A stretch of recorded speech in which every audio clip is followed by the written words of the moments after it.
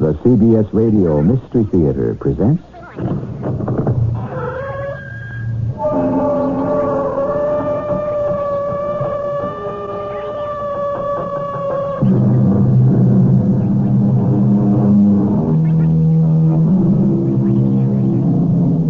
Come in. Welcome. I'm E.G. Marshall. Blessed be the ties that bind. Blessed indeed, for without our closest relationships, what a lonely and desolate place this world would be. We all forge bonds that last a lifetime, that even death cannot sever. But what can you do about a loved one who is lost? Not to death, but to the unknown. Mrs. Bledsoe, we've come just about as far as we can safely go. But we're so close. I'm not going to stop now. The trail gets steeper from this point on. It's too dangerous. You can turn back if you wish, Mr. Hodges. My husband and I intend to push on until we find out what has happened to our daughter. Please, before you make that decision, I think I ought to warn you. There's something about this mountain I didn't tell you.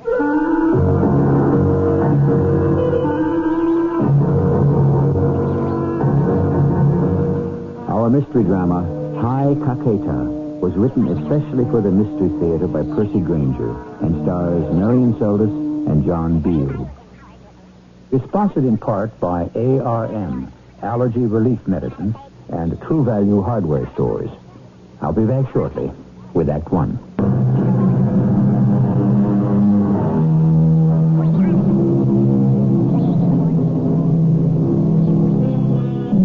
Missing. Presumed dead. How often we've heard that phrase. How helpless it makes us feel. When even the certainty of death is denied us, what is left? To live in hope? But after a while, hope can become its own kind of prison. And then what? Either we must accept a fatalistic point of view or take the only initiative open to us. Morning, Miss Bledsoe.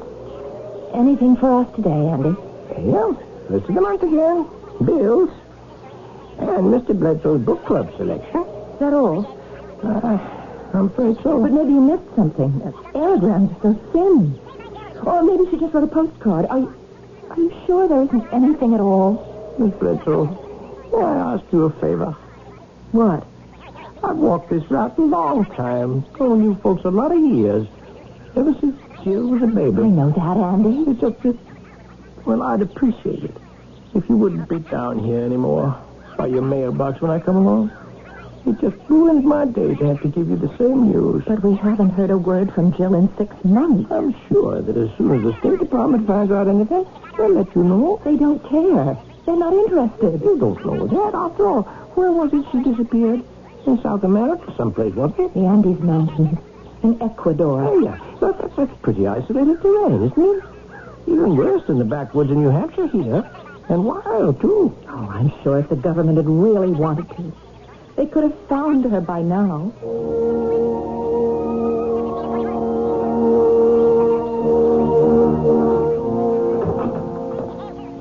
Honey, the mail come?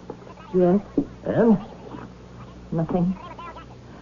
Not a word from her, not a word from anyone. Silence. Oh, my book club selection came. My old colleague, Professor Morrison's latest work. Latin American Perspective. John, I want to talk to you. But I'm already late for work. Have you stopped caring that Jill has disappeared? I don't see what more we can do, Margaret. We've written the State Department, our congressman, our senator. They've assured us they're doing all they can to find her. But I don't think they are. Something's wrong somewhere. The first time I wrote the State Department, they answered me within 2 weeks, remember? And they'd been able to trace Jill's movements to that city in Ecuador, Arabella. Kept in there with the American consulate, just like they ask all Americans traveling in remote places to do. And so that if something happens to them, they know where to start making inquiries. Now, that was 4 months ago. And since then, we've heard nothing. Not a word. We've written them over and over. All our letters have been answered. Answers? You call these answers? They're form letters. It's meaningless sincerity. Because they haven't anything to tell us. Why not? I don't know. Well, I think there's something very deliberate going on. Jill was a strong, healthy 23-year-old girl. She'd lived in South America for 3 years. She traveled there. She knows how to take care of herself. A girl like that just doesn't vanish. I think we're facing a conspiracy. Oh, Margaret, that's unfair. Conspiracy of indifference or incompetence. I don't know which is worse. We're just the little people who have to pay attention to us. Now, you're not at a town meeting, Meg. You don't Why are people always away from their desks when I call? Why do my calls go unreturned? Either something is going on or nothing is going on, and I'm just at the end of my patience. What else can we do? We can go down to Washington ourselves. You mean in person? What's the name of that man we've been writing to? Here, Carl Cobb, Special Assistant in Latin American Affairs. Why, look at this. Even in the replies he's deigned to make us, even his signature is rubber stuff. You know, I sometimes wonder if people like this even exist. Of course they do. What more can he possibly tell us in person than he's told us already? Well, that's what I want to go to Washington to find out.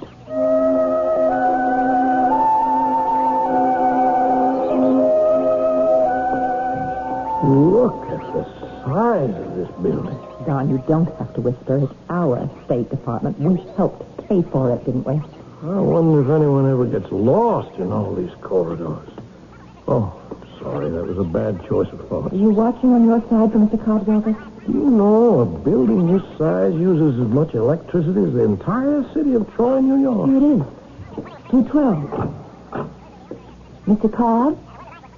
Well, there's no one here. Mr. Cobb? Yes, right here. Mr. and Mrs. Bledsoe, is that right? Yes? Carl Cobb. When they called me from the front desk, I just went in the next room there to pull your daughter's file. You have a file on Jill? Oh, yes, of course. At the time she disappeared, she was traveling under a passport issued by our department, and that makes her our responsibility. Let's see. Donald and Margaret Bledsoe. Is that correct? And your daughter's name was Jill. Was? I beg your pardon? You said was. I did? Why? Oh, I'm really terribly sorry. It's just a figure of speech. Without thinking. Mr. Cobb, my husband and I have driven down here all the way from Peterborough, New Hampshire. Oh, well, you're New England, is that? And we want to know what is being done to find our daughter. The disappearance of U.S. citizens traveling abroad is a regrettable occurrence. Our last communication from her was from Arabella, Ecuador. Well, in most cases, there's a... Did you say Arabella? Yes, I looked it up on the map. It's at the foot of Mount Caqueta in the Andes. Yes, of course, yes, that's what it says right here in the file, Arabella. I remember now.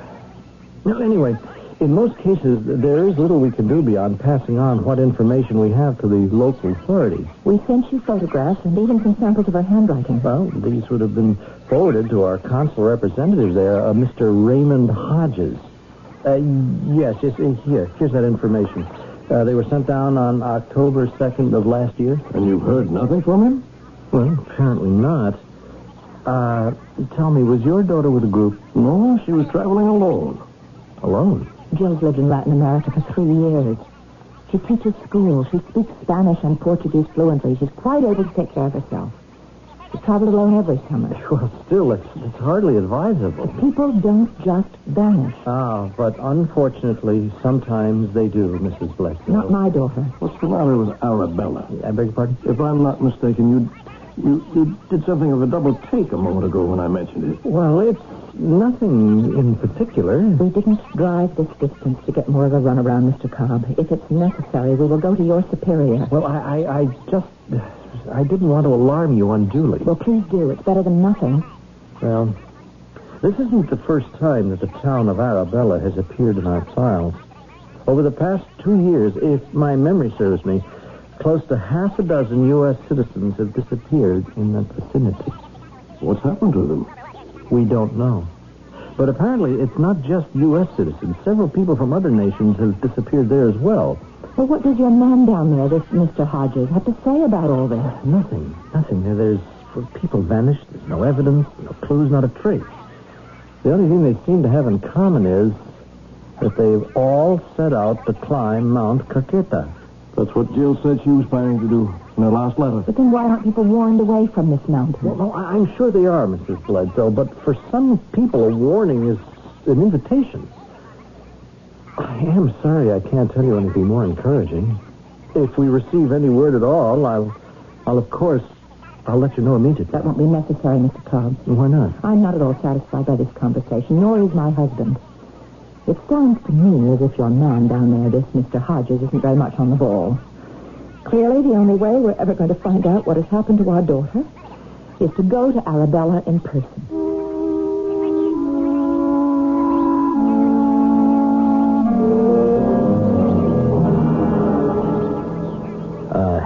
Mr. and Mrs. Bledsoe, I am terribly sorry. Have you been waiting long? Are you Mr. Hodges? Yes. My secretary says you've been here since early this morning. Then why did you ask us how long we've been waiting? Oh, well, I'm sorry. You see, I'm something of a camera buff, and I have been working in my dark room most of the night. Oh, well, forgive us for disturbing you, I'm sure. That's all that. What can I do for you? We're the parents of Jill Bledsoe. Oh, yes, of course. One of the persons who has been reported missing. We'd be interested to know what steps have been taken to find her. Have search parties been sent out? I'm just afraid we don't have the manpower for that. What about the local police? Their responsibility ends at the city limits. You mean in all these months, nothing has been done at all? I'm sorry. When she checked in here, she told me they were planning to backpack up the Ugalde Gorge on Mount Caqueta. Now, anything could have happened. They? What? You said they? Yes. Someone was with her? Yes, a rather striking-looking young fella. A boy? She didn't mention that in her letter. Who was this person? Well, I don't know. He looked somewhat Scandinavian, tall, fair-haired, very pale skin. And that's the thing I remember about him. It was quite hot at the time, but he seemed totally unaffected.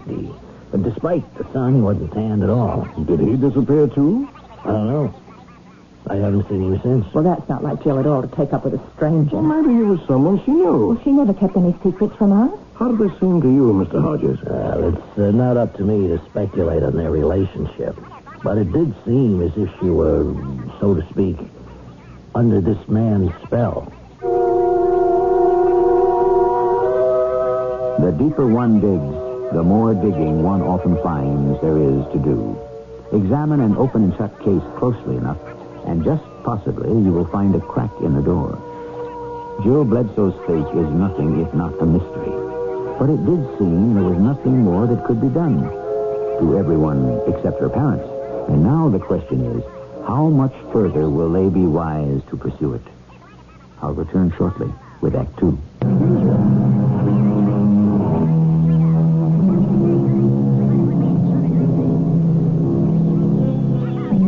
He wandered the fabulous byways of the world and asked only that its wonders be to him unfurled. So sang the medieval troubadour. And so have many souls with wanderlust in their hearts sung since. But when traveling, one does well to choose companions wisely. Just who was this young man who was with Jill Bledsoe when she vanished? Was he also a victim? Or was he perhaps the cause of her disappearance? Mr. Hodges, you permitted our daughter to go up that mountain with a strange man. Now, I run a consulate here, Mrs. Bledsoe, not a beating service. But you said there was something suspicious about him. I said he was a foreigner of some sort, yes, but there was nothing menacing about him. Excuse me, what do you mean by some sort of foreigner? Nothing, only that I couldn't specifically locate his accent, and that's a hobby with me. I pride myself in usually being able to tell where people are from by the way they talk. But Jill wasn't the first person to disappear on that mountain. Couldn't you have warned them? I did tell them I thought it was ill-advised, yes. And you're sure that you'd never seen this man before? No. At least I didn't think so at the time. So you have? No. But he did seem familiar to me in some way. I mean, I began to think, well, maybe I had, but I'm sure I haven't. You're not making a great deal of sense, Mr. Hodges. Copies of Jill's photograph are in the hands of the local authorities. You can speak to them if you like, but they'll tell you the same thing. People who have gone up Mount Caqueta have vanished without a trace. I am sorry you've made your trek here for nothing. Well, we certainly don't intend to go home now, Mr. Hodges. What do you mean? You say that she and this man went up the Ugalde Gorge? You want to climb Mount Caqueta yourselves? We're New Englanders. We're quite used to climbing mountains.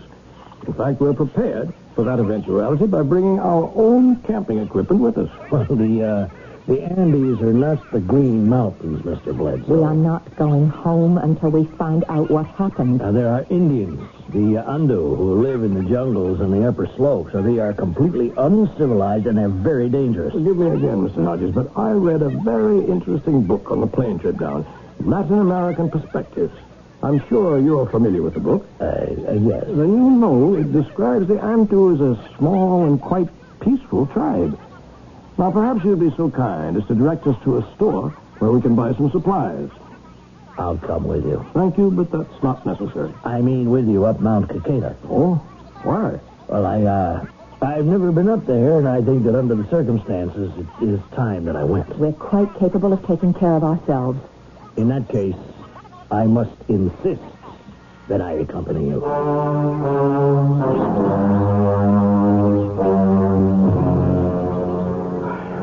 You were right, Mr. Hodges. These aren't the New Hampshire mountains we're used to. Margaret, how are you doing up there? Are you stopping to rest again? Just give me a minute to catch my breath. It is a beautiful country, isn't it? I can see why our daughter loved it so much. Still completely wild. Not a mark of civilization as far as the eye can see. The sun will be setting soon. I wonder how much longer it'll take us to get to the top. Well, there's no point in going all the way to the top. This gorge ends about half a mile up.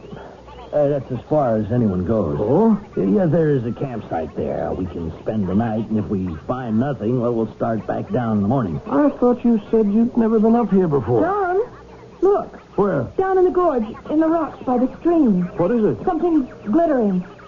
There's something down there. Don't you see it? Well, my eyesight's never been a patch on yours, Meg. No, I'm sure. I see a little bit of color. Something man-made. That's right. Look. It's a little American flag. How odd. It's the kind of flag backpackers often attach to their knapsacks to identify their nationality. John, this flag belonged to Jill. Oh, Margaret, Jill isn't the only It American. was hers. I know it. Oh, look here. Don't you recognize this pin attached to it? Well, it looks more like a brooch. Why, that is the pin I gave her the day she left 3 years ago when she first came to South America to teach. You see, Mr. Hodges, it isn't like trying to find a needle in a haystack. There is hope if only you make an effort. But how did it fall off, I wonder? What? Look here. You see the clasp? It's got a safety catch on it. Well, couldn't it have just slipped open? No, I specifically bought a pin that couldn't fall off or be stolen. It would have to be unclasped deliberately. But why would Jill have done that? Well, what if she knew she was in danger and left this as a marker? Well, that's pretty far-fetched, don't you think so, Mr. Bledsoe? Is it? Meg, Mr. Hodges has suggested we might want to call off our search about a half mile up where the gorge stops. Why? Well, it's all jungle after that, almost all the way up to the top. It is virtually impenetrable. Mr. Hodges, you never had a chance to answer the question I asked you. You told us you'd never been up here. I haven't. How do you know there's a campsite at the end of the gorge? Well, that's common knowledge. Yes, Don, now the important thing is to keep going. There's no time now to get peckish. But if he's never been up here, how does he know it's a half mile from here to the end of the gorge? All right. I have been up here before. But just once, and it was a number of years ago. I wasn't in government service then. I was with an anthropological expedition. Why did you lie to us? I lied because I hoped you'd change your mind. We're prepared to keep going until we find out what happened to our daughter. Now, before you say that, I should tell you about this mountain.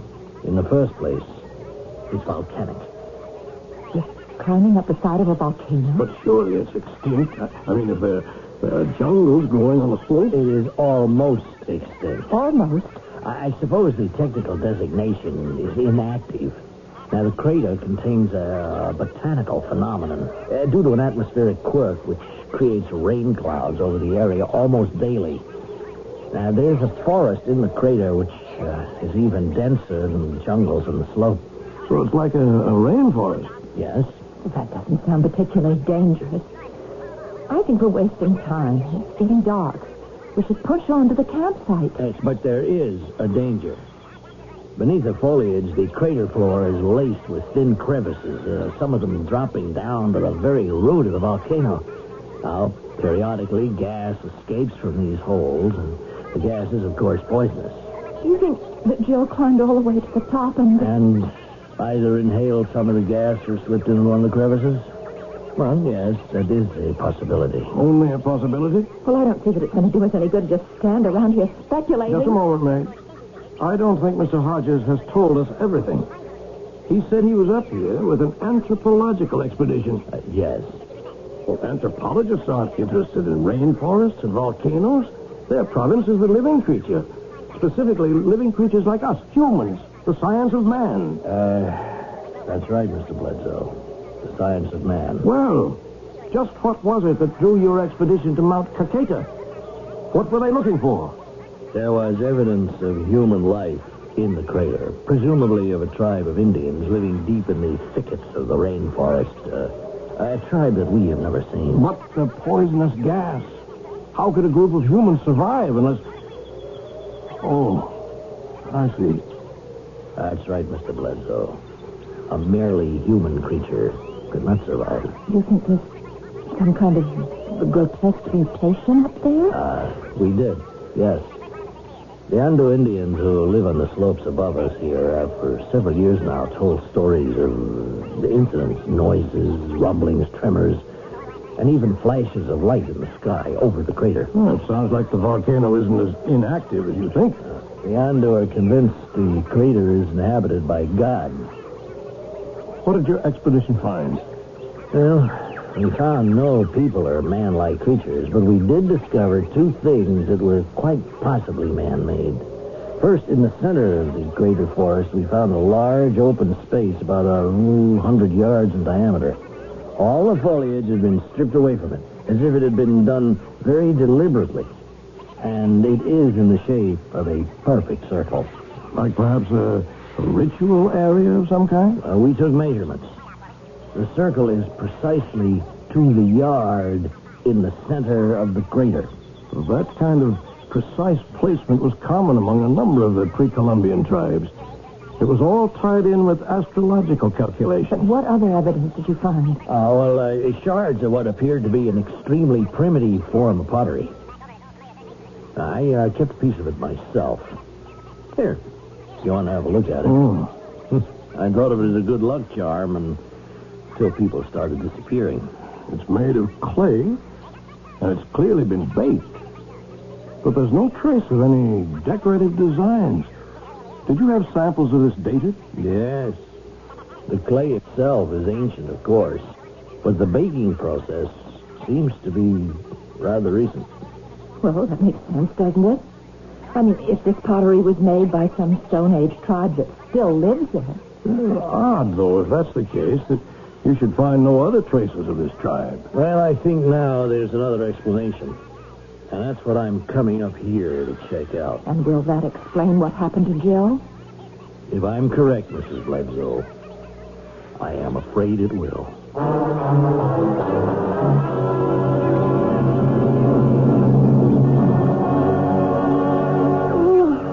Good night, sleep.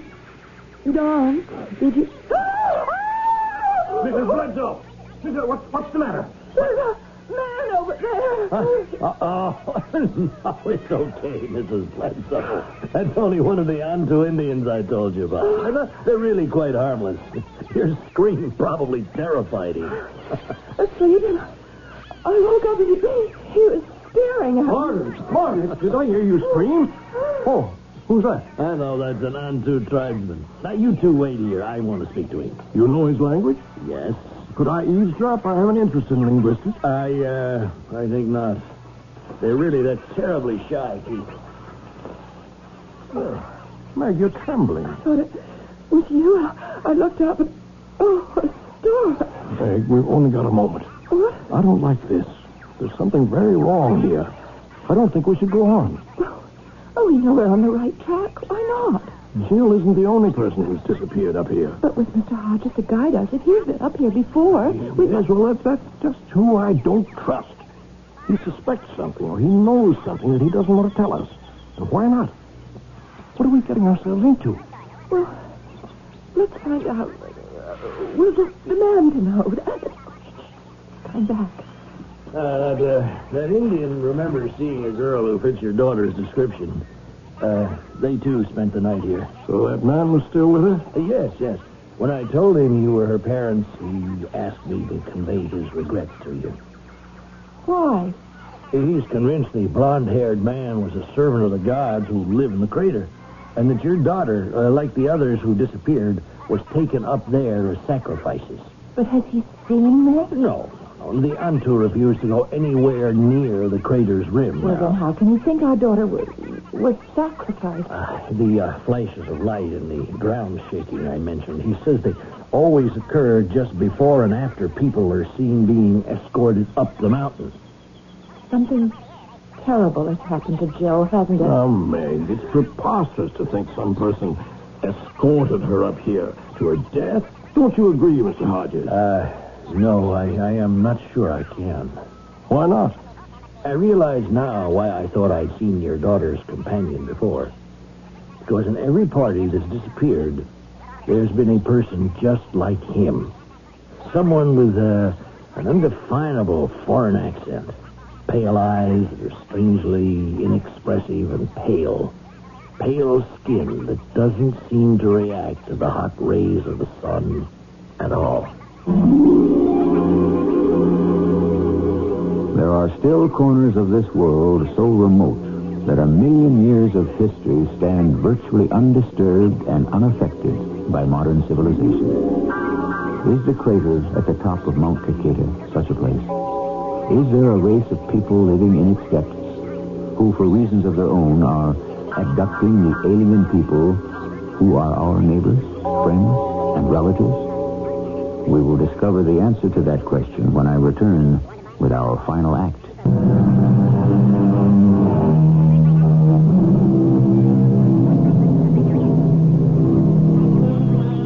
What began as two parents' angry inquiry into an apparent case of bureaucratic indifference is rapidly becoming a cautious and somber confrontation with the unknown. The question Don and Meg Bledsoe must now face is whether they will be able to discover what happened to their daughter without her fate becoming their own. As we rejoin the small expedition, we find them almost within reach of the rim of the crater at the top of the mysterious mountain called Caqueta. Give me your hand, Margaret. We're almost there. I'll be all right. It's air. It's so thin. It's just difficult to breathe. Well, here it is. We've reached the rim. And there it is. Through the rainforest. Clouds look like they're just a few feet above our heads. Oh, look how the mist rolls down right into the trees. You can't even see across to the other side. How wide is the crater? It's about 5 miles. I think this must be the most beautiful sight I've ever seen. Like Shangri-La. I think Jill must have stood where we are now and looked down there. Shall we push on? There's a lot of jungle to cut through before we come to the clearing at the center. Before we descend into the crater, Mr. Hodges, you know what we're going to find down there, don't you? No, not for certain. But you suspect. If I'm correct, I expect to discover that the shard of pottery I showed you isn't pottery at all. Well, then what is it? Just a piece of earth. Now, why would that be so significant? Please bear with me, Mr. Bledsoe. I don't want to say anything more until I'm more certain. But what are we going to find? A race of men who live beneath the ground, away from the sun? Oh, what does it matter? The only important question is whether or not Mr. Hodges thinks we can discover what happened to Jill. Yes, I think I can. And if what you suspect is true, will she be alive or dead? Well, that, Mrs. Bledsoe, I'm afraid I won't be able to tell you.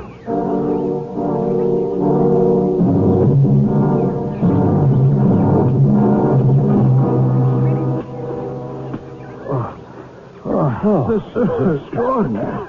Shouldn't we be getting closer to the center? As if we've kept the straight course. I hope so. I don't relish spending the night in this stuff. Look, just ahead.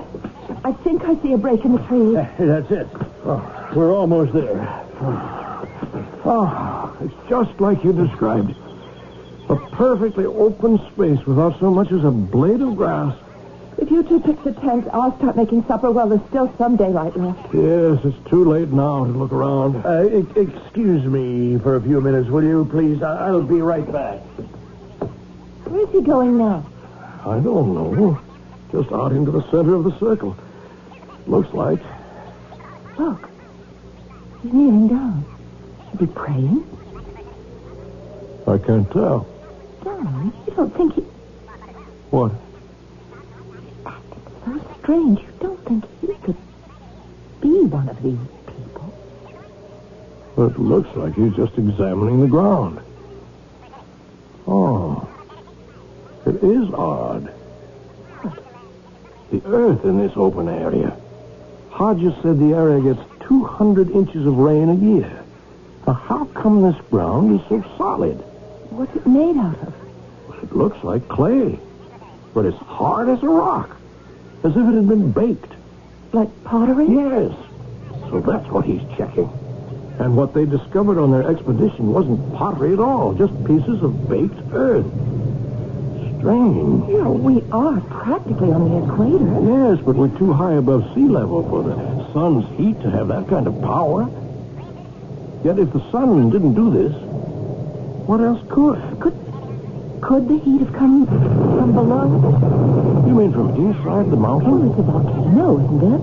Meg, I know we want to find out what happened to Jill, but I don't think it's safe to stay here. I'm not leaving until I know the answer. She's gone. She's lost to us, Meg. We have to accept that.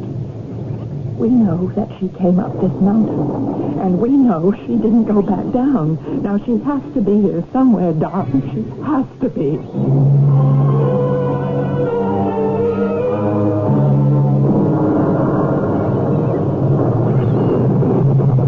Well, I think it's time for bed. That rain's making me sleepy. I hope it stops by morning so we can start our expedition. I just don't think I'll be able to sleep a bit tonight. I probably won't sleep a wink either. There's something very unnatural about this place. It's too dangerous. But what's dangerous? All we've heard is a lot of stories. You show me one concrete thing about this place that is actually dangerous. Excuse me. Oh, Hodges, you gave us a start. Sorry, but I could hear you from my tent. May I come in? Oh, sure. I didn't mean to eavesdrop. But you see, I came over because I think I know for certain now what happened to Jill and to all the others who have vanished. I suppose you'd have to say it's only a theory, but all the elements fit. What is it? Well, let me start from the beginning. I mentioned the other morning when we first met that my hobby is photography. Yes. Well, I have a fully equipped darkroom in my residence, the consulate. what does this have to do with Jill? Well, after your daughter left the consulate in Arabella, I found a small metal box that apparently had been dropped by the fellow she was with. What was in it? Well, I didn't look at first. I just figured he'd be back for it. And a couple of months later, I got the communication from the State Department saying you'd reported that your daughter was missing. By then, I'd forgotten about the box altogether, and it was only a few days ago that I happened to notice it on the shelf. Well, I opened it, and I saw it contained a roll of film. I shut it right away to keep the light out. And then, well, my curiosity got the better of me. I decided to develop it. Is that what you were doing when we arrived? Yes. Because I'd opened the box, most of the film was ruined. In fact, only one picture turned out. At first, it didn't seem particularly unusual, but something about it wasn't quite right. What was the picture? It looked like an ordinary photograph. What's that? Go on, Mr. Hardy. No, it's too loud. The ground's beginning to shake. Feels like the whole mountain's exploding.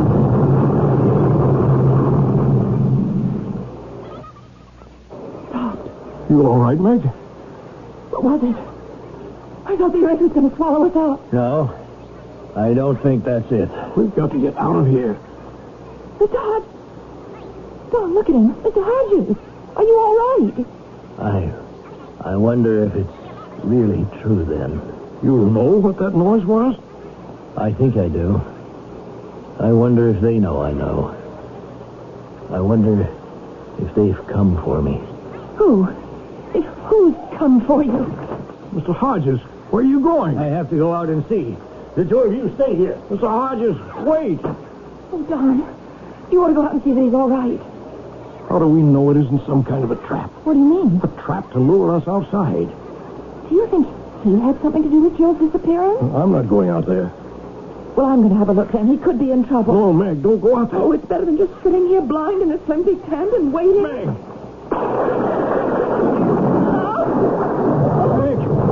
Meg, what happened? Are you all right? See? Something struck like an enormous bolt of lightning. Here, lie down, darling. My eyes are blind. No, you'll be all right. It's down again. It's starting up again. Ground feels like it's splitting in two. It stopped again. How are your eyes? My sight's coming back.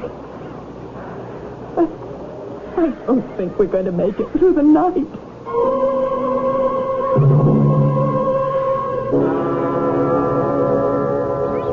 Oh. Meg? Don, are we still alive? I don't know.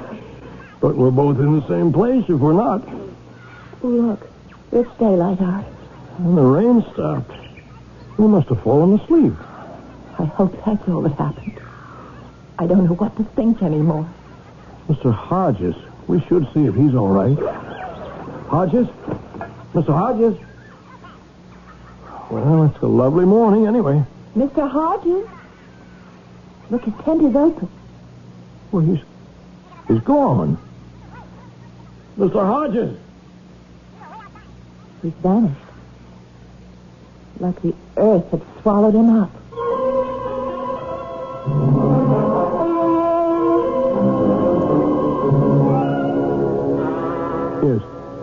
Yes.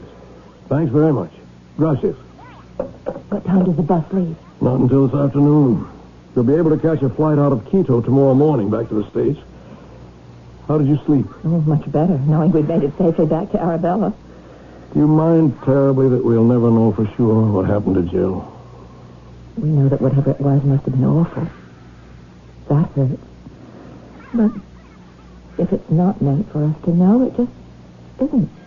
I'm going to pay a last visit to the consulate to see if by any chance Mr. Hodges has turned up. That poor man. Yes, just let me finish packing. I'll come with you.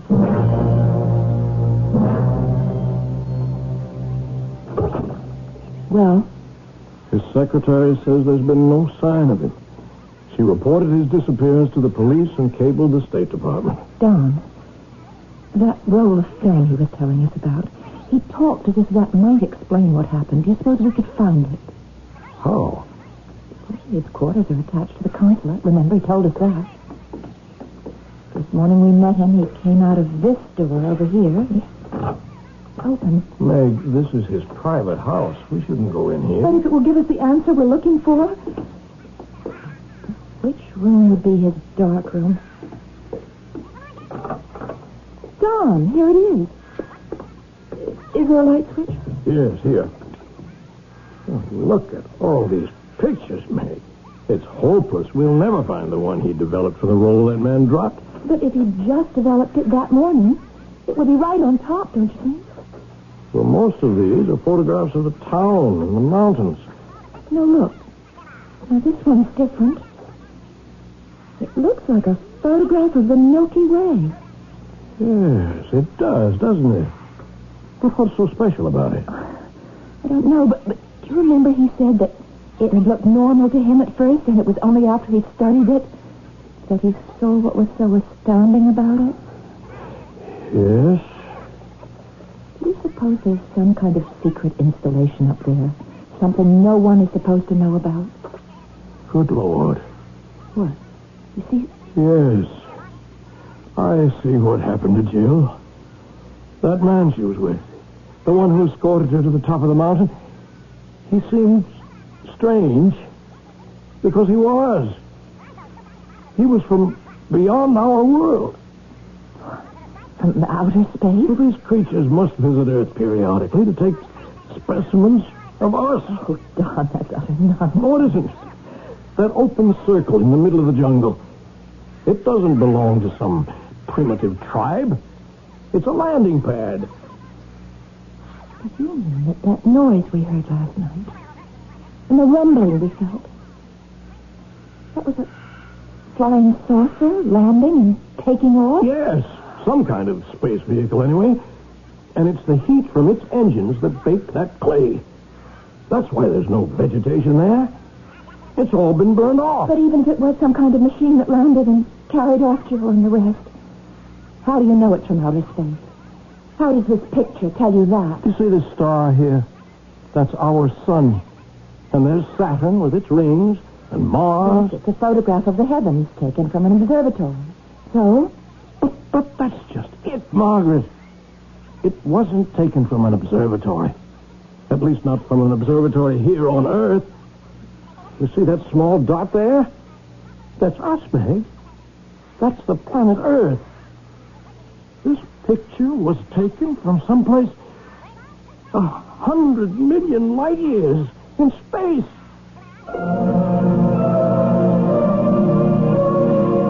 The idea that other planets in our universe are inhabited is neither new nor far-fetched, nor is the speculations that we have been visited by inhabitants from other planets especially improbable. So, is it so bizarre to think that such a visit may be happening at this very moment? Or that some of the hundreds of people who disappear each year may literally have vanished from the face of the Earth? I'll return with a final word in a moment.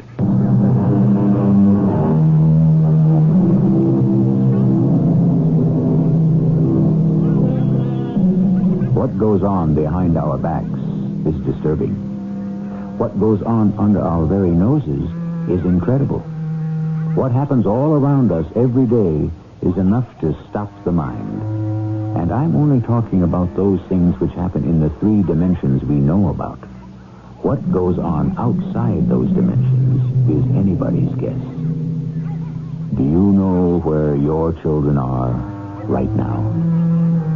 Our cast included Marion Seldes, John Beale, and Earl Hammond. The entire production was under the direction of Hyman Brown. This is E.G. Marshall inviting you to return to our Mystery Theater for another adventure in the macabre. Until next time, pleasant dreams.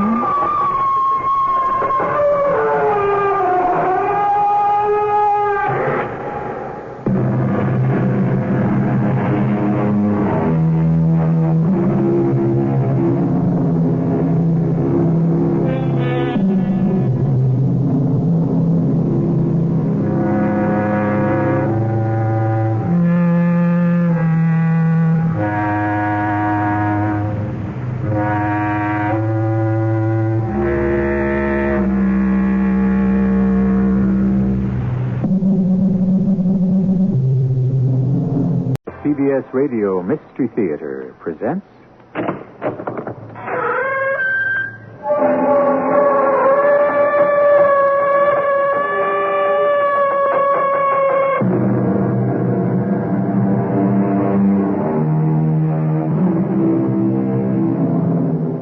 Come in. Welcome. I'm E.G. Marshall. Might is right, said the German poet. And justice, there is none. Well, of course, there are times when it certainly looks that way, doesn't it? However, there is justice, and there is a judge. And if on occasion it might seem that no one is trying the case, it doesn't mean that the court has been abandoned. No, it's just a recess, a brief recess. Your case, my case, everyone's case is on the calendar, waiting to be called. Who asked you to come running in here anyhow? Look, I'll forget about the whole thing. You heard a shot. You had to find out what happened. Believe me, I know nothing. You had to poke your nose where it doesn't belong. Look, I swear, I won't say a single word. You have no one to blame but yourself. Hey, don't look at me like that. It's your fault. Your fault.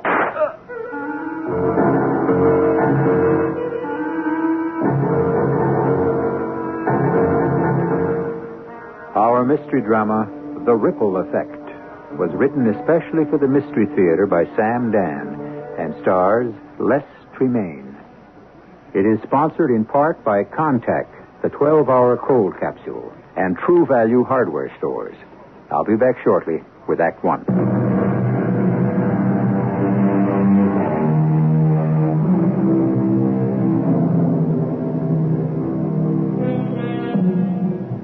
God sees the truth, but waits, said Leo Tolstoy. However, with all due respect, one must often wonder, just what is he waiting for? Certain it is that right is being strangled by wrong, virtue ravaged by vice, good murdered by evil. Why, then, does he wait?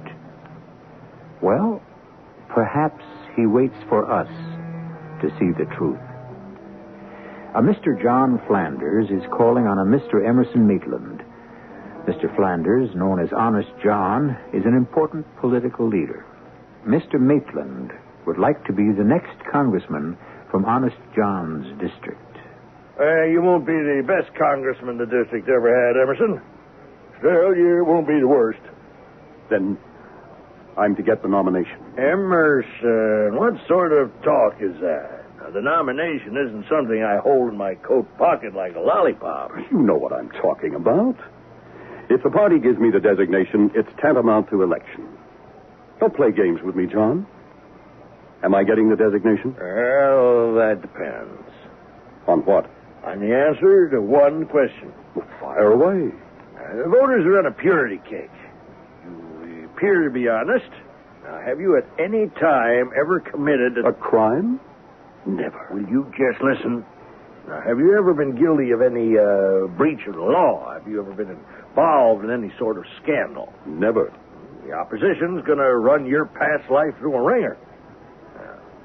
Big thing in this district is moral rectitude. Oh, I know that. I know that. Now, I say it because in some districts, a guy can have 24 wives and a couple of girlfriends, and the voters don't care. I've always been straight arrow, John. Always. Whereas here, everything has to be in order in the bedroom, if you get my drift. Oh, absolutely, John. Absolutely. You come over as a devoted husband, huh? Is what we see what is there? I assure you. And there's absolutely no prospect whatsoever of a surprise? A surprise? You know what I mean. Well, yes. Yeah, well, so if you have nothing to hide, and if there are no surprises, you'll get the designation. There will be no surprises. Well, that was the question I was sent to ask, and that's the answer I had to get. So tell your wife she can start looking for an apartment in Washington, D.C.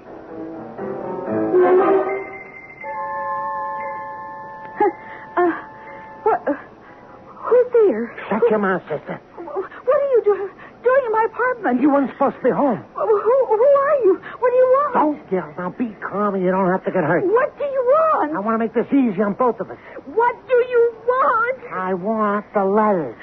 What letters? Oh, come on, will you? You know what letters. Now, look. One way or another, I get the letters. You can hand them over like a lady, and I take them like a gentleman. I don't know what you're talking about. The second way, I just knock you around till you see the light, like that. Oh, no, don't hit me. Yeah, it's up to you. Now, the letters. Won't you tell me what letters you're talking about? You know what letters. The letters that were written to you by Mr. Emerson Maitland. Emerson. Oh, those letters. Yeah. Oh, well, if he wants them so badly, why not? Sure. Just let me get out of bed. They're right here in this drawer. Now you're talking. Right here. Hey, what's this? You can see what it is. A revolver. And now I'm going to call the police. Oh, no, you won't. Stand back. I'll shoot. Don't take another step. I'll shoot. I'm warning you. Oh, it won't shoot. It won't shoot. Let go of me. Let go of me. Drop it. Let the gun fall on the floor. No. Let go of it. Let go. No. Take your finger off the trigger. Oh! You crazy dame. Oh! I told you to let go. Oh, for crying out loud. Everything is going wrong. I don't want it to.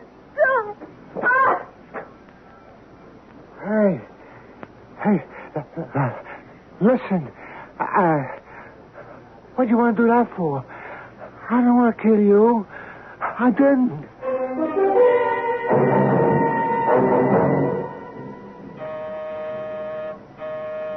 Who is it? It's me, Jocko. For crying out loud, let me in. All right, close it. What's the matter, Jocko? Are you all right? You see this? It's a gun. Jocko, one thing we agreed, you'd never carry a gun. I gotta get rid of it. I gotta find a good place to get rid of it. Yeah, that's right. You never get into real trouble if you don't have a gun. And if you do have a gun, you can kill somebody.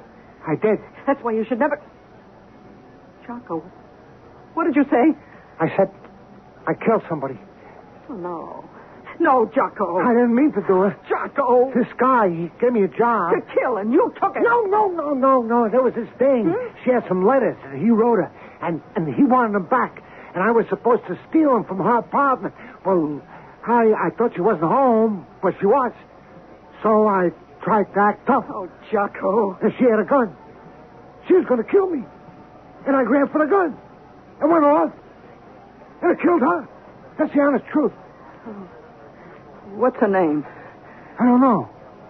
What do you mean you don't know? This guy, he just gave me an address. He said, go there and find the letters. It's only a 2-room apartment. Who was the guy? I don't want you mixed up in it. Oh, if you're mixed up in it, I'm mixed up in it. No. Not as far as the cops are concerned. Anyone see you? No, nobody. Coming or going? Nobody saw me. I could swear to it. Did someone hear the shot? There's a lot of traffic outside. It could have been a backfire. Oh, no one saw you. No one heard you. I don't even have to ask this. Naturally, you wore gloves. Gloves? You always wear gloves. I mean, that's the first time. Yeah. I know, but, You're not going to tell me this time. Well, it wasn't a regular job where somebody could call the cops. You didn't wear gloves. I didn't think I had it. You didn't wear gloves. All right. I didn't wear gloves. This one time, why didn't you? Because they're a pain in the neck, that's why. Listen, I didn't touch nothing anyway. You didn't, huh? I swear. You didn't touch the doorknob? Well, the knob to the outside door, the knob to her bedroom door. That's all. Oh, that's enough. When there's a murder, look, the cops spray some kind of powder all over everything. They'll get your fingerprints. Maybe. Well, maybe there's a lot of other fingerprints on the door. You know, lots of people come and go, and maybe there ain't. Can we take the chance? What do you want me to do? Well, who's the guy asked you to steal the letters? Well, he's a politician. Big shot. Running for office. And I ain't going to tell you another word. Well, then I'm going to tell you. Now, you get out of here right now. And go where? Mexico. What for? In case your prints are on the doorknob. You go to that place we went to last winter. Well, that takes dough. I got $200 in the house. 200? That's just about car fare. Now, you go. I'll stay here. I'll send you more money. Now, give me the gun. What for? I'll get rid of it. That way I'll be sure. Oh, look, I can... No. It's an expensive-looking gun. You may try to sell it. Why, you think I'm that dumb, Lena? Yeah. Come on, hand it over. Now, take this money and get on the first plane. Hey, listen. I got an idea. I can raise some dough. No, Jocko. Do it my way. Listen, Lena. Look, where's that number of the airline we used last year? Lena, this way we could be together. I got this idea. Oh, here it is. Hey, Lena, listen, I'm talking to you. This idea of mine... Where do I make the call? Hello? Oh, yes. When is your next flight to Mexico City? Lena, I can raise this dough so easy. Oh, at 9:30. Oh, well, that gives me an hour to get to the airport. Lena. Yes. One. Tourist. The name is Mr. Jock Lewiston. Yes, that's right. He'll be there. Thank you. Don't you even want to hear my idea? No. Look, I'm putting you in a cab and sending you to the airport. You just make it. Flight 17 Intercontinental. Now, come on. Lena. The cops could be checking those prints right now. You don't have a minute to lose. Taxi! Taxi! Lena, my way, I could pick up this dough easy. There's no easy way to pick up dough. Uh. Look, I'll come down and join you as soon as I can. Look out for yourself, will you? Baby, I don't like to leave you alone. It won't be for long, Jocko. What do you say, folks? Either you want a cab or you don't want a cab. You missed the plane. Okay. I still say my way would be better. I don't want to hear about it. Well, good luck, Jocko, honey. Good luck. International airport driver. He has a plane to catch. I appreciate that, lady. Well, we're off.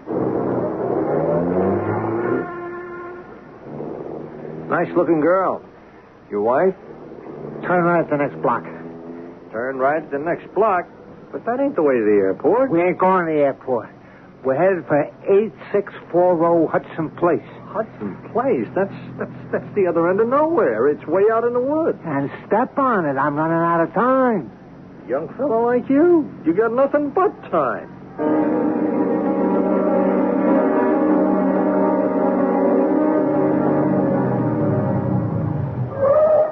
Well, look. Who knew there'd be a house here? Square in the middle of no place. That is 8:35 on the meter. All right, wait for me. I'll be out in just a couple of minutes. Well, I got all night. Clock's running. Take your time, sport.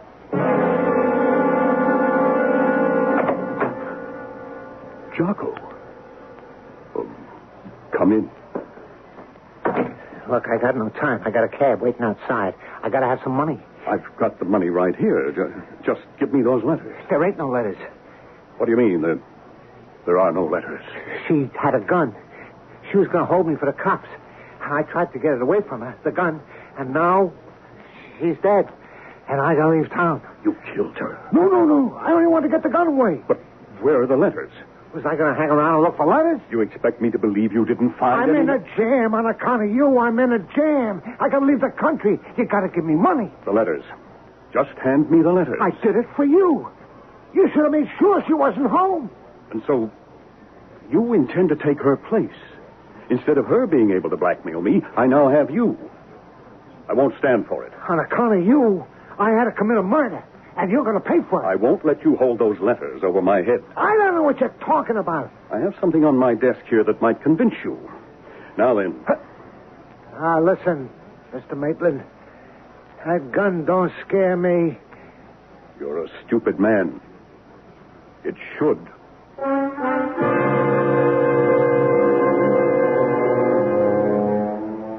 We have been here before, wouldn't you say? And those letters, whatever they are, always seem to inspire somebody to produce a gun. Will there be more fireworks? Well, Act 2 will certainly have its quota of sound and fury.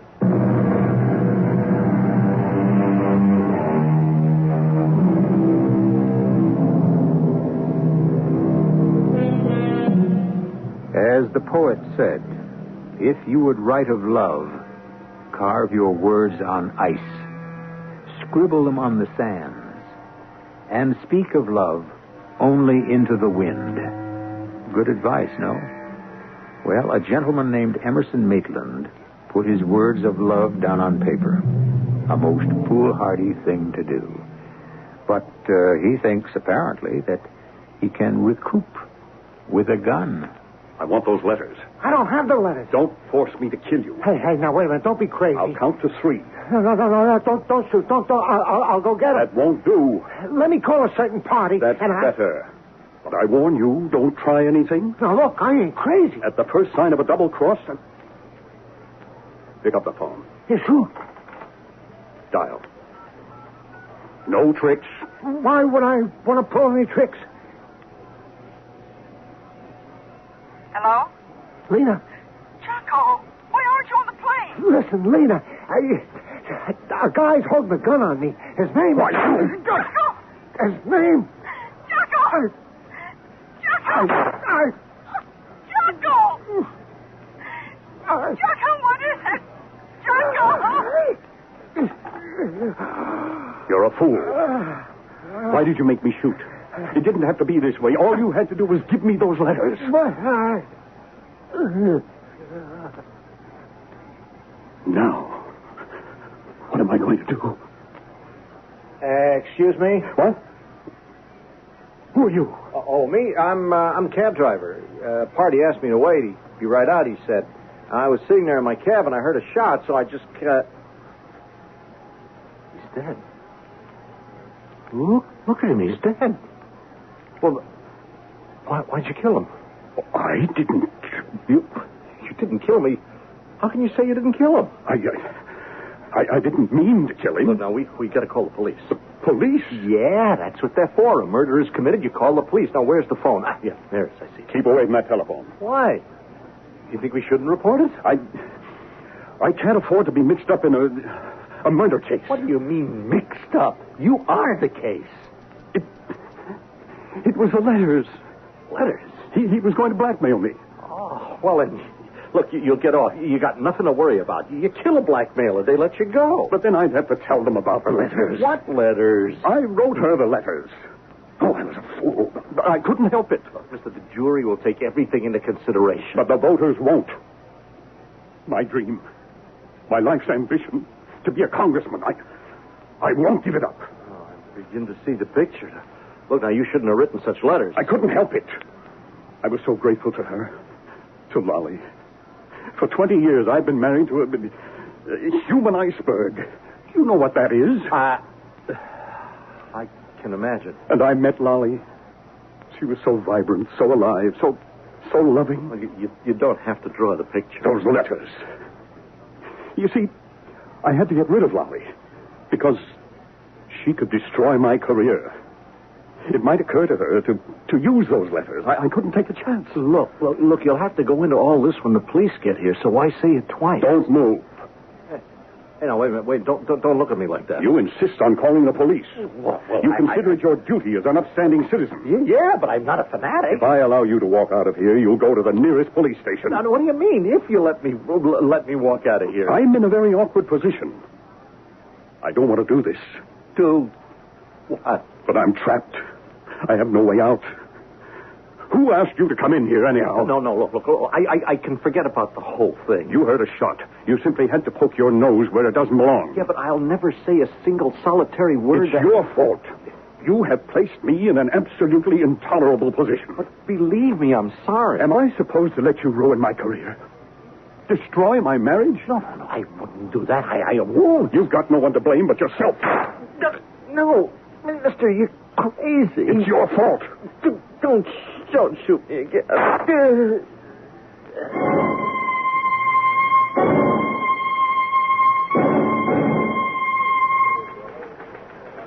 What are you trying to tell me?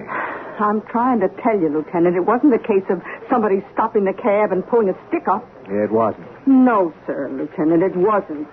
What was it, Lena? My name is Miss Morgan. Okay, look, I admit Jocko was a small-time burglar. And this cab driver, Renfrew Kovacs, he was just a cab driver. So, two guys like them get knocked off, so what? They're nobody. Why should the cops knock themselves out? And we can only go by what we've got. The cab was held up. Maybe he put up a fight. I'm sorry.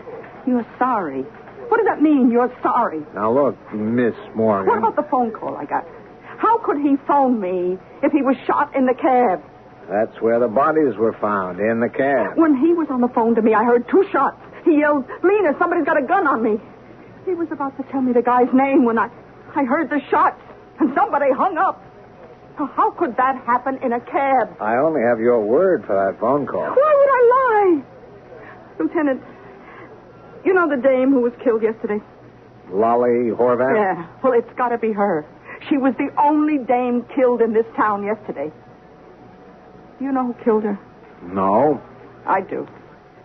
Jocko. Jocko? It doesn't matter now, but it's all tied together. Now, Lena, what are you building here? Look, a guy hired Jocko to break into this dame's apartment and steal some letters. They must have been love letters. What else? But Jocko was... She had the gun, and he tried to get it away from her, and it went off, and... Well, how do you know all this? Jocko came home and told me. I made him give me the gun. Where is it? I got rid of it. Dropped it off the outer city bridge. I could believe your story a little better if we had the gun. Please, Lieutenant. I know it would be easy to write it off as a holdup, but Jocko was killed because of those letters. Which letters? The ones he was supposed to steal from Lolly Horvath's apartment. Oh, we were all over the place and we didn't find any letters. Maybe, I don't know, maybe this politician thinks Jocko had him and would try to use him as blackmail. Which politician? That's all Jocko would tell me. He was a politician. He was running for office. He needed those letters. A politician running for office. Now there's a real live lead.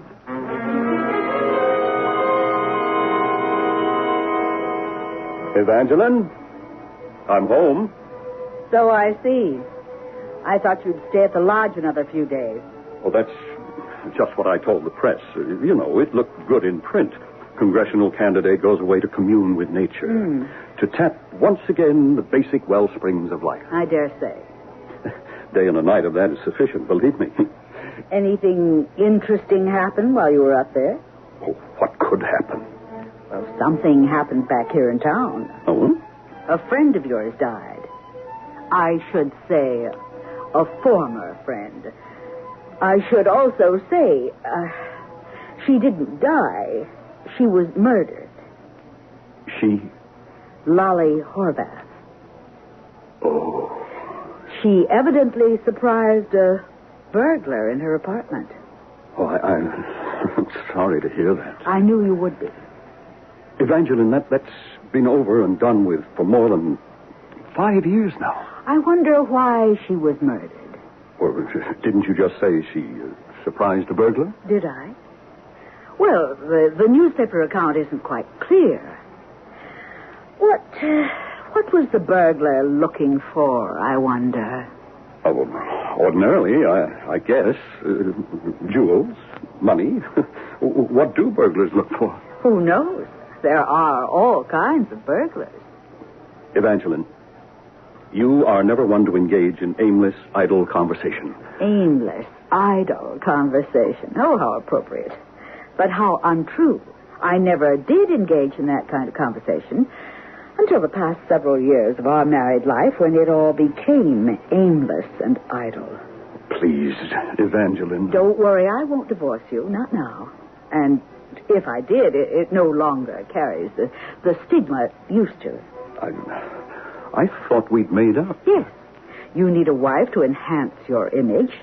I need a husband to support me. Well, we'll make do.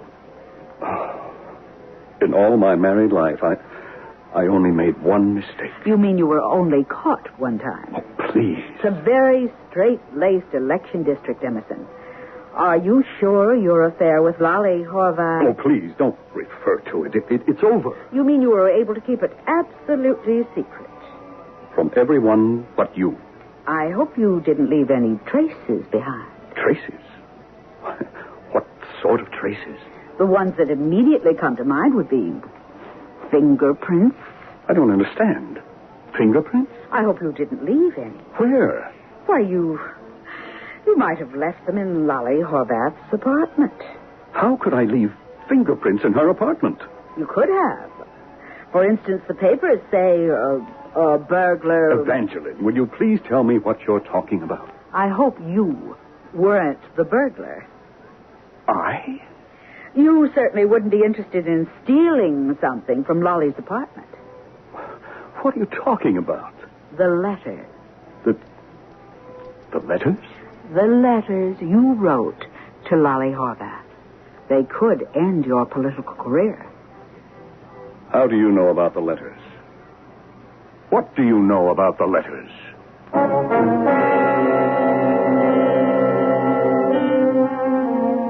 Obviously, we are dealing here with a man of letters. So far, they have taken the lives of 1, 2, 3 people. And every time Mr. Emerson Maitland gets a certain tone in his voice, when the letters are being discussed, we have another homicide. Did you detect that familiar tone again? Well, very soon we arrive at the moment of truth, which is, of course, the third act.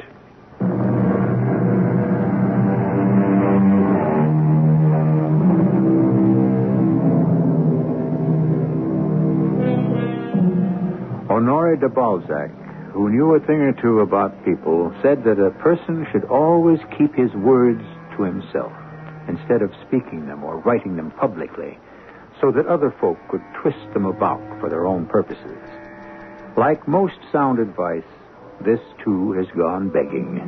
Emerson Maitland would be in better shape today if he hadn't written certain letters yesterday. What letters? Why, my dear, the letters you wrote to Lolly Horvath. Love letters. Why, I never... Yes. You never what? Never wrote her love letters? How did you know? That will have to be my own little secret. Evangeline, those letters, they could ruin me. I know. Do you have them? Why? I want to know. Oh, it's delicious. I longed for revenge, but I didn't even know what I meant by revenge. For example, the fact of the letters could end your political career. Evangeline, I would make a splendid congressman. I could help our nation. The existence of those letters could even have you indicted for murder. You would have a motive for killing Lolly Horvath. What are you going to do? I don't know. This is rare brandy, fine wine. This is to be sipped and savored. Please, Evangeline. I may do something. I may do nothing. I'll make it up to you. I'll make everything up to you. I dare say you will before I'm finished with you. Good night.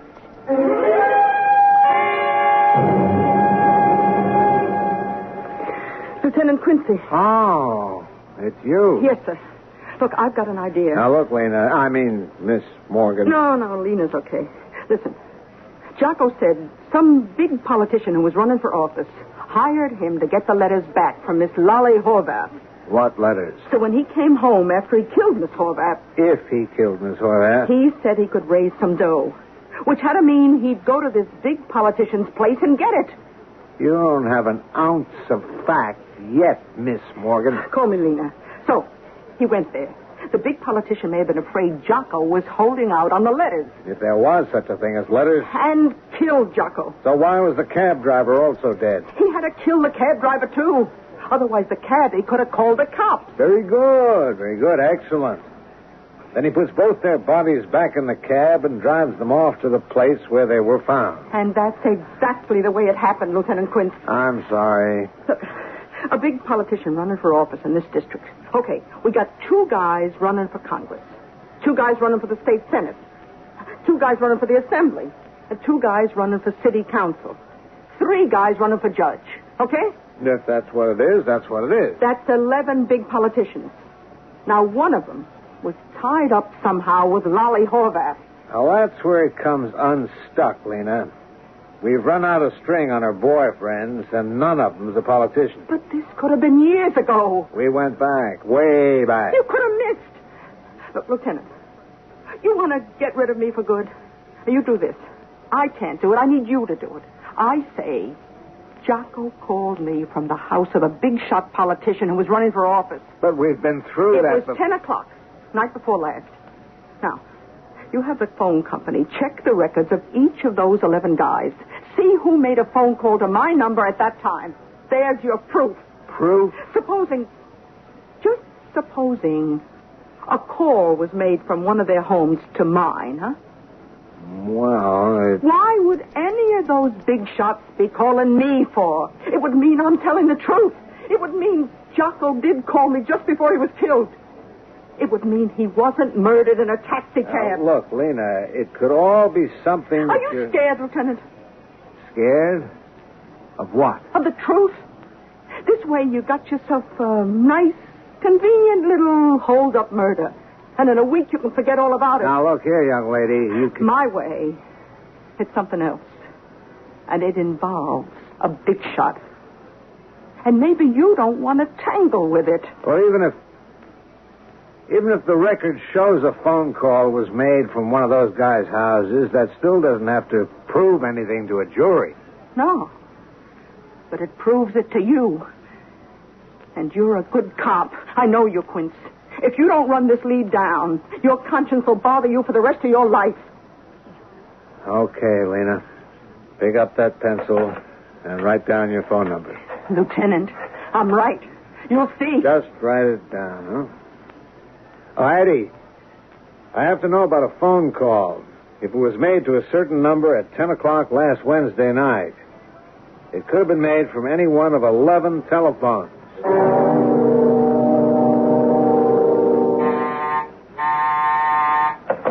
Lieutenant Quince. Yeah. You're kidding, Eddie. You mean a call actually was made to her number? I told you. Quiet. From where, Eddie? A phone registered in the name of Emerson Maitland at 8640 Hudson Place. He did it. Thanks, Eddie. He did it. He's the killer. He's the politician. Maitland. Oh, what are you waiting for? Why don't you go and arrest him? On what charge? On what charge? Murder. Lena, just because it shows the call was made doesn't prove... What are you backing down now for? I told you Jocko called me and was killed. Well, here's the number. All right, Lena. But it's not going to be easy. But the call, there's a record of the call. Yeah, but there's no record of what was said or that Jocko made it. And none of it can hang together unless we find the letters. But I'm right. And you know I'm right. And you won't quit on it.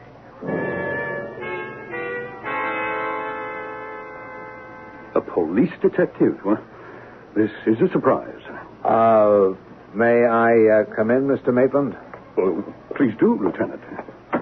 Who's at the door, Emerson? Oh, Evangeline, this gentleman is a police detective, Lieutenant Quince. How do you do, Lieutenant? I won't take up too much of your time. You have a home at 8640 Hudson Place. Summer home, yes. Mm-hmm. Were you there Wednesday night? Wednesday night. Let me think. According to the papers, that's where you said you'd spend a couple of days. Oh, yes. Yes, I was, now that I think of it. You know a young lady named Lena Morgan? Lena Morgan. No. Name is not at all familiar. Well, sir, checking the records of the telephone company, a call was made from your house on Hudson Place to Miss Morgan's number Wednesday night at 10 p.m. Well, that's impossible. I don't know Miss Morgan. Why should I call her? Could someone else have made the call from your place on Hudson Avenue? No. I was alone. It must be a mistake. But the record shows a call was made. Oh, I remember now. I did make a call. Her name is Morgan, you say? Yes, Lena Morgan. Of course. I called Lou Morgan, the news commentator. I wanted to talk to him. Yes? Perhaps to set up an interview. I looked up his number in the book. Lou Morgan. Must have dialed Lena Morgan by mistake. I remember now. A young lady answered. I knew it was the wrong number, and I apologized and hung up. And you didn't dial the operator and ask for credit? I didn't think about it. Will the record show that you made another call? Well, no, because I believe in the odd laws of chance. The fact that I had chosen the wrong number could have been a sign that I was not to call Lou, that the interview was not to be. Then you don't know Miss Lena Morgan? No, sir, I do not. Do you know a man named Jocko Lewiston? No, Lieutenant. A cab driver named Renfrew Kovacs? Nope. Miss Lena Morgan. Now, why is her name familiar? Oh, I know. I read it in the paper. She was the mistress of a burglar named Jocko Lewiston. He was murdered. I wouldn't know, Evangeline. Well, Lieutenant, do you have any more questions to ask me? No, not at the present. Does that mean you will have further questions in the future? I don't know. I can't read the future.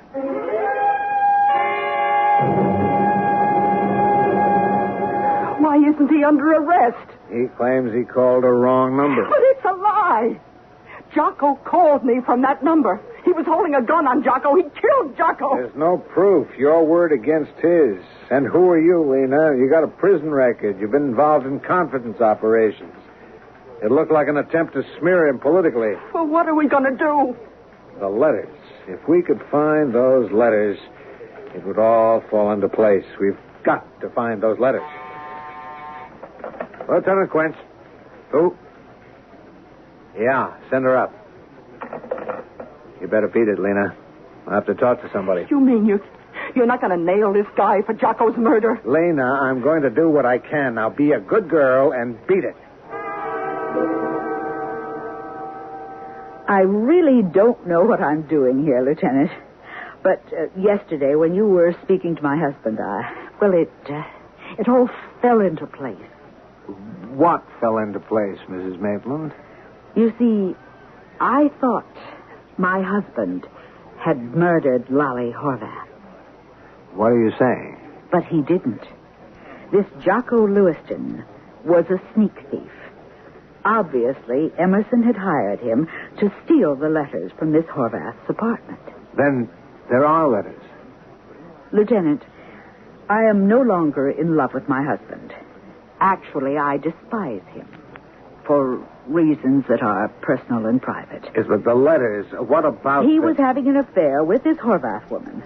Stupidly, he had written her letters. When he cast her aside, she came to me. She had the letters. She offered them to me. I, of course, had to play the grand lady. To show her how much contempt I had for the whole affair, I took the packet of letters and, without even looking at them, tossed them into the fire. You burned them? Completely. Of course, he didn't know that. Still doesn't know it. Well, then, she wasn't trying to blackmail him. No, of course not. But his mean little mind immediately assumed she might. And he must have hired that poor sneak thief to steal... But the letters are gone forever. Yes. I had to come here to tell you. He committed murder, but we'll never be able to prove it.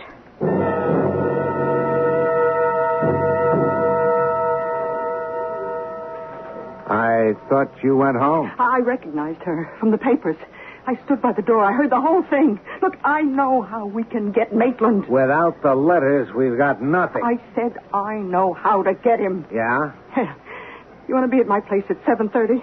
You'll be able to stop a murder. Are you going to do something against the law? Yeah. That's why you ought to be there. To stop me.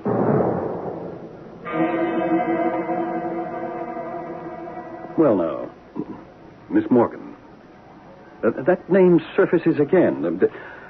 I've come here at your invitation. To do what? Well, I said it was a matter of utmost importance. It's about the letters. Letters? The love letters you wrote to Lolly Horvath. The letters you killed 3 people for. I don't know what you're talking about. Well, maybe they can only get you for one murder, but that's good enough. You're bluffing. Miss Horvath is murdered. Letters that name you as her red-hot lover come to light. Oh, what a motive. Anyway, at the very least, you're through in politics. Where are the letters? You admit there are letters. Where are they? How do you know about them? Well, my boyfriend was supposed to steal them.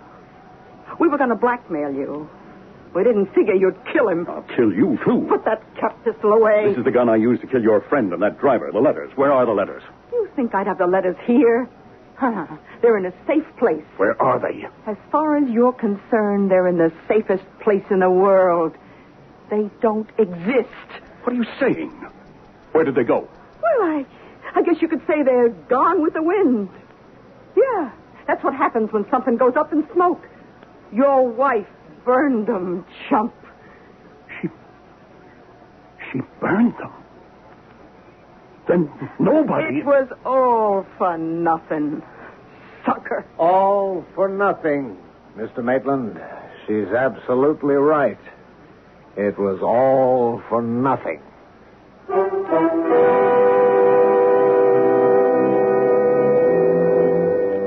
We could have had the perfect crime, the absolutely unsolved murder case. But as the legend goes, the killer always leaves a clue. And sometimes it isn't even a physical, tangible clue either. He leaves a bit of himself, of his personality. And this is what cries havoc. Don't you cry. I'll be right back. I'm Hyman Brown, producer-director of the Radio Mystery Theater. Before we continue with today's play, I'd like a word with the young people in our audience.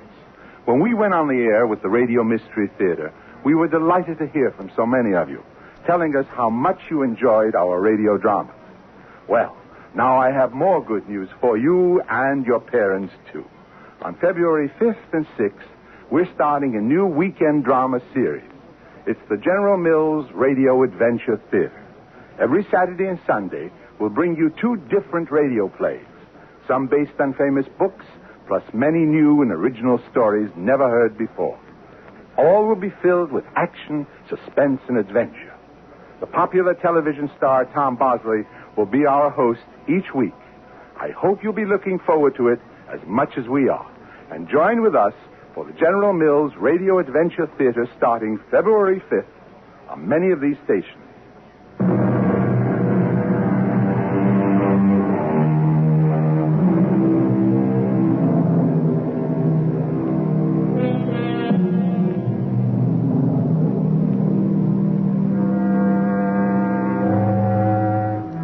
This has been a story about the ripple effect. Drop a stone into a pond.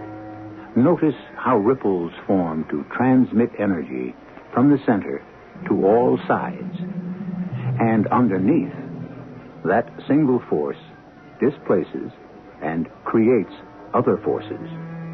And an entire universe of dependent activity comes into being, all from a single action.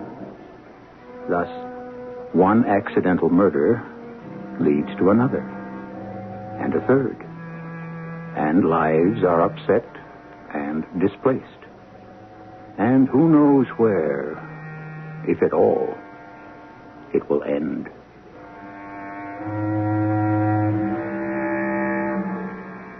Our cast included Les Tremaine, Robert Dryden, Martha Greenhouse, Earl Hammond, and Bryna Rayburn. The entire production was under the direction of Hyman Brown. This is E.G. Marshall inviting you to return to our Mystery Theater for another adventure in the macabre. Until next time, pleasant dreams. The CBS Radio Mystery Theater presents...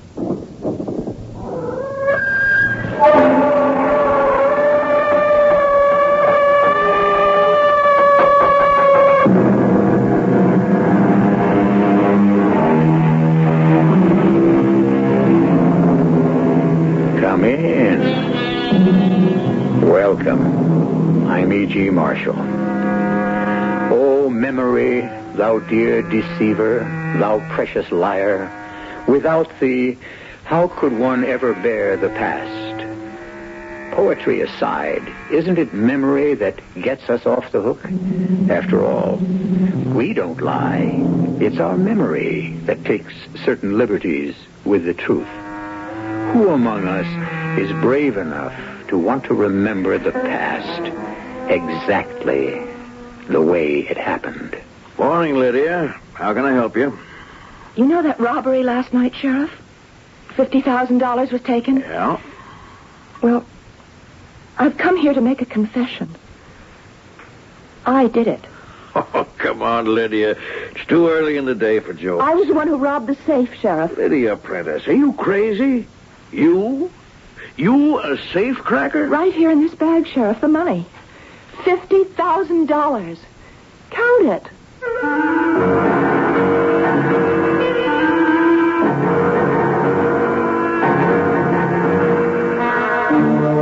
Our mystery drama, Killer's Appointment, was written especially for the Mystery Theater by Sam Dan and stars Marion Seldes.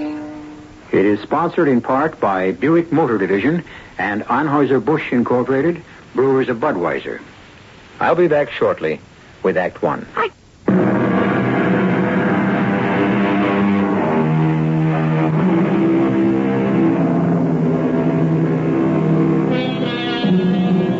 Love, it is said, gives a woman full stature. And if that's true, some women must be 10 feet tall. They are the women for whom love is all. Love is enough. Love is both the meaning and the purpose of existence. How marvelous to be able to love like that. How wonderful and how terrible. 20 years ago, 19-year-old Lydia Prentice was sitting in her mother's kitchen. How do I love thee? Let me count the way. Lydia, you'll be late for work. I love thee with the breath, smiles, tears of all my life. It isn't as if Herb is making enough to support And the if two God of you. choose, I shall but love thee better after death. There's no point in talking to you. I'm sorry, Mama. What were you saying? Honestly, Lydia, you can be so provoking sometimes. Now, a body is trying to talk sense to you, and you sit there mumbling that silly poetry. Isn't silly poetry, Mama. It's a prayer, and I say it every morning. A prayer? Yes, Mama.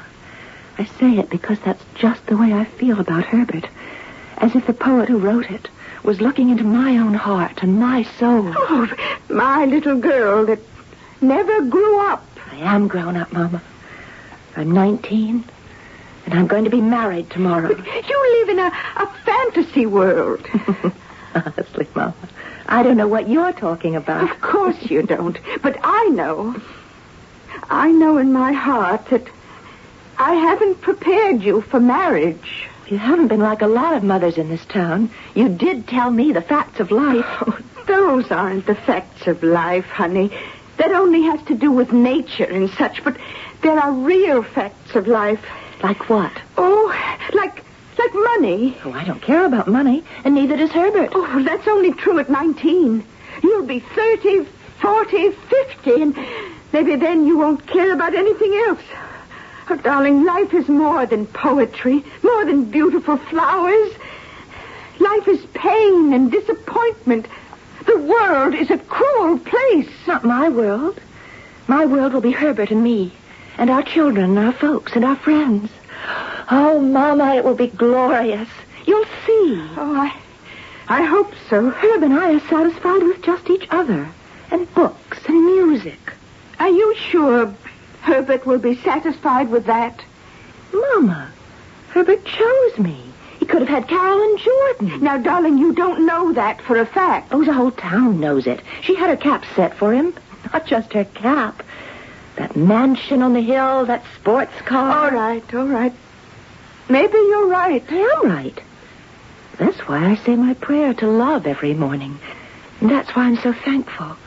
I know it doesn't happen to everyone. Not every girl gets a man like her. I guess not. Oh, now, who do you suppose this can be? Hello? Is that you, Jenny? Yes? I didn't recognize your voice. This is Tom Garrity. Oh, good morning, Tom. Is that the sheriff? Is Lydia still there? What's he calling us for? Do you want to talk to her? Yeah. No. Jenny. What does he want? Oh, what is it, Tom? I guess it's better if you tell her. Tell her what? Herb Larson. Yes?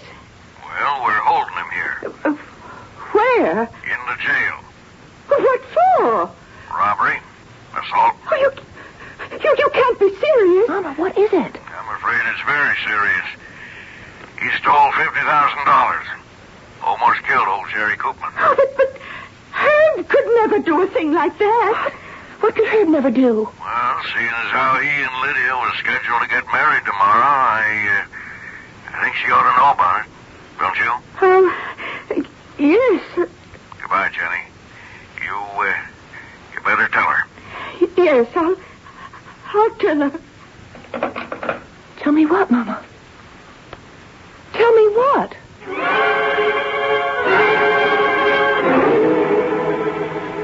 No, Sheriff. No. Sorry, Lydia. Who else but Herb would have known there was that much money in the safe last night? Please, Sheriff. Herb's the only one who knew the combination of the safe. Herb didn't do it. I know he didn't. Herb spends a lot of time there nights going over the books. So he knew that at 10 o'clock regular, Jerry Koopman, the night watchman, has himself a sandwich in the utility room. But you can't prove that. So Herb was able to sneak up behind him, hit Jerry on the head, and make it look like a professional job. Sheriff, it's just a mistake. I know, Herb. It's a mistake. It's a mistake, all right. Evidently, Herb didn't know that the money had all been registered.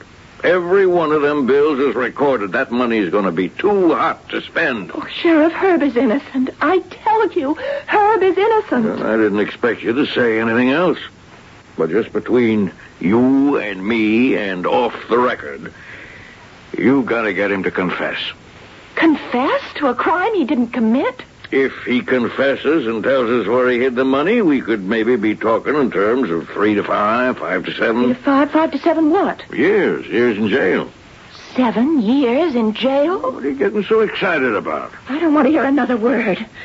Do I have the right to see him? But why, Herb? Why? Oh, my poor darling. What are they trying to do? That doesn't matter. It's what it will do to you. Well, we'll fight it.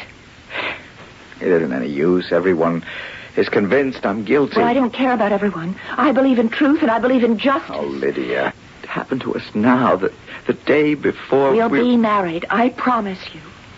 It's no use, Lydia. You'll not go to jail. I don't care how many voices are raised against you. One voice will be raised for you, and that's the only voice that counts. The voice of God. Oh, Lydia, don't. Don't what? Don't believe it? Well, I do believe it. God isn't just something to talk about. He is here. He is with us all the time.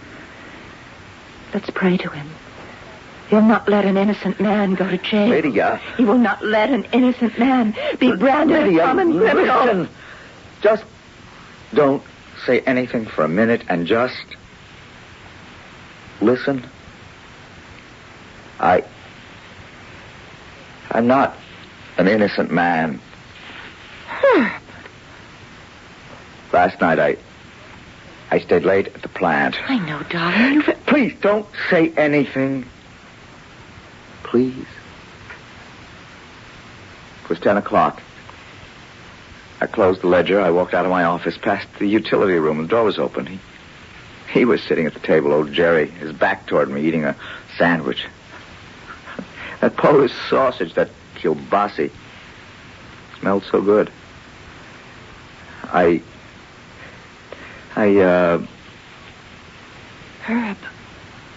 I said to him, how about giving me a hunk of that? But he kept on eating. He didn't even turn around to see. Then I remembered how deaf he was. His walking stick, that heavy one, it was lying on the floor behind his chair. I picked it up and I brought it down on his head. And he just slipped out of his chair on the floor, you see. Oh, no. And then I walked down to the hall into Mr. Jordan's office and I opened the safe. You didn't. And I took out the $50,000. Don't say anymore. I have to say the rest. I hid the money in, the old elm tree near the lane to the lake where we carved our initials. Why? I don't know. Well, there must be a reason. I don't know. Something made me do it. Something deep down inside me, something I never dreamed existed. No, Herb. What you're telling me now, it can't be true. You don't want it to be true, Lydia. I don't want it to be true either, but I did it. Without thinking, I knew I was going to do it. I didn't try to stop myself. It was as if I was standing outside my own body watching a stranger commit that crime, and I didn't try to stop him either. Herb, you're not well. This monstrous accusation has made you ill. Why? Why don't I stop lying to you and lying to myself?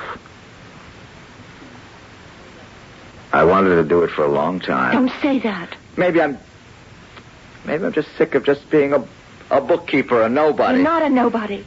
Suddenly I wanted money. I wanted it so bad. I was willing to risk anything. Everything. And I did. Oh, Herb. It was a fit of madness, I guess. Now it's gone. I see now what I've just thrown away. I've destroyed my whole life. For what? Something I don't want. I don't want that money. I want us to be married. I want to have a job, a home, children. That's all I want. What did I do? Herb, listen to me. Listen. You'll have those things. You and I. We'll have them together. Oh, please, Lydia. You're the most wonderful woman in the whole world, but it's over. I'm guilty. No, you're not. If you think about it carefully, you're not guilty. I'm the one that almost killed Jerry Cooper. No, you're not the one. I opened the safe. I stole the money. No, you didn't. Someone else did. Someone else? Who? Who? Me.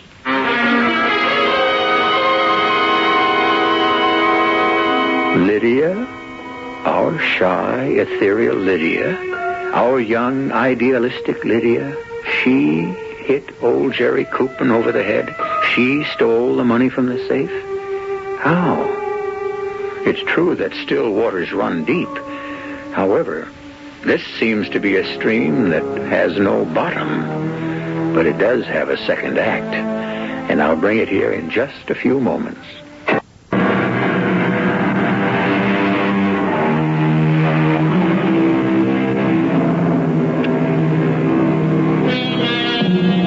Things are not always what they seem. Dross may be passed off as purest gold. Indeed, it frequently is. The sweet may be only a thin patina that is laid over the bitter. Indeed, sometimes misfortune even turns out to be a blessing in disguise. How do you figure Lydia Prentice? You? How can you say you robbed the safe? Because I did it. Oh, Lydia, please don't you fail me. You're all I have left. Don't let this destroy you. You must listen. No. Not when you say you bludgeoned old Jerry and you robbed the safe because why? I'm not crazy. I did it. Herb, I'll confess. I'll go to jail. What have I done to you? You must not be convicted. There's no way you can prevent that. I'm showing you a way. I don't understand. I will confess. But you didn't do Herb, it. I did it. You're crazy. Look, can we consider the facts? You're convicted. You go to jail. 3 years, 5 years, whatever. You're branded. You're a criminal, and it follows you for the rest of your life. Lydia... You mustn't interrupt me. Now, you have a skill. It concerns figures. The handling of money. It's what you do best. It's the career you want. Lydia, what are you saying? Just a few more words and I'm finished. You'll come out of jail, and they'll say that you've paid your debt to society. But we know that isn't true. Who will ever give you a job handling money again? No one. Please don't say any more. You'll still be in your 20s, and your life, your active, productive business life will be over. But this way... Which way? The sensible way. I go to jail. It doesn't matter to me. All I want to do is be your wife. I can't let you take the blame for what I did. I want to. I'm your Lydia. Your Lydia. You and I are in love. We're like one. And if you did this thing, then I did it too. I won't even talk about it. You say you don't know what came over you. Why you did it. Herb, you did it for me. You wanted to make our life together easier. Now, which one of us should take the blame? Which one can afford it? I can. A few years in jail won't ruin my life. Lydia... Oh, Herb, don't be foolish. You're serious. You mean it. But, Lydia... Oh, let me do it. I thought I knew about love. But I stand here looking at your face. The light shining in your eyes. 2 years, 3 years. They'll go by before we know it. And we'll be together again. You'll still have a good job, an opportunity for a career, and everyone will soon forget about me. No, I I can't let you do it. Well, that means you don't love me. How can you say that? Love is more than giving. It's also taking. And if you don't take this from me, it means you just don't love me enough. Don't say any more, please. We have to do it this way. There's no choice. What kind of a fool to take me for? I'm guilty, Sheriff. What are you trying to do? Oh, poor Herb. He wanted to take the blame, but I just can't let him. In the first place, only Herb knew the money was in the safe. I knew. He told me. Only Herb would know the combination. I knew. Herb told me. Why would he tell you a thing like that? He's in love with me. I could make him tell me anything. Oh, it took a while to worm all the information out of him.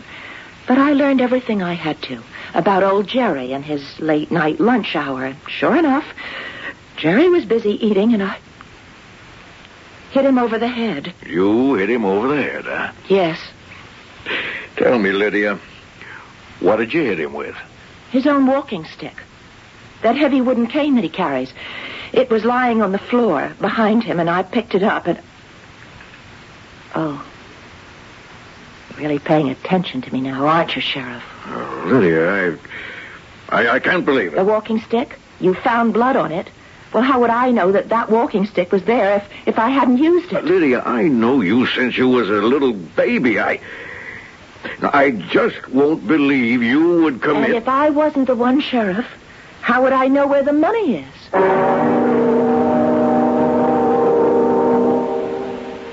Oh, Lydia, I shouldn't have let you do it.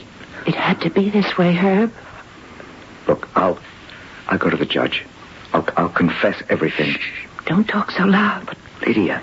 Don't weaken now. 3 years without They'll you. go by. There'll be no living for me. Until we're together again. Write to me, Herb. Keep writing to me. I promise every day. And I'll see you again next week. Visiting hours are over. So soon? So soon. Oh, Herb, darling. All right, keep apart. You know you ain't supposed to touch. Say goodbye. Goodbye, Lydia. Goodbye. Goodbye, Herb. Now, through there, mister. Hand your pass to the guard at the door. Yes, ma'am. Goodbye, Herb. Goodbye. Okay, sister.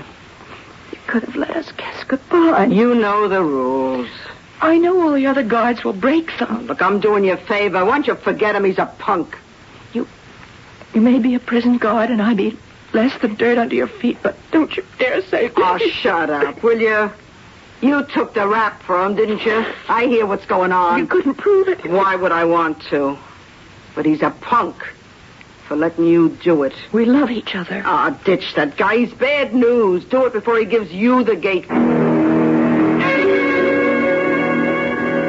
What do you want? You didn't give me my mail today. How could I give you your mail when you didn't get any? That's impossible. I get a letter from him every day. Yeah? Well, maybe he's got writer's cramp. Now what do you want? You know what day this is? I got a calendar. It's Sunday. You know what time it is? It's 1:30. Well, it's visiting hours. I know it's visiting hours. Well, aren't you going to take me down to... What for? You don't have a visitor. Well, of course I have a visitor. My fiancé. He comes to see me every Sunday. Yeah? Well, maybe he found himself a girlfriend. Oh, please, don't say that. Why not? You're no use to him. Please. Please. Oh, something maybe... Something's wrong. You can say that again. I mean, maybe... Yes, that's it. Maybe he's sick. Oh, poor Herb. There'll be no one to look after him. Ain't that a shame? Please. Please don't make fun of me. I don't know what I'm going to do.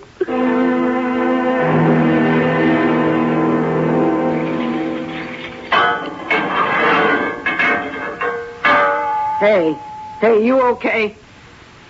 Let me alone, please. You got a visitor. What? I said you got a visitor. You see, I told you he didn't forget me. He loves me. He's here. Listen to me. He loves me. Why didn't you tell me he was here? I don't even need makeup on. I have some lipstick. Where's the Oh, for crying out loud, I didn't say he was here. It's your old lady.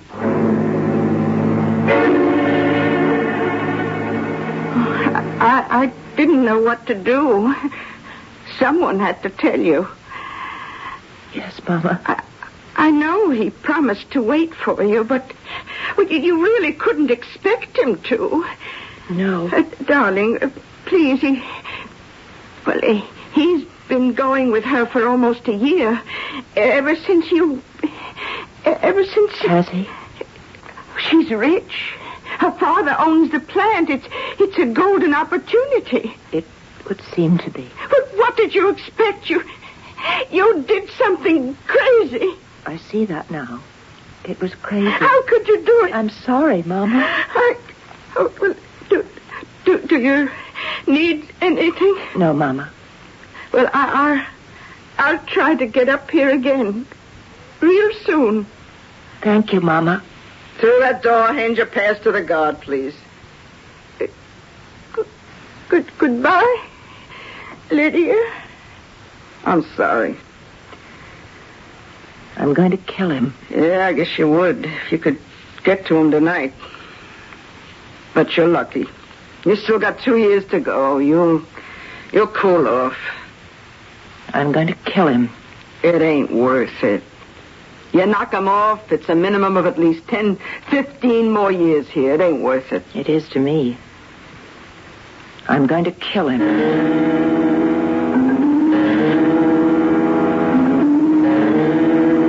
Hey, what's the matter? I don't feel well. Oh, yeah, but where? It's my head, and I want to see a doctor. Oh, okay. Out of bed. Look, I'll take you to the dispensary. No, wait. I can't seem to walk. Could you hold out your hand for me? Oh, all right. Hey!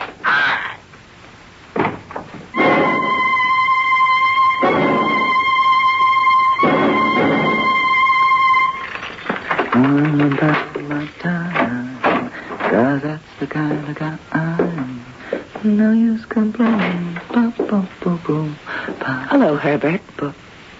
Lydia. You surprised to see me? You're supposed to be in jail. Yes. Well, that was my mistake. You are supposed to be in jail. What are you talking about? Oh, I understand now. We're at that point. What am I talking about? You've rewritten some history, haven't you? Oh. Lydia, fate does crazy things. We can't predict our actions. Yes, we can. I can predict mine. I know what I'm going to do. I'm going to kill you. What? Lydia, that gun. This gun, very cheap, badly made. Lydia, you can't kill me. You love me. I did love you, Herb. How I loved you. No one will ever love anyone the way I loved you. And perhaps no one should. Love can be too strong, too terrible, too all-consuming. I can't help it, Lydia. I just fell out of love with you, that's all. That's all. I'm telling you the truth. Bye, Herbert. Pull on her! Pull on! Let go of that gun, Lydia. I'm going to kill him. Lydia, let go of that gun. I missed him. My first shot missed him. I'm going to kill him. No, Lydia, no. Now, you going to stand still and behave, or do I have to put the handcuffs on you? Why didn't you let me kill him, Sheriff? Why? Just be thankful I stopped you. The thing they called me from the penitentiary. They figured you'd be headed this way. I'm going to kill him, Sheriff. Lydia, you talk like that, and you'll never get out of jail.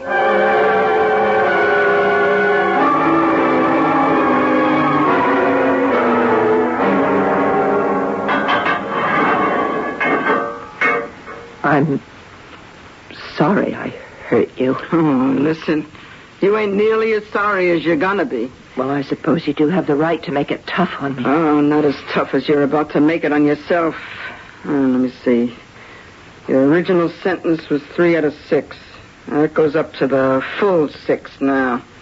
You got 7 for assault, another 7 for escape, so... tonight's little caper just lost you the best years of your life. You could have been out when you were 22. Instead, you stay here till you're 39. At least. It doesn't matter. Whenever I get out, I'm going to kill him. Sure. I don't care how long it takes. But I'm going to kill him. I promise you. I'm going to kill him.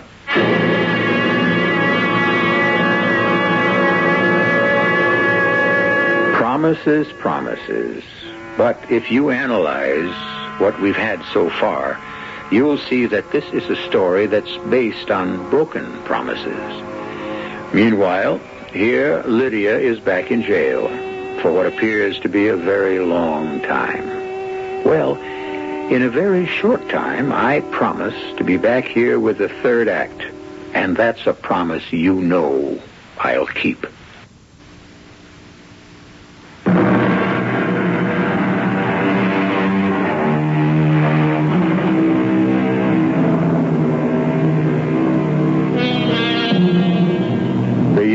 Between 19 and 39, perhaps the most crucial 20-year period in anyone's life, the transition from youth to maturity.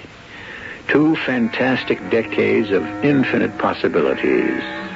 Well, not for everyone. Certainly not for Lydia Prentice. Lydia Prentice is spending those 20 years in prison. Lydia Prentice with the raven black hair. There are little strands of gray here and there by now, and there's a line or two, still very faint, near the eyes, the mouth. 20 years. A lifetime. And yet, she is kept busy. In a way, she has compiled a scrapbook, painstakingly, over the years. Mail call. Here's that hometown paper of yours. Thank you, Agnes. Got another picture of him in it. Hey, he don't change a bit, does he? Yeah, I see. He's been named president of the plant. Herbert Larson, new president and chief executive officer of Jordan Industries. Good. Good? Why is it good? Shouldn't you be rooting for him to fall on his face? No, I want him to succeed. Well, I gave up trying to figure you out a long time ago.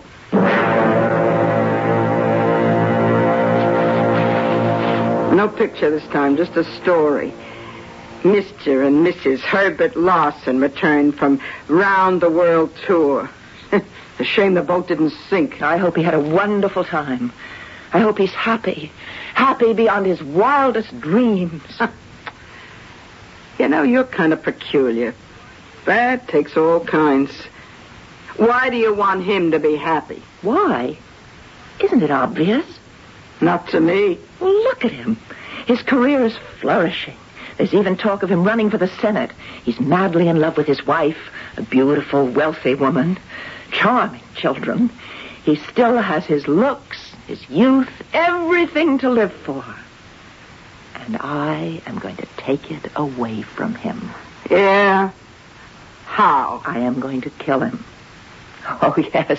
His cup will be running over. He'll have everything. And then he'll have nothing. Now, Lydia, listen. It's a bad thought. Get rid of it. Get rid of it? What do you think keeps me alive?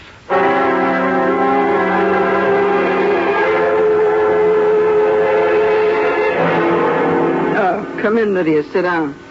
Thank you, Warden. Oh, come on, old pals like us. You can still call me Agnes. It's been a lot of water under the bridge since you was a new fish in this joint and I was a wet behind the ears guard. Exactly 20 years ago. Tomorrow. Yeah. I'm gonna miss you, Lydia. Let's face it. What you get in the jail is mostly riffraff, but I don't know. You're a lady. Well, you try to hide it. You're one, too. Well, now what are you gonna do? You know what I'm going to do. Kill him. Oh, talk sense. This is sense for me. But it's been 20 years. What do you think has sustained me all this time? What's kept me sane? They'll only send you back here. I know. You'll throw your whole life away. I threw my life away a long time ago. Now, listen. You kept your looks. More. When you came here, well, you're only a pretty girl. Now, you're a beautiful woman. It's not too late for you. I'm not interested. Oh, come on, be sensible. My brother, he's in real tight with the governor. That's how I got here behind this desk. Well, I spoke to him about you. Now, things can be arranged. A good job could be found, say, somewheres downstate. With your looks, you could still meet guys. Interesting, important guys. This don't have to be the end of your life. Make it the beginning. I gave him all these things. This ease, this wealth, this pleasure. And I am going to take them away at the very height of his enjoyment. Yeah. Okay. I'll keep your old cell reserved for you.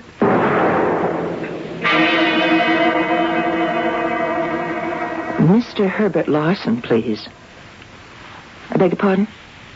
Oh, are you his secretary?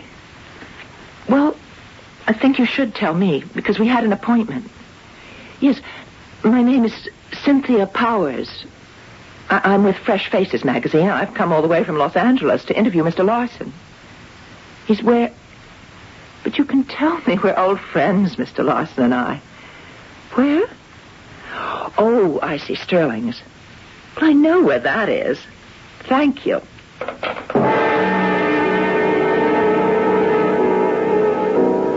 What'll it be? Ginger ale. You sure? Don't you serve ginger ale? Well, the reason I asked, the gentleman other end of the bar wanted to know if he could buy you a drink. Thank the gentleman. Tell him no. Yeah, say, you look familiar. Do I? Yeah. I don't know why. I just can't place you. Well, this world is full of people who look like other people. Look, why don't you let the gentleman buy you a drink? Because as I look at the gentleman from here, there's nothing about him that arouses my interest. He's harmless and... Yes? Well, it's a real sad story there. Oh, please, go no further. I've heard too many sad stories in my life. Well, the gentleman, how old would you say he is? I'm not sure I care. Well, guess. 60? You're way off. 70. Oh, look at him. Close. His hair's almost white. He's kind of fat, but he ain't nowhere near that old. Man's hardly a day over 40. Well, that's too bad. I mean, what does it cost you? He won't try to pick you up or get fresh or anything. Just give him a nod and smile. You're looking at the richest man in town. What kind of a town is this? Rich town, lots of dough here, and he's got most of it. Well, his wife has, anyway.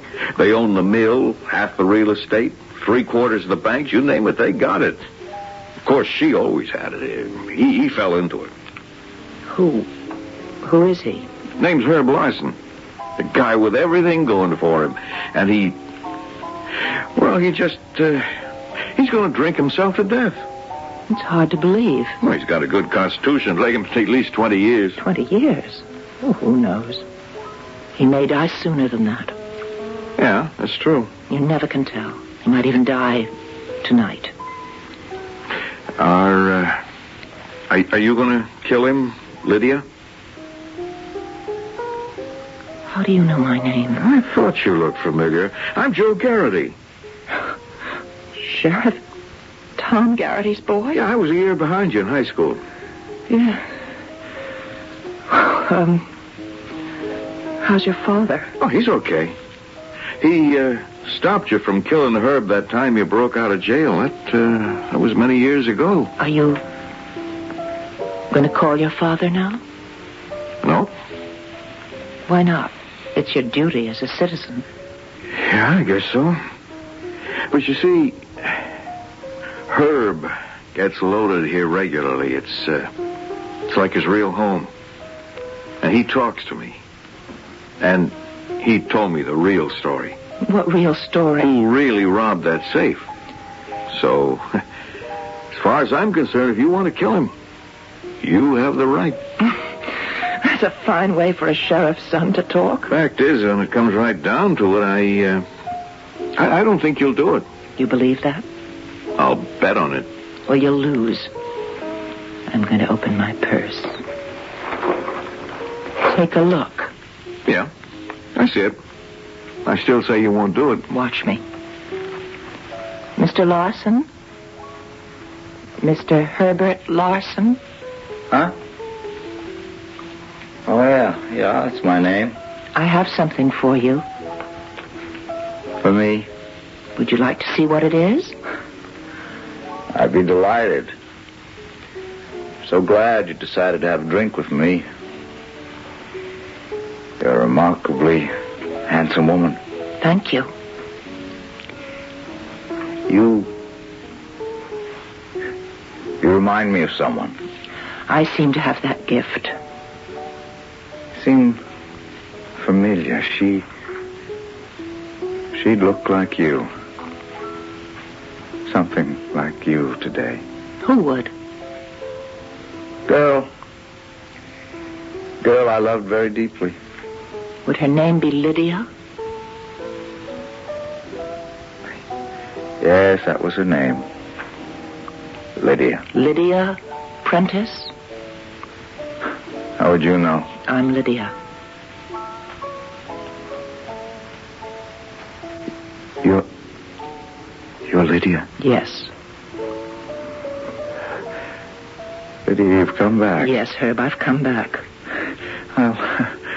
I'll divorce her. I never wanted her money. None of it was any good. She never loved me. She got tired of me. She keeps me around for show. There are other men. Oh, what a shame. My kids, they have no use for me. That's too bad. Make business look good. The papers print articles about what a great guy I am. Everybody knows it's because we own the papers. I'm a joke. Joe Gardy, bartender, ask him, he'll tell you. But all these years, I had a dream. A dream you'd come back. I could start all over again. That was your dream? Almost 20 years. I dreamed you'd come back. We'd start all over. And it's happened. You've come back. Yes, I've come back to kill you. Lydia. I've come back here to kill you. That's been my dream. For 20 years, I've thought of it every moment. Thank you, Lydia, for setting me free. You're doing for me what I don't have the courage to do for myself. I tried it so many times, but I'm a coward. A gun terrifies me, pain frightens me. Can't force myself to take the pill. Shoot me, Lydia. Please. Quickly. Pull the trigger. Hello, Lydia. Hello, Sheriff. I heard you was out of jail. Knowing you, I figured... You figured right. I'm going to have to try to stop you. I could kill him before you moved a step, before you reach for your gun. Kill me, Lydia, please. You'd like that, wouldn't you? This little .36 caliber bullet would be so quick, and you'd be out of your misery. You were always the strong one. You were the one who knew what had to be done. Kill me. If you love me, kill me. No, Herb, I don't love you. And I'm afraid if you want to die, you'll have to make your own arrangements. But I don't want to live. Well, I'm afraid you'll have to. Oh. What's the matter with me? I feel... Lydia? Lydia, you all right? Yes, I have this feeling. This light, crazy feeling. I've come awake from a nightmare. I'm 19 again, and my whole life is in front of me. My whole life is out there, waiting for me.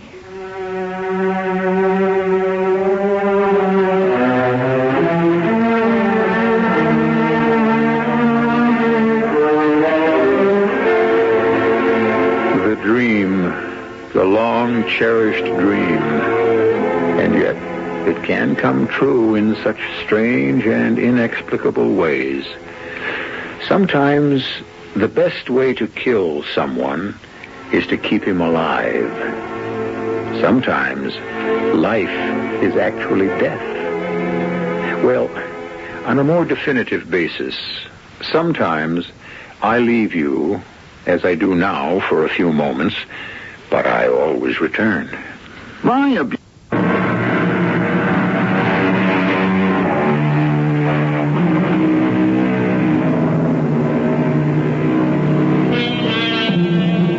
Memory.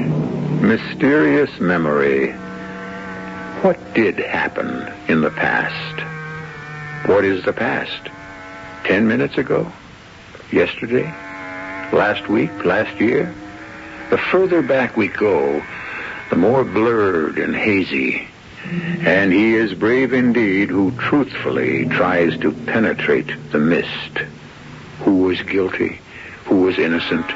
Who were the heroes and who were the villains? Or were things never really clear-cut? One thing is clear. We are here for your pleasure.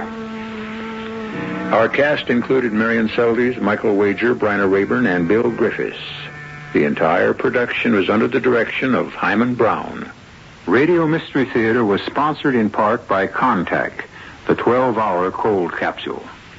This is E.G. Marshall inviting you to return to our Mystery Theater for another adventure in the macabre.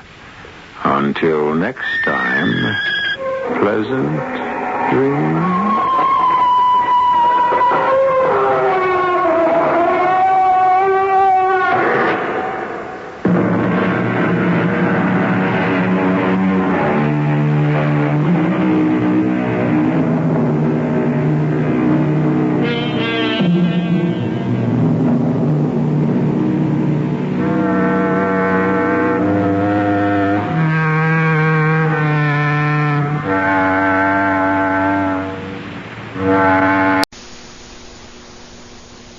A message from the Association of Home... CBS Radio Mystery Theater presents...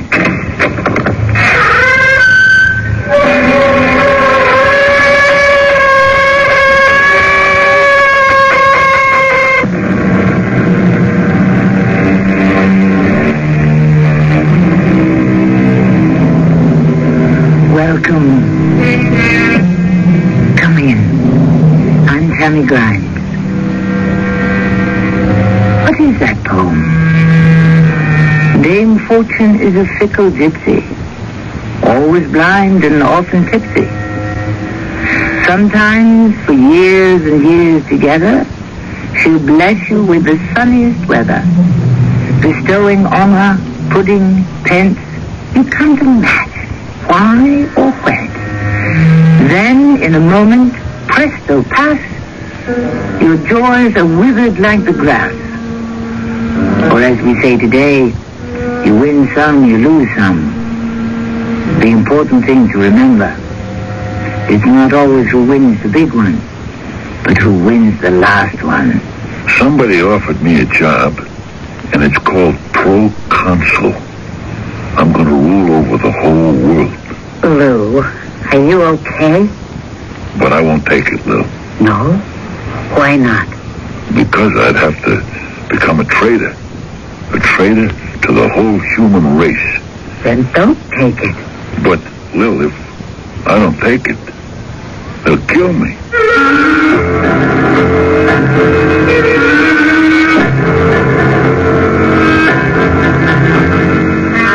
Our mystery drama, Fly Swatter, was written especially for the Mystery Theater by Sam Dan and stars Fred Gwynn and Evie Juster. I'll be back shortly with Act 1.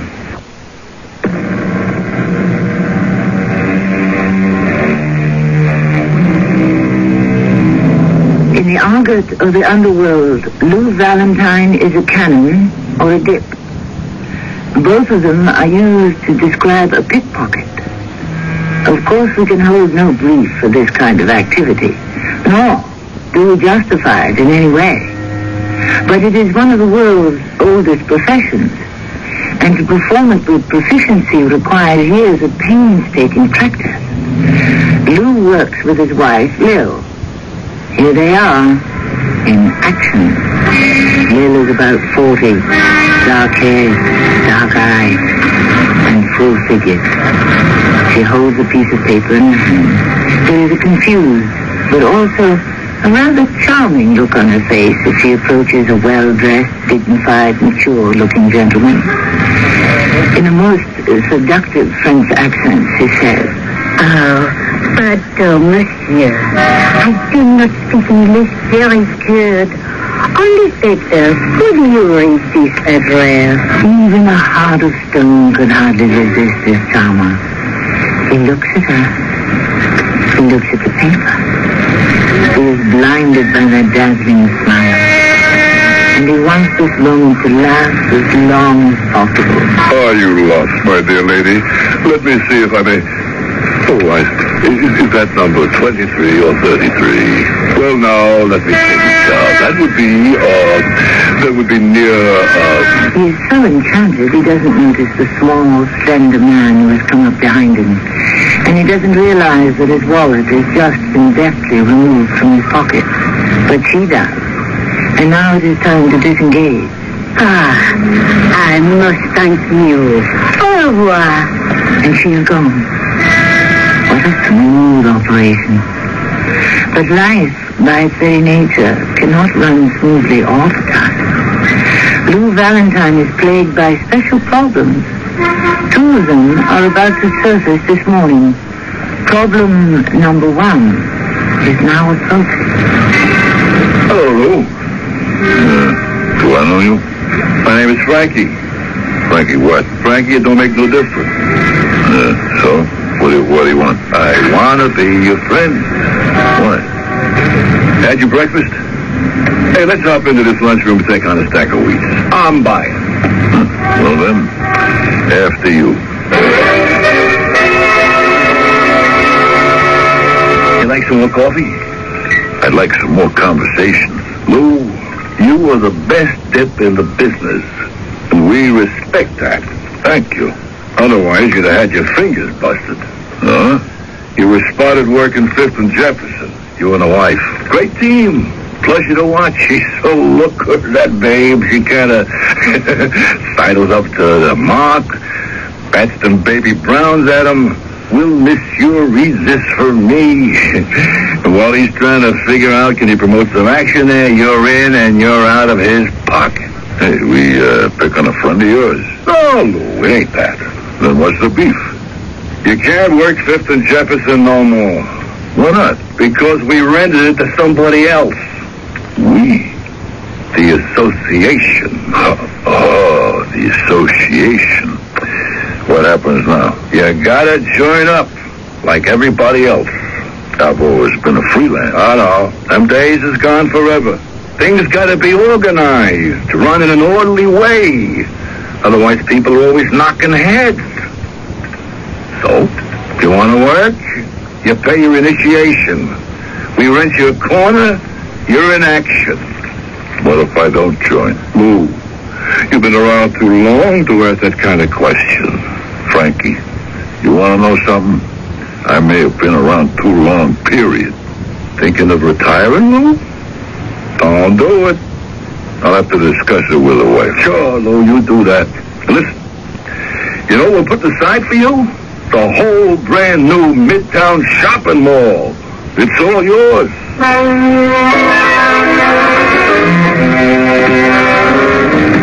Hello, Lou. Hey, Sergeant Hawk. Lieutenant Hawk. Oh, finally made it, huh? I'd have made it long ago if I'd have been able to collar you a little. No hard feelings, I hope. No. And to prove it, I'll give you a little tip. Leave town. I like it here. You won't like it much longer. The words come down, get all the known dips off the street. Well, thanks, Lieutenant. You're being watched, Lou. Sure. You figure you're too good to be picked up, but sooner or later... much obliged. And another thing that'll ruin it for you. The association. What's the association? You joined up yet? I never heard of it. You've always been a loner, but the way it works now, without those fellas, you can't work. And they'd set you down the river in a minute. Why are you telling me all this, Lieutenant? You've always been a gentleman, Lou. Don't you think it's time you retired? On what? You must have put away a nice little nest egg. Yeah, but we've been eating it for breakfast. You ever hear of inflation? You know what they say, Lou? Life begins at 40. Huh? For who?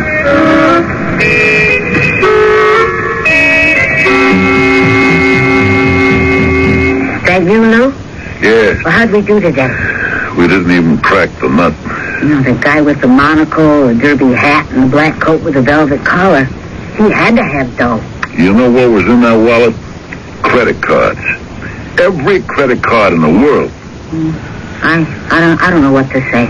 Today you got a situation where both the rich and the poor walk around without any ready cash. The poor, because they don't have it. The rich, because they don't need it. It's all credit cards. Yeah. What's the matter with everybody? Don't they realize they're getting themselves into debt?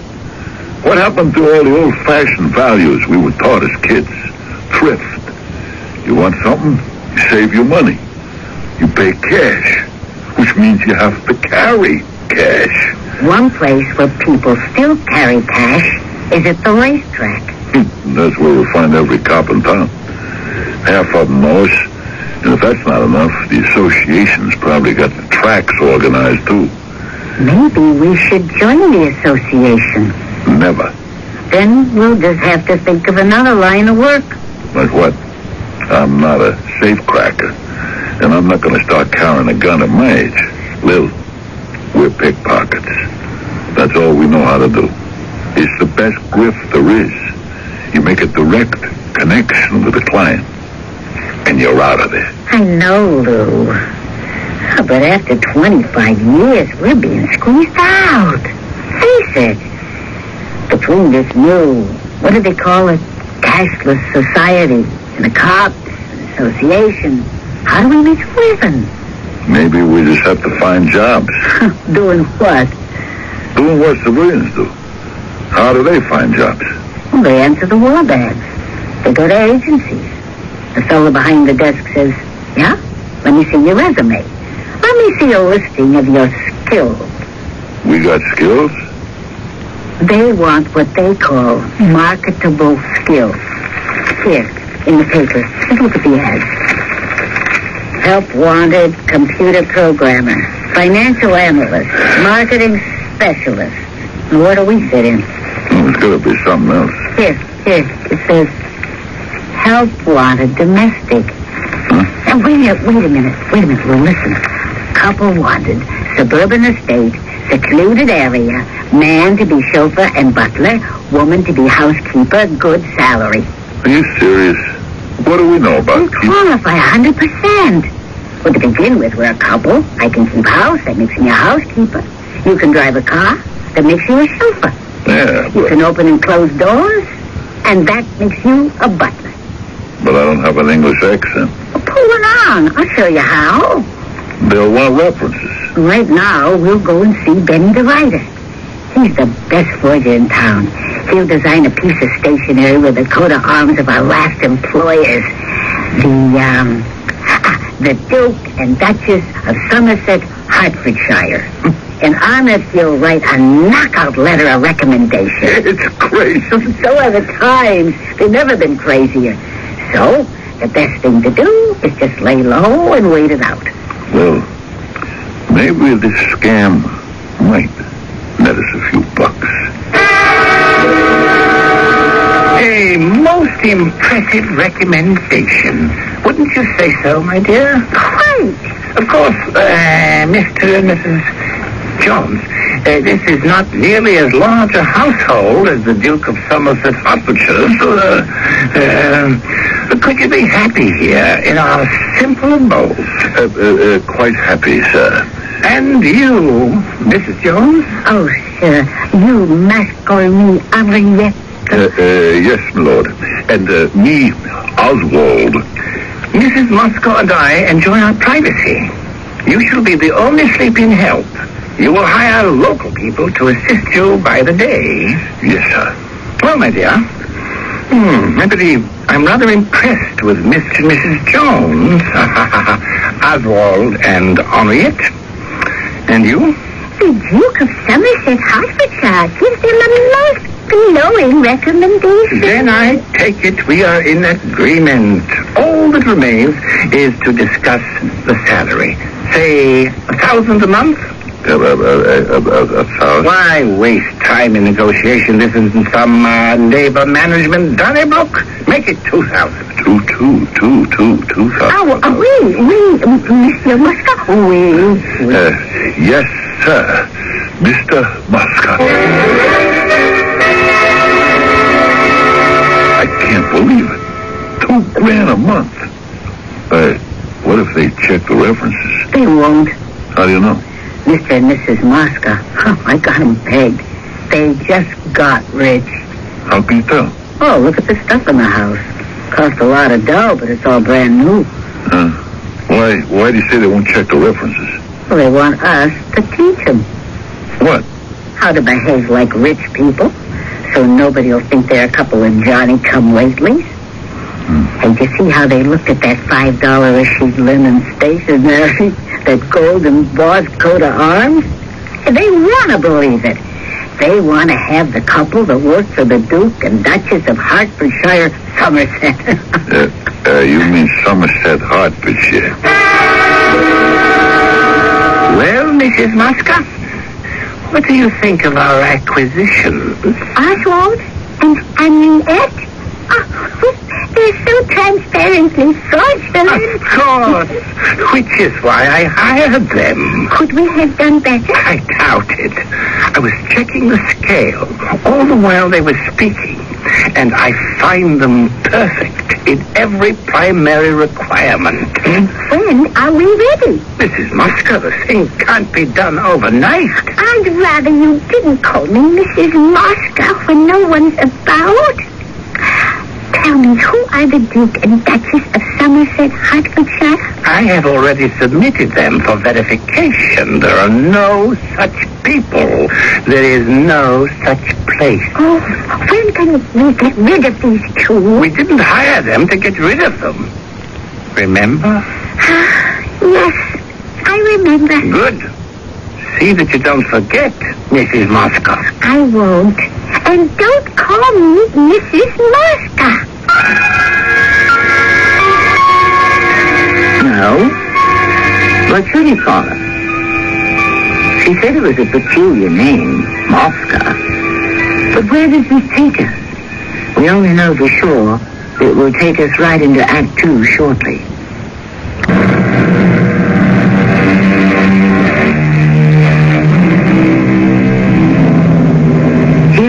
Lou and Lil Valentine, a pair of out-of-work pickpockets who have decided to go straight.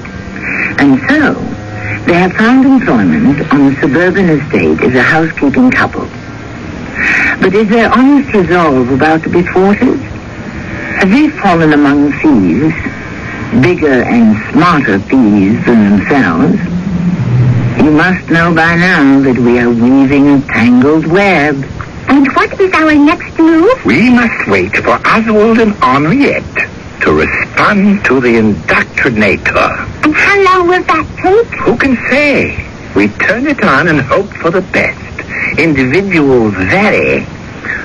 Oswald and Henriette. Indeed.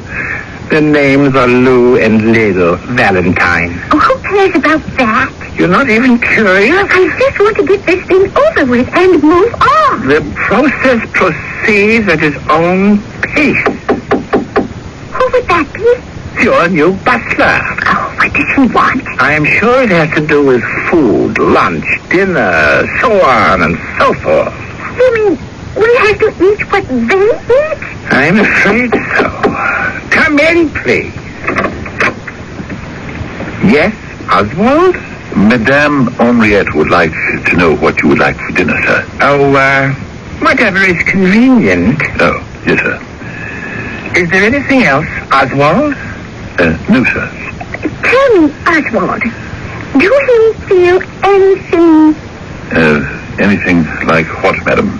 A light buzzing in your head, perhaps? No, madam. Oswald, that will be all. Yes, sir. What Why did you have to ask him that? Because I told you, I want to get this over with. What if he does feel a buzzing? Will it make any difference in the long run? Some kitchen, huh? Real classy. Yeah. Something wrong? Everything's brand new. All the appliances, nothing's been used. Naturally. There's never been any food in the refrigerator. Nothing's ever been cooked on the stove. How can you tell? You can tell. Take my word for it. So what? And there's absolutely nothing to eat in the house. Well, are we supposed to go out and do the shopping? Well, meanwhile, there isn't so much as a crumb. You'd think there'd be some coffee and sugar and bread. Something, anything. What do these people eat? Maybe they go out.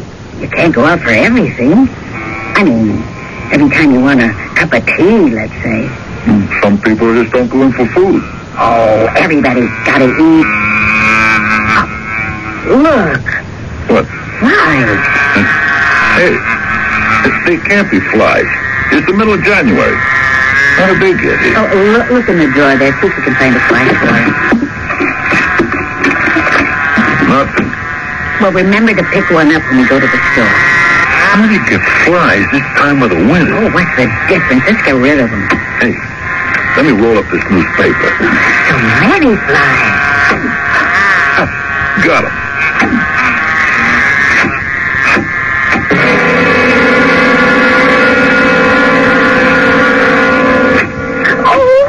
Right. Wake up! What is... Oh, what's happening? An attack! Sound the alarm! Be quiet! There's a massacre! Do something!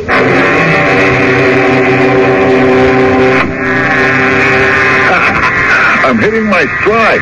I bagged 3 of them that time. What is the meaning of this? Huh? What do you think you're doing? I'm killing flies. Murder! What? Stop! At once! Immediately! Explain yourself. What's to explain, sir? What is this barbarous killing? Sir, they're only flies. Murderers! Assassins! But, Monsieur Mosca, one must kill flies. Madam, are you insane? The flies, they spread the disease. That is a despicable slander. I will not have more of it in my household. Oh, but, Monsieur... Is that understood? Oh, oui, Monsieur. Oswald? Yes, sir. How about your duties?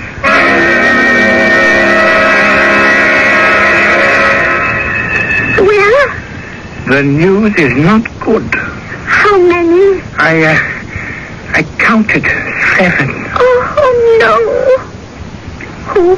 The best and the bravest. Millicent, Edward, Robert, Gertrude, Virginia, Albert, and Maxine. Oh, I think I am going to pass out. You must not. I am exhausted. Yes, I can understand. Do you know what a strain it is to maintain this appearance? I know. I'm doing the same thing. When can we at least? When it is safe. And when will that be? I'll let you know. The shopping center's that way. I know. So, why are you headed towards the city? Well, we're working for a pair of nuts. This business with the flies. Why would he put on an act like that? That scares me. I don't think it was an act. That scares me even more. I think it was on a level. Why would a guy just go to pieces because we were killing flies? Came in, looked at us, spoke to us. He spoke to us as if we were killing human beings. Yeah. What does that mean? Beats me. But I'll tell you who might know. Who? Benny the writer. Benny? He knows everything.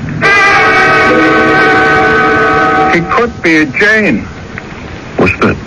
Jain. A religion. Never heard of it. In India. The guy looks like an American. It travels. What's it all about? Nobody knows for sure.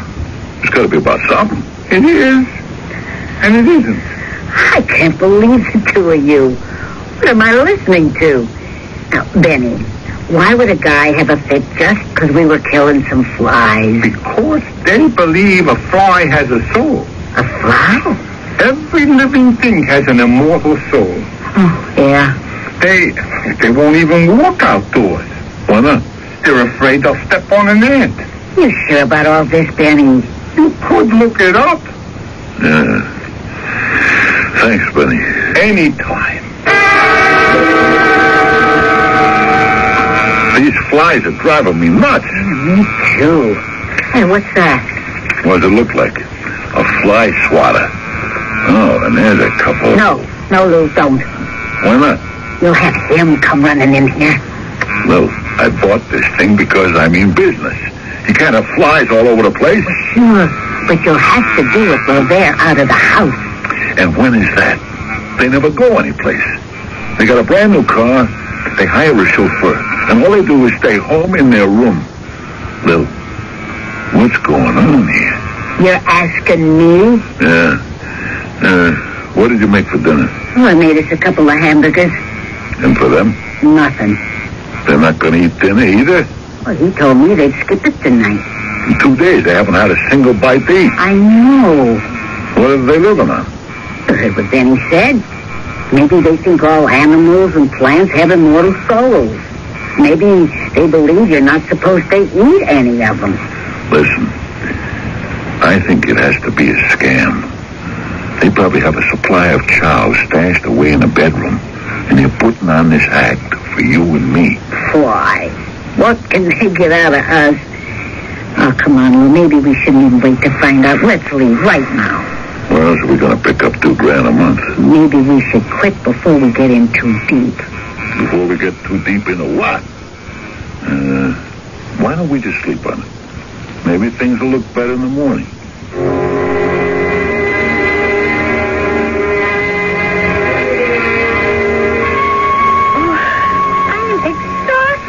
Soon you will be able to relax. I'll have to get rid of this weight, even for just a little while. Just a bit longer. I've just received permission to turn on the indoctrinator. Hurry. And all our troubles will soon be over. Well, let me know when I can go to sleep. Oh, you've got the thing started finally. It won't be much longer now.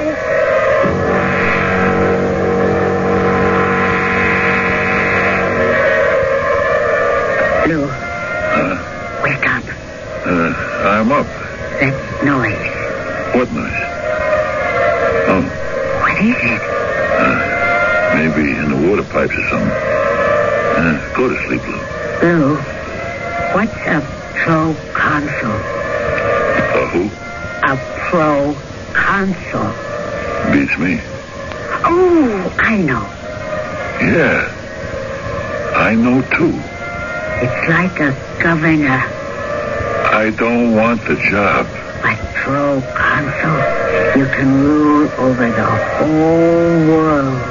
I don't want to rule over the whole world. If you don't, they'll get someone else. Let them. And then they'll kill us. Lou. Uh-huh. Lou, what kind of a talk were we just having? I was fast asleep. Oh, why you wake me up? First you asked me what's a pro-consul. Then you asked me how I'd like to be one. I say no, and you say, but you can rule over the whole world. Yeah, I did say that. But I was dreaming. How did you know? You mean you and I were having the exact same dream? At the exact same time? Maybe it wasn't a dream. It started with a kind of a humming noise. Yeah. Now it's gone. Oh, Lou, you want to get out of here right now? Let's see how we feel in the morning. I'm scared. And those two are probably working on one of the greatest scams of all time. So why don't we just stick around and see what we can learn? Huh?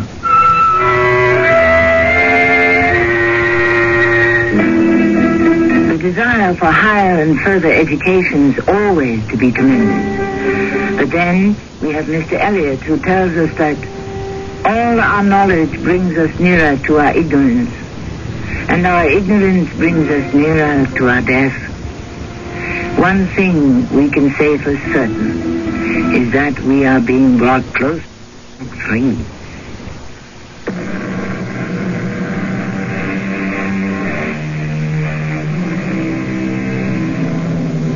Why should people who seemingly do not eat advertise for a cook? Why should these same people who do not stir from their home advertise for a chauffeur? Why should anyone, in his or own right mind, protest the killing of the most common and dangerous of all household pests, the ordinary, everyday fly? Why indeed? Shut off the indoctrinator. Why did you shut it off? I'm getting resistance. Well, then let's rid ourselves of these two and find a couple of others. No. They have the exact profile. But it's taking too long. In the end, it will be worth the wait. Oh, why is this one so difficult? It happens sometimes. Let me use the indoctrinator. You? Why not? I'm qualified. But I'm the one who is... And you're the one who's not getting results. Well, sooner or later, Suppose we fall asleep before we've sealed them. We won't. Look at you. You can hardly keep your eyes open now. Oh, all right. But if you use too much power... I am going to use exactly enough for the complete process. Easy. Just let me do this when you please.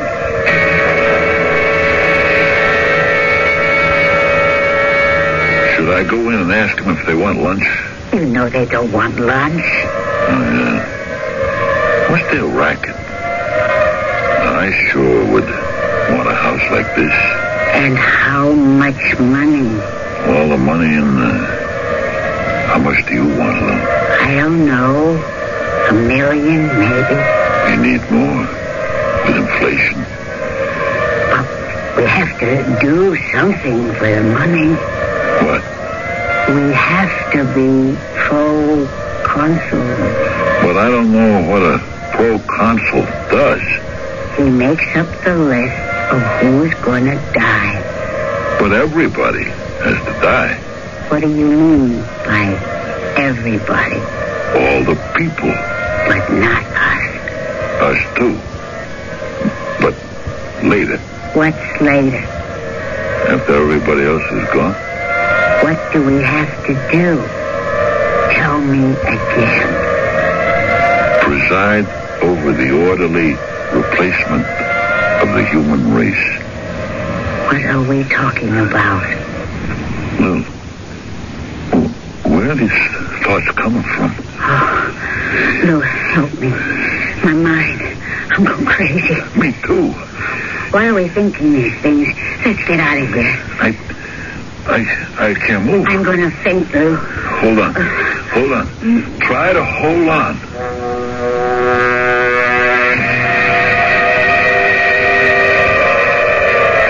Shut it off. No! I am senior officer. Shut it off. You could kill them. It's the chance we take. We must restore them gently. We have to get their answer right now. Oh, listen. No, you listen. It's a race against time. We have to get security so we can relax and go to sleep. Yes, I understand. All right. I'll use it now. I'll have to be very gentle and not alarm them. I don't care what you do. Just do it.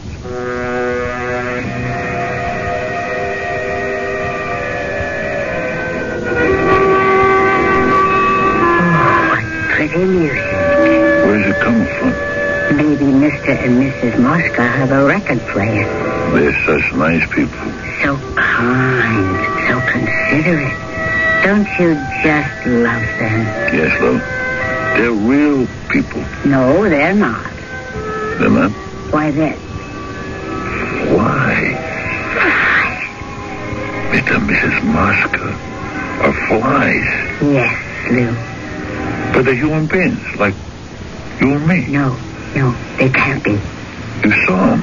If they were human, they'd have to eat. They're flies? From where? A star in Alpha Centauri. Where the prevalent life form is the fly. The fly. How did they get here? They are going to assist the terrestrial flies to take over the Earth. We have to stop them. We have to stop them. No, Lou, we can't. They're smarter. The fly is smarter than we are? You just give me my swatter. These flies are smarter. It's a hustle, a swindle, a racket. No, Lou. It's on the level. What do they want from you and me? Don't you hear what they're saying? Pro-consul. Pro-consul of the conquered province. I won't do it. Have we got a choice? That's being a traitor. It doesn't matter. We can't fight it. Lil, do you know what you and I have been talking about? Yeah? Are we going crazy or what? Or is it on the level? Those things we were saying, those ideas that were running through our heads, where'd they come from? Did we imagine all this? Let's ask them. Who? You know who? Annie, the writer. Well, what do you think? I think they're going to come over to us. He sounded pretty strong to me. He said, A, I won't do it. B, that's being a traitor. To which she replied, A, it doesn't matter, and B, we can't fight. They're leaving the house. Where are they going? I sense they just want to talk about it, think about it. To strain the absolute capacities of their limited intelligence. So they will try in vain to fight off what they know is the inevitable. But they are ours now. They belong to us. Are you sure? Of course I'm sure. That is why I am squadron commander. Oh, but I was chosen because I was born with this extra sense that enables me to feel when my victims have passed a turning point. Now, all my training, my experience, and my instincts tell me that they have crossed their Rubicon and cast the die. Relax. Relax? Finally? Relax. Now, by the numbers. 1. Lower energy level. Repeat. Lower energy level. I can breathe. I can breathe freely. 2. Prepare to discard humanoid shield. Repeat. Prepare to discard humanoid shield. 3. Discard humanoid shield. Discard. 4. Reduce to normal size and shape. Reduce to blessed normal size and shape. Now we can enjoy some sleep. Go ahead. I believe she already has. Oh, my dear, I'll be with you in a moment. I shall be with you in a brief moment.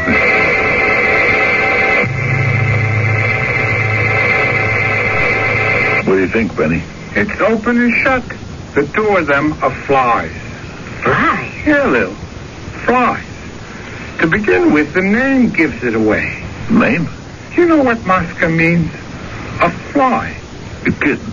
In Latin. But they're human beings like you and me. They look like human beings. How can they look They like... project the image. What does that mean? You go to the movies, right? The people on the screen, they look real, huh? Yeah? But they're just shadows, right? These are not shadows. They are real. They only look real. I don't believe it. Why not? Because I know what's real and what's fake. The real and the fake, sometimes they can be the same thing. Here we go with that stuff again. Everything is relative. Who told you all this? Albert Einstein. You want me to believe that you, Benny the writer, you talked to Albert Einstein? It was very easy to talk to. All you had to do was ring the doorbell. He'd say, hello, how are you? Come in, have a cup of coffee. What's on your mind? Anybody could get to him. If you could talk to Mr. Einstein, Lou, I'm sure he'd tell you exact same thing I'm doing. Your Mr. and Mrs. Mosca are actually flies that come from some planet in Alpha Centauri. What kind of conversation am I listening to? What kind of nuts are in this room with me? Albert Einstein, Alpha Centauri, flies that can disguise themselves like human beings. And they're going to take over the planet Earth. But, Benny, isn't there anything we can do about it? No? No. What do you mean, no? Nothing. There has to be something. What? Look, it was a pretty good world while it lasted. But nothing goes on forever, huh? Everything has to come to an end one day, don't it? I suppose so. Thanks, Benny. Thanks a lot. Anytime. Well, what do you want to do? About what? About this whole thing. Lou, I've been thinking. All in our heads. Let me tell you what really happened. We were swapping flies in the kitchen, remember? Well, Mr. Mosca, he comes storming in there. He's so upset he's out of his mind. He lights into us. He calls us murderers, assassins, right? So, he gets us rattled, nervous. So we cook up this whole bit in our imagination. Is that what you think? What else could it possibly be? I don't know. Oh, come on, Lou. Fly? Yeah, maybe you could be right. But this'll be the third day we're here, and the third day they haven't eaten. Oh, a lot of these highly religious people go in for periods of fasting, you know. So that takes care of it all, don't it? Maybe. Let's you and me go up and see him right now. Mr. Oswald and Madame Henriette. And we shall ask what Madame and Monsieur Mosca shall require of us this evening, yeah? Okay.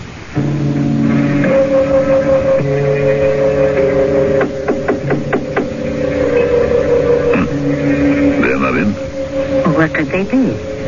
Wouldn't they have told us if they were? Funny. I hope they're all right. Is the door unlocked? Yeah. Oh, let's see if everything's okay. Monsieur Mosca? Madame Mosca? They're not here. What could they have gone? Maybe for a walk. Oh, yeah, I suppose so. Maybe they want to work up an appetite for dinner. Hey, look. 2 flies. Where? See 'em? On the windowsill. Oh. Now, Mr. and Mrs. Mosca aren't around, so, just wait. I'll be back in a second.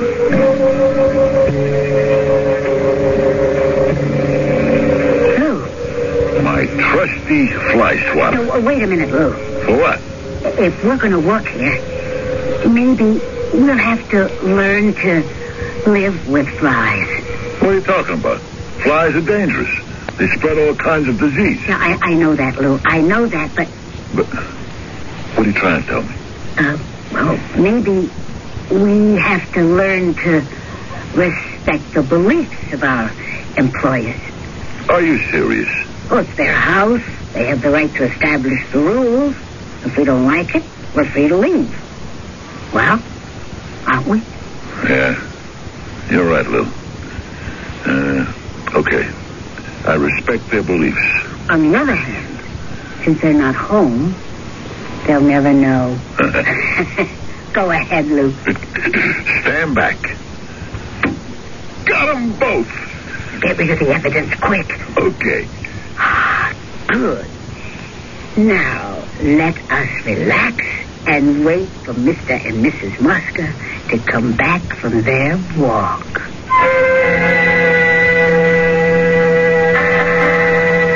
When last heard from, Lou and Lil Valentine were still waiting.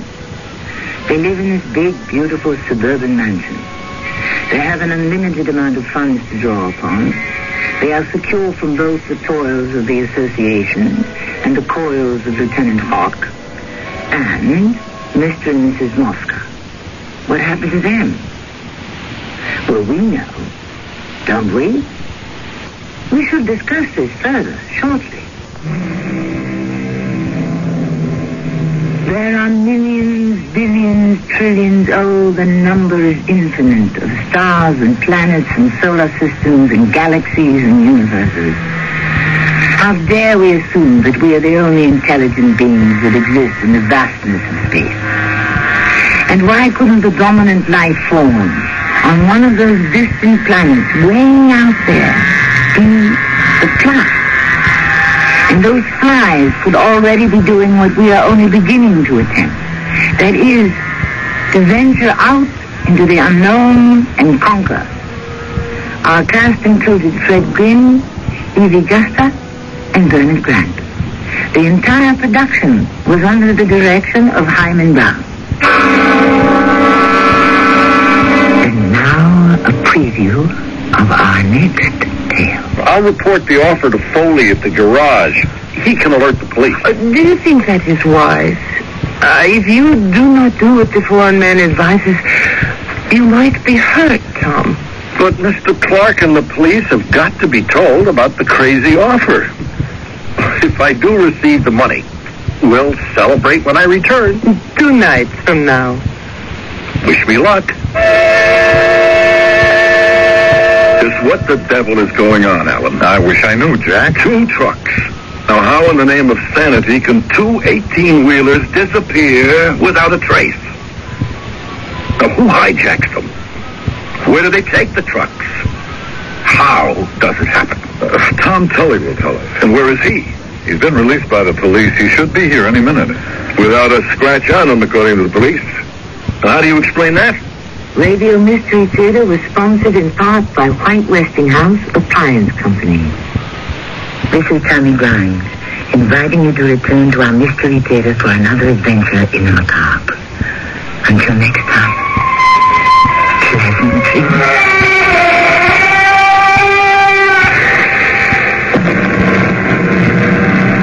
Hi, this...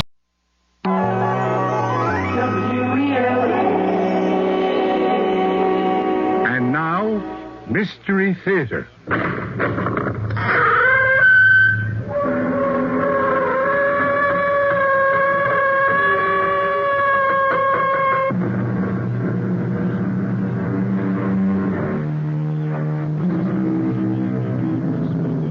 Come in.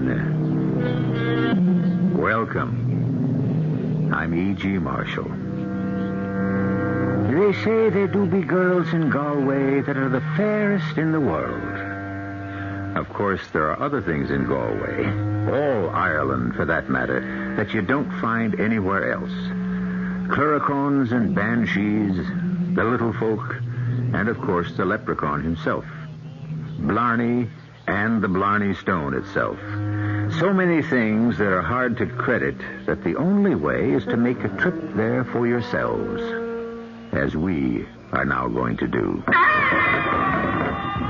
Oh, Mother of Heaven, he's at it again, Mary. Uncle Terence? Who else? Rattling his portrait against the chimney stones and wailing like the banshee he is. Oh, well, Sean, you know what he's after. Turn the picture face to the wall and give the poor man the chance to dress himself in privacy. All right, Mary. Oh, but where would he want to be off to today? There's no wake or wedding or holy day to celebrate. But if he's taken advantage of the leprechaun's promise, there's something special in the wind. Now, you being the man, take a wee peep there and see if he's gone. He's gone. The canvas is bare as a turnip. Then mark my words, Sean Daly, we're in for some excitement in Glenford. I wonder what will be this time.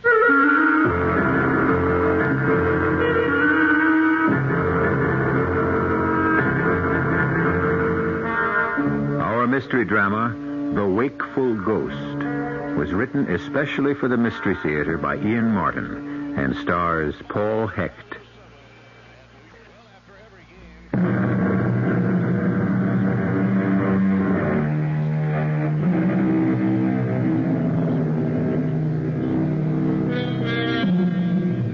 Brian Mackin finished his last year of med school and found himself with $1,000 left of his inheritance and 2 weeks before he began his internship. He was weary from the long struggle for his medical degree, because in spite of scholarships, he had to work outside to raise money for the 6 years of study. Both his parents were dead. So far as he knew, he was alone in the world, but his background was Irish, and he had some vague memory that an aunt and uncle were living still in the old country. So he decided to spend the 2 weeks on a vacation, which was to change his whole life. Nobody's going to believe this, but it's exactly what happened to me in Ireland. After roaming around a few days in Dublin, I took a train for Ballinasloe and Galway, to the west. The only clue I had to my uncle and aunt was an old postcard with that postmark and their names, Sean and Mary Daly, which is sort of equivalent to John and Mary Smith. I didn't have much hope of finding them, but it was a joy just to have nothing to do with my last 3 days playing detective. No one was more surprised than I when a ruddy-faced little gentleman walked up to me at the station. Sure, now, I couldn't be mistaken, but just for the politeness of the thing and observing the formalities as twirl.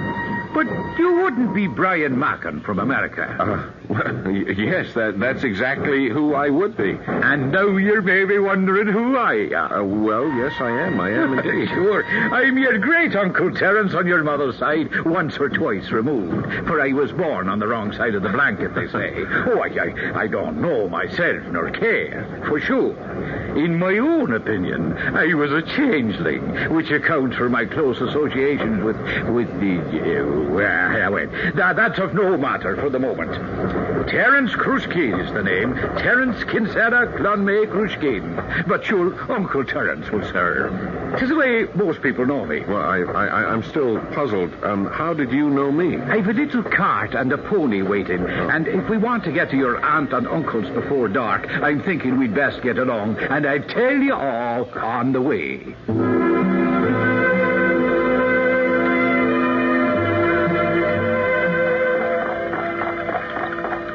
I don't mean to be rude, sir, but I still would like to know how you knew I was coming here today. I only made up my mind on the spur of the moment this morning. Now that's where you're wrong, do you see? Well, what do you mean? Well, while we're riding along, would you like a little dash of poteen to warm the cockles of your heart? Is that the Irish whiskey you make out of bog water that's about 180 proof? The same? No, thanks. No, that's the stuff I had last night in Dublin that knocked me out like a Mickey.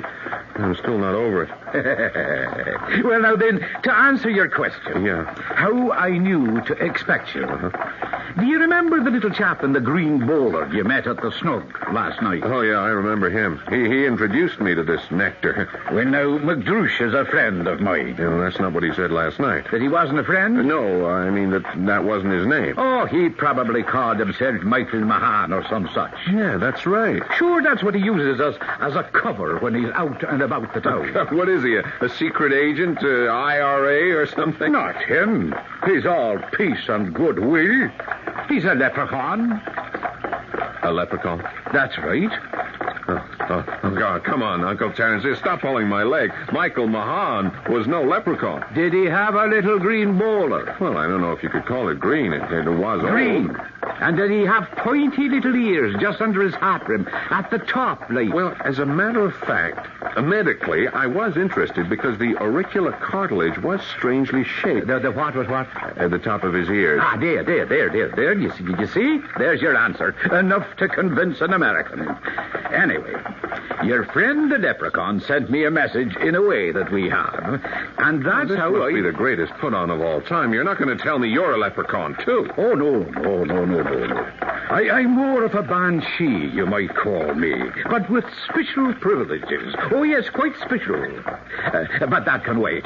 Oh, Mariner. Oh, is this where my aunt and uncle live? It is. Sean and Mary Daly? That's who they are. Are they expecting me? Lord bless you, no, but you'll be welcome, son, as welcome as the flowers in May. Here, take your bags and jump on down. Aren't you coming in with me to introduce me? Well, sure, you're a nice, well-mannered lad, and you'll manage by yourself. But it's time enough to put Maureen and the cat and myself away till any of us is needed. God hold you in his pocket till we meet again. We are going to, aren't we? Oh, yes, indeed. I don't know how 'tis to be arranged, but I have plans for you and the future of more than one. At the moment he was calling it back to me, the twilight was upon us. It must have been some trick of the rising evening mist, but I swear, before he reached the corner of the building, Uncle Terence, the old-fashioned cart, and Maureen, who pulled it, seemed to disappear in the gathering gloom. Good evening to you, young gentlemen. Excuse me, are you, by any chance, Mrs. Sean Daly? I am that. Did you have a brother who emigrated to America called Thomas Mackin? I did. And you're from America? Yeah. You couldn't be. Is it Brian you are? Brian Mackin, whose mother was Margaret Denise. That's me. Hi, Aunt Mary. Oh, Brian. Oh, me darling boy, me darling boy. Oh, forgive me. Come in. Sean, will you look who's here? It's Tommy's son and Margaret's.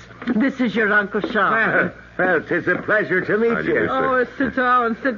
Sean, take the boy's bag. Yes. How did you ever find us? Oh, it's been years since we lost track. Sean and me had to move so sudden like, and our letters seemed to go astray. Now tell me about Tom and Margaret. Well, Mother and Dad both died suddenly within a month of each other. I've been so busy burying myself in schoolwork, I didn't... I let everything else go. Oh, you poor darling. Oh, if I'd known. Oh, you must tell us all about it. Can I get you a wee nip to settle you? Oh, no, thanks. I'm learning to be careful of Irish nips. Well, then I'll get you something to eat. Now, you'll stay the night with us in a few days? Sure, I've got till the weekend before I have to catch my plane home. Oh. Anyway, I'll wait to have dinner with all of you. Aunt Mary, Uncle Sean, and Uncle Terence. Uncle who? Uncle Terence. He met me at the station, brought me here. I'd never found you without him. He just went to put the horse and cart away.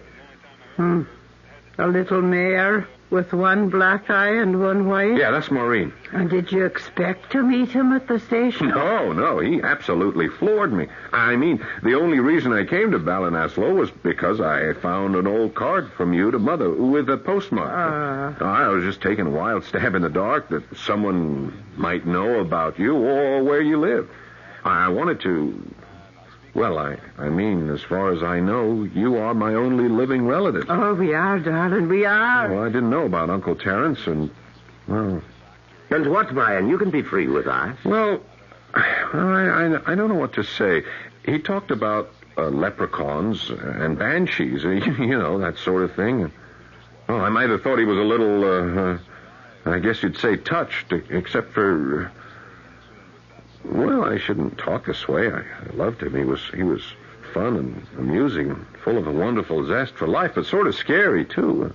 Is he the same at home here? Oh, he can be all of those, though we don't see much of it anymore. Uncle Terence is a great problem to us. Oh, well, I'm sorry. Nothing to do with you. I hope you won't tell him some of the things I just said or intimated. When he comes in for dinner, I mean. He won't be here for dinner. Oh, I thought he lived here. Well, so he does, in a sort of way. I think it's time that we told the boy the truth, Sean, as best we can. Yes. Well, you had a good long look at Uncle Terence. You wouldn't forget it. Oh, no, never. Look behind the picture and make sure... Yes, he's back again. Now, Come here. You see this portrait, Brian? Now, would that be Uncle Terence? Oh, yeah. That's him. That's him to the life. Not exactly. The gentleman you are looking at has been dead these 35 years. What? The only problem is that he won't stay decently in his grave.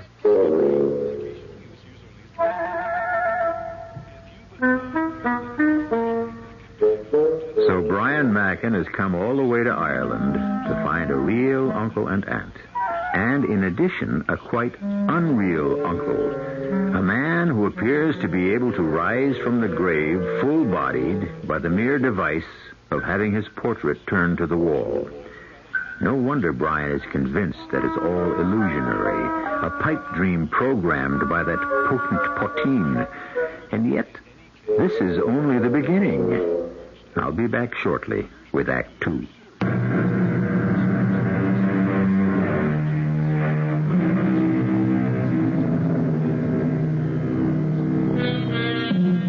Back again to our world of fantasy and a young American trapped in a web of superstition, illusion, or perhaps just the spell the Emerald Island can weave so easily about any visitor to its shores. Still, whatever doubts and fears he may have taken to bed with him, they are all dispelled by a glorious sunrise that wakes him up with cockcrow. My window faced to the east, with the sun streaming in and striking shafts of golden light from a blue river a few miles away. I climbed out of the host of warm blankets and quilt that covered my bed. The room was cold enough for me to seek the sun's warmth directly. And it was there, at the window, I first saw Sheila. She was not a small girl. She was tall and sturdy, but she walked as though each footfall was no heavier than a feather landing on the ground. She had long brown hair and purple eyes, with a wide mouth that, well, once I saw it break in a smile, made me make up my mind this was going to be my gal. Since she was approaching the house carrying a basket, I don't suppose I ever dressed faster in my life to get down in time not to miss meeting her. Good morning, Brian. And did you sleep well? Oh, yes, the best sleep I've had since I can remember. Sure, it was a short enough one, and you were so tired. Well, that cock was crowing, and... that old rooster, he's an old fake. Small use he is to hens anymore, his best days being over. Never a chick in the last 2 years. There's not over 4 or 5 layers we have left. So Sheila here and me, we have a bargain. Oh, you'll not have met Sheila O'Shaughnessy from the next farm over. Sheila, this is my nephew, all the way from the United States of America. It's a pleasure to make your acquaintance, Mr. Mackin. Brian Mackin. Oh, it's a good West Country name. Mr. Mackin. Yeah, well, my grandfather came from here. From Galway, I mean. They say he was quite a bully boy. Aye. Well, those days are past, praise be.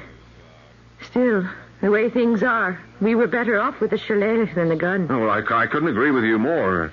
Anyone who plans to be a doctor... Is that what you're away to be? Well, I already am. I mean, I've graduated and have my license. Now I have to intern and be a hospital resident for a few years till I start out on my own. Oh, that's grand. I have a great admiration for doctors. No, then this'll have to hold, or the bread'll burn up on us. And I want you to get it home with a little heat left in it. This is Mrs. Daly's bargain with me. I bring her a basket of eggs, and she bakes the most delicious bread this side of heaven. Here's the basket. Keep the towel tucked in good and tight, man. Never fear. That's a heavy basket. Why don't I carry it for you to your house? I was going to give you your breakfast. Yeah, well, it'll wait. I always like a little exercise before I eat. Well, you'll be after getting that, all right. It's a good 1.5 miles to Sheila's place, and a road like a switchback all the way. Oh, the basket is nothing. It's light as a feather. No, I really would like a walk, if you don't object. I don't object. I've a curious turn of mind, and I'd like to hear all about America. What I'd really like you to be able to do is to show it to you, but why don't you show me Ireland first? There. Was that Sheila O'Shaughnessy then? The same. Oh, now, damn it. Well, why didn't she wait long enough for me to get down and get my little morning pack on the cheek, huh? Sure, she has little interest in an old gaffer like you. But you should have seen her reaction to Brian and his to her. Well, will you look at the two of them? She's over shoulder high to him. Oh, what a fine couple they'd make. Don't I know it? And don't I know just as well I should never have let the boy go off with even a pinch of hope in his heart. No, and she can't ever be for him.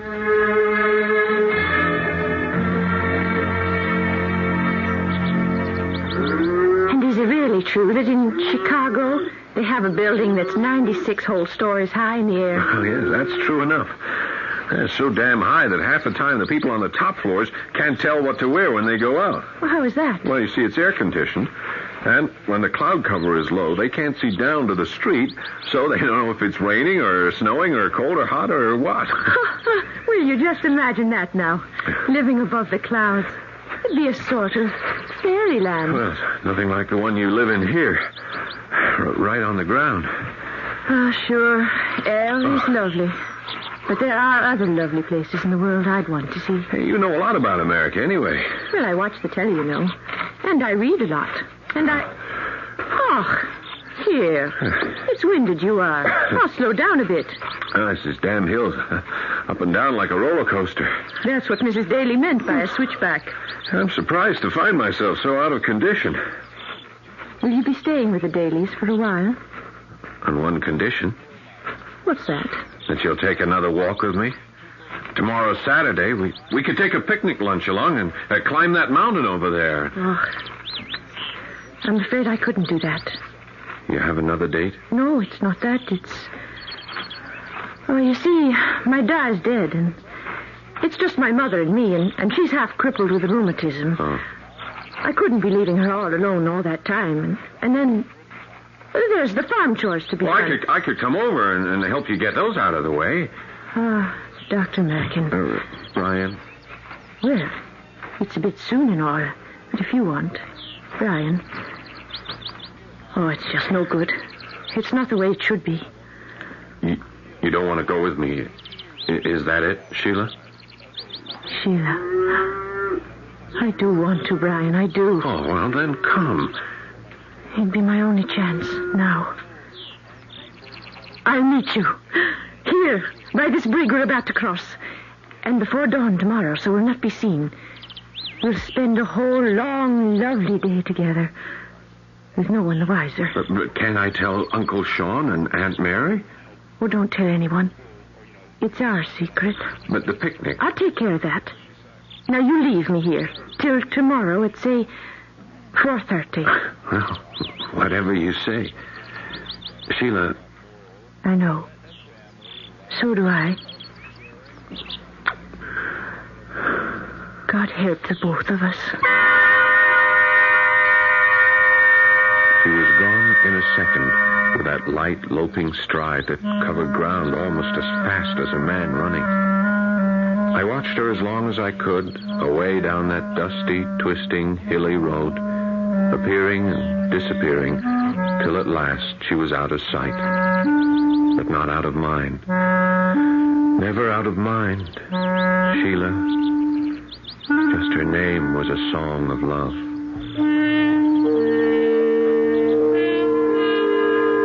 I walked back on air. But fortunately, as it turned out, as I came back in the house, the first thing my eye fell on was the portrait of Uncle Terence. And for the moment, Sheila was out of my mind. Oh, no, thanks. I couldn't eat another thing. Now, the only thing I'm hungry for now is information. About Sheila, is that you mean? Sheila? No. I'd rather find out about her directly. Brian, about Sheila... Maybe I ought to tell you something. No, Uncle, I'd rather for the moment stick to Uncle Terence. Now, you said he's been dead for nearly 35 years. Oh, yeah, 2 years almost to the day before that portrait was painted.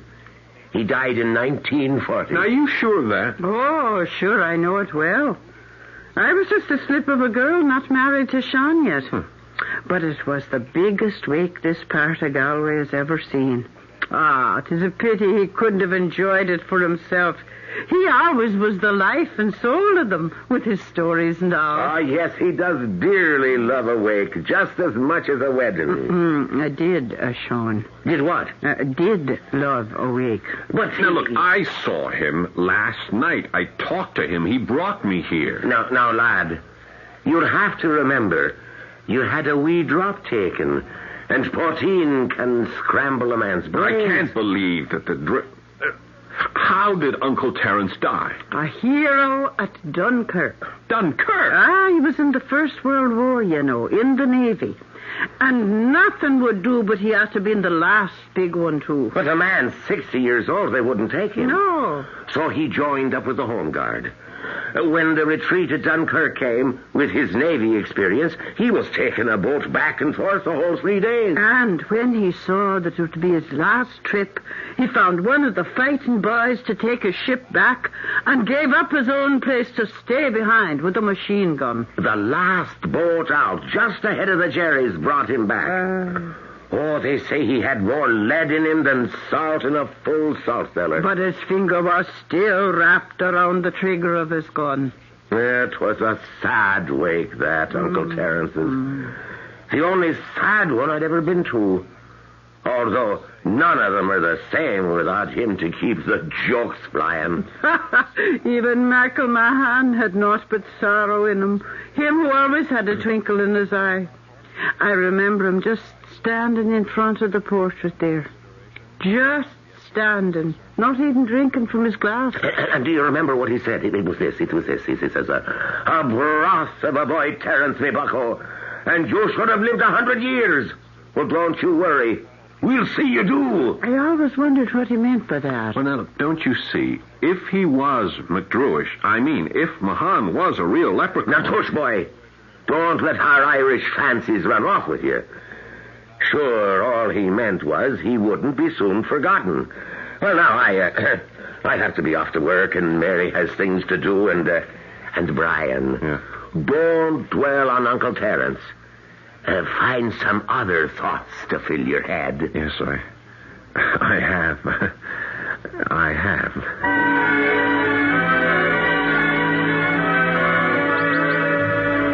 And that's the great bog to the north. Don't ever go near there, Brian. Why not, Sheila? Once the peat catches you, you'll never get free. And they say it'll swallow a man in less than a minute. To the southwest are the rest of the Schlevachti Mountains, the ones we're in now. And away down there, to the southeast, is the River Shannon. What's the matter? Are you cold? How could I be cold with your arm about me? Bold. That's what I am. Bold. Because you love me. And how could you be bashful with a man who loves you now, tomorrow, and forever? I just can't believe my luck. Don't. Don't what? Brian Boyne, don't say anything else. It's all been madness from the start. Love from the start. For us, the same thing. I should never have allowed you to. But I wanted. I loved. And sure, God can't punish me too deep for just one day of all I've dreamed. Kiss me. We've got to go. It's twilight already. Oh, just a little longer. And what about tomorrow? We have no tomorrows. Just kiss me. Goodbye, my love. Goodbye, Brian. Goodbye. Again, she was gone from me on the wind, gliding and leaping down the mountain, picnic basket in hand, as sure-footed and graceful as a mountain goat. Sheila! Sheila! Wait! She didn't stop to look back, and I plunged down after her, recklessly and clumsily as a boar. I hadn't gone 50 yards before I caught my foot on some trailing root, falling heavily and knocking myself stone cold for a moment. By the time I came to, she was gone from sight. And in the gathering darkness, limping heavily, it was all I could do to find my way back to the Daily Farm.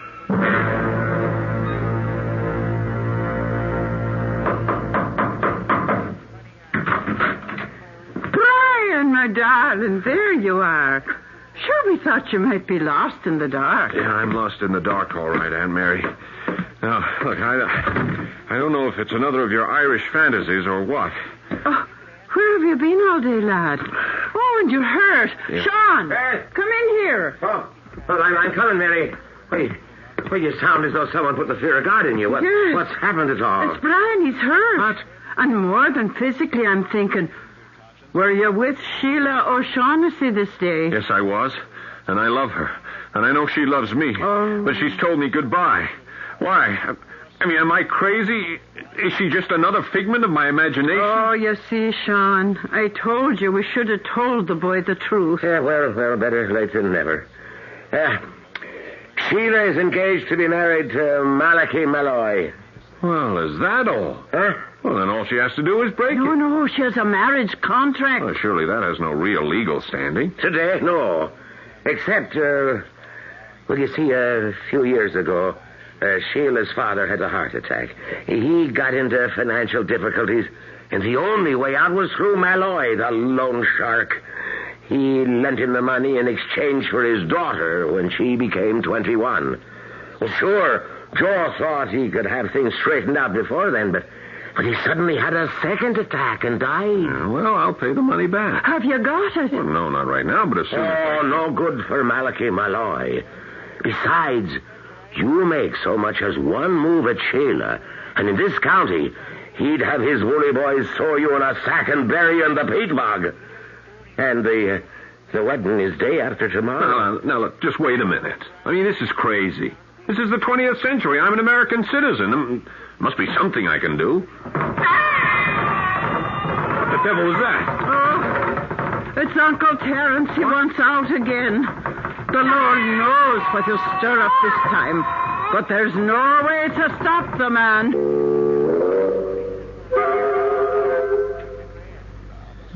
So, here we are back again about where we started. Or are we?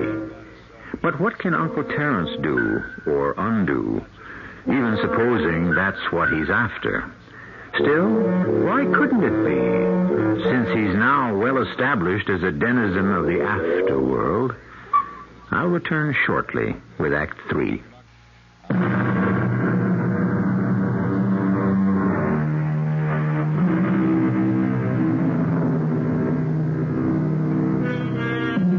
It was W.S. Gilbert, probably the finest lyricist of all time, who wrote of John Wellington Wells that he was a dealer in magic and spells, in blessings and curses, and ever-filled purses, in prophecies, witches, and knells.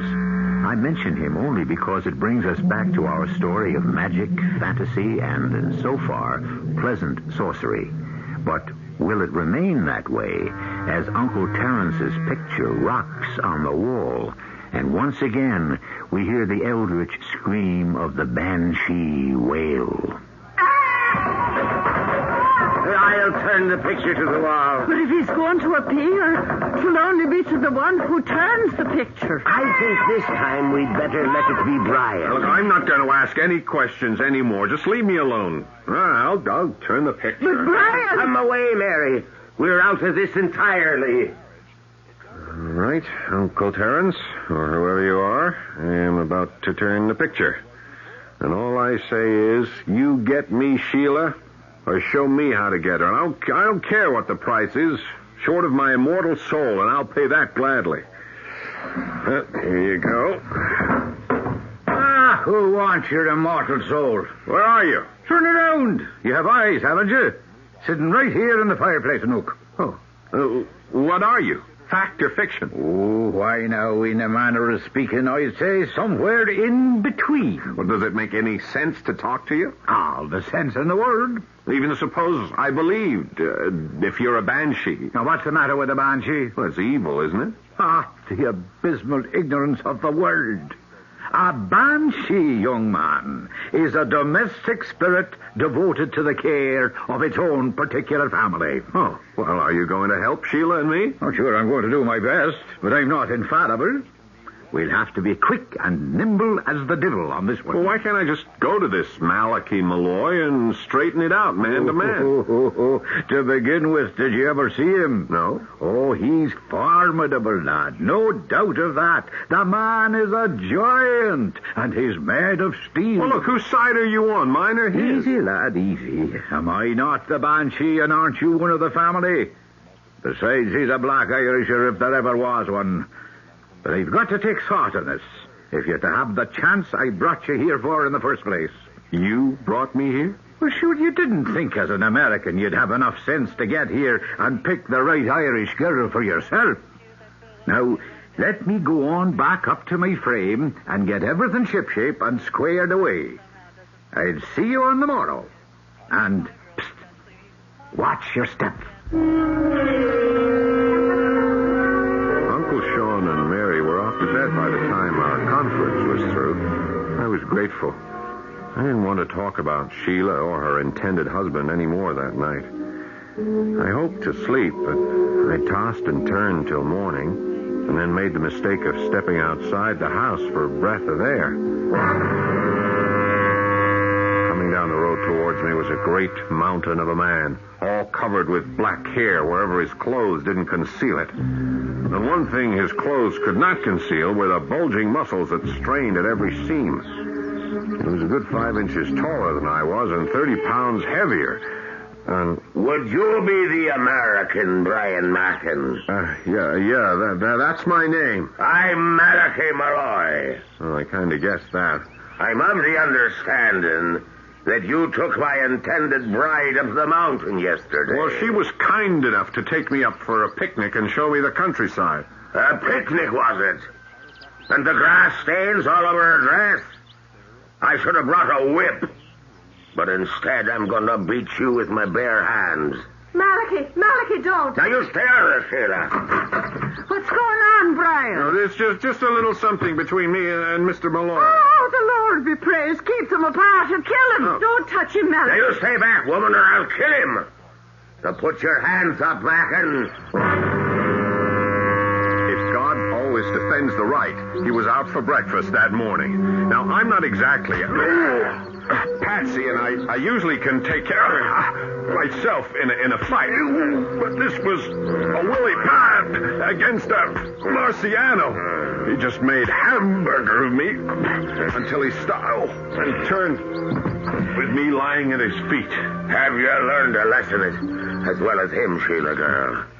If you haven't, I'll beat him to death. I'll make sure he never rises again.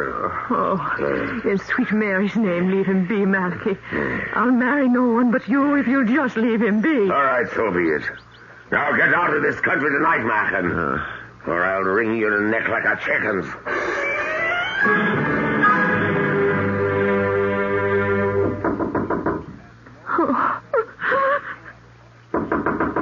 Who's that? Open the window and let me in. Quick now, I'm fading in the daylight. Uncle Terence, it's a picture. Now watch out for it. Let me in there. And close those curtains before I disappear entirely. There, now sure, that's better that is. What are you? You're just a portrait. And how could you get to the second floor window? The warning. The only trouble I ever found with a girl is they talk too much. The answer to it all is I'm a banshee, and I look out for my own. Brian is one of them. Oh, how is he? Was he sore hurt? Oh, a few bruises, and maybe he lost a tooth or cracked a rib. But what's that to a broken heart? You should know. Am I right? If you mean the way I feel. I was getting ready to tie a sack of potatoes around my neck, throw myself in the Shannon. Well, now, that'd be a whole lot of help. Now, I have a better idea. How would you like to meet Brian at Clonmelly's Gate on the way into the Great Bog tonight at midnight? I can't do it. I owe my father his debts. And besides, Malachi would kill him. All right. Spare me all the melodramatics. What I mean is, how would you like to convince that hickory-headed, lame-brained Malachi that's what you plan to do? Why? Now, what is a banshee for? Will you let me take care of the arrangements from then on? I will, Uncle Terence. I will. And, if I'm successful, will you let me give you away when you marry Brian? How could a banshee do that? Oh, you let me handle that, too. Just say yes. Yes. Oh, yes. Yes, yes, yes, yes.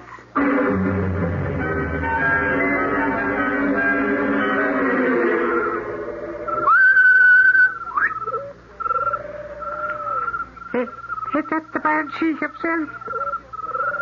Is it the leprechaun? God save you, McGrush. God save you, Terence Christine. Come here, Brian. Get us a firefly there so we can see what we're at. There, now. That's better. Do you see what Malachi did to the lad? Oh, you weren't right, Brian. Yeah, well, I took a good beating, but now I'll live. It's nice to see you again, Mr. Mahan. Yeah, no. Now, we all know what to do. Yeah, I just show myself in the moonlight with you in that cape and hood, and then... And then McGrush will dematerialize you back to the farm. Right. And Malachi will have no one to chase but me, thinking I'm Sheila. I'll tell you all the rest later. You have the shoes, McGrush? Just the one. You know, we leprechauns never make but one magic shoe. Well, no matter. I can hop like a toad long enough until he's wet in the bog. Psst. Now, 'tis midnight. Here he comes. Send Brian home, Rush. And give me the shoe. And off we go. Sheila, I warn you. Wait for me. So you tried to slip away with your light of love, But you won't get away from me so easy. Where are you leading me? Well, put it in the bog. I'm caught. I'm sinking. Sheila, help me. I'm sinking in the bog. Now come back. Now there's a darling girl. You wouldn't let me go down to a dark, murky death, you that knows every path in it. Well, it's not you. It can't be. The bogles have a hold on me. It's Terence Christine. And who's that wee man beside you? Oh, little friend. One of the wee green men. Here we are, your nemesis or your saviors. And which would you want us to be? Oh, Lord alive! Save me! I'm up to my waist already. That's no problem. A little piece of paper. And since it's hard to read in the moonlight, I'll give you the gist, as they say. I, Malachi Malloy, hereby legally and completely accept the fact that all debts or claims against Thomas O'Shaughnessy are revoked and considered null and void. This is blackmail. So was what you did to my friend. And the bog is even blacker and you're sinking even deeper. All right, I'll sign. But there's a wee bit more. What? I also cancelled the marriage contract between myself and Sheila O'Shaughnessy, and in consequence of my breach of promise, I award her the sum of £2,000 to see her and her mother started off in a new country. In exchange, I would accept the farm, now mortgaged to me, and etc. For God's sake, stop talking! I'm up to my chest already. I'll sign anything. But would you live up to it? Now, there's the real stuff. You wouldn't have any idea now of attacking young Brian again. No. Should we trust him, do you think, McGrush? Sure. He's an Irishman after all. And get one in trouble enough, and you never have to worry.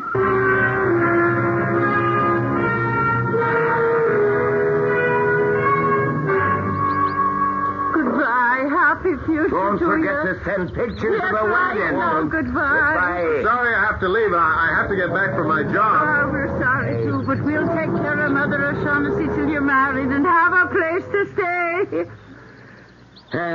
Well, Mary, all's well that ends well, but Who'd have thought it? You said they made a wonderful couple. I'll never understand how Malachi suddenly got so generous. I'll never understand why, but I can guess how. What do you mean? Take a look. We're going to have to get a new picture to hang over the fireplace. Oh, now, what's it doing turned to the wall again? What's he up to now? It isn't turned to the wall. Huh? It's just a blank canvas. What do you mean? Have a look for yourself. Holy mother, it's blank on both sides. Where's Uncle Terence? I've a feeling he's off to America. He always did want to see the United States. Well, we can leave it up to Sheila and Brian to worry about him now.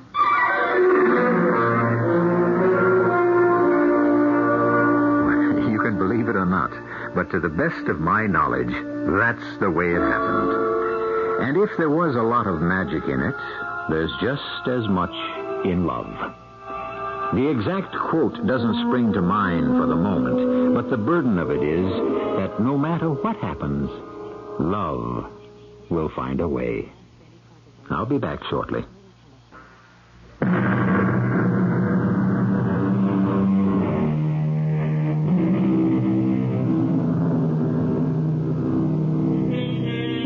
Brian and Sheila were married a month later in the States. Everyone who was there agreed they were as handsome a couple as you could ask for. But the real hit of the celebration was a shortish, ruddy-faced little gentleman with an Irish accent to go with his Irish face and his Irish wit.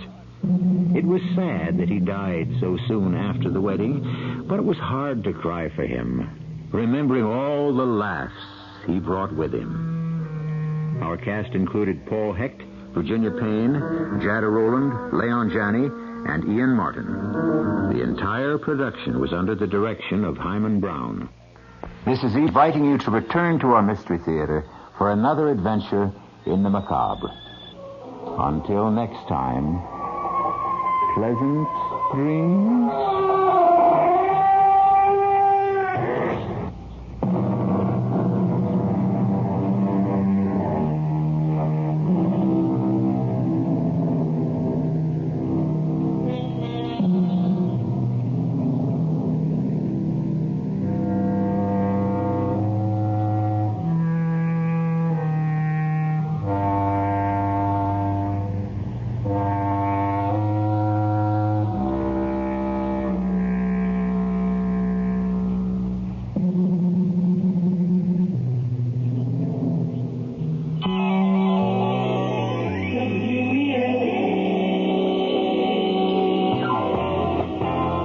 Serving the southern tier and northern Pennsylvania. We're your AM stereo station, 24 hours a day. 1410 WELM Elmira, a Robert Buckner Group station. Growing pre-election tensions in South Africa and U.S. aid arriving in Colombia. With Mutual PM, I'm Carrie Moran in Los Angeles. With South Africa's whites-only national elections just 2 days away, there was another anti-apartheid protest in Cape Town, this time resulting in the arrests of Anglican Archbishop Desmond Tutu and other activists. Reporter Chris Gibbons was asked if Tutu will be charged with any crime. The official response to that question is that the police are still investigating, but in practice the answer is no. The South African government, in the days after the coming election, will be looking to prove to the outside world that its new leader, Mr. de Klerk, is reform-minded. Archbishop Tutu, on trial, is not likely to help him get that message across. Today's incident was the latest in a series of pre-election protests that have become increasingly oppressive, despite acting President F.W. de Klerk's call today for an end to racial separation in... The CBS Radio Mystery Theater presents...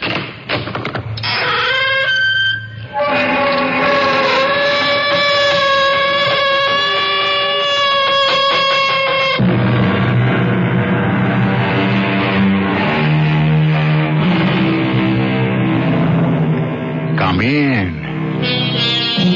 Welcome. I'm E.G. Marshall. A famous historian once said, all the historical books which contain no lies are extremely tedious indeed. This is because a little lie here and there is supposed to add interest and excitement. Well, never mind what the historians say. We disagree. The little history you're about to hear is the truth, the whole truth, and nothing but. Don't move. Wait, that's a pistol. Your money or your life? What did you say? I said your money or your life. Go ahead, take it. Take what? My life.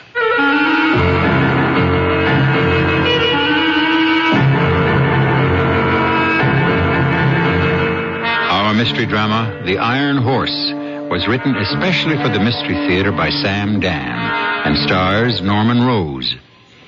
I'll be back shortly with Act One.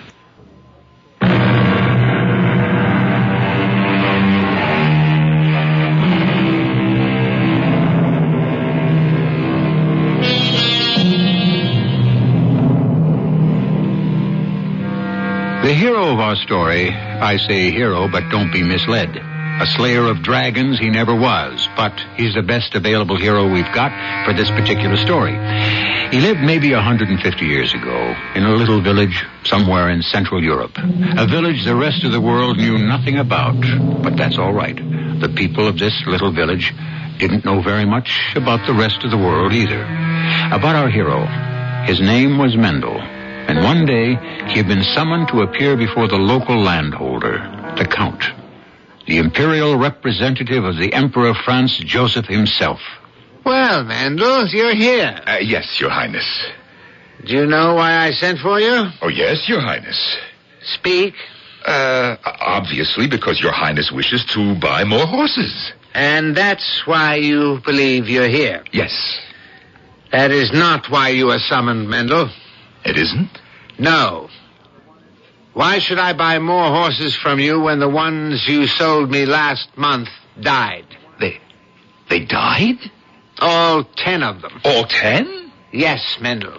But I don't know what to say, Your Highness. You don't, but I do.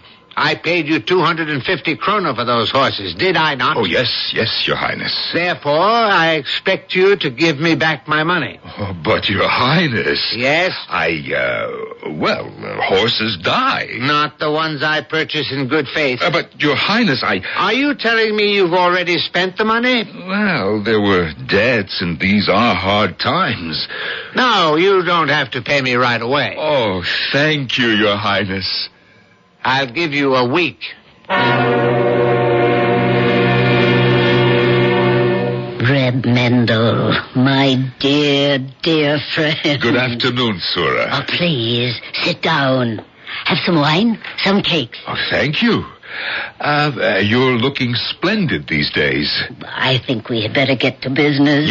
Yes, of course. No doubt you're prepared to discuss the dowry. The dowry? Your daughter Malka's dowry. After all, we have arranged for her to marry my son Avram. Oh, the dowry. Yes, certainly. Why not? Now, about the dowry.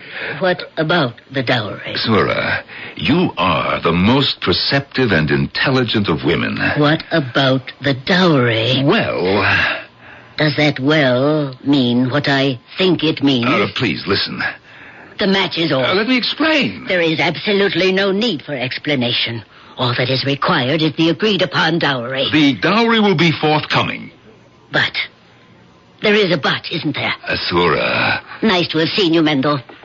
Drop in again sometime and we can have a more tangible discussion. Asura, you must help me. Of course. I'll help you to the door. Well, I have nowhere to go. You must lend me 250 kroner. If you expect me to lend you 250 kroner, you do have somewhere else to go. The lunatic asylum. But the Count, if I don't pay him the money, he'll throw me in jail. Good afternoon, Mendel. I'll pay you back. You will. How? Well, you'll see. Goodbye, Mendel. Sura. Listen, Sura, I was born under a lucky star. I am the seventh son of a seventh son. I am destined to be rich. The seventh son of a seventh son. According to all the legends... Mendel, I said goodbye.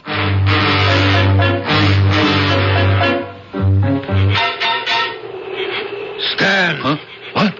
You Your money or your life? What are you saying? Your money or your life? Go ahead, take my life. I'm not joking. And I am? Look, my friend, you gave me a choice. I chose. I'm warning you. I don't have any money, so it has to be my life. What do you mean you don't have any money? Everybody has to have something. Nothing. But don't tell me you have nothing at all. Not a copper penny. So go ahead, shoot. Shoot? What else can we do? You have no right to place me in this kind of position. That's all right. This is the best thing that could happen to me anyhow. I give you my permission, shoot. But I can't shoot. Why not? Because the pistol isn't loaded. The pistol isn't loaded? What kind of a bandit are you, anyhow? Who can afford to carry a loaded pistol these days? Do you know how much it costs for ball, powder, and percussion caps? Oh, I'm sorry. You think a bandit has such a great life? I haven't eaten in 3 days. Oh, business is bad with you, too, huh? Why did I turn thief? To raise some money. So where can I go from here? To raise money? For what? To buy a horse. Oh, talk to me. I'm a horse dealer. Now, this isn't your kind of horse. This is an iron horse. A horse? Made of iron? That's right. Oh, my poor friend. Hunger must have made you a little bit, light in the head. Come home with me. We'll see what's for supper. But, Papa, all we have to eat in the house is potatoes. If that's what we've got, that's what we'll eat. Papa, you went to see Avram's mother this afternoon? Yes, Surah, I did. Are you sure? Am I sure? Of course I'm sure. Oh, I'm so happy. I love Avram so much. Well, don't worry. Worry? You mean there's something to worry about? No, there's nothing at all. Then why did you tell me not to worry? Malka, my child, we have a guest. Prepare the supper.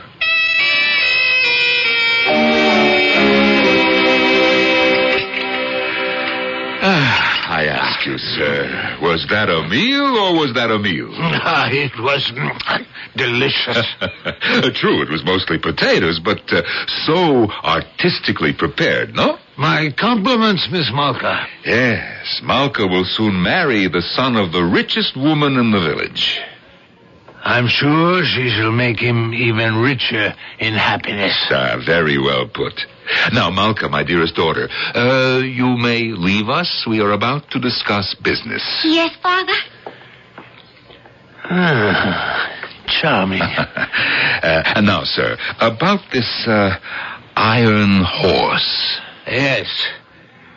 If only I had 250 kroner. 250 kroner. You too? Go ahead with the story. The Iron Horse is a name that we give to a locomotive. Mm-hmm. And what, if I may inquire, is a locomotive? Something new. Invented by an Englishman, George Stephenson. It's a steam engine with wheels, and it pulls carriages. Oh, that's impossible. It runs on tracks. It's called a railway. They want to build one from Vienna to Graz. The world has gone mad. They need money, which is why they're trying to sell shares. For 250 kroner, I could buy, in a year, less. It would increase 50, 100, 1,000 times. My friend, I look at you, I look at myself. We were born to be fools. I listen to you, and my pulses pound, my blood races, my hopes rise to the skies, and very soon are dashed to the ground. But this is the future. You believe you can see the future? In this case, yes. That is your madness. Let me tell you mine. I believe in a legend, an old legend that says, good luck will come to a man who is the seventh son of a seventh son. I am the seventh son of my father, who was the seventh son of my grandfather. Ooh, then you must be a very lucky man indeed. Yeah. I never had a lucky day in my life. But surely the day your daughter was born. Oh, such a beautiful girl. No, I'm talking about practical things. You mean you no longer believe in the legend? Tonight I have forced myself to face reality.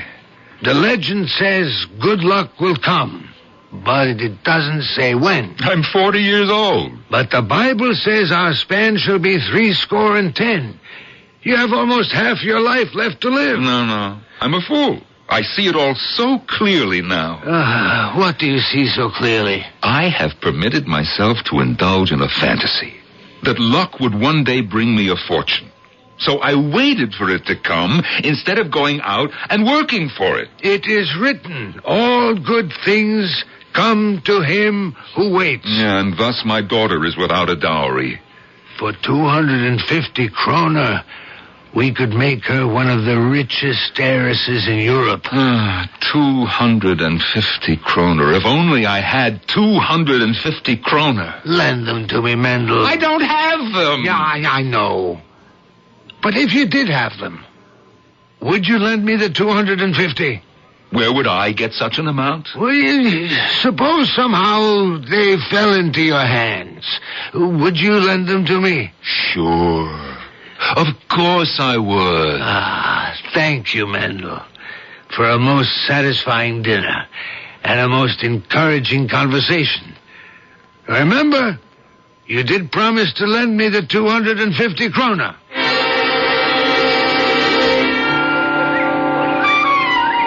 Hello, Avram? Oh, it's Malka. Yes, it's Malka. Have you forgotten what I look like? How can you say that? I haven't seen you in such a long time. Well, I've been busy. Doing what? Is it true we aren't engaged anymore? Oh, how can you say that? Is it true? Well, I don't know where you ever I heard... understand. That is, I hear that Connor, the matchmaker, is trying to find you another bride. Oh, now that's... Is it true? My mother. What about your mother? She doesn't think... Well, she knows now that your father doesn't have the dowry. Oh. Well, you know my mother. Yes. I always knew your mother.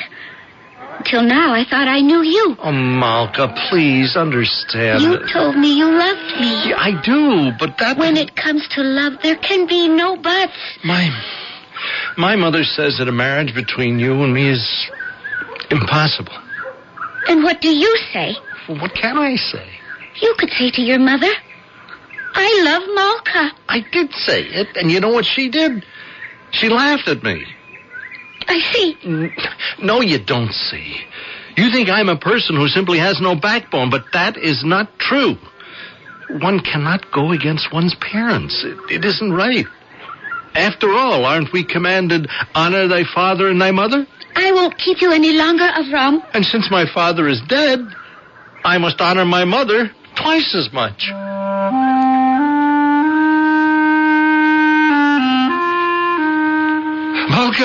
Malka, are you home? Yes, Father. I'm home. I have the most fantastic news. Father. Oh, what is it? Avram. What about Avram? His mother has broken our engagement. Oh, that. You're better off. Oh, please, Papa, don't say that. I love him. Nonsense. You are going to marry a prince. No, Father. Not now. Not today. I just want to be alone. Cry for a little bit. And start to reconcile myself to the fact that I'm going to be an old maid. Malka. They'll come knocking on this door by the hundreds, the thousands. The men who will seek you out in marriage. Oh, princes, kings, millionaires, great men of wealth and learning. How will we ever choose among them? Oh, please, Father. Oh, child, come, enough of that. This is a day on which we must celebrate. Prepare the supper. You'll notice we have a goose, fresh white bread, wine, fruit. Oranges? Father, where did you... I have arranged to build a new house. This hovel, it doesn't suit me. Papa, the money, where did you... The legend, Malka. It has come true at last. Malka, we're rich. Rich as Rothschild.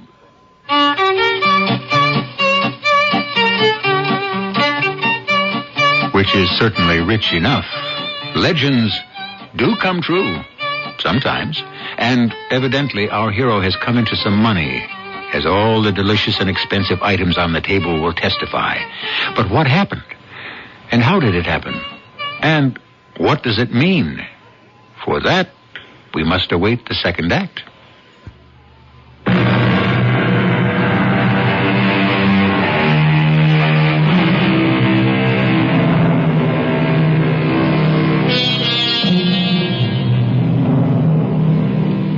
What is the old saying?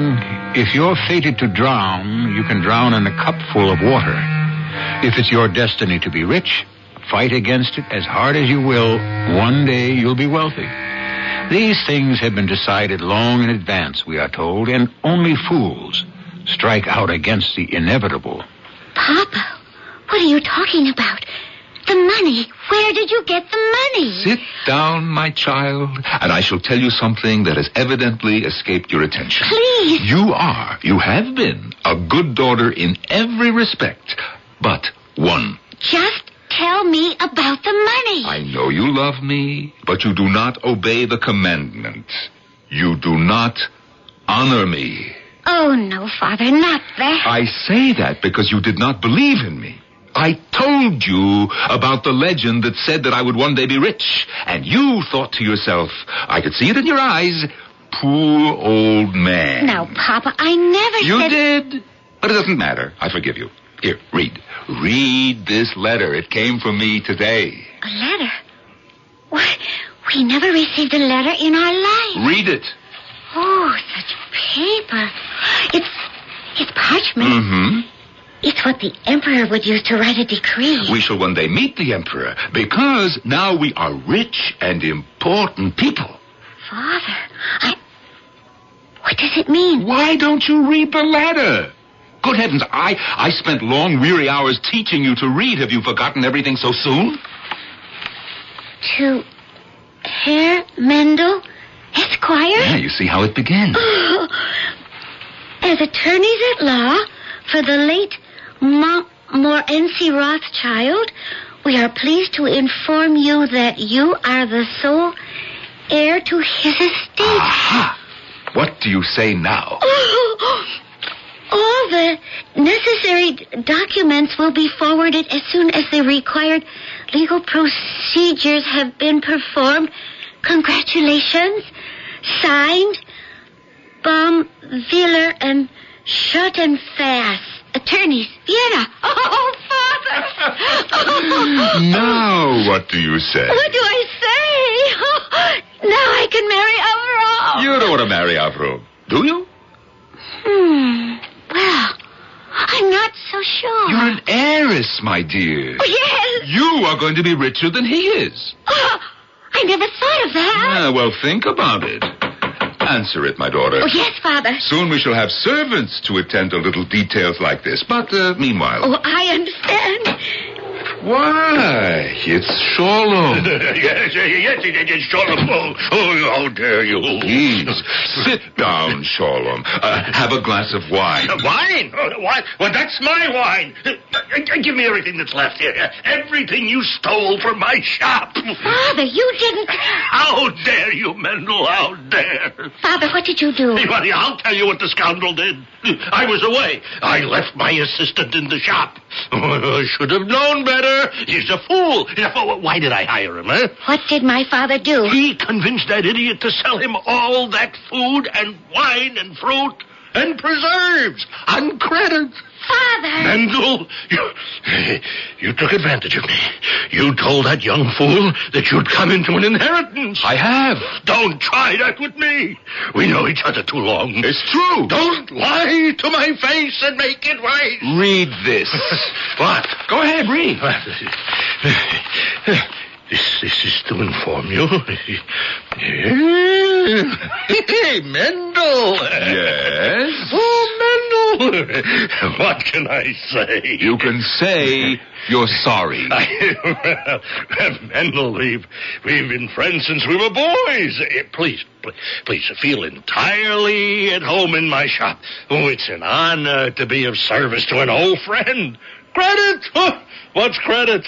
Mendel, the word comes from credibility, which means belief. You understand? I understand. And I always believed in you, Mendel.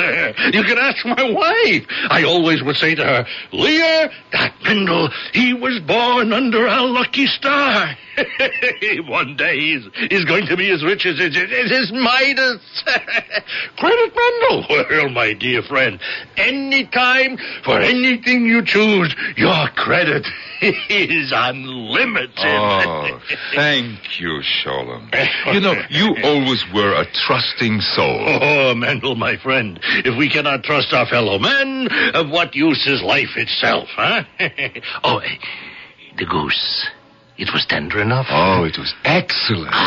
Shall I send another, huh? And the fruit. Oh, I have oranges from Spain and preserves. Mm-hmm. Well, whatever you think, Sholem, whatever you think. Well, then I must be off. Good day to you, my very best friend. And good day to you, Mistress Malka. Mistress Malka, what a fine ring that has. Father. Oh, Father, I just remembered. Now, what is it? The week is out. What week? You were supposed to give the Count his money, 250 krona. Don't worry about it, my darling little one. Don't trouble your pretty head.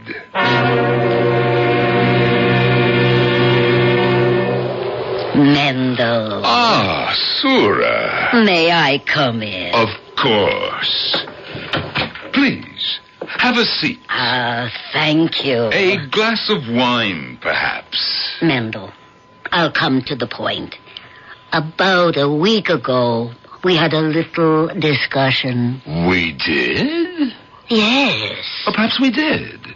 I speak to so many people these days, you know, I no longer can keep track. Let us say we had a misunderstanding. Refresh my memory. About what? About the marriage. The marriage? The marriage between Avram and Malka. Oh, that marriage. Mendel, they love each other very much. Sura, as I recall, you are the one who broke the engagement. I was feeling under the weather. You know how it is sometimes. You feel miserable, you just lash out. Yes. How is she, the darling girl? Oh, what a treasure. This match was made in heaven. That's what I said to myself. How can anyone come between them? Shall I tell you something, Sura? Frankly? Please. Why, between us, there should be no secrets. Sura, I felt that you never liked me. How can you say such a thing like that? You always felt that I was a silly, impractical dreamer who would never amount to anything. Mendel. I'm sorry. That's how it appeared. But it isn't true. Why, I admire you above all men, and there is nothing I wouldn't do for you. Yet a week ago you ordered me out of your house. Oh, Mendel, that's a bad dream. Let's dismiss it completely from our memory. And why? Why? What did I do? Oh, Mendel, I'm sorry. I was temporarily embarrassed, financially. It's the kind of thing that can happen to any of us. Of course. Yet you chose to make an issue of it. Mendel, as I told you, I was out of sorts. I have a fault. I'll confess it. I have an abominable temper. I try to control it, but at times it gets the better of me. What can I do? I'm only a human being. Forgive me. You ordered me out of your house. If I recall, you suggested that I repair to a lunatic asylum. Mendel, do you know what I would give if only I could call those words back? And what did I do to earn this anger, huh? I only asked you for a tiny favor. You remember? Do you remember, Sura, what that tiny, insignificant favor was? Mm-hmm. I asked you for a loan of 250 krona. Yes, Mendel. That's all. 250 measly little kroner. And I don't know, the roof fell in. I haven't slept in a week. If only I could relive that day. No. Once the act has been committed, it is gone. It falls into the vast empty space of eternity. Please, Mendel, don't let 250 krona come between us. Well, what do you suggest? Here. I brought them with me in this envelope. Well, take it. Count it. Oh, but the situation is different. I no longer need to borrow this money. You told me the Count must be repaid. Of course. Well, you have come into a fortune, but it will take a little time before the money is in your hands. Now, that's true, isn't it? I suppose. But I can explain the situation to the Count. He'll be willing to wait. No, Mendel. It's better not to keep people like that waiting. Pay them. Be rid of them. Keep me waiting. Oh, Sura, you have such a good heart. Let me make amends for the way I treated you. It was a sin. Let me atone for it. And what does it amount to, after all? 250 kroner? Ah, Sura, what can I say? Don't say anything. Just take the money. Stand. Look who's here. How are you, my friend? Up to your old tricks again, huh? No, I had to abandon that line. I was terrible at it. But I've come back to see you. It's a pleasure. Walk a little way with me, huh? Where are you going? My friend, I am bound for the palace of the Count himself. Oh, is that a fact? The most marvelous thing has happened. I have come into an inheritance. No. Yes, and now I have plenty of money. I'm going to repay the Count. Good. If you have plenty of money, then you can lend me 250 kroner. Oh, but 250 kroner is all I have. They belong to me. What? Oh, you don't remember. We were in your kitchen, eating those delicious potatoes cooked by your most beautiful daughter, and I asked you to lend me 250 kroner. What did you say? I said I didn't have them. Yes, and what did I say? I said if you did have them, would you lend them? And you said yes. Is it a promise, I asked? Yes, you promised. Oh, I didn't think that I would ever have... Isn't it a sin to make a promise one has no intention of keeping? I would like to. The money has been pledged to me. But I owe it to the Count. Who can make better use of it? That is not the question. By now, everyone knows of your good fortune. Everyone knows the legend has come true. The Count will not press you. He'll be willing to wait. Even so. But I can't. The Iron Horse can't. Now listen to me, Mendel. It's a new world. A new way to travel. Oh, please. A few men, a handful, will make their fortune. A few men with vision. The rest will sit by and let opportunity escape, and they will spend the rest of their lives being sorry. Don't you be one of those people. But the money, it isn't mine. What money is ever yours? Do you take the money to paradise with you when your time comes, do you? No, you leave it here. Now, that's a fact, isn't it? Well, yes. All you ever have here below is the use of the money, an opportunity to make it grow. Mendel, I tell you, your 250 kroner are nothing but a little acorn. Watch it grow into a mighty oak. Oh, my friend, please, don't tempt me. Mendel, place 250 kroner in my hand right now, and I give you my solemn oath that before too long, I shall place 250,000 in yours. What do you say, Mendel? Huh? What do you say? Mendel? Let me think. No, don't think. Thinking is not for men who have luck. And you are the seventh son of a seventh son. Fate has already done your thinking for you. Fate wants to make you the richest man in the world. Now, just hand over the money.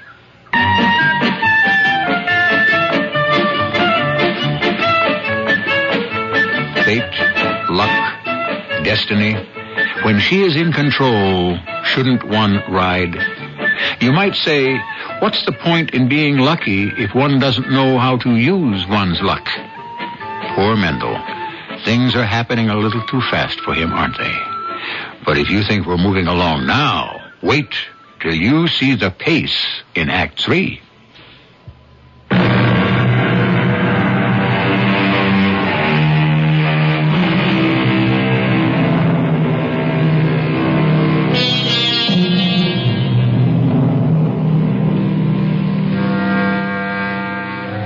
saying, don't sell the skin of the bear that's still in the woods. Makes a great deal of sense. But it's a maxim more honored in the breach.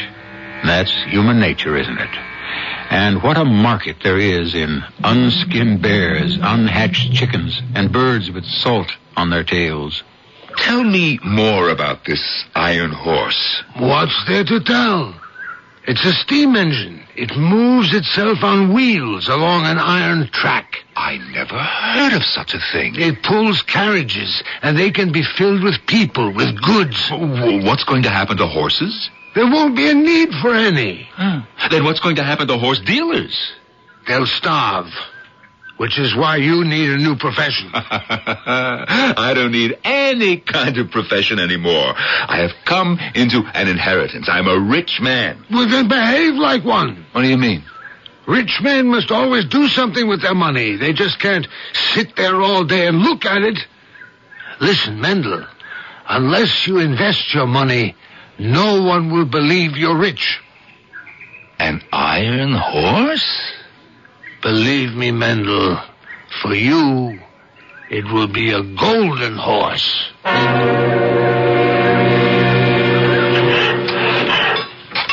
So, my child, how do you like it?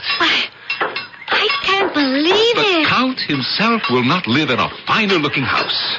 Father, can we afford it? Of course we can afford it. Haven't I come into an inheritance? Yes, but But, we don't know how large that inheritance will be. my child, the man was a Rothschild. Doesn't that tell the story? Why, I suppose so. Now listen, wait here. I want to go inside and talk to the foreman. I want to make sure that he's using the right wood. Hello, Malka. Boy, I do believe it's... Oh, yes. You must be Avram. Oh, Malka. Well, Avram, what have you been doing with yourself these days? Listening to your mother, no doubt. Oh, Malka, I must talk to you. Well, isn't that what we're doing now? My mother says your father is, well, he's playing hard to get about the match. Well, that isn't true. He isn't. I am. You? Oh, yes, Avram. Me. Well, your mother officially broke off our engagement. My father has since been entertaining other offers. But, Malka, I love you. With your mother's permission, of course. I've been a fool. Well, I must be going. Goodbye, Avram. It was very pleasant talking to you. Yes, good day to you, Mendel. Shalom, my good friend. Yes, they told me I would find you here. Oh, yes? Yes. Now, isn't it going to be a magnificent house? Oh, I can see. Of course. Mendel. Yes, what is it, Shalom? Yes, I was wondering, could you... I hate to ask. Go ahead. Could you advance me some money on your bill? Oh, my bill? Yes, you see, I have some debts that they're due, you see, and Yes, I understand, my friend. Well, I certainly have no wish to press you. I just haven't heard from my attorneys yet, that's all. Yeah, but I have to order more goods, and the people who sell to me have to be paid. Oh, it's a mess. Yes, I can imagine. I just can't extend you any more credit at this time.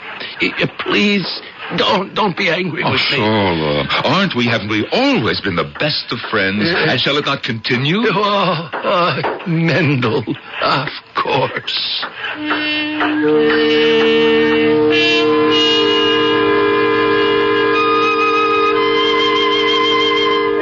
Father? What is it, my dear? I was out to the house. Yes? It's quiet. Quiet? Well, nobody's there. I saw one of the workmen. He had come back for one of his tools. Well, I asked him what was wrong, and he said they weren't going to hammer in another nail till they got paid. Father... Well, everyone will just have to wait, I suppose. But surely it's going to be all right. Of course, my child. Should I answer it? Of course, why not? Oh, Your Highness. Your Highness. Please, come in. Welcome, Your Highness. I believe you owe me 250 krona, Mendel. Of course I do, Your Highness, but we spoke about it, I remember. Yes. I remember, too. I told you that I had come into an inheritance, and so you very graciously said that you would wait. Yes, I did say that. You, even as I recall, showed me the letter from the attorneys in Vienna. Yes, Your Excellency. I was pleased. I was happy for you. Thank you, Your Excellency. Until I made inquiries in Vienna. Inquiries, Your Excellency? No one ever heard of a Montmorency Rothschild. Oh, perhaps he was a distant relative of the family. But the firm of attorneys that had signed the letter, no one ever heard of them either. Oh, Your Excellency. They do not exist in Vienna. The address? No such street exists in Vienna. I don't understand. The thing is a hoax. But why should... Well, I don't know what I mean. At any rate, the debt is still 250 kroner. You have a week. I expect to be paid at that time. Or else. Good day, Mendel. Miss? Father, what are we going to do? My child, we must hope and pray that somehow this thing will work its way out. Father, listen. What is it? Voices. People outside the door. Father, I'm afraid. Don't open it. Well, we have to face it sooner or later, my child. Thief! Twin love. My friends. Don't you call me your friend. My friends, what is it? Yes, as if you didn't know. You cheated us. But what did I do? I'll tell you what you did. You wrote yourself that letter. That is not true. There is no such law firm. The Count informed us. He didn't want to see his honest subjects being cheated any longer. Good people, I assure you. You knew. We would all give you credit, you knew. All of us. We're going to petition the Count. He's going to put you in prison. You and that daughter of yours. She's in it, too. No. You be quiet, Avram. No, she's good and she's kind and she's honest, and I don't care if she doesn't have a penny. I'm going to marry her anyway. I forbid it. What are you going to do? Disinherit me? So I'll be poor. It's not so terrible. Don't say that, Avram. I don't care. Malka, you're going to marry me and nobody else. Do you understand? She can't marry you if she's going to be in jail. Who's going to be in jail? Who are you? Why, I happen to be Mendel's business partner. Well, then you'll go to jail, too. I believe my partner owes you 250 kroner, madame. Here you are. What's this? Count it. You'll find it correct. And you, with a large mouth. How much does Mendel owe you? 10 kroner. Oh, such a fuss about 10 kroner. Here you are. The rest of you line up by the door, and you will all be paid. Oh, by the way, I encountered the Count en route. I paid him off, too, Mendel. But... Avram, did you mean what you said? Yes. Oh, Avram. Why don't you two young people go off somewhere in private and discuss it among yourselves, huh? And now for the debts. Mendel, I must insist that you hear me out. Well, this is just another one of my bad days, on which I say all sorts of ridiculous things. I understand. Mendel, we're friends. But friends must always have these little misunderstandings. You know why? Because they test the bonds of friendship and make sure that they're strong. Of course. Please, Mendel, take back the 250 kroner.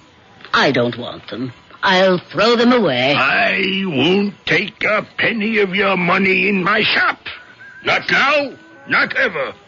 Please, Mendel. Thank you, good friends. If you'll excuse me, I must talk with my business partner. Oh, certainly, Mendel.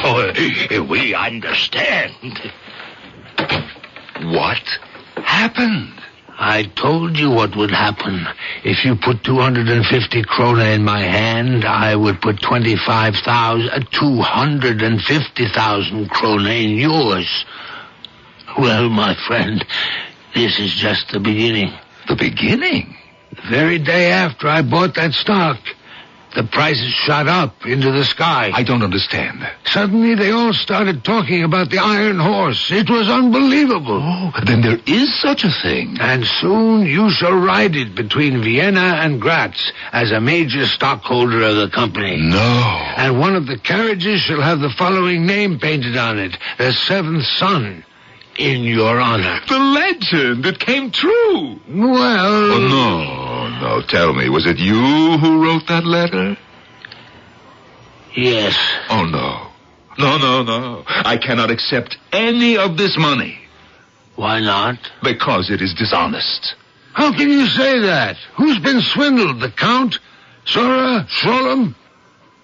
Everybody's been paid, haven't they? Well, yes. And the legend of the seventh son of the seventh son, that has come true, hasn't it? Yes. But you wrote that letter. Of course.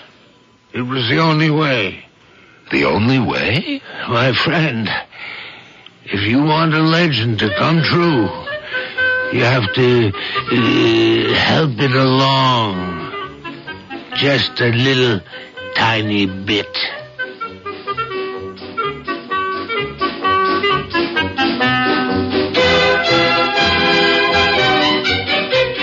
Yes, just a wee small amount. Everything needs a good start in life, even a legend. And so our friend Mendel became a rich and powerful man in the world. His daughter was happy. His son-in-law was happy. Actually, every character in this story was made happy. Now, that's some sort of record for us, isn't it? I'll be back shortly.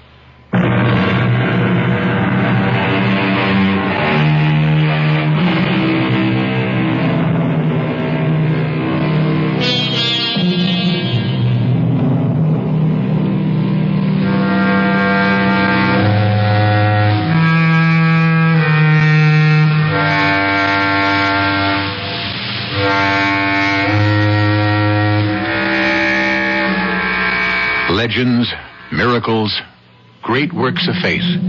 They seem to happen all at once, out of nowhere. And I shouldn't be surprised if in many cases it isn't true. But, of course, there are many things that are carefully prepared. Spontaneity is always most spectacular when it has been painstakingly rehearsed. Ask the average comedian. He'll admit that his best ad-libs are the ones in the script. Our cast included Norman Rose, Bryna Rayburn, Evie Juster, and Robert Dryden. The entire production was under the direction of Hyman Brown. And now, a preview of our next tale. I'm sorry to have put you to all this trouble. Trouble? This could be fantastic. It really could. I'm going to suggest to your aunt and uncle that we take more time and run tests quite scientifically. Is there a place where I could set up some equipment and we wouldn't be disturbed? Well, I'm sure they'll let us use the barn. Now, listen, I know that I can see for miles around. For instance, there's an airport about 20 miles away, I think, and I can see the airplanes on that field and their colors and the hangars and even that red stocking thing that tells which way the wind is blowing. When you see Jessica, how do you feel? As if the whole top of my head is on fire. There's so much light that comes into my head it almost burns me. And everything is very clear. Clearer than I remember it when I could see with my two eyes. This is E.G. Marshall inviting you to return to our Mystery Theater for another adventure in the macabre. Until next time, pleasant dreams.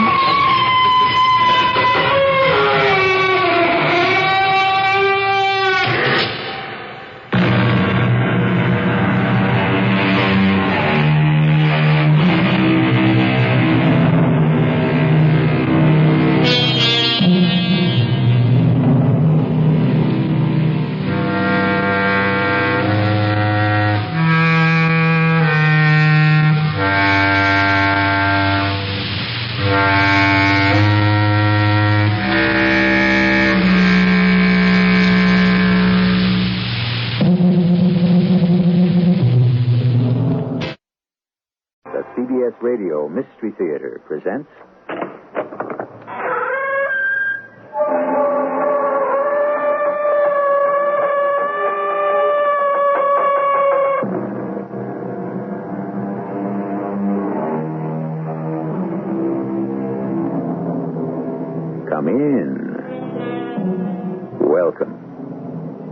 I'm E.G. Marshall. What is death? When the heart stops beating? The second the brain ceases to function? The end of the will to live?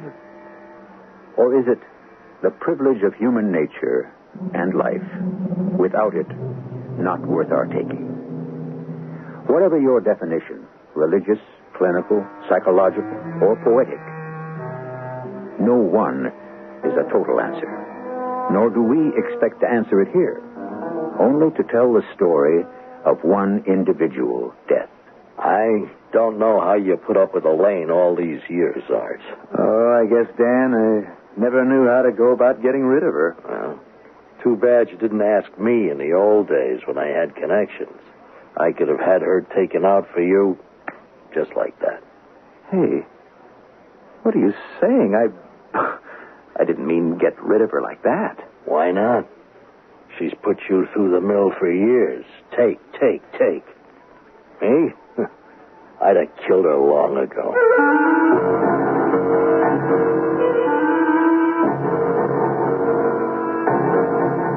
Our mystery drama, The 1001st Door, was written especially for the Mystery Theater by Ian Martin and stars Russell Horton. It is sponsored in part by Buick Motor Division and True Value Hardware Stores. I'll be back shortly with Act One.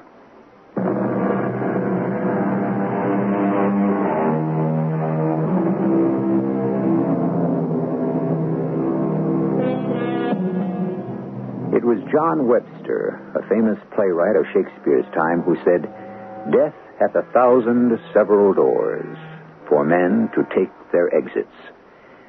Art Hollis, pharmacist, opened one as unexpected as it was strange. This is his story. All right. Come on, boys. Let's move it on the double. Here, I'll get the doors. Well, what have you got here, Dr. Pinnock? I don't know, Garvey, but he sure needs the best nurse in the hospital and intensive care. Now, when I picked him up at his house, he was a goner. He was moribund, but on the way back in the ambulance, I got his heart going again. Now, can you get him on a support system? All right, now roll him in. We'll do what we can, Doctor. Why, he sure picked a lousy time to have a stroke. Oh, is that what it is? Let a guess. He's in deep coma. All right, boys. Now you can get him into bed. There we go.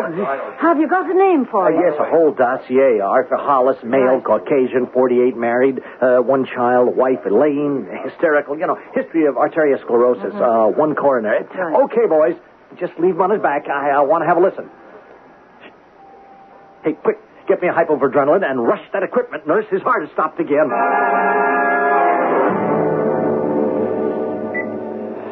We're going to have to get him to an oxygen tent. Yes, Doctor. Now, you draw some blood so we can get him typed. He may need some whole blood. Can do, Doctor. No, don't move. I'll take it from the other arm. His respiration is shallow as hell. All right, how's his pulse? Rapid, thready, indistinct. I don't like it. Now, as soon as I draw this blood... There we go. I'll rush it to the lab. Mm-hmm. Now, let's keep our fingers crossed he's not a rare type. I bet there must be massive brain damage. Heaven knows how long he was moribund before I arrived. When I walked in, I thought Mr. Art Hollis was a goner. You never saw anyone look deader. Art Hollis? That's me they're talking about. Dead? I don't feel dead. I can't move. I can't feel anything or see. My lips won't move. Dead. Am I dead? Is this the end? Oh, Elaine should be here. Where did it all go? How did it all go? When I remember back how lovely it was in the beginning. In the beginning. In the beginning. Yes, miss? Can I help you? Oh, I was looking for the druggist, Mr. Hollis. You're looking at him? Oh, well, the one I mean is, an older man. Oh, you mean my father? Uh-huh. Well, this is his day off. I'm, kind of minding the store. Oh, Well, see, I was looking for something for a headache, you know. Oh, you don't have a prescription? You mean just like a plain aspirin? Well, not exactly. See, it's, Oh, you mean, just a moment. Something like, this. Yes, that's just what I want. Should have been smarter right away. Anything else? Well, let's see, You don't have much else but medical kind of things, do you? That's my father for you. He's kind of old-fashioned in some ways. He thinks a drugstore should be just that, just for drugs, a real pharmacy. Well, that's pretty old-fashioned. I mean, in 1954. Well, you know how some old folks are. Oh, don't I just. Why, they sure want to run your lives, don't they? I sure do.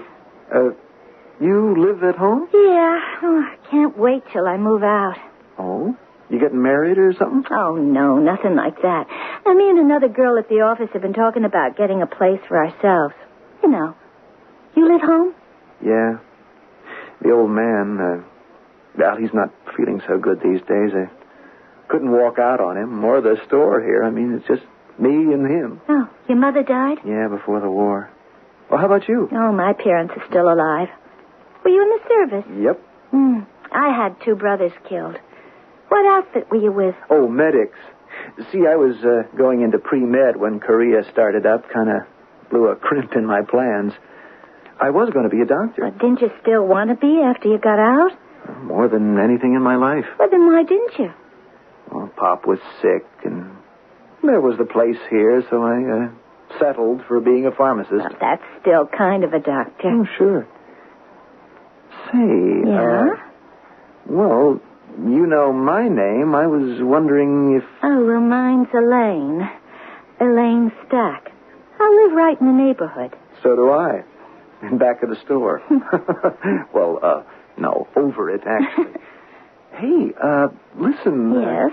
Being we're so close and all, how about... Oh, darn. I was going to say, maybe we could date sometime. Oh, super. I don't have your address. Oh, will you take care of your customer? I'll just write it down. Oh, sure. Here's one of my prescription pads. Oh, here's a pen. Your phone number, too, huh? Of course.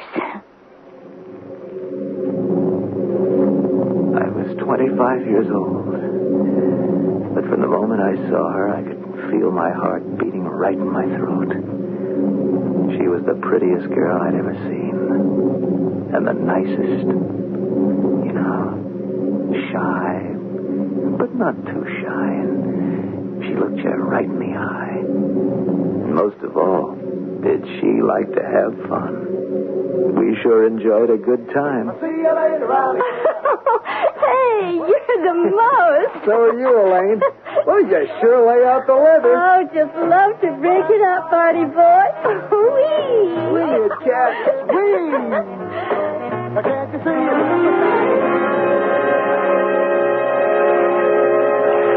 Oh, Artie. It's dreamy. It's just dreamy. Oh, look at the stars. I don't have to, Elaine. What do you mean? Well, I've had them in my eyes ever since I met you. Oh, you say the cutest things. You're so honest, the darndest things. Oh, I love you, Elaine. Oh, Artie. I thought you'd never say it. Oh, boy. Girl, let's do that again.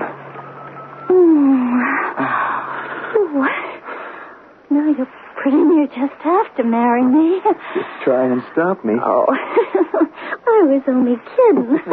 Well, I wasn't. That's why I took you out on the water, little fish, to get you hooked.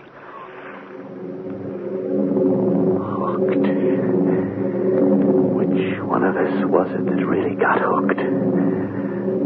Oh, I didn't have any doubts then. I couldn't wait till the wedding day. But the stumbling block of all was my own father. I mean, he really knocked me for a loop with a roadblock he wanted to put in our way. He said, it's not that I've got anything against this girl in particular. It's just any girl. Why, Pop? Why? I'm 25. And this is your last chance. Art, I want you to be a doctor. It's too late. Just the point.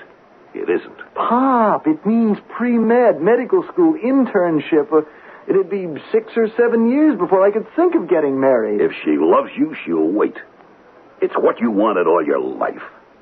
What do you think it did to me when I got sick and you had to give it up? I shouldn't have let you. Well, what could you do? We couldn't afford any more than we did. You had to have someone at the store. Why? Well, because it's more than you can handle. I'm going to sell it, Art, and then I won't have to handle it. You're going to take the money and go be a doctor. Oh, great. Fine. And what do you live on in the meantime? I won't need to. Let's not kid around, Art. We both know I'm going to die. And soon. No. Oh, yes. So I am going to sell the store. Oh, no, you're not. We're all going to need the store to make a living because there'll be 3 mouths to feed when I marry Elaine. Pop never sold the store because he died 3 days later. And 3 months later, I married Elaine. After the honeymoon, Elaine decided not to go back to work. Oh, that was fine with me. I had another job in mind for her. That's when I first began to discover that Elaine had another side. A side I never dreamed existed. What's the matter, honey? Oh, nothing. Well, you're not eating a thing. Aren't you hungry? Sure, I'm hungry. Look at this crummy restaurant. Oh, you should have stayed home. Oh, I couldn't have faced cooking another dinner. I'm tired of the kitchen and all the smells. Makes me want to retch. Hey, how are you feeling in the morning? Well, how do you expect me to feel when you drag me out of bed at the crack of dawn to make breakfast? Oh, I'm sorry, sweetie. I should have realized it. I'll get my own from now on. Gee, it's finally happened. What are you going on about, Art? You know, I mean, you're feeling queasy about food and all that? Hey, you've been to the doctor yet? Well, what do I need a doctor? Art, you back at that again. I've told you and told you I don't want any kids. I'm only 22. I want to keep my figure. The funny thing is, she didn't know it, but she was already carrying Tom. When she found out, well, she was fit to be tied. Well, he came on time, healthy as a horse, and pretty near as big. She blamed me for that, and all the rest of it. He's the only kid we ever had. Maybe just as well. Elaine wasn't much of a mother. And that is the kindest way to put it. What? Oh, for crying out loud. That's just what he's doing. Hey there, lover boy. Now, what don't you have to go and pick him up for? I didn't want old leather lungs here to wake you up. Besides, it was time for his bottle. I get the message. I'll give it to him. I've got it right here. Look, as long as you're going to feed him, why don't you take him back to his room so somebody can get some sleep around here? Okay, darling. I was too blindly in love, of course, to see Elaine. It would be a long, long time before my eyes were opened. Before I'd understand what a terrible mistake I'd made. Except there was Tom. That was the good part of it. My son. Strange that he was the one who held us together through the years. And that in the end it should be because of him that I was ready to murder my wife.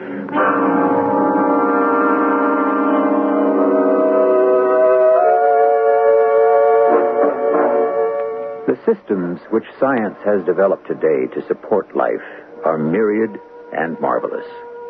Any organ, even a brain, might be kept alive and functioning by artificial means. But the mystery of death is still elusive.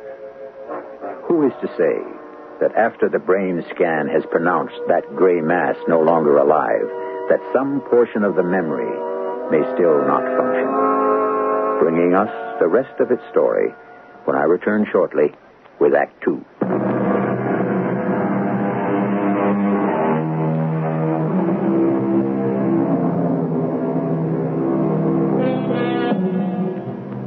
lies flat on the hospital bed. The machines to which he is hooked, breathing for him. He is in an oxygen tent. He is being fed intravenously by the slow drip of glucose in one arm, his blood nourished by plasma in the other. There are other tubes, too. Too various to mention. And most important, the insulated wire that leads from him to the plug in the wall. That is his lifeline. If life can be said to exist. I can feel nothing, hear nothing, see nothing. Yet I can remember who I am. That my name is Art Hollis. And I remember how I came to be here. Elaine. Oh, Elaine, whatever became of the girl I loved, fresh, young, slim, and shy. How can I recognize her after 6 years of marriage? I come home for lunch and the breakfast dishes are still dirty in the sink. She sits reading a fan magazine. Is lunch ready? Oh, is it that late? Oh, honey, I forgot. I get to reading and time slips away. Fix yourself a sandwich, huh? Well, what have you been doing all morning? You're not dressed? You haven't washed the dishes? Elaine, where's Tom? Well, didn't you fetch him from school? Oh, take it easy. I didn't have to. Well, you're not letting a first grader walk home alone. No, he's with Jose over at the Ramirez's for lunch. Well, that's the third time this week. Oh, well, Dolores has so many kids she doesn't even notice another one. I asked you not to let him go over there anymore. What's the matter, Art? They're not good enough for you? No, it's nothing to do with that, and you know it. He and Jose are amigos. So fine. Let Jose come over here and have lunch. The Ramirez's are on welfare, Elaine. They can't afford extra mouths to feed. Just because you're too lazy to... I'm sorry. You better be. You want to know the truth? I wasn't feeling so hot this morning. Well, if you'd stop loading yourself up on chocolates and cake and sweets and all the junk you eat, you'd feel better. You know, you're starting to put on weight, Elaine. So what? A woman looks better for a few curves. Anyway, it's mostly because I never get out. You never take me anywheres anymore. Well, Dad gone, there's only me and Dan, the part-time help to run the store. And I have to be there to handle prescriptions. Well, hire another pharmacist. Well, the way business is, I can't afford it. Oh, come on. Don't give me that. You got a savings account. I saw the book. That money can't be touched. Why not? You can't take it with you. I am saving that money for Tom's college and his med school. Aren't you a little, previous? The kid is only 6 years old. No. 2 generations of Hollises blew it, but not the third.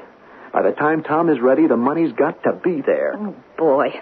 I'm going crazy locked up in this apartment. Elaine, look, maybe if you wanted to go back to work again, I don't expect to work anymore. I'm a married woman. Well, if you help out in the store and I could save on the part-time... What for? Blow it all on babysitters? Where are you going? Down to the store. What about your lunch? I'll pick up a coffee Ann at the Kaliza's diner. Give my regards to Dan. And ask him why he never stops by anymore.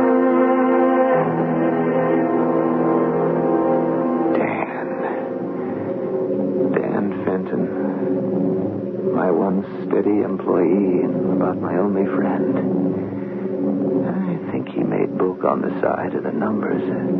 I couldn't figure out any other reason for him to stick around. Couldn't pay that much. When Tom was about 8, he came into the store one evening dressed to kill. And... Hey, Art. How's it moving? Slow, Dan. Slow. I thought you might have closed up. About 3/4 of an hour still to go. Brought you some Java. Oh, hey, thanks. Look, Art, I'm blowing town for a while. Oh, yeah? Trouble? Yeah, no other way. I'm getting my own territory. Now, I do a good job. I keep my nose clean. I'll be back here in the big time and really in the chips. Look, Dan, I like you. I consider myself a friend. Maybe I kind of blinked at what you were up to, but, hey, don't get mixed up with the hard guys any deeper, huh? Art, you let me fly my kite, huh? Now, look, you'll need a new boy. I could send you a good guy to... No, I don't want any more of that in my store. I'll find my own man. Oh, wake up. Now, either who you get runs it, or they cross the street and give Jackman a business. Now, he'd jump at it. Oh, let him. I don't go for that kind of stuff. I never should have let you get away with it, but we were... buddies, right? Yeah, right. Well, I'll miss you. Me too. Hey, you got time to drop up and say so long to Elaine? She talks about you all the time. Yeah. All right, I want to say something. Well, go ahead, anything. Do yourself a favor. Get rid of her. She's an anchor around your neck. She's going to end up destroying you. I'm sorry you said that, Dan. Let's drop it right there, okay? Because that's my wife you're talking about. My wife. I stick with her because she was the boy's mother. People grow used to one another anyway, so all those years went rolling by. And Dan was right. The book and the numbers moved across the street, and Jackman's flourished, and only the prescription business kept me alive. Then Elaine got hypertension. She was in and out of the hospital, and the bills ate into the nest egg. Till finally, Tom was getting to the last year of college, and there was no money for medical school. And everything blew up when I had the heart attack. Hi, Dad. Oh, hello, Tom. Did I wake you? No, I was just lying here with my eyes closed, thinking. Oh, what are you doing down here from college? Come on, Pop. I wanted to see you. Oh, but not like this. Anyway, you shouldn't be away from your studies. Somebody's got to mind the store. I hired a pharmacist till you're back on your feet. Well, then you don't have to be here. I want you back where you belong. No way. I'm forgetting college, Pop. Forgetting college? Now, don't blow a fuse. There's no point in my going back. I can't go on to medical school anyway, the way things are. Well, what do you mean, the way things are? Now, please, don't get excited. It's no big deal. There's no dough, so what? I'm not all that sure that I'd have made such a hot sawbones anyway. Tom, you can't do this to me. You can't do this to yourself. Pop, I'm only doing what has to be done. It'll work out. No, Tom. Look, all my life I dreamed this for you. Dr. Thomas Hollis. I know, Pop, I know. We'll work it out. I'll borrow money somewhere. Where? Mother told me you're in hock up to your neck already. I'll sell the store. Like your father wanted to do for you. You know that makes no sense. I've been lying here thinking. I could go to Luther's shack and... My grandfather? Mother's father? Over my dead body. That old fat fraud and his frumpy wife have had the nerve to look down on you ever since my mother married beneath her. The way they see it, I wouldn't touch a penny of it. He wouldn't lend it to you anyway. He wouldn't even give you the time of day. He gave us something better. 1 month later, he gave his life, along with his wife, in a plane crash. He was insured to the hilt, and Elaine was his sole heir. By that time, I'd gotten out of the hospital and was starting back to work. I'd persuaded Tom to go back to college to finish the term. Elaine had hysterics. By the time she pulled herself together, it was near the end of the term, and I had to have a talk with her. All I'm asking is that you do something to guarantee a loan. All you're asking me to do is guarantee a loan? Yes. Have you any idea what it would cost to make that boy a doctor? Yes, about $20,000. And you want that from me? I just want you to guarantee... How could I guarantee a loan you couldn't pay? Oh, damn it, Elaine. He's your son, too. Tom's young and he's strong enough to take care of himself. I'm a sick woman. I gotta think of myself. You had your nest egg all these years. Well, now I'm going to have mine. I might remind you My nest egg, which was for our son, mostly went out the window to pay for your doctors. That's right. Throw it up to me. Can I help it if I'm not a well woman? Well, if you'd lay off the rich food and the booze and the pills you don't need... The doctors had to prescribe the tranquilizers. I'm not talking about those. I mean the ones that you hook out of the dispensary when my back is turned. So now I'm a thief. Oh, I don't know why I didn't get rid of you when I had my chance. I can't tell you how many times I've asked myself the same question. A few days later, Dan turned up out of the blue. Well, $5 is the best I can do, Dan. And that's only for old time's sake. Well, it's better than a kick in the pants. Thanks, Art. You're, not on the lam? No. I just blew it. And other things along the line. Say, look, my helper's leaving. You want to come back here? Can't pay much, but... Art, old buddy, pay something, and it looks like a mint the way things have been for me. I'll tell you what. At least till you get set and Tom's still up at college, you could have his room. Yeah? I'm going to take you up on that, Art. You better be sure. Sure. Hey, listen, just having a friend around again is going to save my life. Dan moved in. And it was something to have a friend around again. I guess it got to me, and one night when Elaine was out to the flicks with some girlfriend, over a glass of beer, all the pressure suddenly blew out. And I guess I kind of cried on Dan's shoulder. I've seen it for myself, Art. I don't know how you put up with her all these years. I guess I just never knew how to go about getting rid of her. Well, too bad you didn't ask me in the old days when I had the connections. I could have had her taken out for you. Easy as that. Hey, what are you saying? No, nothing, pal, nothing. Just what you ought to be thinking. She's put you through the mill for years. Take. Oh, I'd have had her killed a long time ago. Don't think it hasn't crossed my mind at times. And why didn't you do it? What? You must be kidding. No, I'm not. You got every drug you need to do it and to know how to use it. With her gone, you get the money and everything. It's great. Now, if it was me, I wouldn't hold back for 1 minute.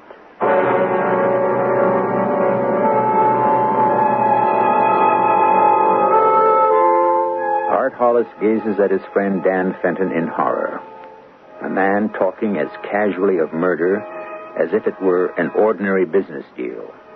In Dan's world, maybe. But that isn't why Art is so horrified. What has shaken him is to realize that he is actually considering the proposal and wondering if he could get away with it. I shall return shortly with Act 3.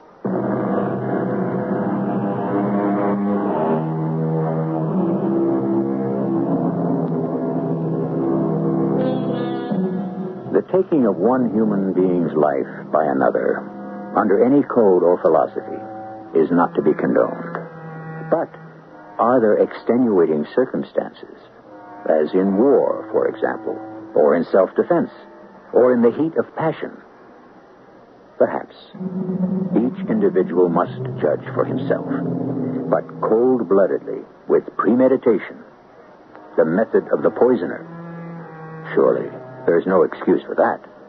I don't pretend to take any side. You've heard Art Hollis's story up to now. Are there any extenuating circumstances as he plans to murder his wife, Elaine? Stop putting me on, will you, Dan? I am not putting you on. Now, I'd knock her off for you if I knew how to get away with it. Oh, thanks a lot, pal, but drop it. Fat, lazy, penny-pinching dame. I know what she's put you through all these years. Selling out her own son, when she's rolling us. What'd you say that insurance was written for? Top figure. $300,000 apiece. Oh, holy mackerel. And Elaine was a sole heir? That's right. Boy. You know how I'd do it if I was you? Do what? Get rid of her. Look, She's got these big black and brown capsules. What do you call them? Oh, they're tranquilizers. Right. And she swallows one or two of them every night before going to bed, huh? Yeah. And she also told me she takes a sleeping pill. It's another big gelatin capsule, right? That's right. Yeah, well, I take a bunch of capsules just like them, and I load them with whatever would do the job. Then I put the same amount of each of them in 2 bottles just like she has, and switch them one night before bedtime. Now, after she swallowed the pills you fixed, and they knocked her out, then I'd switch back to the original bottles, flush the rest of the poison pills down, and put the bottles back in the dispensary. I'd go out for the evening with a pal, like me. We'd tie one on, and late that night, after we were sure it was all over, we'd come back and we'd find her. Together. Kaput. Too bad. Uh-huh. And what would you put in these capsules? That's what you figure out, old buddy.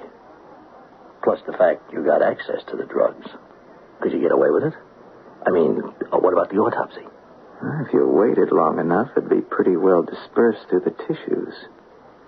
With a history of hypertension like hers, or, say, coronary disease like me, death wouldn't be too surprising. Like you say, Art, in your case, it might look suspicious because you don't pop pills.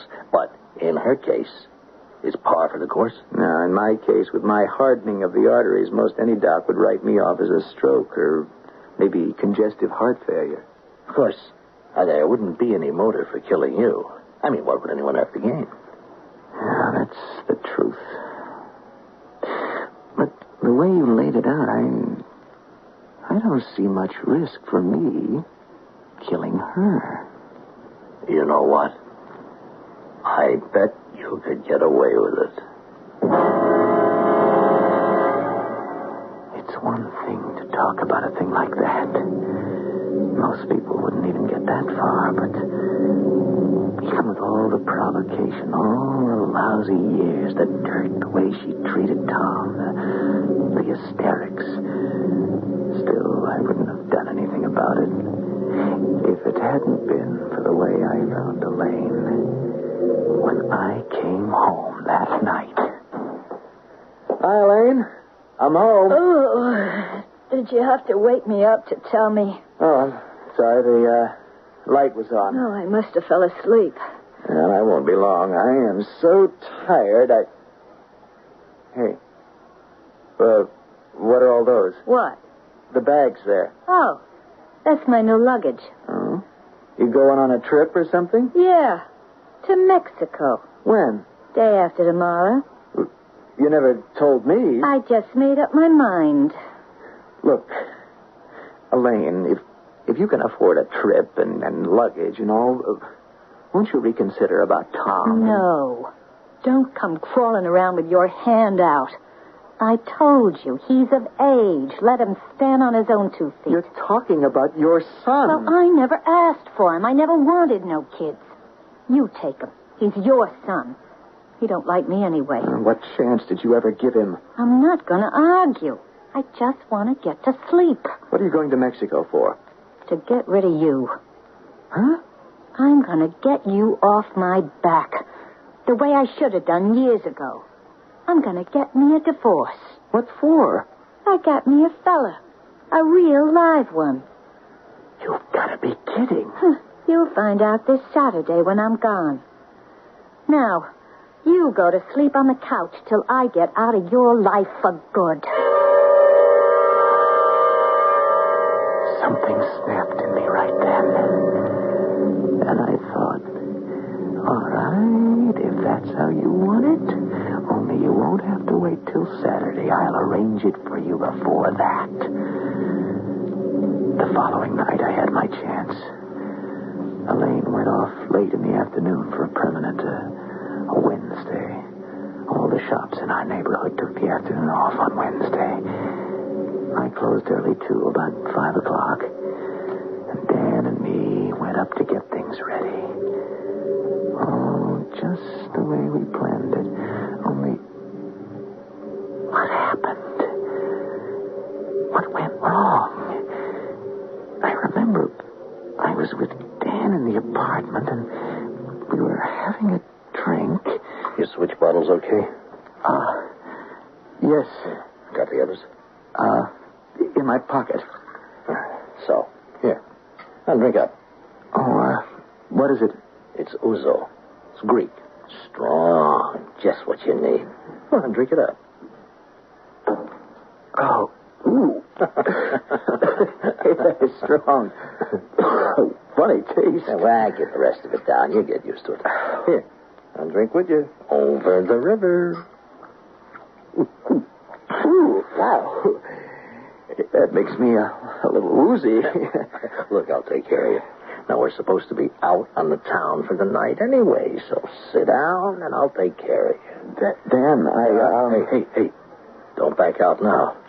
Oh, yeah, that stuff's pretty good. It calms me down. Yeah, sure. Hey, wait a minute. I'll pour some more from the bottle.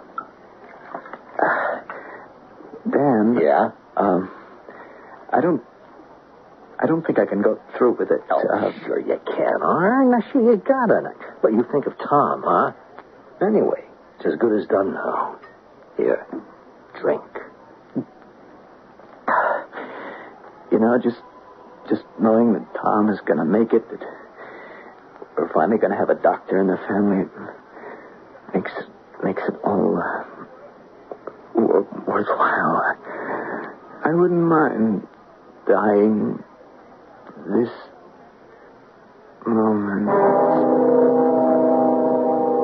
The last thing I remember is sitting in that chair and feeling sleepy.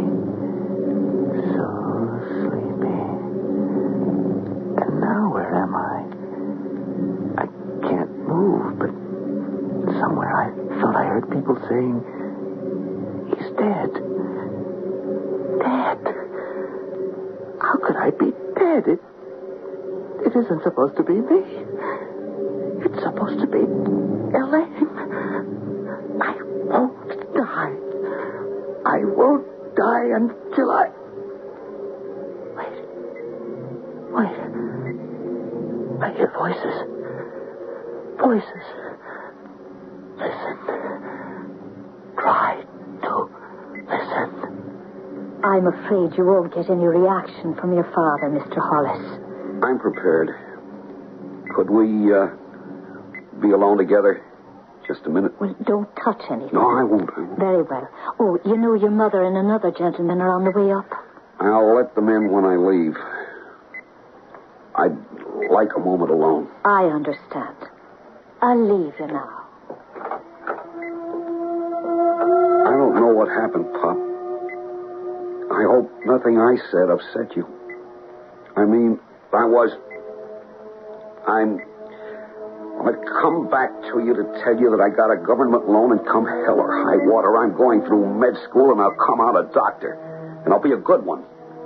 For you and for Grandpop. I just wish I'd said all this in time. I talked to the doctors.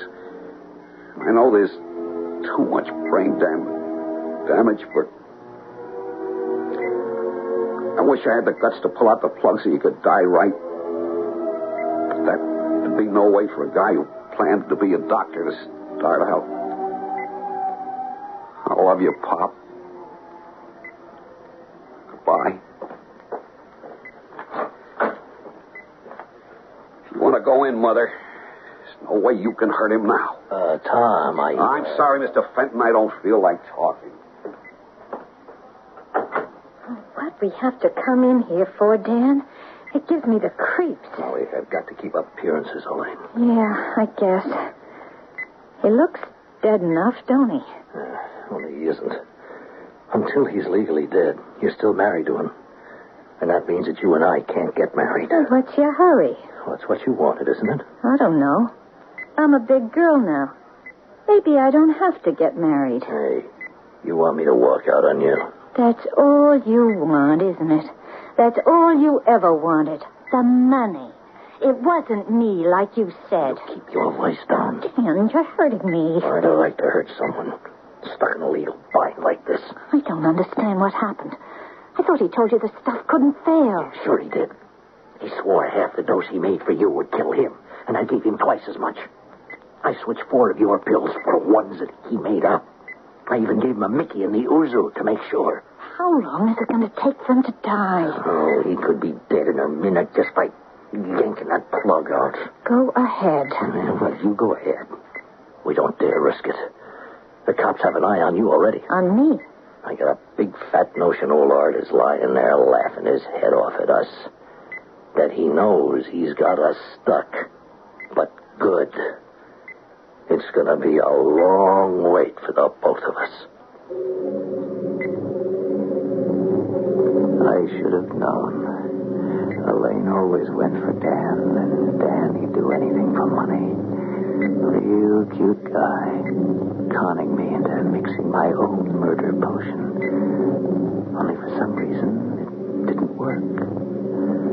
It's warm here, and peaceful, and I can rest a long, long rest to make up for 20 bad years, while Elaine and Dan claw themselves to pieces longing for what they each want so bad and can't have.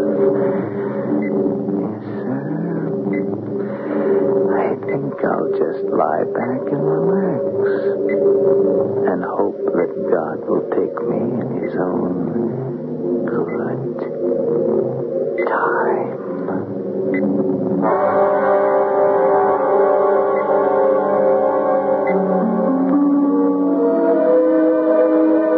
Another doorway to death.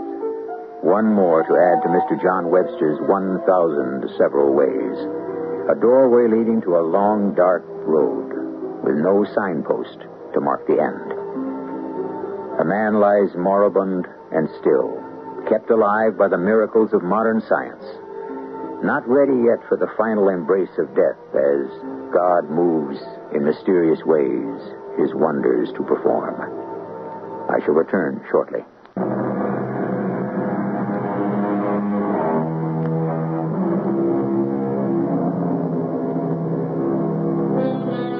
You may remember the case. It was featured in many newspapers because it was over 2 years before Art Hollis's heart stumbled and at last failed.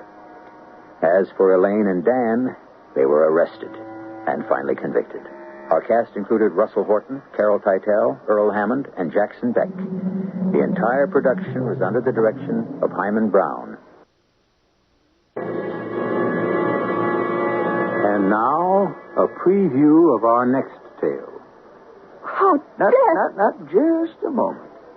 That beach stretches for a mile in either direction without so much as a piece of driftwood to hide behind. Yet, you say it was less than a minute between the time he disappeared over the dune and you reached the spot where he'd been standing. Well, it may have been a little more than a minute. A spot from which you could survey the entire length of the beach. Now, where else could he have gotten to in that period of time? 4:37, the time of his disappearance, the ocean was at high tide, a mere 40 yards from the dune. The surf was up, making visibility difficult. No, Edgar would not have killed himself. Forgive me, Mrs. Pennington, but how can you be so sure? Because he loved me. Radio Mystery Theater was sponsored in part by Buick Motor Division and X-Lax. This is E.G. Marshall inviting you to return to our Mystery Theater for another adventure in the macabre. Until next time, pleasant dreams.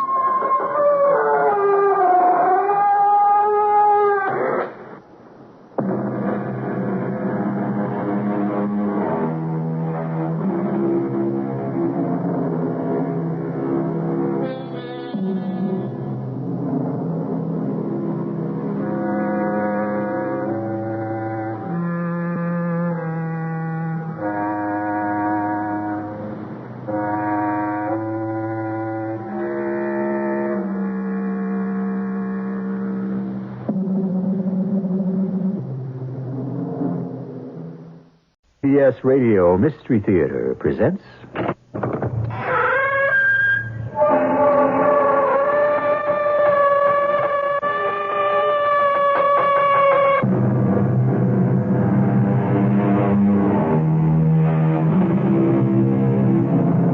Come in.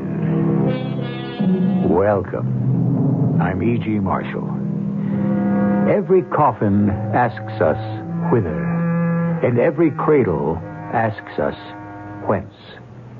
The poorest barbarian, weeping over his dead or marveling at his newborn, can answer these questions as intelligently as the highest robed priest of the most authentic creed. Whither? Whence? I killed him. Erica, you must control yourself. I shot him and killed him. No. Don't tell me no. We have to call the police. We'll call the police and tell them I did it. But you didn't kill him, Alan. You didn't kill him. I know. But I can only hope that I'll get away with it.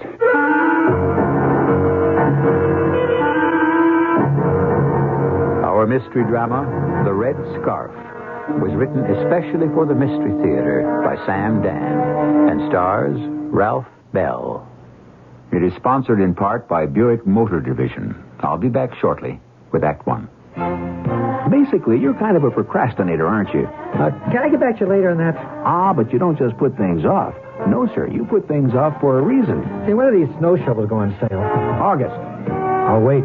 But what about the 2 feet of snow in our driveway, Wally? It'll melt. Well, for you purposeful procrastinators, Buick has some very good news. At this time of year, your Buick dealer may get very accommodating when it comes to deals on compact, fun-to-drive Skylarks, roomy, comfortable Centuries, luxurious Regals, even full-size LeSabres and elegant Electras. Now, while we hate to hurry you, this is what a lot of other procrastinators have been waiting for, too. So stop dawdling, because you can afford a Buick. Yes, you can. Right now at your Buick dealers. Am I too late? No, sir. I'd say you're just in time. Yes, you can. Yes, you can.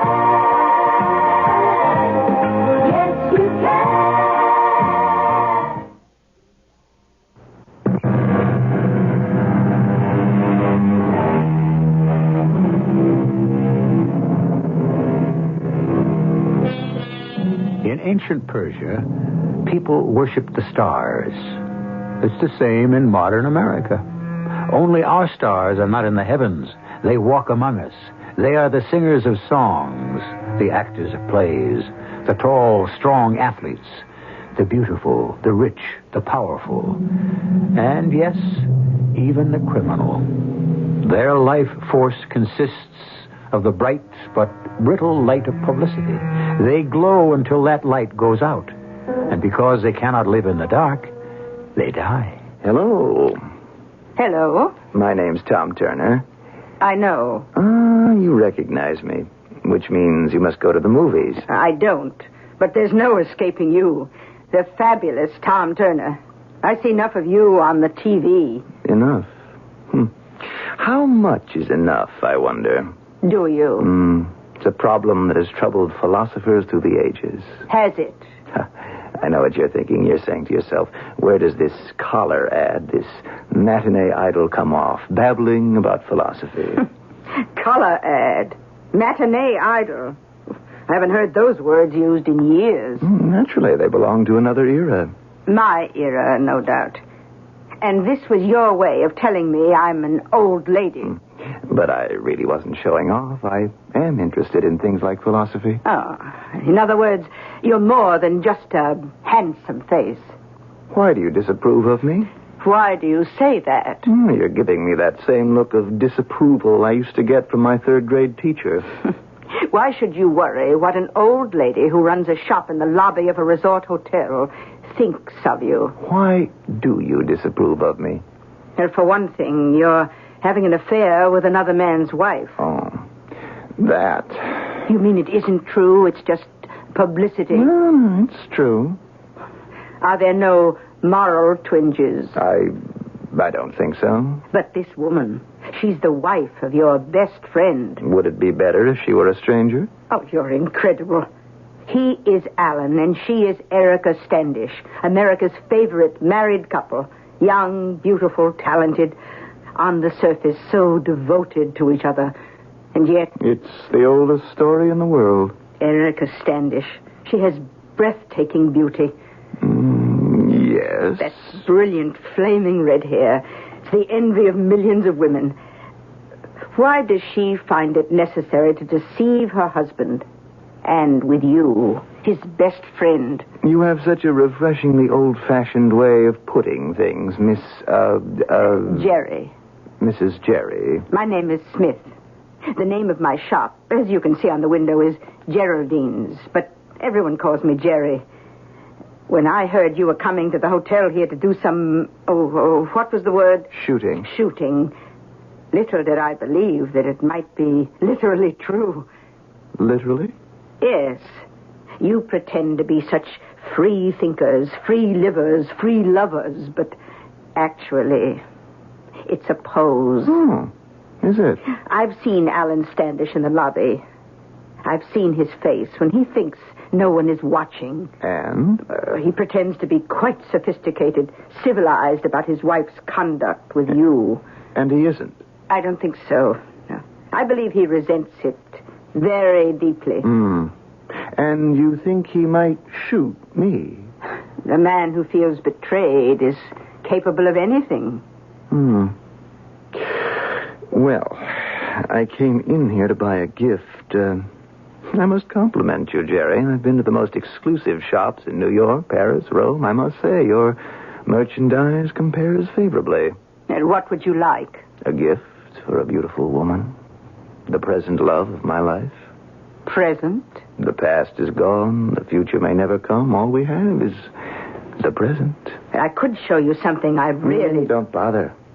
I see it. This beautiful scarf. Yes.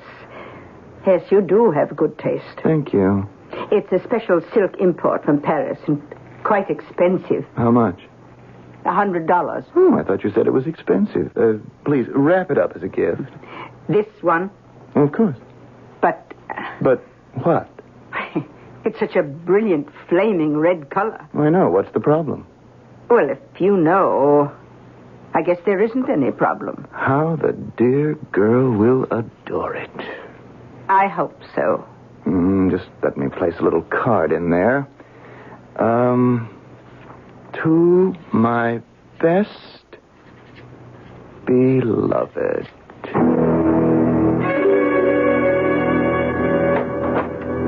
Alan? Just a moment, then. I'm on the phone.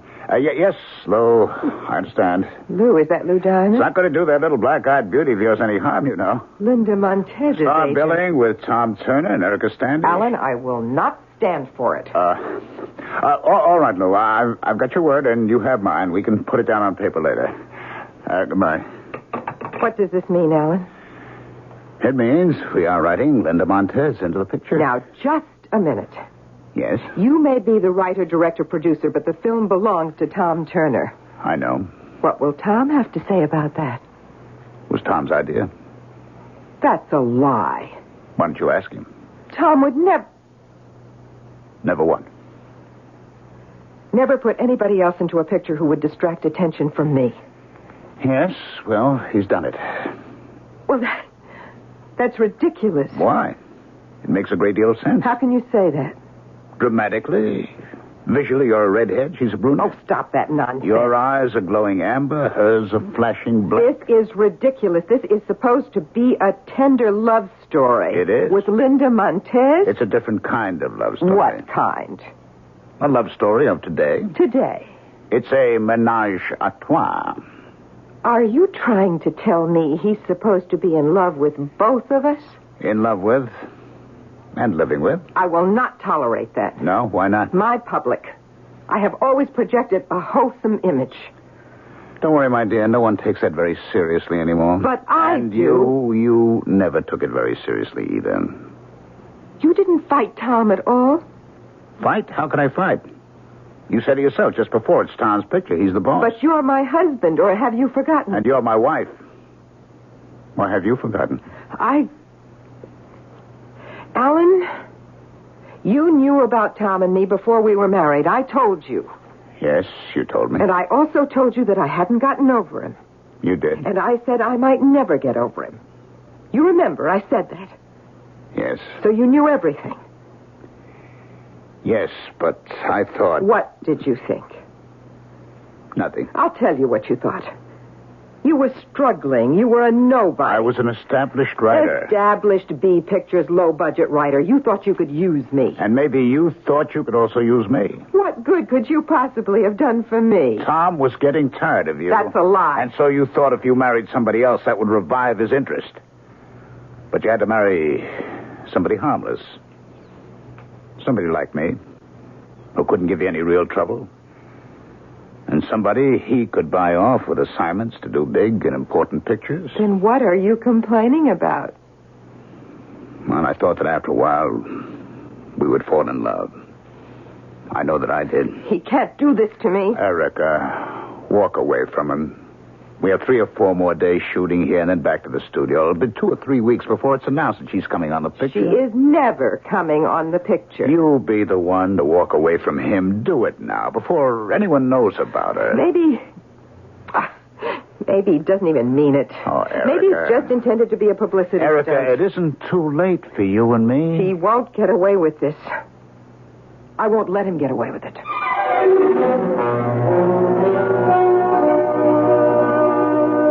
May I help you? I don't know. I'm just looking. Oh, you go right ahead, Mr. Standish. You know my name? You're one of the famous film people. Huh. Infamous would be more like it. Oh, I wouldn't say that. Oh, then you know very little about us. I wouldn't say that either. Well, what is it that you do know? I have a very fine selection of pure silk scarves. Oh, I see you know how to change the subject. I would assume the merchandise in the shop is why you're here. You're not very impressed with me, are you? Should I be?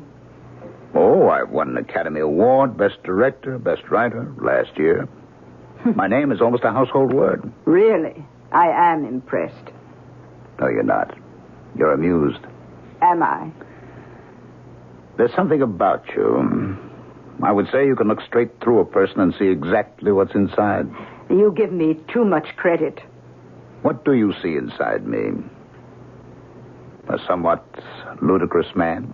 What makes you say that? Oh, it's true. I am ludicrous. I didn't say that. Huh. You're too well-mannered. Why would I even wish to say it? Or think it? It's in all the gossip columns. Oh? What is? The story of my wife, Erica Standish, and Tom Turner. I never read the gossip columns. Well, by this time, you must have seen them together in the hotel, in the lobby, in the dining room. Isn't there something in the way they walk together, talk together, sit together? Why are you saying all these things to me, Mr. Standish? I don't know. These are personal, private things. And we don't even know each other. Perhaps I do understand that amused look on your face. I'm not aware of it. Oh, it says, here is this extremely powerful, talented man. And see how shabbily he permits himself to be treated by his wife and his best friend. Oh, yes, I've seen that look on other faces, but it was tinged with contempt. I could armor myself against it, but the look on your face, that's touched with pity. It finds me helpless. I'm sorry. You don't have to justify yourself to me. Oh, but I do have to justify myself to me. Well, may I show you something? No. I'd say you've shown me enough. Good day. There's a very, very complicated man. You in the habit of talking to yourself, Jerry? Oh, good morning, Sheriff. I didn't see you come in. I'm just checking on security. Tell me there hasn't been this much excitement in town since Calvin Coolidge was nominated. What do you think of all these moving picture folk, Jerry? Do you really want to know, Sheriff? It's my belief that one of them is going to kill somebody.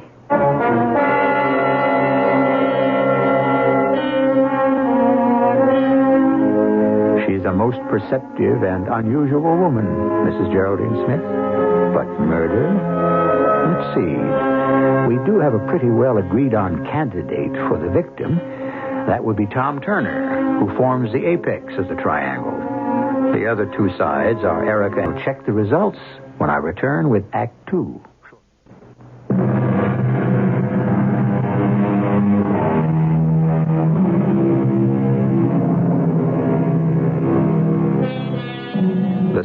of the hypotenuse of a right triangle is equal to the sum of the squares of the other two sides. However, Mr. Euclid and all other learned mathematicians and philosophers were dealing with triangles as a shape. We storytellers, however, are concerned with triangles as a force. Possibly the most explosive force in the world. You say one of them's gonna kill somebody, Jerry? It's possible, Sheriff. Well, who and why? Why has to do with the oldest motive in the world. Love. That's the second oldest. Now, who?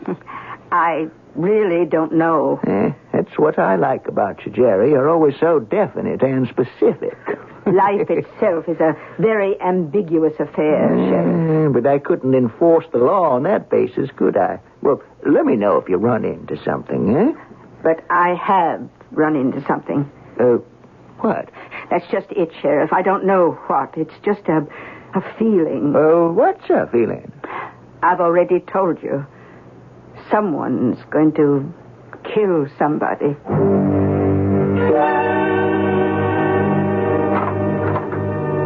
Ah, Erica. Yes, it's Erica. Are you going to ask me in? Well, of course.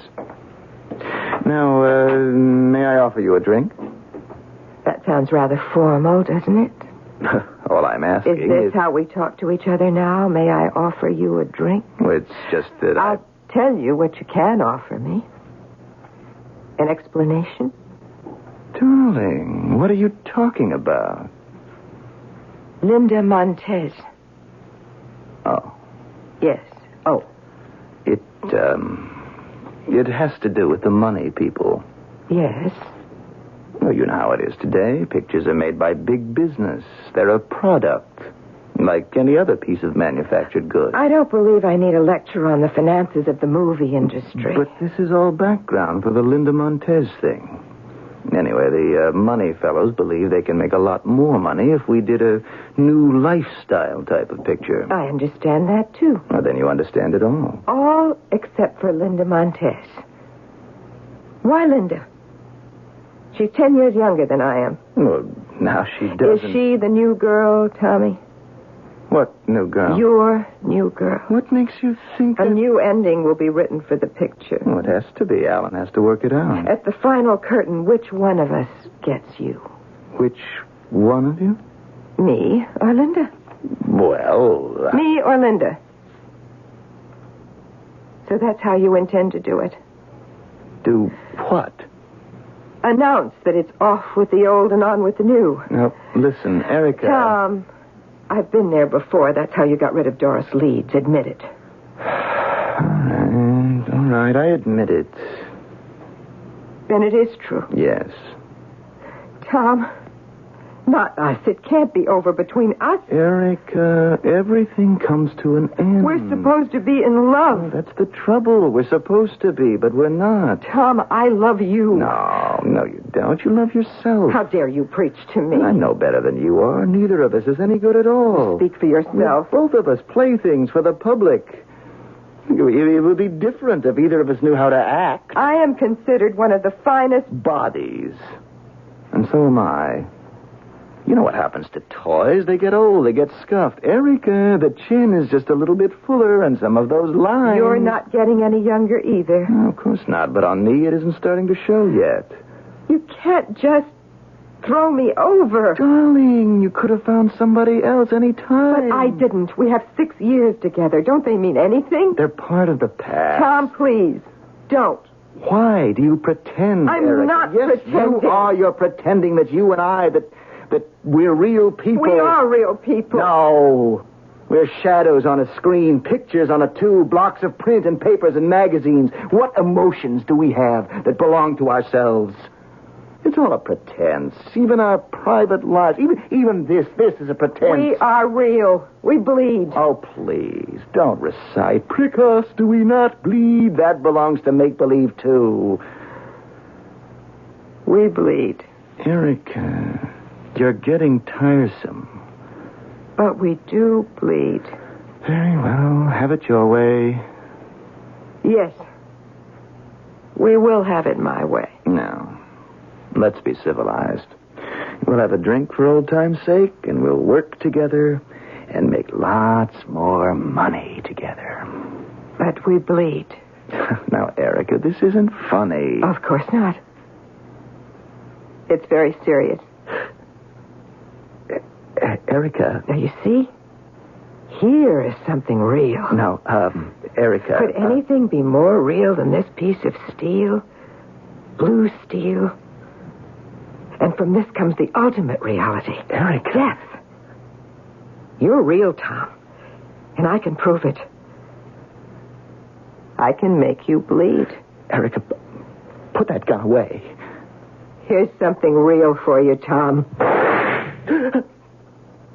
Something real. Eric.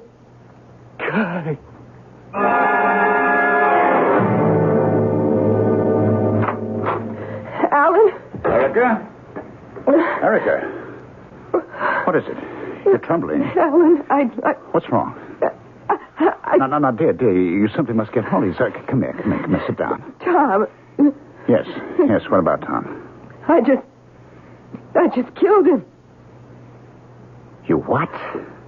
I shot him. Are you telling me that you just shot Tom? I shot him and I killed him. Oh. I shot him with the little .32 caliber pistol you carry around in your case. Eric. It's your fault. Why did you have to carry a pistol? If you didn't have a pistol, I wouldn't have been able to kill him. Erica, listen. I'm sorry. I'm sorry. I didn't mean to say that. Where is the pistol? I'm so scared. I'll go to prison. Where is the pistol? After I shot him, I looked at the pistol in my hand. It was such a terrible, unclean thing, I threw it on the floor. That it's on the floor, in the room, Tom's room? Yes. And it has your fingerprints on it? Oh, Alan, I don't know why I did it. What are we going to do? You killed him. Oh, Alan, darling, I see it now that it's too late. I love you so much. You love me? When he fell to the ground, suddenly something just happened to me. I felt free. Do you understand? Free. This power, this evil power he held over me, it suddenly just disappeared. Erica. And I realized how much I loved you. And now it's too late. Too late? I'll go to prison. Our lives will be broken, destroyed. Oh, what a fool I was. Erica, do you love me? Oh, yes. But now it's too late. Now that I know I love you. You won't go to prison. Well, how can you say that? I killed him. No, you didn't. But who did? I did. You? Yes, dear, I killed him. I'll say I killed him. But you'll go to jail. No, I won't. But the law? There's a law that will set me free. It's called the unwritten law. I don't believe that. This man has been deceiving me. Finally, when I could stand it no longer, I faced him, and in a fit of passion, I shot him. No, I can't let you do that. Well, why not? I told you I loved you. Let me prove it. But it isn't true. Darling, we're all so far from the truth. What does it matter? We live in this tensely make-believe world. No, I can't let you. You can't stop me. It's the only way. You'd go to jail, but, you see, I'll be acquitted. What jury would ever vote to convict me? Or I'll get a suspended sentence, but I'll be free. And we'll be free. Free? We've wasted so much time. Let so many years go by. We have no more left to spare.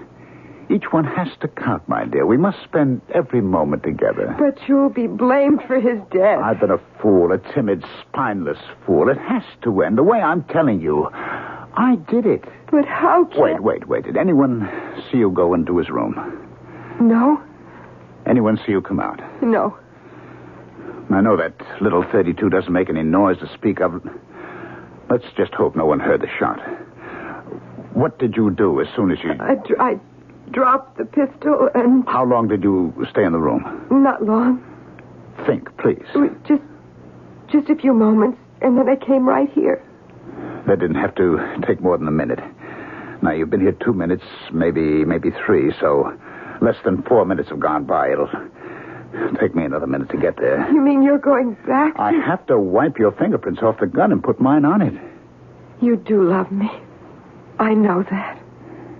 Yes, I love you. Oh, darling. How I love you. Wait. Wait here.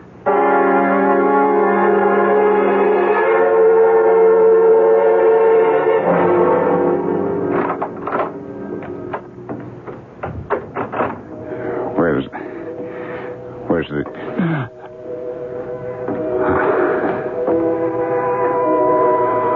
Oh, Tom.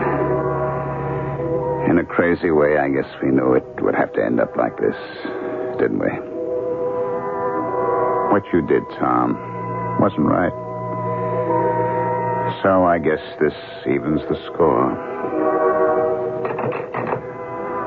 Operator, please get in touch with the sheriff. There's been a murder.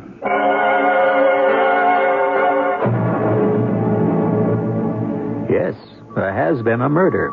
And usually murder is a very definite thing. It usually takes two, a killer and a victim. Well, as we return to the scene of the crime, there has been a strategic change. While the victim remains the same, we do seem to have a brand new killer. Will the cast of characters change further? That shall be revealed in Act 3 shortly.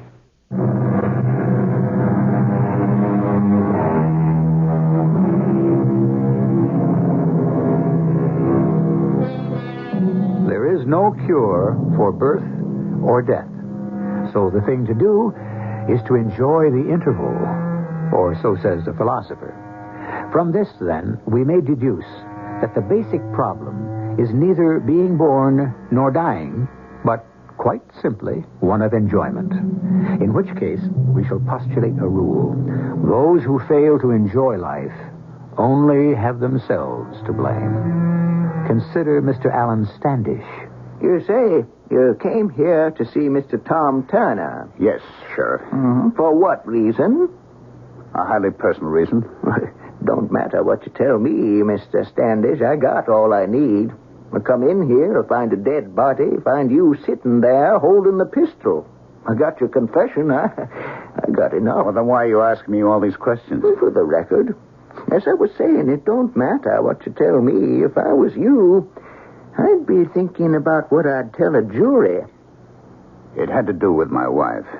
And? I found myself in an intolerable situation. What you're saying is he was carrying on with your wife, and so you shot him. Yes. And you're going to plead the so-called unwritten law. Yes. Like you done in one of those moving pictures of yours a couple of years ago. Guy shoots his wife's lover, makes a great speech to the jury, he gets acquitted. You can never forget that picture, huh? I'm flattered. Because it was so, what word can I use? Unreal. Mr. Standish, you can't just kill a man because he's making time with your wife. If guys could get away with it, we'd have 1 million of those murders a year. A man has a right to protect his honor. In the movies. In real life, we have divorce courts. I didn't realize what I was doing. You killed him with a .32 caliber pistol. Do you, always carry one with you? Well, how did you happen to have it on you?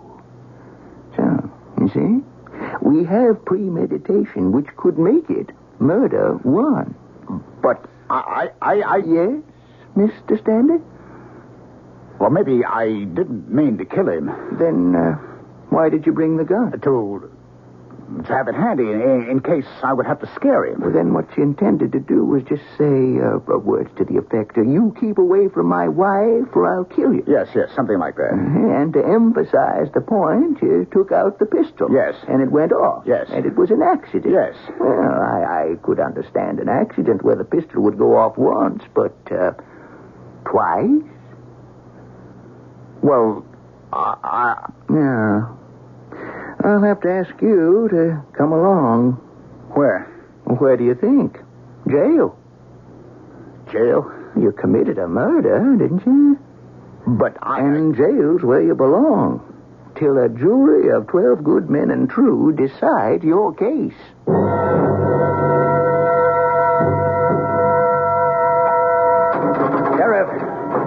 Sheriff! I'm coming. No need to tackle them bars. I hear you, Mr. Standish. Why am I not permitted visitors? You can have visitors. Well, then why are you keeping my wife away from me? Nobody's stopping her from coming here. Then why hasn't she? Didn't you tell her that she could come? Yeah, I told her. Are you sure? Yeah, I went to see her. I said, Mrs. Standish, you're allowed to visit your husband. And what did she say? Nothing. That's impossible. Why is it impossible? She just doesn't want to see you, that's all. How do you know? I heard her say so. She told you? She told the whole world. Listen. Turn that thing off. The 12 o'clock news should be on in just a moment. I don't care about the 12 o'clock news. The whole news. gang of the media was down here to interview her. And she said, now you're going to hear what she said. 12 noon and time for the top story. And of course, the top story is the sensational murder of a movie star, Tom Turner, by Academy Award-winning writer-director Alan Standish. For years, there have been rumors of a tarred affair between Erica Standish and Tom Turner. And it was for this reason that Alan Standish claims he shot Turner. But at a press conference today, Erica Standish said, I'm completely at a loss to understand what happened. There was never anything between Tom and me. What? It was all just rumor. Tom, Alan were the best of friends. I mean, they'd laugh about it. Erica. I simply can't imagine what happened to Alan. He has been so overworked lately. I guess it could have been temporary insanity. Turn that off. Turn that off. Turn that off. She knows what happened. What is she trying to do? Bring her down here, Sheriff.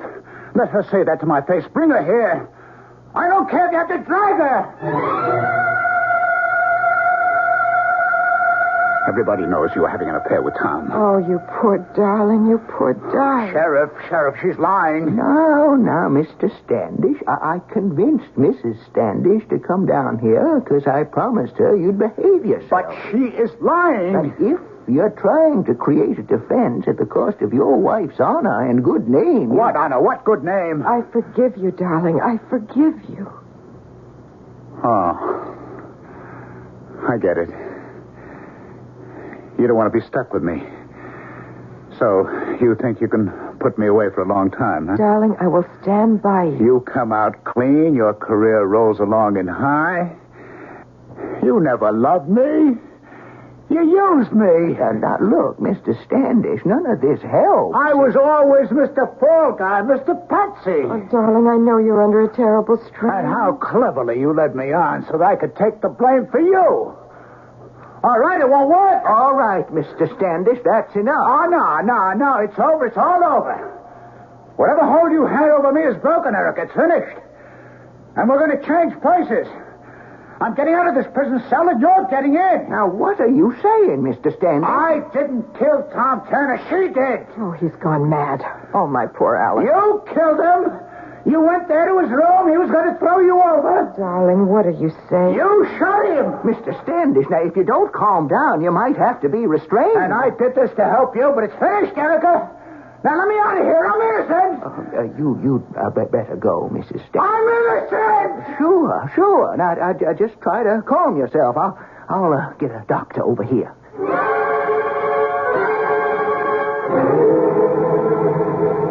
I want to thank you for coming, Jerry. I couldn't imagine why you'd want to see me, Mr. Standish. What with all the famous people you know. Of all the people I know, it happens you're the only one I want to see. Well, you hardly know me. I think you're the only one who'd believe my story. Oh, your story. My lawyer doesn't believe it. A very famous and high-priced lawyer, too. Yes, but he says, okay, stick to it and we get you off on temporary insanity.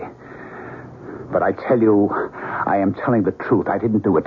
She did. But why did you arrange a thing like that? Because I was in love with her. Love?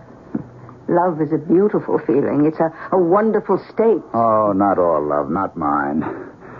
My love was a terrible, ravaging illness. It was destroying me. It had already killed my soul. Why did you put up with it? Oh, no. Please, you mustn't ask that question. People like you who are strong, who are wise, who are sure of themselves, you don't really understand the rest of us. But to agree to take the blame... It was part of a dream. No, feverish fantasy. One day she would suddenly realize that I was the one. Oh, those are the stories you write for the films. Yes.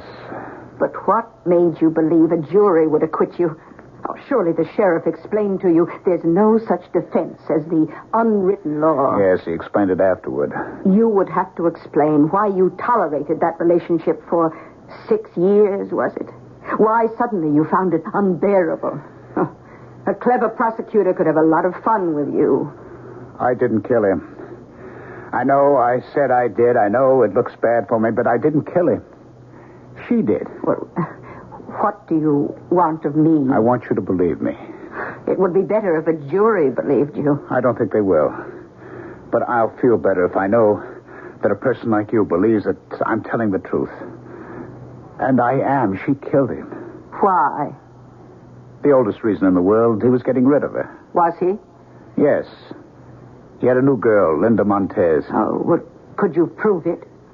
He was having me rewrite the picture to create a part for Linda. But how does this prove she was going to be his new girl? Well... In a court of law. Well, Linda knew it, and her agent, Lou Diamond, knew it. Well, will they testify? In a murder trial, they want to keep far away from it. So how can you prove Tom Turner was through with Erica and that she knew it and therefore she shot him? I can't.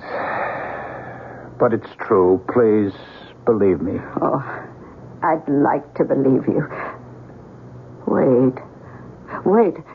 Does this Linda Montez have the black hair? Oh, yes. And black eyes? Black, flashing. Well, maybe I do believe you. I'm telling the truth. Yes, it's quite possible you are.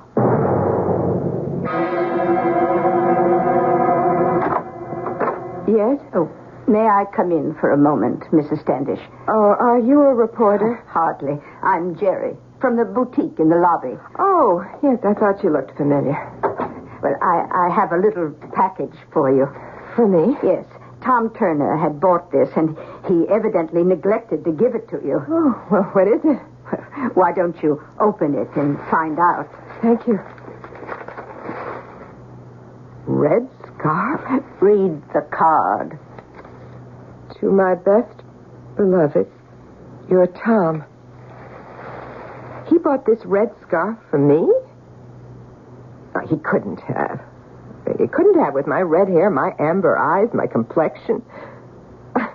How can I wear red? And flaming red? Well, you don't know the hassles he would have with clothes designers and set decorators. But you were his best beloved. Or you thought you were. Despite that line you tried to feed to the press. What are you trying to say? Well, you and Tom Turner have been, as they say, an item for years. That isn't true. It isn't? Oh, there must be people who know, who can be subpoenaed. Think of how often you and Tom were together since the day you met. What is this to you? You killed Tom Turner. You're crazy. Why would I want to kill Tom, especially if it's the way you say, if it's true I was in love with him? Because he was getting ready to take a new girlfriend. That isn't true. Who told you? Alan. Well, don't you see, Alan has to lie to save himself. Oh, no. No, Alan is telling the truth. Tom's new ladylove was to be Linda Montez. He's lying. I believe him. Because Tom did not buy that red scarf for you. He bought it for Linda. With her black hair, her black eyes, and here in his own handwriting, to my best beloved, your Tom. Give me that card. Now, just a minute. That card is all there is. It's the only proof. Now, give it to me. I'm sorry. It's a piece of evidence. I'm rich. All right? I can pay you. Are you asking me to... What do you care? Alan's a chump. He was meant to be a natural-born fall guy. Are you saying he took the blame for you? Believe me, the Alan Standishes of this world are born to take the blame for other people. It's their fate. Now let me have the card. But it's wrong to make him pay for something. He loves it. He has to be a martyr. He thrives on self-inflicted sorrows. He's eating it up, enjoying every minute of it. Don't deprive him of his chance to suffer. Now name your price for that card. I'm sorry. Not as sorry as you're going to be. Now look, I am younger than you and I'm stronger. I can take that card away from you, and that's exactly what I'm going to do. Hand it over! Hold it. Just hold it. Now, Mrs. Standish, none of this is going to do you any good. You okay, Jerry? Yeah, just fine. All right, Sheriff. Let the whole world know. I did it. Let them know I was not just something Tom Turner could use and throw away. Yes, I killed him. I killed him because he broke my heart. Destroyed me.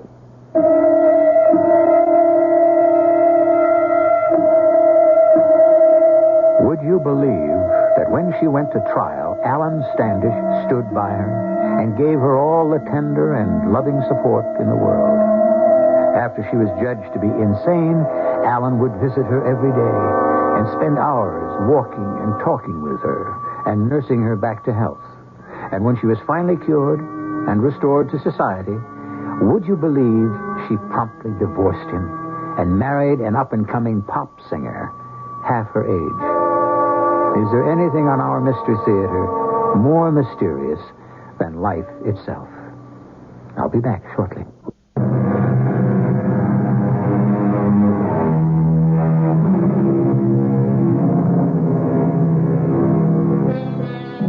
A red scarf, a casual gift, a hastily scrawled inscription, "To my best beloved."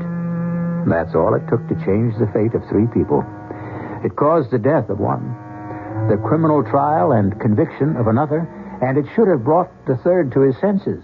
But there it failed. And what does it prove? Something you already know. Love can open the doors to heaven or the gates of hell. Step carefully. Our cast included Ralph Bell, Terry Keane, Bryna Rayburn, and Russell Horton. The entire production was under the direction of Hyman Brown. This is E.G. Marshall inviting you to return to our Mystery Theater for another adventure in the macabre. Until next time, pleasant dreams.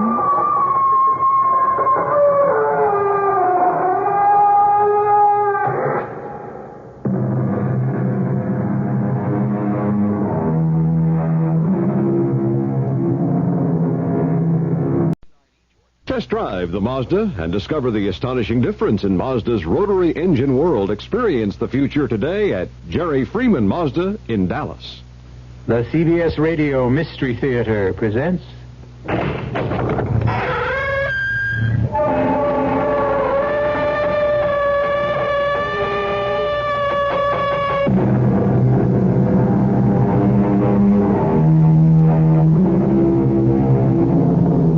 Come in. Welcome. I'm E.G. Marshall. Welcome to a world of terror. To those of you who have never experienced terror, it is but a word, quite meaningless, really, altogether without substance. But to those who have felt its icy touch, it has the same mind-shattering meaning it had for Jane Prentice when Iris Patterson told her... You'll just have to pretend you know nothing about all this. Act like a bride. Like a bride? No, I can't. It's up to you. You're really in no danger at this point. You won't be till you sign the insurance application. I won't sign it. You'll have to. So you don't arouse his suspicions. Oh, and one thing more. Yes? Whatever you do, don't cross him. Do as he says, precisely as he says. Always. Or we may not be able to save you.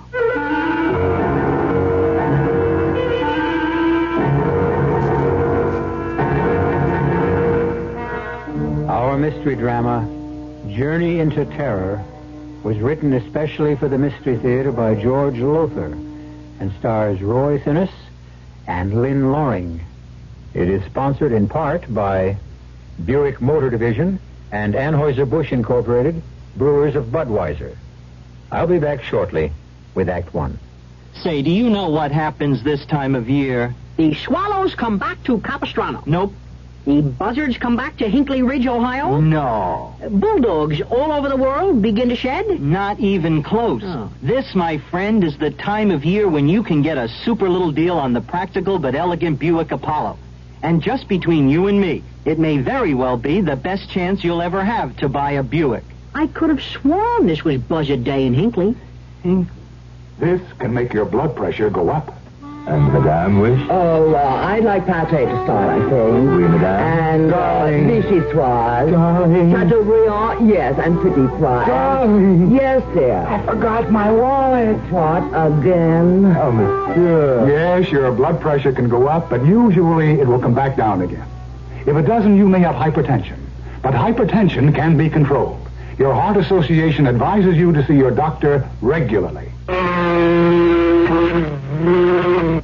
Gotcha. Now that you got rid of the mosquito, Darn mosquito really bit me. here's how to get rid of the stinging pain and itch. How? With Campho-Phenique.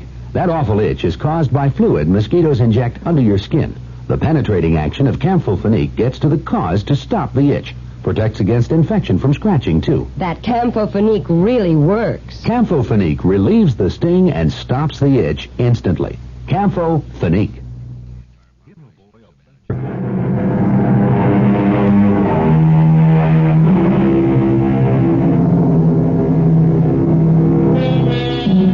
We never know what the morrow may bring, do we?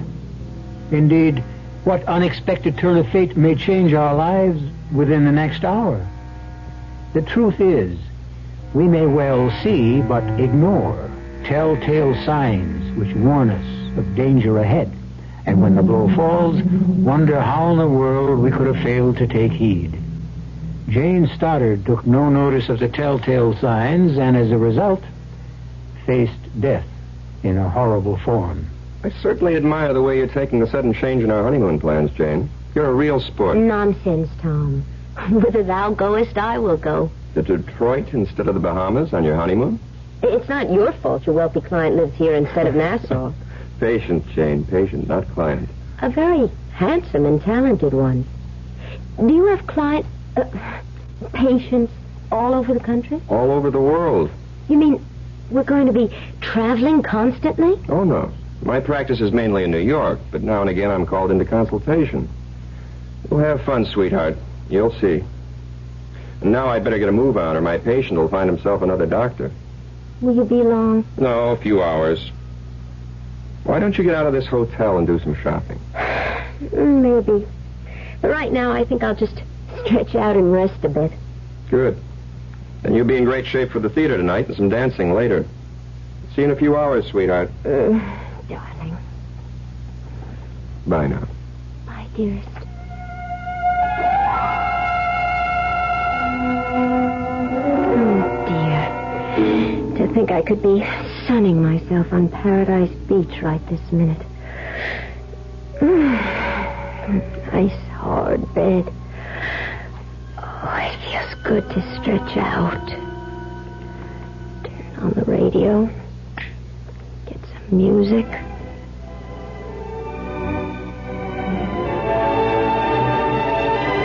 Oh, that's nice. We interrupt for a special bulletin.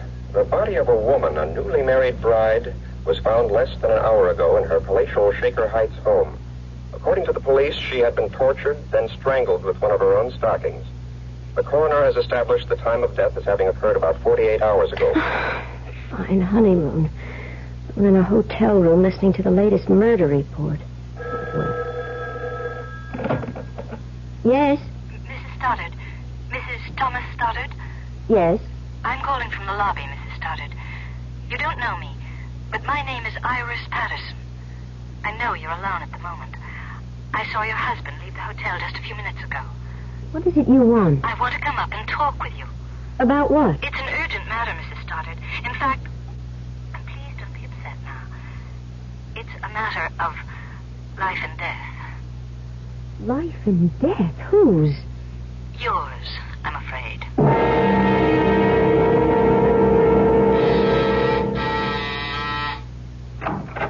Come in, Miss Patterson. Yes, but Iris will do. My credentials. New York City Police. Special Branch Detective Division. You're a detective? Yes. Well, what in the world do you want with me? Mrs. Stoddard, what I'm about to tell you is going to shock you. But please keep in mind that, at the moment at least, you're in no danger. Danger? At the moment? What are you talking about? Let me explain. About an hour ago, the body of a young woman, a bride, was found in her home in Shaker Heights. I just heard the bulletin on the radio. Did you? What has that murder got to do with me?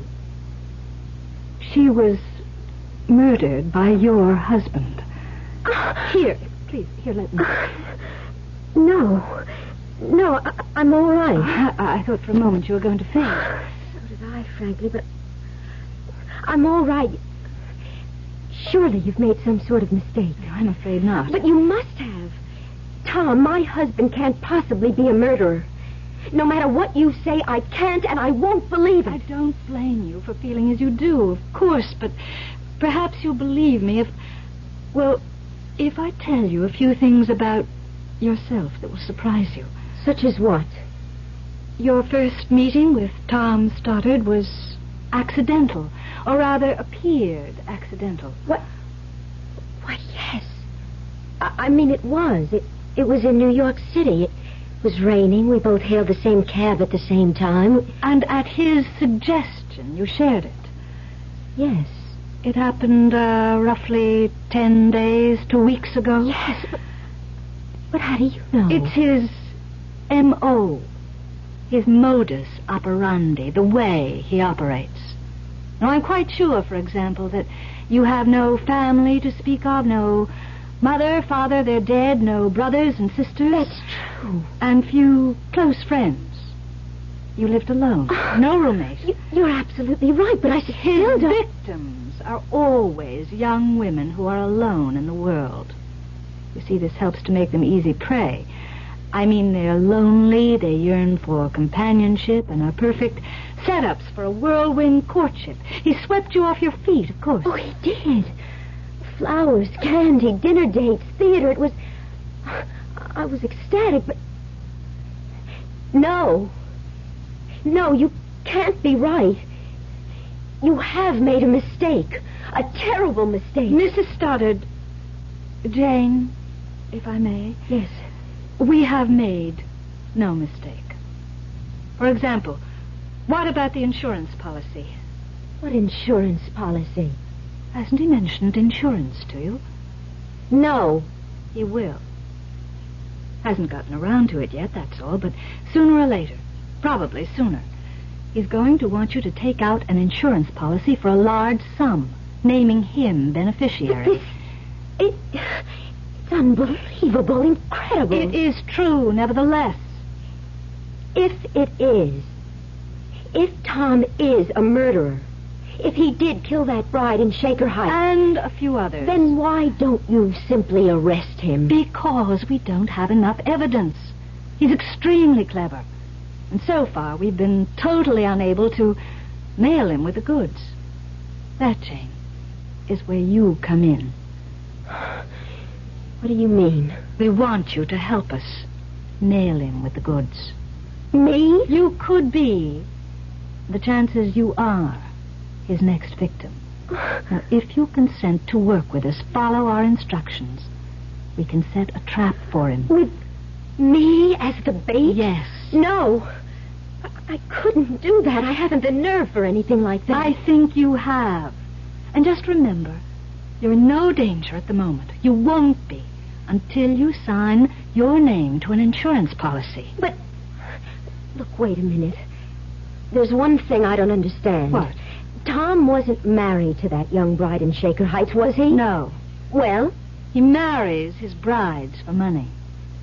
Kills others for killing.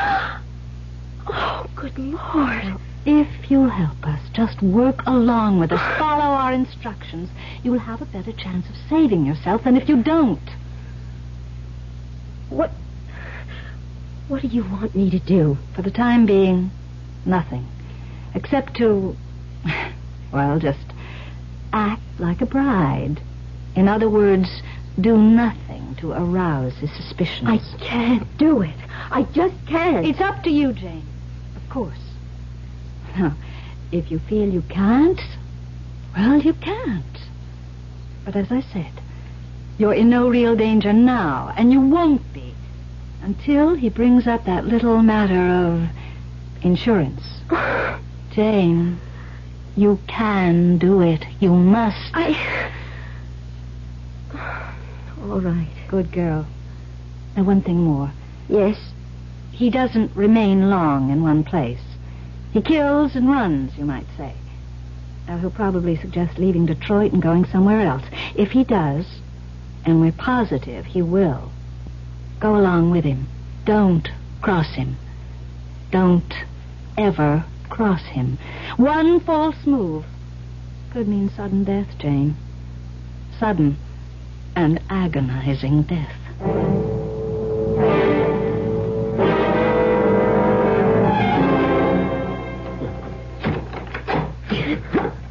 I thought the third act was a riot, didn't you, Jane? Yes.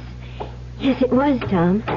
I noticed you didn't laugh much, though. Of course I did. It seemed to me the only times you laughed were when you caught me watching you. Tell you the truth, honey, you've been kind of depressed all evening and trying awfully hard to act as if you weren't. Well, to be honest, Tom, I'm just not feeling well. Well, maybe you are yearning for Nassau and the Bahamas. Wishing you were there instead of here. I'm with you, Tom, and that's all that matters. Sure? Couldn't be surer. And anyhow, I like Detroit. I'm enjoying myself. I'm sorry to hear about that. Why? Well, we're leaving for Los Angeles in the morning. Oh? Well, what do you mean, oh? Just, oh. Tom, why are we going to Los Angeles? Another patient? No, I had a call from Greg Benson, a colleague, a friend of mine. He's managing the National Conference for Psychiatrists in Los Angeles. Our head speaker was taken ill, and he can't appear tomorrow evening, and Greg asked if I'd fill in. Oh, well, that's fine, just fine. You're not upset? I said it before, and I'll say it again. Whither thou goest, there go I. And what say we head for bed? Bed? Yeah, bed. You know, that thing you lie on, close your eyes, and go to sleep? I'm not really sleepy. If I go to bed now, I'll just toss and turn all night long. Okay, then. Suppose we sit and talk about our future together. What's to talk about? Well, redecorating our new apartment. You said you wanted to. How much money you'll need for the household expenses. Oh, and insurance. Insurance? Naturally, I'm going to make you beneficiary of all my life policies. In fact, that's already in the works. Ed Kearns, my agent, is handling it. And he suggested, and I agree, that we ought to take her, a policy in your name, making me beneficiary. $100,000. Seems a lot of money. Well, I suppose it is. But let's say you're worth it. I mean, what is it? What? You went white as a ghost. Say, you are off your feed. Come on over here. Let me put my arms around you and hold you. Yeah, that's better, isn't it? Yes. Happy? Yes. You'd better be. Because you're in real trouble if you're not. Trouble? Sure. Happy or not, you're stuck with me. Till death do us part.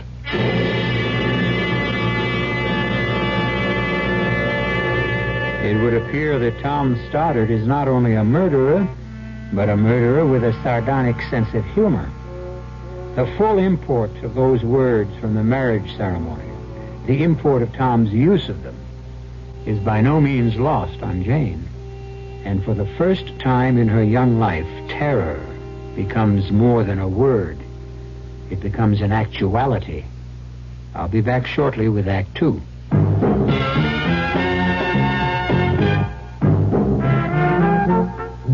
Some beer drinkers have funny ideas about beer. They think beer improves with age, like wine. We'll find a brewmaster, though. You'll find a beer drinker who knows better. The Budweiser brewmaster says it all depends on how beer is aged. Just letting beer sit in lagering tanks makes it older, not necessarily better. That even goes for keeping a case around the house for a couple of months. But there is one kind of aging that's good for beer. The Budweiser kind. Beechwood aging. In this kind of aging, something happens. It lets all the flavor of the choicest hops and best barley malt that go into Budweiser get through to you. Sure, it takes more time and trouble to brew Budweiser that way, but brewing beer right does make a difference. Anheuser-Busch, St. Louis. Just because you feel scorched by hot summer weather, there's no reason why you should have to walk around looking scorched. But a lot of irons that are good at removing wrinkles also do a good job of tattooing your clothes with brown spots. Frank Lieber here for True Value Hardware Stores, who have something to make burning and scorching a thing of the past. The new Scorch Spray Steam and Dry Iron by Hamilton Beach. It has a unique fabroscope that signals you when the iron has reached the correct temperature for any fabric, so it can't scorch or burn. It sprinkles on any setting, so you can remove those deep-down wrinkles easily. And it's self-cleaning. Cleans itself through the back and not the vents, so you won't end up with dirt, lint, or chemical deposits on the sole plate. Take the worry and guesswork out of ironing. Get the Hamilton Beach No Scorch Spray Steam and Dry Iron.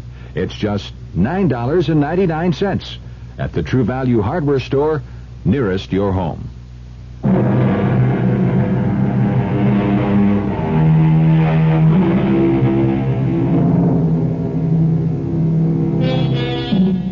Young and pretty Jane Stoddard has taken the first steps on a journey of terror as she realizes she has married a murderer, a man who tortures and strangles brides for money and for thrills.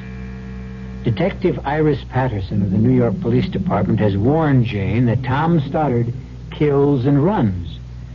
And now, as Jane finds herself with him in a Los Angeles hotel suite... So, once again, my darling, I'm off. Fine honeymoon I'm giving you. Where's the conference being held, Tom? Belmonte Hotel. Why? I just wondered. You didn't say, and if I wanted to get hold of you for any reason. Don't. Don't? Don't even want to get a hold of me. I'm going to be up to my ears in work. Oh. Well, all right. I'll see you later.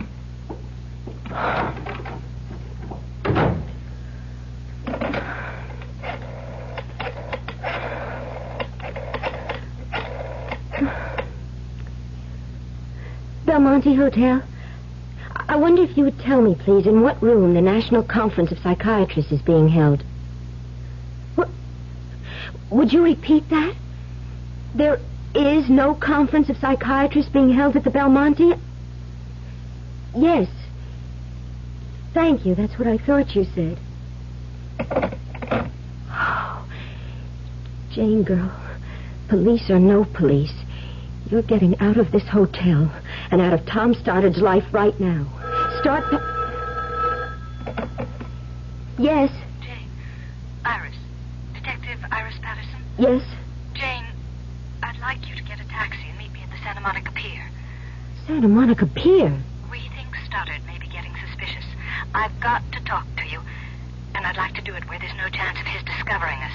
So if you could meet me... Iris, I'm sorry, but I'm not meeting you at Santa Monica Pier or anywhere else. That means you've changed your mind. I was packing when you phoned. I'm getting out of here. And going where? Back to New York. Don't do that, Jane. Why not? Because he'll follow you. Wherever you go, from here on, he's going to follow you because... Listen, Jane, there's a lot you don't understand, and I ought to explain. You can't run away from Stoddard. If you try, you'll be sealing your own death warrant. Jane, please, for your own safety, meet me at Santa Monica Pier.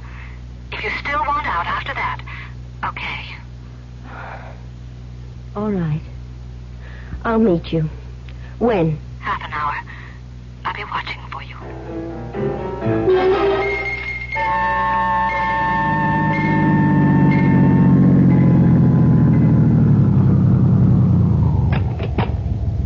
Keep the change, driver.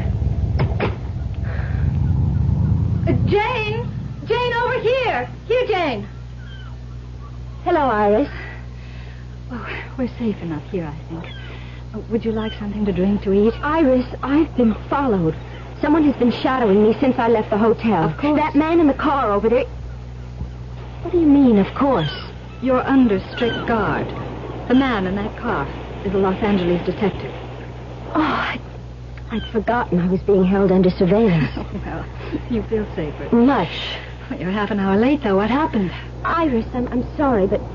Wait, you won't believe this. I couldn't find the pantyhose that go with this dress. I hunted high and low and... What's that, eh? Nothing. Nothing. Iris, there is something. The second I mentioned pantyhose, you got a funny look on your face. Okay. I wanted to keep it from you. No sense alarming you unnecessarily.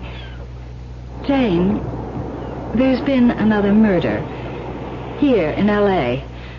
A bride strangled with a pair of pantyhose after being tortured. No. Iris, that does it. I'm getting as far from Tom Stoddard as I can. Jane, another girl who married Tom Stoddard became afraid of him, left him, and tried to hide from him, and...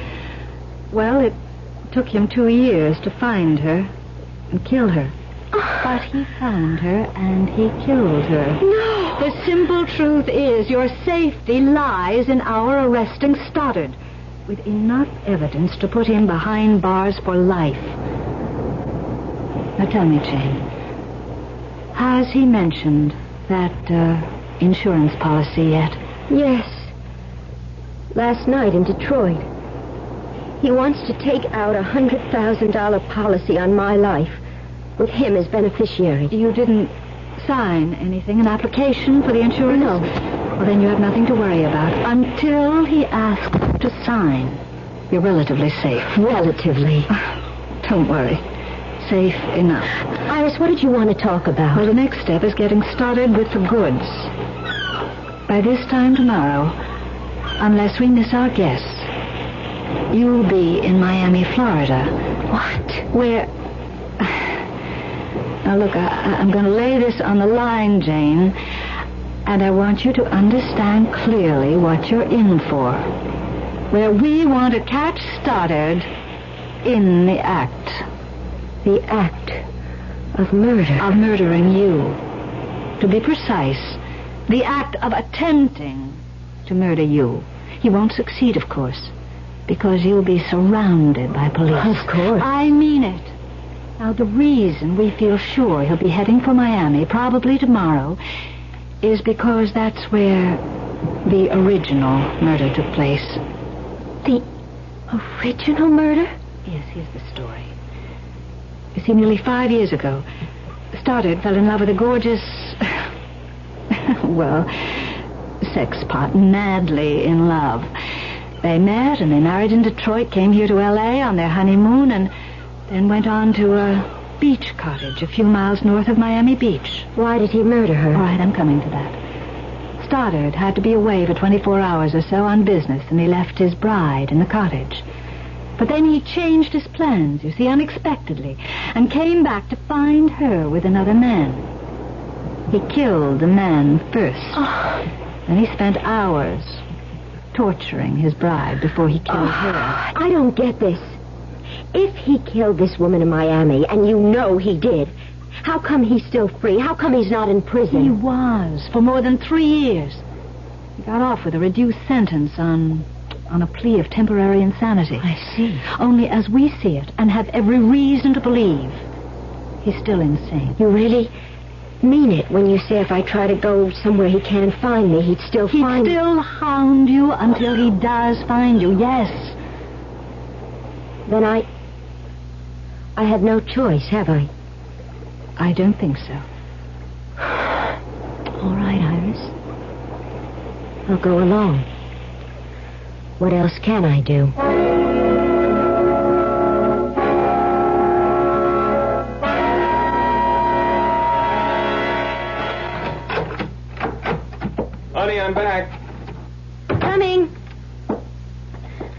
fixing my hair. Oh, now you can fix me up with a welcome home kiss. Well, what'd you do with yourself while I was at the conference today? Oh, this and that. I went for a walk, some shopping, sat by the pool. Didn't swim? Too chilly. Tom, how did things go at the conference?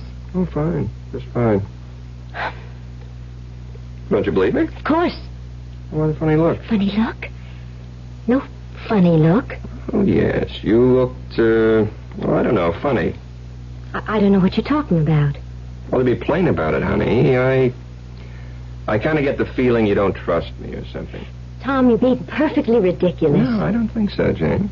Either you're hiding something from me or you're very upset about something. Now, which is it? Well, what is it? Nothing. Honestly, Tom, nothing. Jane, there is something. Now, what is it? Let's have it. Tom, really. Jane, I'm no fool. I know when something's wrong, and something is wrong. Now, what is it? You what? I did want to get in touch with you today. I felt just so awfully lonely, Tom, and I phoned you at the Belmonte Hotel. What'd you phone me there for? To get in touch with you. What else? I wasn't there.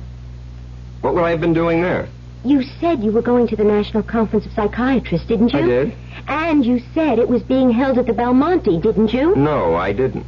Now, how could I when it was being held at the Beverly Towers? You said the Belmonte. I said the Beverly Towers. Did you try there? Of course not. No, of course not. Well, why should you if you misunderstood what I said this morning? You know what? I think you're fed up with this whole so-called honeymoon, which so far hasn't been any kind of a honeymoon at all. No, Yes, I think so. Now I've got another surprise for you, and this time a pleasant one. You want to hear it? Of course. Well, for the next week, or the next 3 or 4 days anyhow, I'm declaring a holiday. A patient of mine owns one of the prettiest beach houses you've ever seen, and he's offered it to me any time I want it. Well, he isn't there, of course. And he isn't. And that's where I'm taking you tomorrow, for the duration of our honeymoon. Where is it? It's just north of Miami Beach. And this time tomorrow, you're going to be there. Oh, we haven't been here even a full day. And I've never seen Los Angeles before. We'll come back another time. But we're here now. Oh, Tom, there's so many things I want to do. Visit the movie studios, Disneyland. We could run down to Capistrano. Jane, please. I don't want to argue about this. I mean, frankly, I don't understand your attitude. Here, finally, I can take you to a really beautiful honeymoon spot, and you don't want to go. I don't get it. It's just that... It doesn't matter. We'll go. Of course we will. Unless... You haven't some other reason for not wanting to go, have you? Other reason? Other than wanting to stay in Los Angeles. Why, no. What other reason could I have? That's what I asked you. There's nothing wrong, is there? No, Tom, of course not. You sure? Tom, you're hurting my arm. Well, I'm sorry, honey. I'm sorry. I wouldn't hurt you for the world. Kill you, maybe, but not hurt you. Kill me? Oscar Wilde, I think, said, each man kills the thing he loves. And if that's so, considering how much I love you, sweetheart, you haven't long to live.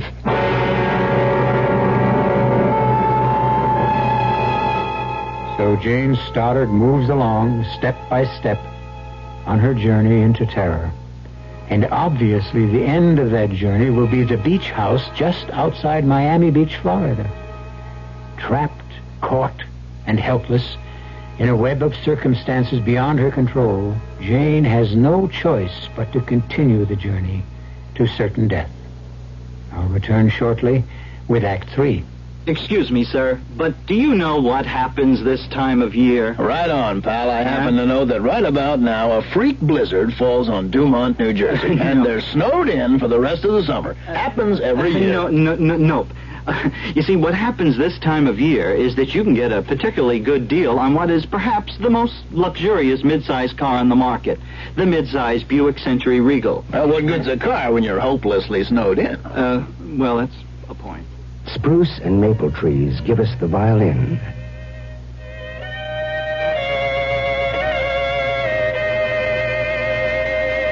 And if we don't start burning them down, we'll have a little less music. Sometimes a gentle rain in one place adds up to a raging torrent in another. A torrent that can uproot lives as well as trees. Essence of beauty, breath of immortality, man's cherished treasures. Magnificent Oriental treasures await your viewing at the Haiku Gallery, number 175 in the Quadrangle. A beautiful difference, the portrait of one of a kind.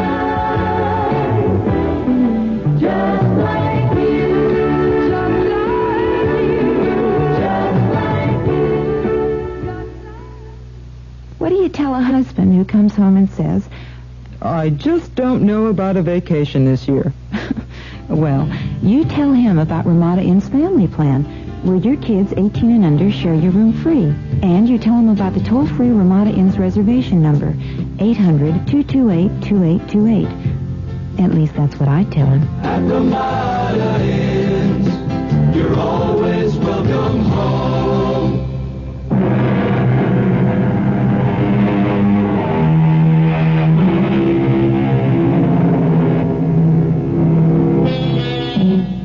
How strange, how inexplicable are the workings of fate.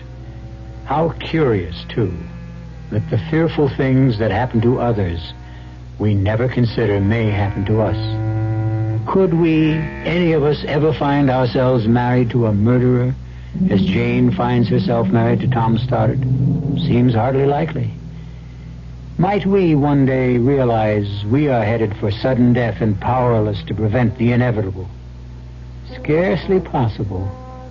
Well, Jane once thought so too, if she thought about it at all. But now, with a murderous husband at her side, she flies toward Miami Beach, Florida, and death. Jane? Sweetheart, what is it? What, Tom? I don't... You seem so tense. No, nervous maybe. Flying always scares me a little.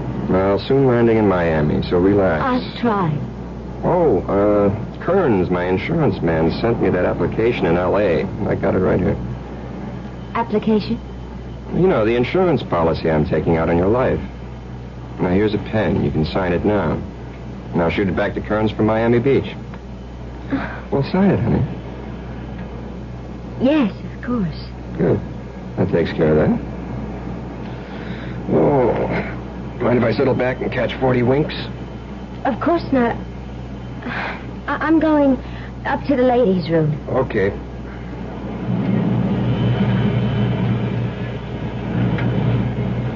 Iris. Dave, you mustn't see you talking to me. He's taking a nap. I saw you come on board. Iris, I just signed for that insurance policy.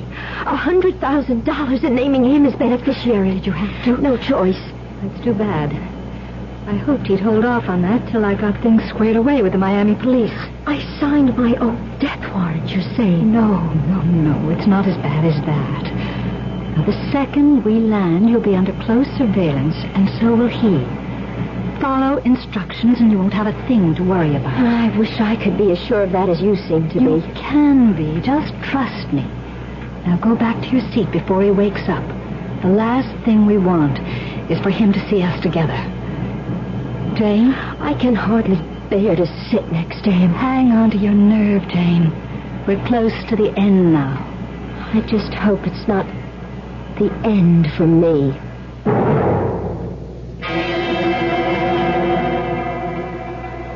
Well, what did I tell you? Beautiful, isn't it? Yes, only it does seem rather isolated, Tom. It is. That's one of the things that make it perfect for a honeymoon. That and the beach and the water out there. What more could a bride want? Except, of course, her husband. Tom, please. Jane, what? I'm just not in the mood at the moment, that's all.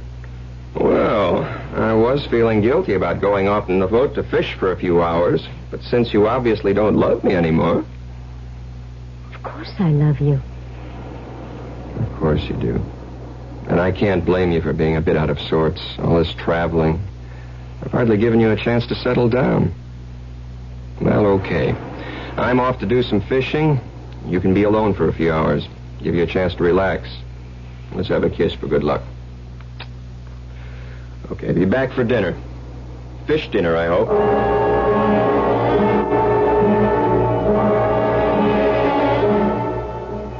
Jane? Jane! Oh, Iris. Thank heaven you're here. Tom's gone fishing. Yes, we know. We watched him leave in the boat half an hour ago. We? Myself and 2 detectives assigned to the case. Now look, Jane. I've got something to tell you you're not going to like.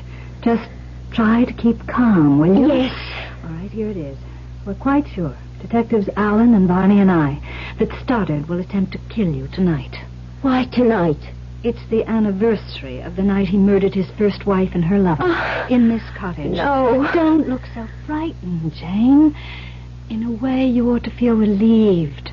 After tonight, it'll all be over. For me, maybe. Not a chance. I said we're sure he'll attempt to murder you. But we're also sure he'll fail. How can you be so sure? Oh, well, we just are. You're evading me, Iris. What makes you sure? I didn't want to make things harder for you, Jane, but, well, there's the torture. Torture? Yes. Are you telling me you're going to let him torture me before you move in? I'm not telling you anything of the sort. What I'm saying is that we've got to let him make the first move. We've got to have the evidence to convict him. And that brings me to the next step. Yes? Now, we're going to have to bug this cottage. Set up a tape recorder with concealed microphones in each room. Why? Because once he has you, that is, once he thinks he has you where he wants you... No, I can't go through with this. Jane, you can. Now, please trust me. As I say, once he thinks he's got you where he wants you, he'll do a lot of talking. He'll get pleasure out of telling you who he really is and how he tricked you into marrying him and what he intends to do before he murders you.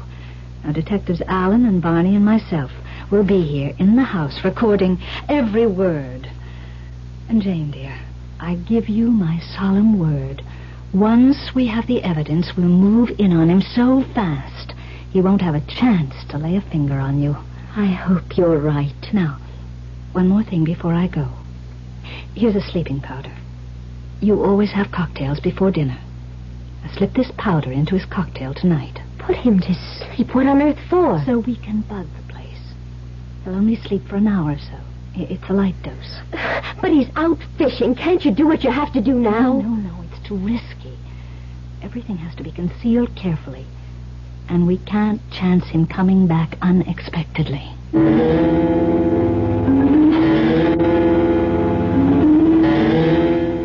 Home as a sailor, home from the sea, without a single fish to show for it. Oh, Tom, no luck? Oh, lots of it. All bad. But you should have seen the one that got away. Well, at least I can drown my sorrow in a couple of dry martinis. You? Yes, I'll mix them. No, I'll do it. You relax now. I've been doing it all afternoon. I may not be much of a cook, as I'm afraid you're going to discover at dinner, but I do know how to mix a dry martini. Well, a dinner is only a dinner, but a good dry martini is a drink. Whatever that means. Well, it must mean something. I'll think about it. Well, what'll we do tonight after dinner? Get a drive to Miami Beach? Why don't we just stay here? Well, that's okay with you. Perfectly. It's going to be a full moon. We can sit on the beach and watch it come up over the horizon. A perfect moon for a perfect honeymoon. Here. Thank you. Looks good. Tastes good, too. You make a fine dry martini. Thank you, sir. Let's have these out on the porch so we can watch the sunset. Huh? Good idea.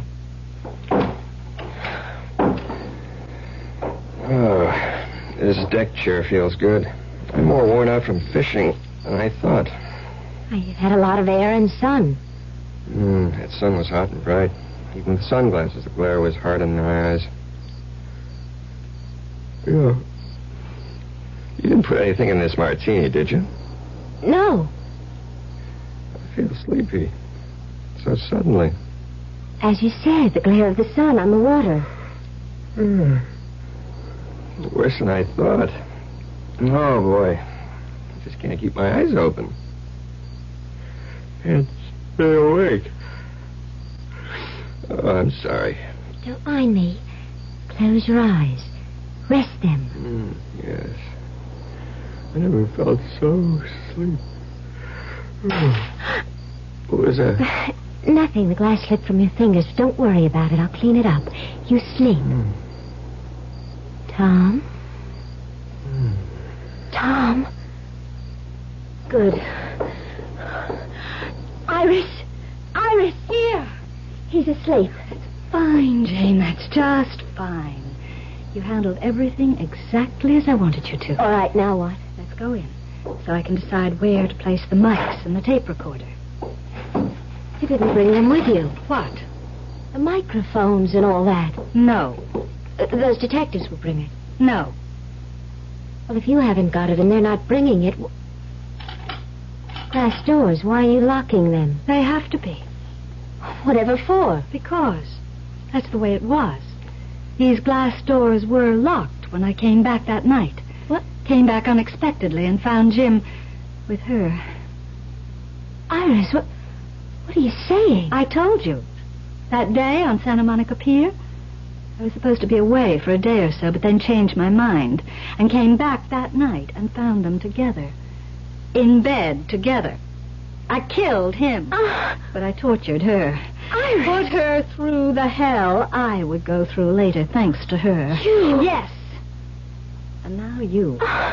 You'll go through the tortures of the damned. Like the bride in Detroit, in Los Angeles, and finally here. You tricked me from the first. I tricked you. Why, you little naive fool. It was no trick at all. My only problem was that husband of yours asleep out there. Trying, always trying to be one jump ahead of me. And sooner or later he'd have succeeded.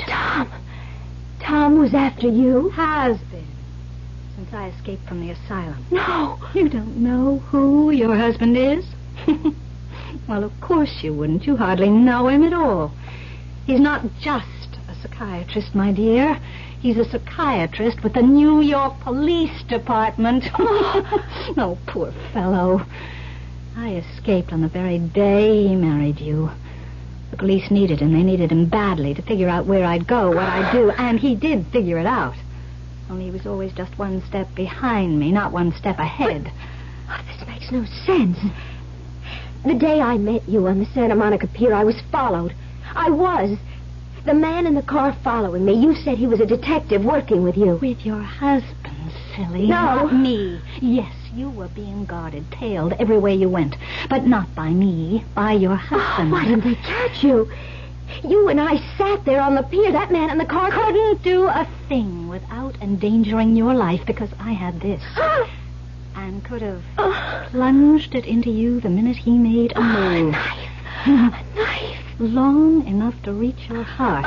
Sharp enough to do to you what I did to her. No. Before I strangled her. Slowly strangled her. No. Oh, please. Stand still. Oh, don't back away. Yeah, that's all right. Move back. Just keep moving back into that corner where I can get at you with this knife. Where I can start working on you. A little cut here, a nick there, a stab in just the right place. Making it last. The torture. Making it last as long as... Don't move! Iris, don't move! Just don't move. Now drop the knife. Oh, Tom, I put a sleeping powder in your drink. A drink I threw away when I said I'd join you on the porch. Yes, Iris, I have been one step behind you. But this time, thank God, I've been one step ahead of you.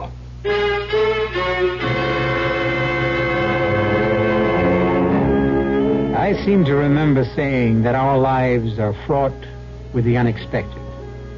Also seems to me that, wrong as I can be at times, this time I was right. Glad I was. Jane Stoddard was only a pawn in the game the fates play. But thank heaven, she remains a living pawn. I'll return in a moment. Who knows how to help you solve your shopping problems?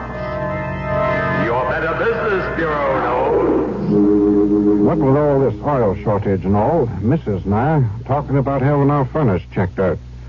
I wonder what we should do. I can give you some advice about what to do. Yeah? Who are you? I'm the man from your Better Business Bureau. Now, it may be true that your furnace is in need of repair or even replacement.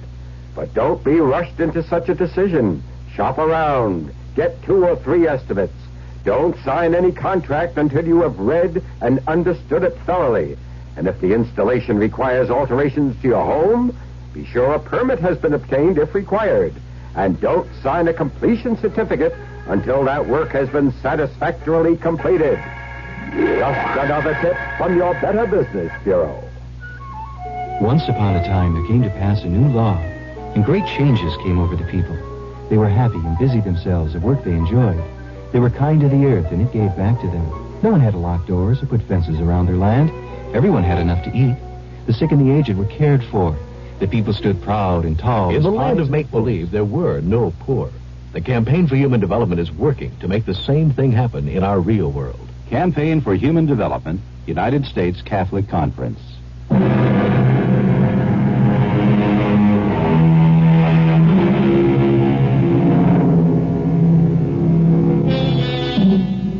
Iris is once again safe behind institutional walls. You'll be happy to know. As for Jane and Tom Stoddard, they're on a second honeymoon. Or maybe I ought to say the first. The other one doesn't count. Our cast included Lynn Loring, Roy Finnis, and Carol Teitel. The entire production was under the direction of Hyman Brown. Now, a preview of our next tale. I'm not with the police, I swear it. Why all the questions, huh? Why all the nosing around? You're hurting me. Take it easy. I don't want no trouble in here. Hey, something. She's got to be. Bess told her I do business in your place, and now she shows up here the next morning. Don't that sound fishy to you? Well, it's funny. Come on, baby, Jim. Jimmy, don't. I was just the statue. Oh, I just wanted the statue. The what? I just used this thing. What's the statue got to do with... Wait a minute. Wait. You're right, Wormer. She's not a cop. Yeah, she's been acting like a cop, but that's not what she is. Please. Oh, please let me go. I didn't mean any harm. Please let me go. No, Please. Sugar, you're not a cop at all. What you are is a nun. Radio Mystery Theater was sponsored in part by Anheuser-Busch Incorporated, Brewers of Budweiser, and Buick Motor Division. This is E.G. Marshall inviting you to return to our Mystery Theater for another adventure in the macabre. Until next time, pleasant dreams.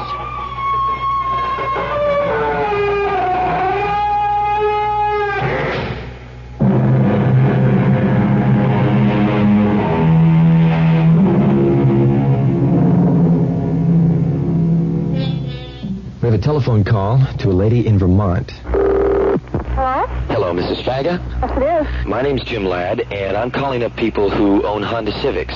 Oh, yes, I was on the beach. It came running. I didn't know they had beaches in Vermont. Oh, I have a beautiful right on Lake Champlain. Can the Honda Civic see the lake right now? Yes, it can. We really enjoy the car. We love it, really. Do you really? We're still getting about 32 miles to the gallon. So you've got the 4-speed. And we've got the 4 kids. They all really enjoy it. Everybody does. Mrs. Faga, stardom is yours if you can sing the Honda Civic jingle. Oh, boy. I'm trying to think, Tom. Oh, boy. All right, you're on the air, and people you've never even met are listening. Oh, my goodness. I wish I could sing it. If I knew the tune, I'd sing it for you. Make one up, because we don't have one. Honda Civic is a friend of ours. We enjoy it all the time. Hope to see you on the road. Meet us and toot and say hello. That's thrilling, Mrs. Faga, and Honda Civic appreciates it. Thank you. All right, goodbye. Bye. You're listening to KRLD Dallas. CBS Radio Mystery Theater presents...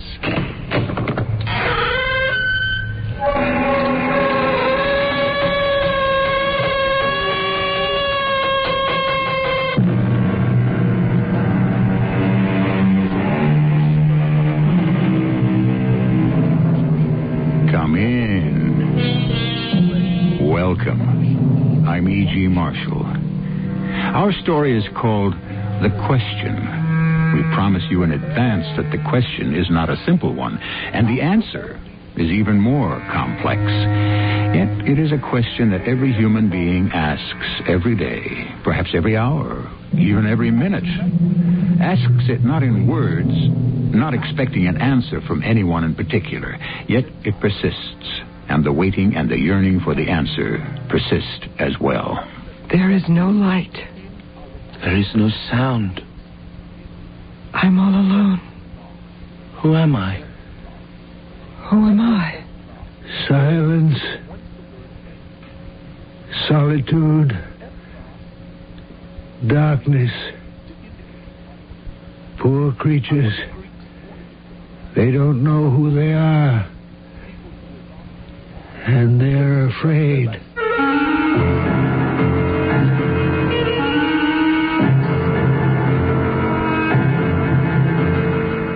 Our mystery drama, The Question, was written especially for the Mystery Theater by Elspeth Eric and stars Christopher Tabori. I'll be back shortly with Act One.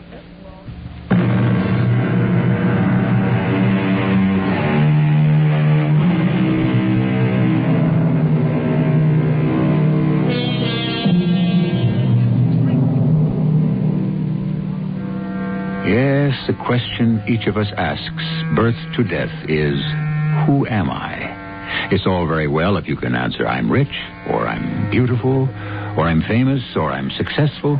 But even if you could answer, I'm the king, or I'm the queen, or I'm the most powerful person in the world, it would not tell you what you most want to know.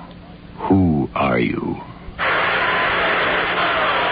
I'm crouched at the very top of the topmost balcony, waiting for my last glimpse of her.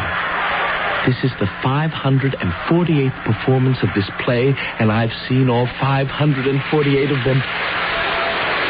Actually, I've never seen the first act. I've never been able to buy a ticket. But when the people come out during the first intermission, I'd mingle with them and go back in when they do, and nobody ever notices me. Oh, look! She's going to say something. She's going to make a speech.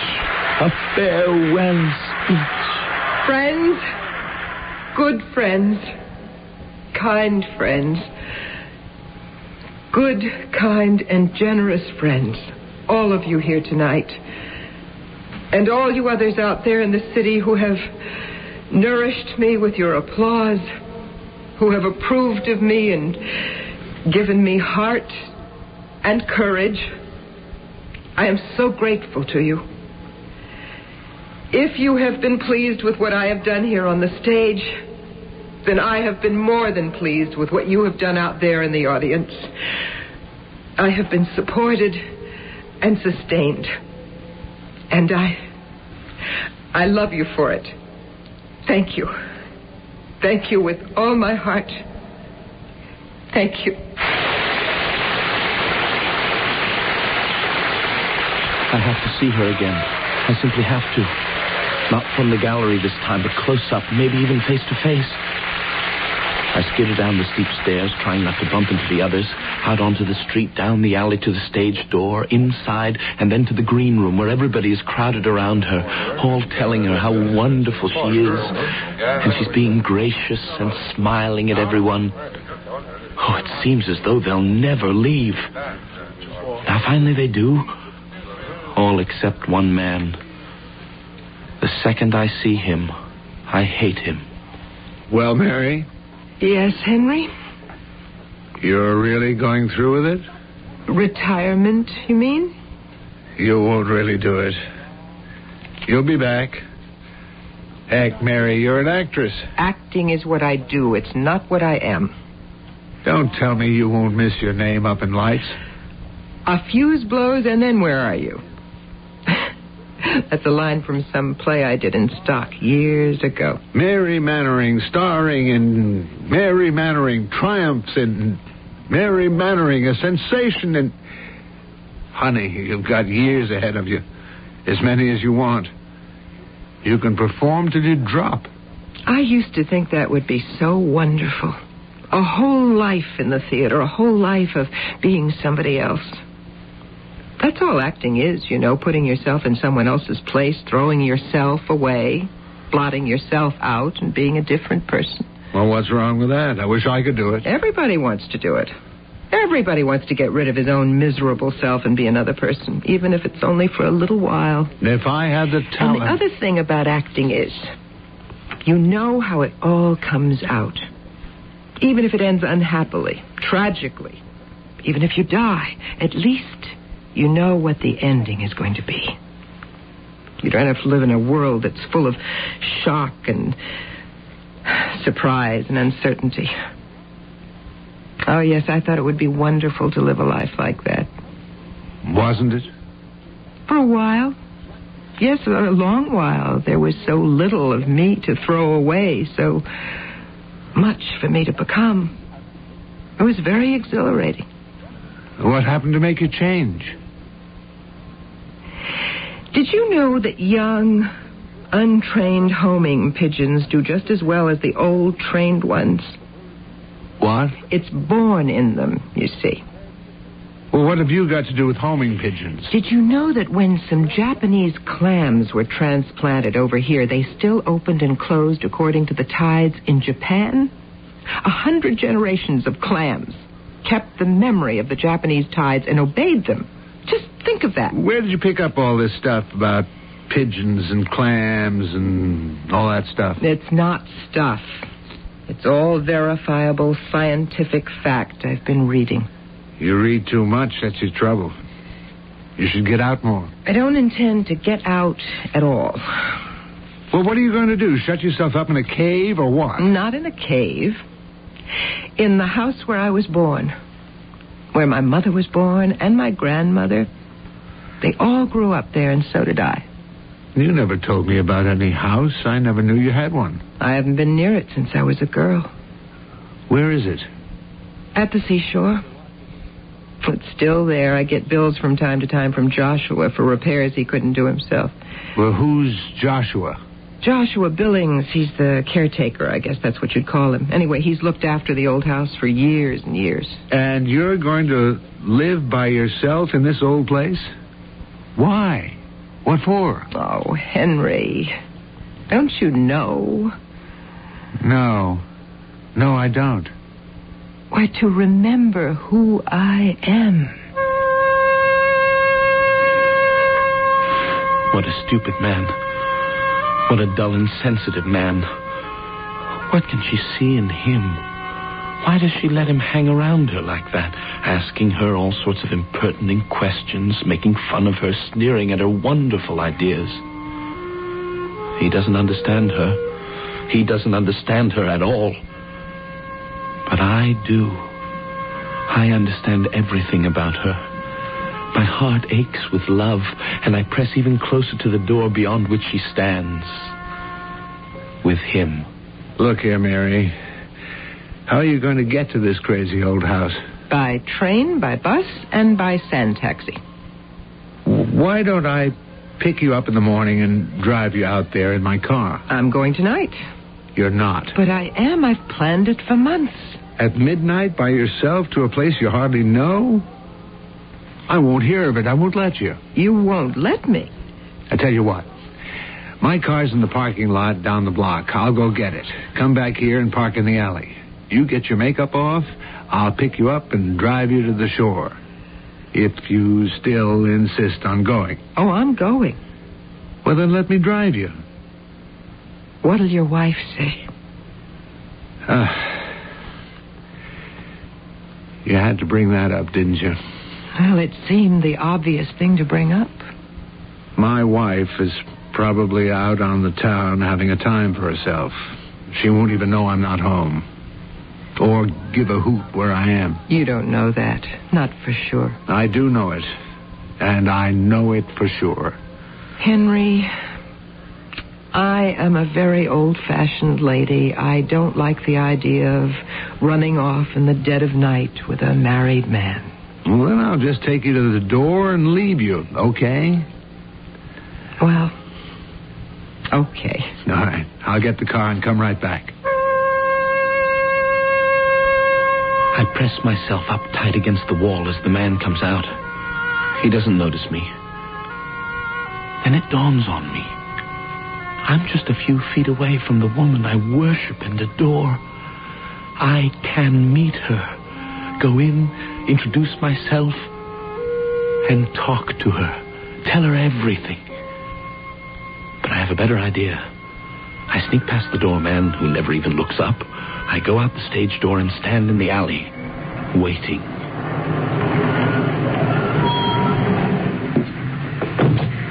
He goes inside the theater.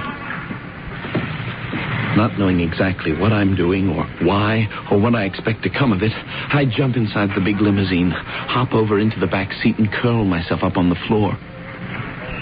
After a few minutes, he comes out of the theater and she's with him.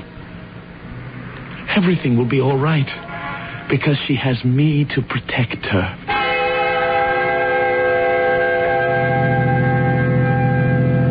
You're insane to stay way out here. Maybe I am. All by yourself? You could be... Oh, there's the house. That old thing?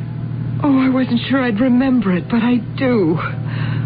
Oh, I do. That's the house I was born in. That's where I grew up. Stop the car. This is crazy. How do you know you can get in? The door's never locked. Mary, come back here. I'm not going to let you do this. Now, wait a minute. You can't stop me. Please, I'll worry about you. Don't you know that? Who gave you the right to worry about me? I'm going inside. They stand there on the sand. He's holding her, his hand on her arm. Their faces close together. From the window of the car, I can see them clearly in the moonlight. And I can hear them, too. I want to run up to him and tell him to leave her alone. She doesn't need him. She has me. Now I know for a certainty what to do. While they are arguing, I slip out of the car, run up to the front door of the old house, open it, and go inside. Standing in the hall, the house wraps itself around me like a mother's arms. Now I know, in this very instant, I know why I've done everything I've done up to now. I know.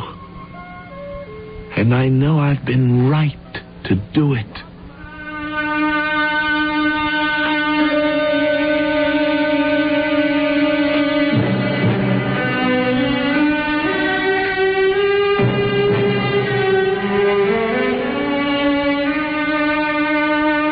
Know thyself. These portentous words have been ascribed variously to Plato, Pythagoras, Socrates, and at least half a dozen others. Whoever uttered them first, they achieved immortality when they were engraved over the entrance to the Delphic Oracle, the most famous source of wisdom in the ancient world. I'll be back shortly with Act 2.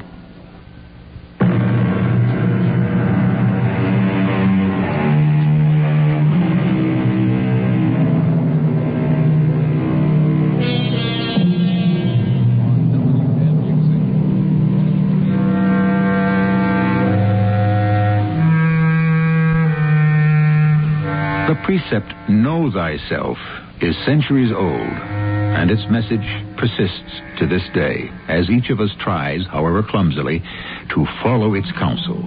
Whoever originated it, I believe that the most satisfying attribution comes to us from the Greek poet-writer Juvenal. Born a short while after the start of the Christian epoch, he tells us that it came straight from heaven.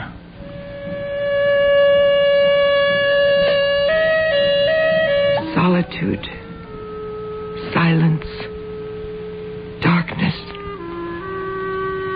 and I am filled with fear, standing in the front hall of the old house. Why did I insist on coming here? Why didn't I listen to Henry? Why did I send him back and enter this unfamiliar place alone? Yet, is it really so unfamiliar? I was born here. I lived here as a child. I sense that it's more familiar to me than my own self. My own self, which I feel on the verge of losing. This is the most wonderful thing that's ever happened to me. What did you say? I said, this is the most wonderful thing. What is the most wonderful thing? Meeting you, Miss Mannering. I've seen you in every performance of your play, from the back of the second balcony. How did you manage to get here? I came in the car, the big limousine that belongs to that man. I was in the back seat the whole way. I listened to your conversation. Oh, at least I overheard it. I couldn't help overhearing it. I suppose you couldn't. I heard you and him talking backstage before that. That man's in love with you, Miss Mannering. Are you in love with him? He's married, you know. I suppose you overheard that, too. Yes, I did. And I know he didn't want you to come out here to this house. That's true. This is such a wonderful place. Oh? You think so? Don't you?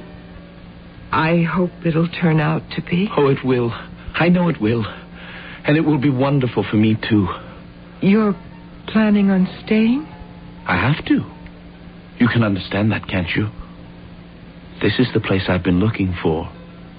And with you here... Oh, I wouldn't bother you, you know. Just being here is enough.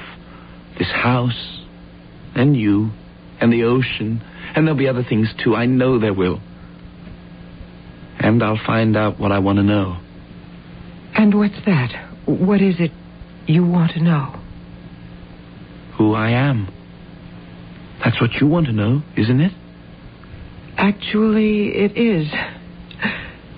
But don't you think... Shh.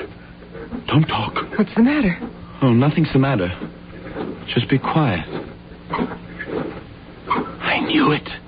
I knew it. Knew what? Don't talk. You do hear it, don't you? I hear something. Of course you do. Listen. Faster and faster and faster. Go! Go! Go! Go! Oh. It broke. It fell over and broke. What fell over? What broke? Don't talk. Just listen. Oh, now I'm going to be punished. No, you're not. You heard him, didn't you? On the stairs? I heard something. He's going to punish me for breaking my rocking horse. Standing there in the dark hall, I wonder what I've got myself into by my impetuous move to this old house. But I heard the frantic creaking of the rocking horse. I heard the crash, the splintering of wood. I heard the heavy footsteps on the stairs. Well, that's that. Oh, what? What did you say? It's over. I broke my rocking horse, and I got punished, and that's that. Over. Finished. And done with. But you seemed so upset. I was, but I'm not now. I think I'd like to go to sleep. Well, all right. Where do you want to sleep? I don't quite know. Anywhere. I'll just wander around and flop down someplace. Well, all right. I think I'll go to bed. Will I see you in the morning? Of course. I told you I'd stay and protect you. Oh, if you hear someone moving around early in the morning, that's the caretaker. His name is Joshua Billings. He stops by here every day. Miss Mannering? Yes? Would you... Oh, I know it's a lot to ask. It's such a tremendous favor. I don't even know if I should bring it up.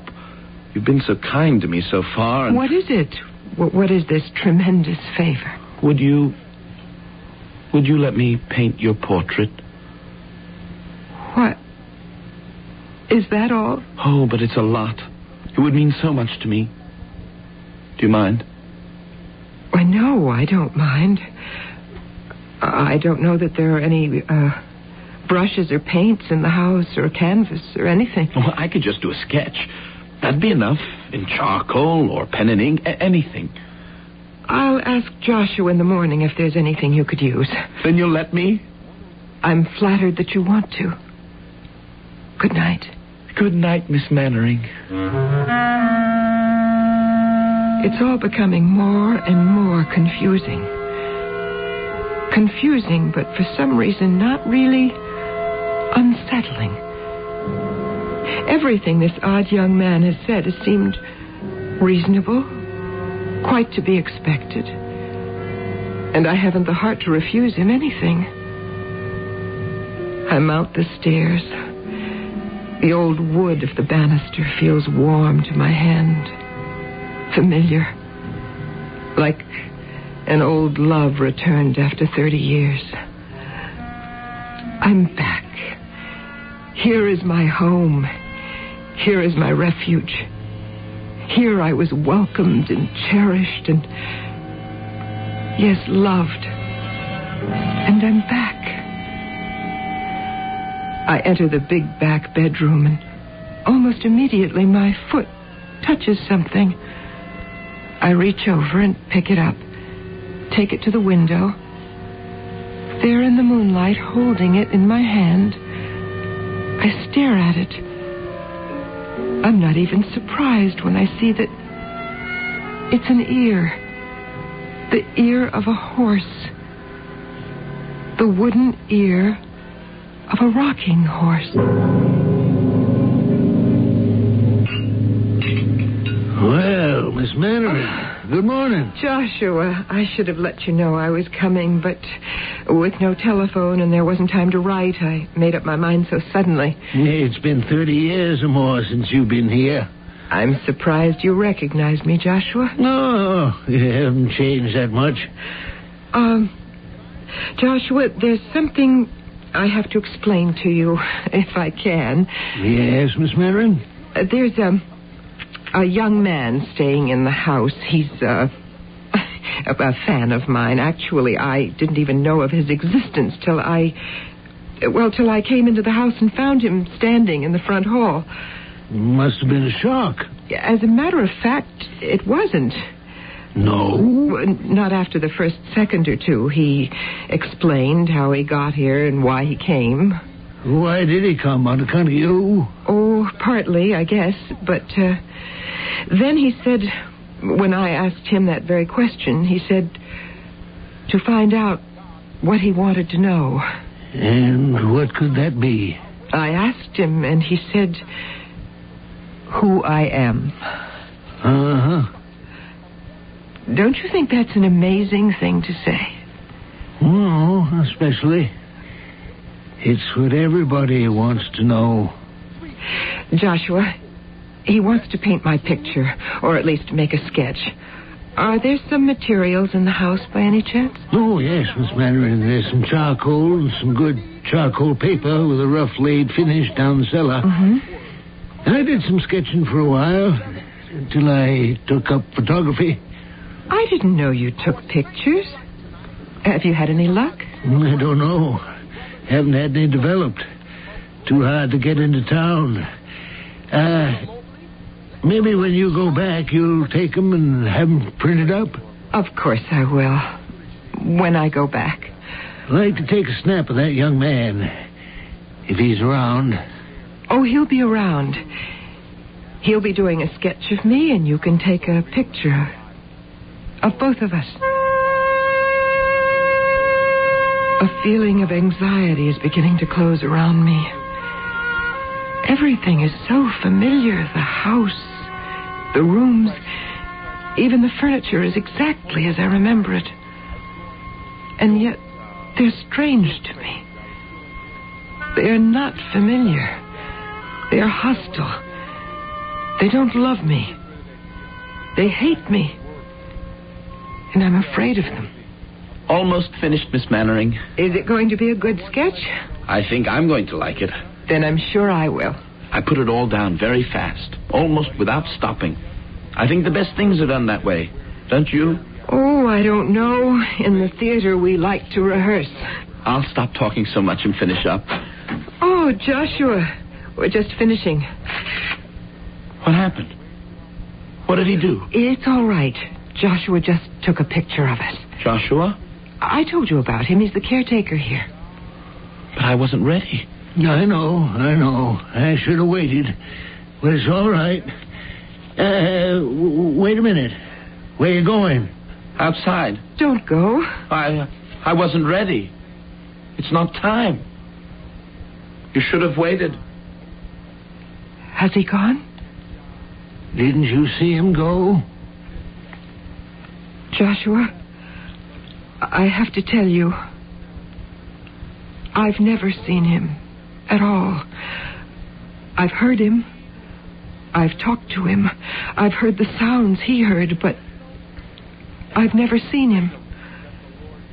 I felt so close to him and so fond of him. Shall we? If you like. It's quite good. Is it?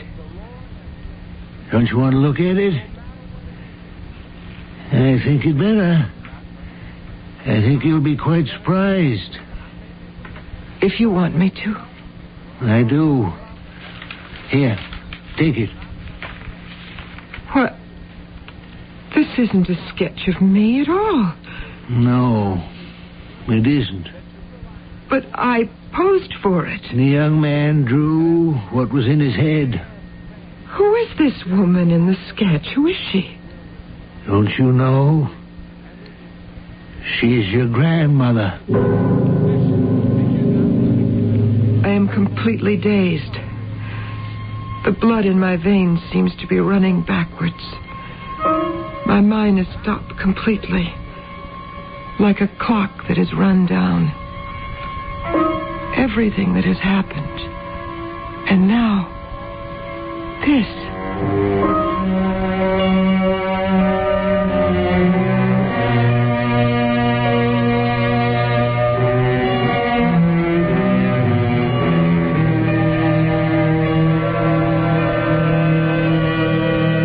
Have you ever talked to someone you could not see? Perhaps you called it talking out loud to yourself. I think it is likely that you were not simply talking to yourself, that in the recesses of your mind, there was someone who was listening to you. But did that someone ever answer you? I'll be back shortly with Act 3.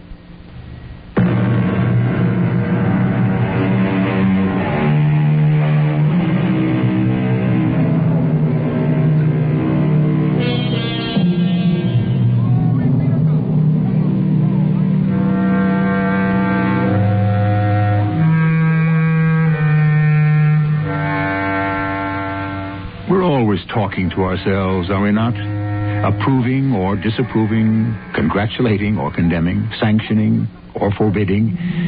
Is it too much to say that mixed in with our own words are the words of others, people we know, have known, or hope to know one day?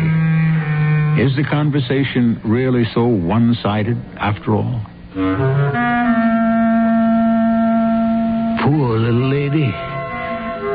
So confused, so bewildered, so unsure of herself. I feel sorry for her. And I know it's my duty to try and set her straight. But how to do this? How explain to someone who has lived a life of diversion and distraction? How make her understand? But I must do it. I'm the only one who can. Joshua, help me. I'll do my best. Am I going mad? Oh, no, Miss Mannering. You're not going mad. And you mustn't think that you are. What else can I think? I have been talking to a man I couldn't see. I posed for a sketch that turned out to be of someone else. I heard the sound of a rocking horse, footsteps on the stairs. All this in the house where I was born and raised. The house I thought would welcome me, nourish me, be kind to me. Instead, it's driving me mad. It wouldn't have happened anyplace else. It wouldn't have happened if he hadn't been here. He did this to me. You mean Jamie? Jamie? Who is Jamie? Your grandmother's boy. You mean you knew him? No. But I recognized him the minute I saw him. You say you saw him. Then why didn't I see him? Why is he just a voice to me? Is he a ghost? Is that what he is? Have I been talking to a ghost? I talk to them often. They're all through the house. And do they talk to you? Sometimes they do, sometimes not. They're apt to be moody. But that doesn't bother me. There are always others.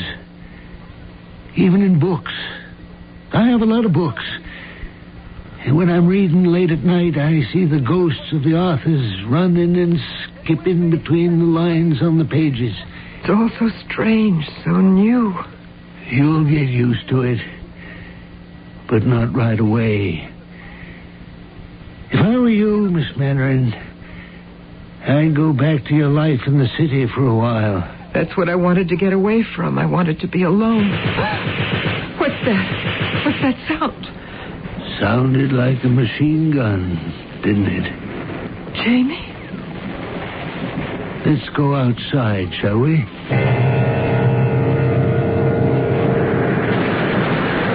I feel so sorry for her. It's hard till you get used to it and accept it. Is he here? Oh, yes. He's here. If only I could see him the way you can. What's that?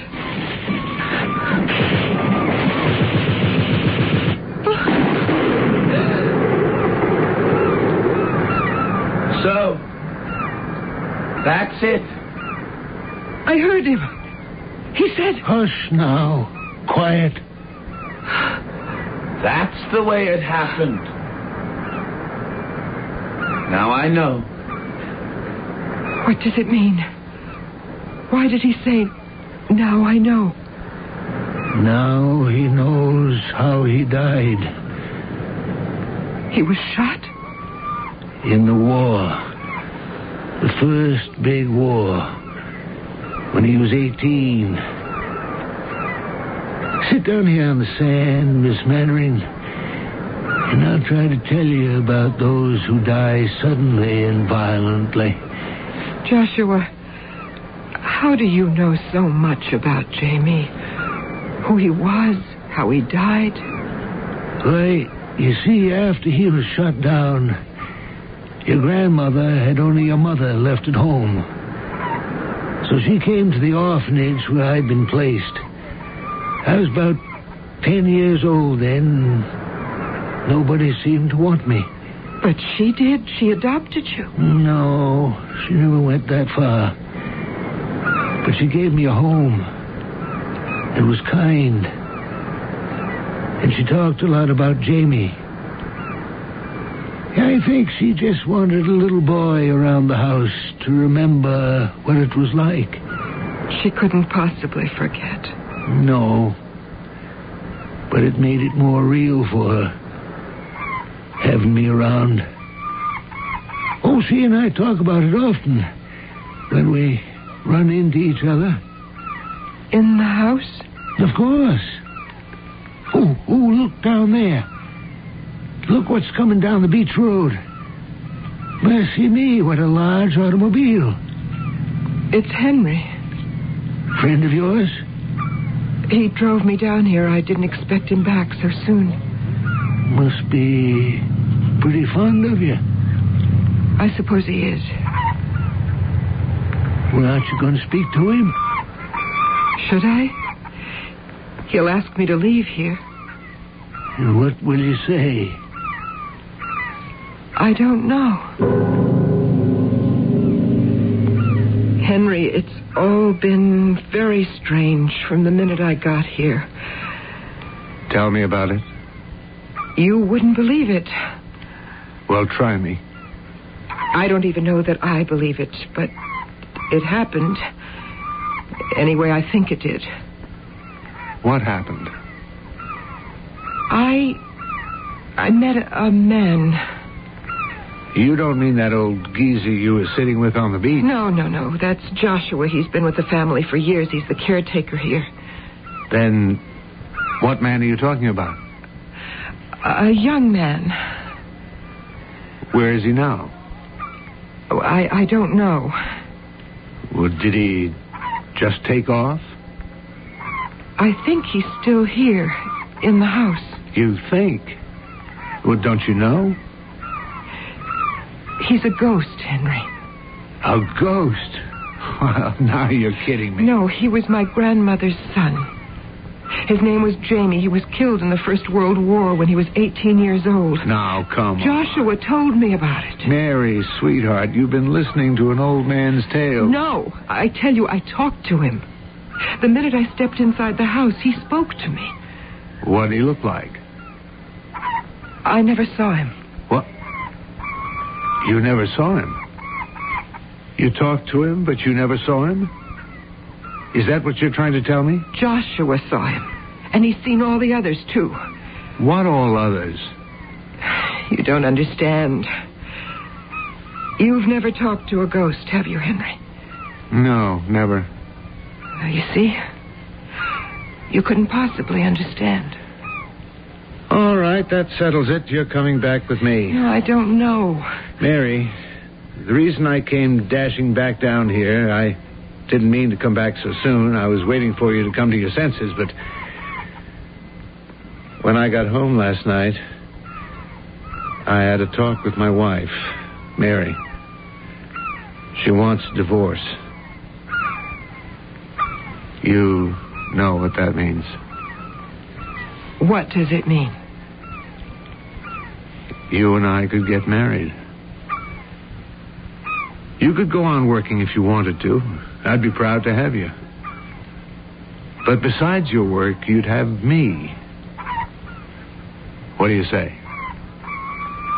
I don't know. Take my hand. On, feel it. It's flesh and blood. It's real. And it's yours, if you want it.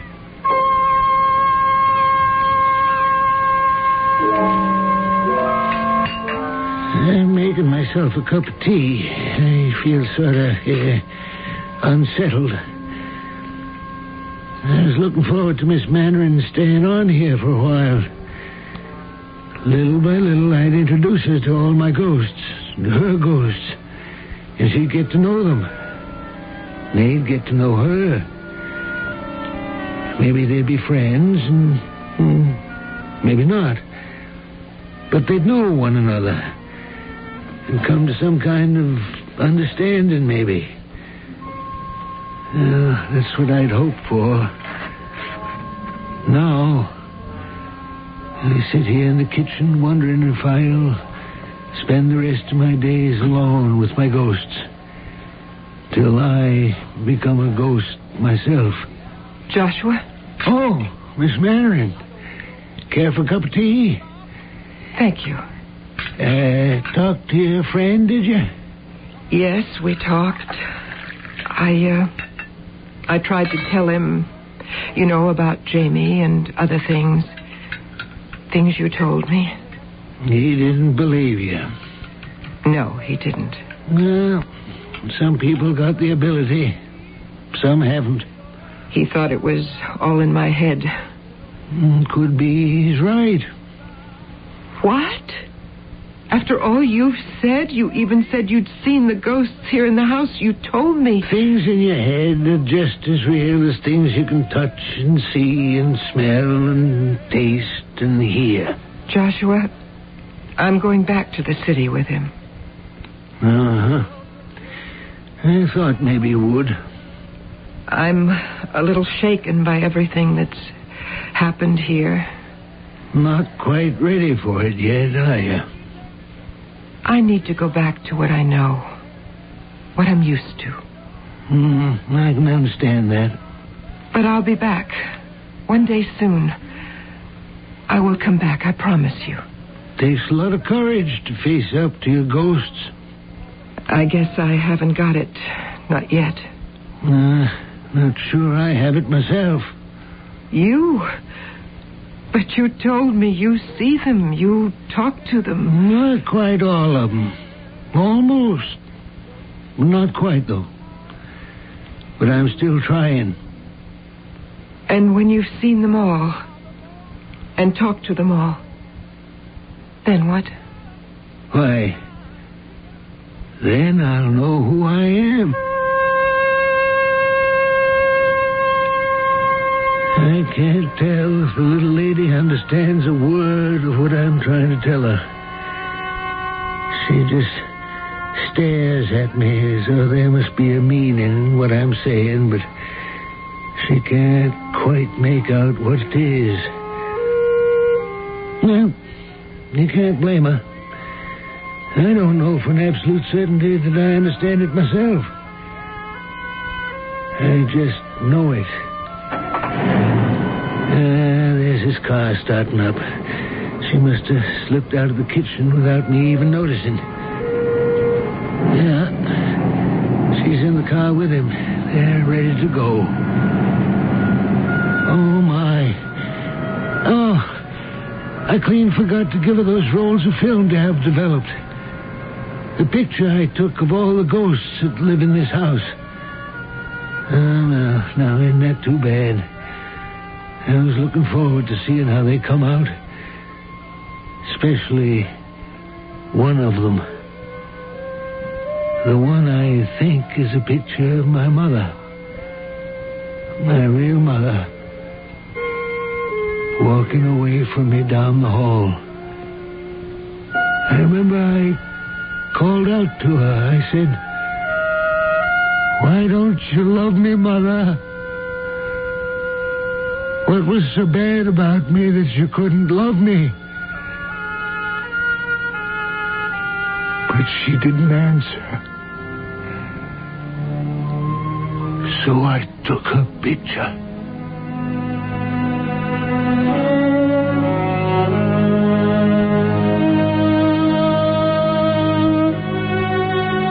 We're all haunted by the past and the people who lived in it. All the things we never said. All the questions we never asked. All the answers we never gave. The things we did and the things we didn't do. The love we gave and the love we withheld. The feelings we expressed and the ones we didn't even know we had. We thought there would always be time for all that. We thought we would live forever. And there would always be time because we would never die. I'll be back shortly.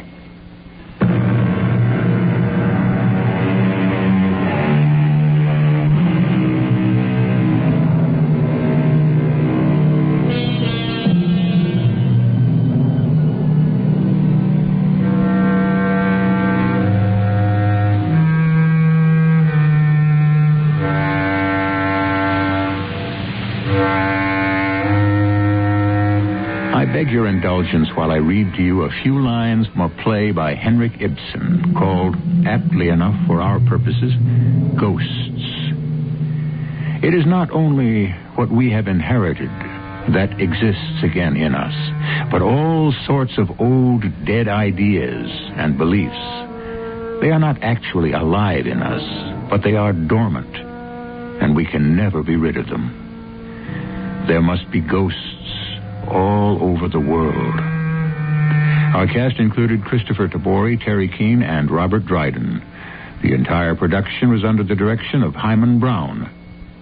This is E.G. Marshall inviting you to return to our Mystery Theater for another adventure in the macabre.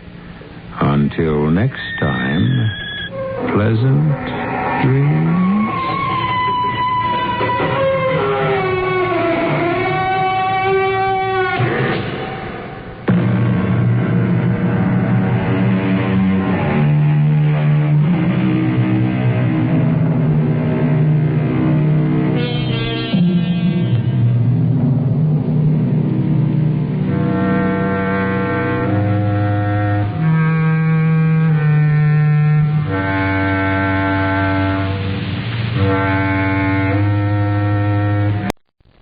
Mystery Theater presents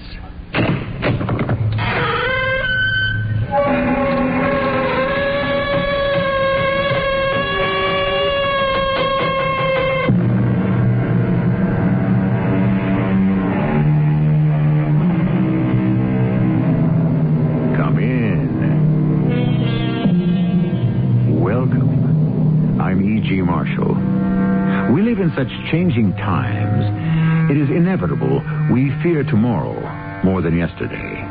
What's to become of us all? Will we be annihilated in our beds? Is there any way of living in peace ever again? Who can save us? Or is the end an inevitable radioactive fiery ball whirling through space? Today we explore a year in our future when we thought the sun had set for the last time. Elizabeth, my considered opinion is that the president is hiding somewhere. The whole idea has stunned me. I don't know what to think. Well, there's always the possibility the president's been kidnapped. But we're stymied by the message that he's held hostage by the Ray universe. We can't identify it. There's been no demand for ransom. What else is there to think but that your husband, in some strange state of mind, is a prisoner of himself?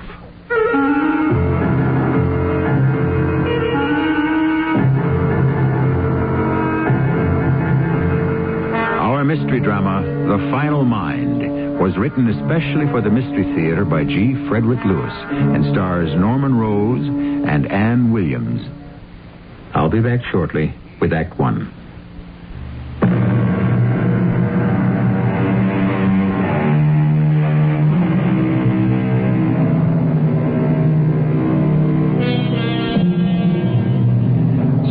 To alarm you, although I am certain you aficionados of the Mystery Theater rather expect a little knee-knocking, goose-flesh and spine-tingling fright, I shan't reveal the exact year this tale takes place. Tonight, I'd say, you can all go to sleep in safety. It's tomorrow I cannot guarantee. We begin at a secret destination 1 mile under the surface of a Midwestern state, in a concrete bunker, where are gathered those who govern and defend the United States.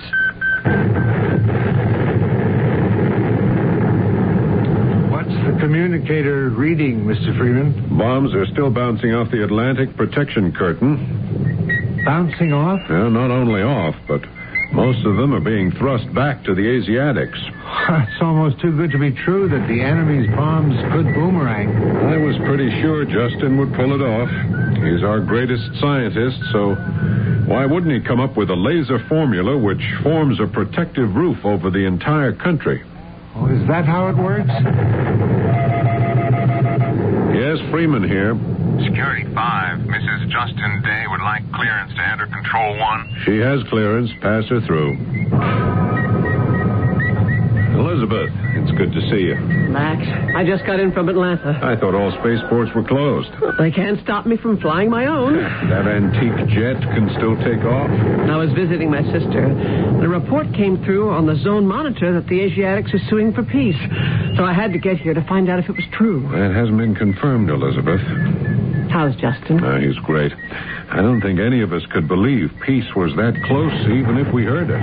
You must be very proud of your husband, Mrs. Day. Where is he?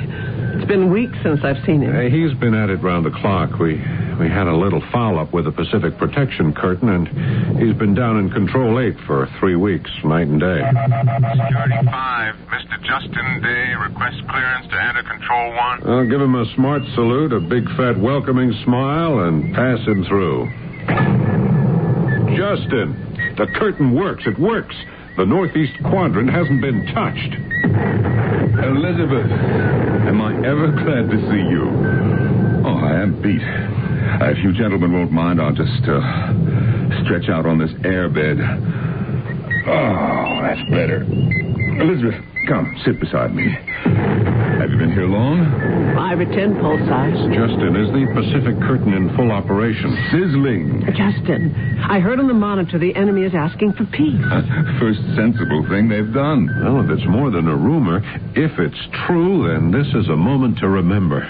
It'll be centuries before we're threatened again by anyone. If we don't throw peace away, we can be so stupid, Max. So... Oh, well, if it's true, what are you going to do for a living? If the government can do without a national security chief, what'll you do with yourself? Well, I've always wanted to be a librarian in a small town. How does Shakespeare, North Dakota sound to you? Not bad. Yeah, I got it all picked out. My job would be to buy books for our library and Read them. How about you, Justin? What's there left for a scientist to do after he's invented the ultimate security blanket? Justin wants to return to his laboratory and keep searching for new worlds. You mean in space? No, in time. I'm not going to ask you to explain that because I don't think I could understand your answer. I can't explain it either, but it's all he talks about. You'll have to ask him yourself. Not now. The poor man's asleep. Well, after 500 hours on his feet, can you blame him?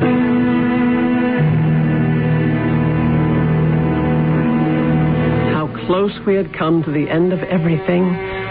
How quickly the fuse had been lit. Burning from misgivings to mistakes to misjudgments to total war.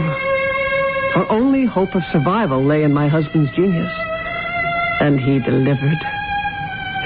Was there any wonder, then, that he would be rewarded with America's highest honor? Elizabeth, I won't accept the job. I can't. I've told the party that. I don't fit the mold, Elizabeth. You see, I'm an explorer. I'm not competent to manage such a huge enterprise as this country. Well, you may not get a choice. You may be conscripted. What good is an unwilling savior? No, I won't accept it. I can't. I have plans. Urgent, vital, and death-defying. I can't give up 6 years of my life playing world policeman from the White House. Plans more important than the presidency? Yes, by far. When I said death-defying, I meant just that. What in the world could be more important than serving your country as president? Mankind. Be specific. If I can complete my work, I believe I can find a way for man to live forever and for there to be plenty for all. Forever.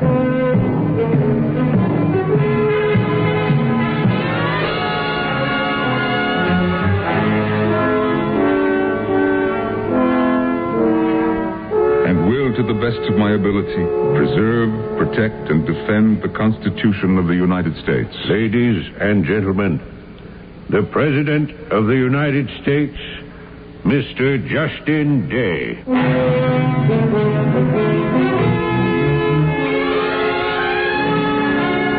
Those first months in office were unlike any the world had ever seen. Justin was able to find solutions to problems that had divided the world since the first Great Flood. Already there was talk of amending the Constitution so that Justin could remain in office 10 years. The day that was proposed in Congress, Justin disappeared, vanished, leaving not a trace. Elizabeth, you mean you got up this morning and Justin wasn't there? Are you sure he went to bed last night? Max, I get to sleep before he does. He spends late hours in his laboratory. But this morning, his bed hadn't even been slept in. Oh, he's gone somewhere, that's all. Something he thought so important he couldn't tell any of us about it. Oh, he'll be back, Max. I'm sure of it. Oh, thanks, Elizabeth. Look, I have to go. I'll keep you posted. But does anyone besides ourselves know he's missing? Only the vice president. Charlie's called an urgent cabinet meeting in 10 pulsars, so I better be on my way. Well, then they'll know. Well, it's their job to keep minding the store till the boss gets back. Let's trust it won't be long.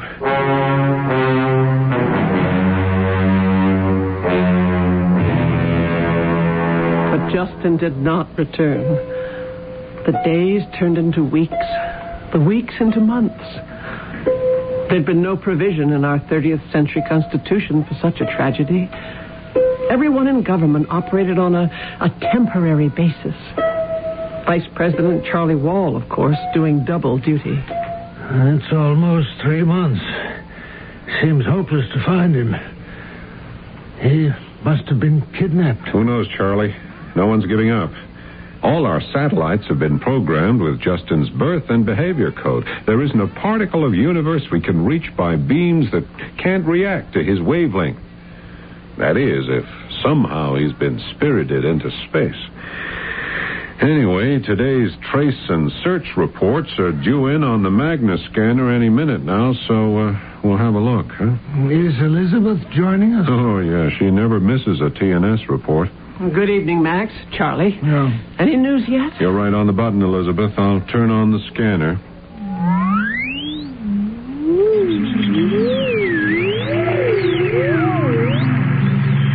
Hello, Elizabeth.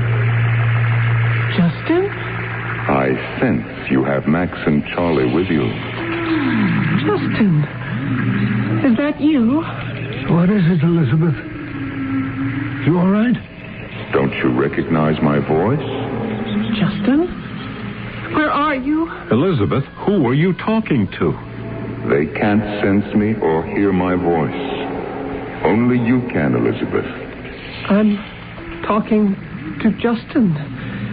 He's in my head. I want you to tell Charlie what an excellent job he's been doing in my place. I want old National Security Max to advise Congress that I wholeheartedly endorse Charlie Wall as my successor for the remaining term of my office. Max, Justin says you must tell the leadership that Charlie is to officially take over the presidency. Ask Justin where he is. Keep her talking, Charlie. I'll get word to trace and search. Tell Max not to bother. I'm not within reach of our scanners. Max, he says not to bother. Justin, where are you then? Don't be alarmed. I've been taken hostage on the Ray universe. It's a dimension in time and space, invisible and inexplicable to 30th century man. Can't you tell me anything, Justin? It takes a language that would be meaningless to you. I wouldn't know where to begin. All I can say is, I do not have mortality in the sense that we know it. Justin, are you dead? No, my dear wife. It is you who are dead to me. You said you were a hostage. How can we get you back? What ransom do they want? You'll hear from me again, at which time I'll tell you more. And tell Max and Charlie, even though they cannot sense or hear me, I know what they are thinking and saying. Max, Justin says he is a hostage in the Ray universe. I've never heard of it. Well, we'll follow up. Mr. President, I hope you can hear me. Tell him I can. He can. Mr. President, a word of warning to those who are holding you hostage. There isn't a vibration in space that cannot be picked up by our Magna scanners and located within millimeters. We shall find you and not rest until we do. Elizabeth, tell Max I appreciate his national security posture, but he won't find my body. Not until I wish him to. Tell everybody not to look for me. You will never find me. If everyone will do as I say, all will be well.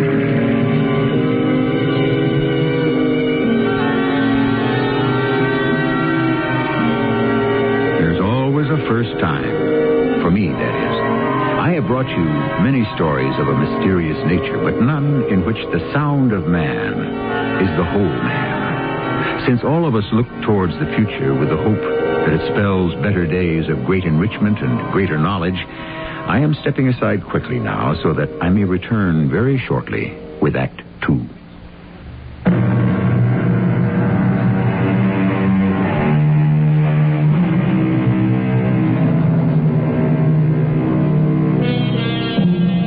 Our story unfolds in that sometime of the future. One of the characters let slip the date, the 30th century. We'll take them at their word. A brilliant scientist, Justin Day, having succeeded in averting World War, has, by an appreciative country, been drafted into the presidency. He disappears, returning in voice only, a voice imprinted upon the mind of his wife, Elizabeth. She resumes the story.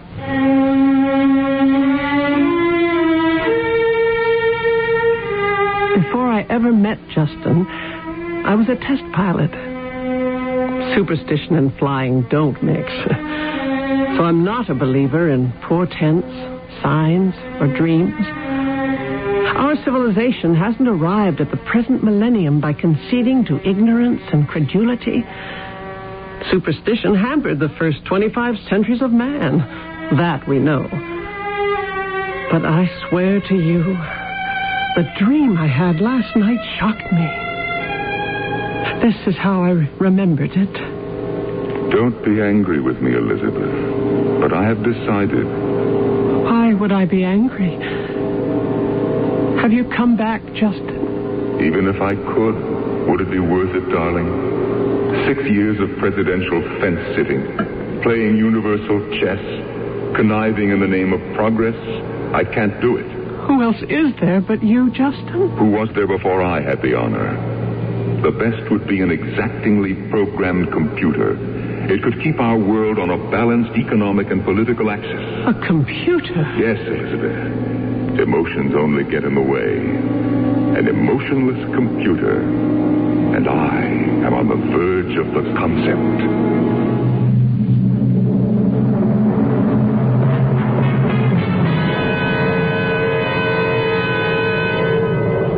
Charlie, no. I'm not going up in that plane with you and Max. I won't do it. But we need you, Elizabeth. You're our only link to Justin. It's useless, I tell you. We won't find him. Elizabeth, I'm the vice president. I've got to use every trick of the century. This is no ordinary kidnapping of some space colony governor. It's Justin Day, the sole and single power the U.S. has. I know, Charlie. No, you don't know. Or you wouldn't be refusing to help Max and me. Don't you think I want my husband back? Yes.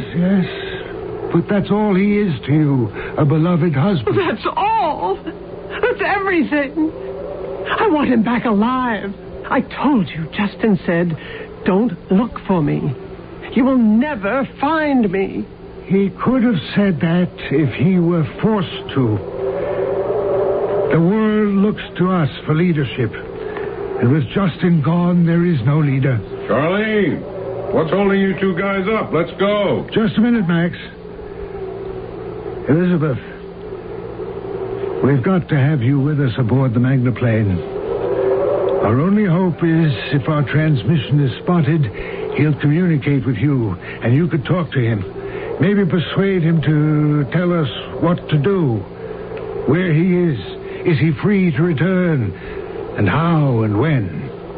You don't believe he can, or will, do you, Charlie? No, Elizabeth, I don't. You don't think he's being held prisoner? No. And the Ray universe? There isn't any. You think Justin's concealed himself? I don't let myself think that. But you suspect it. Yes.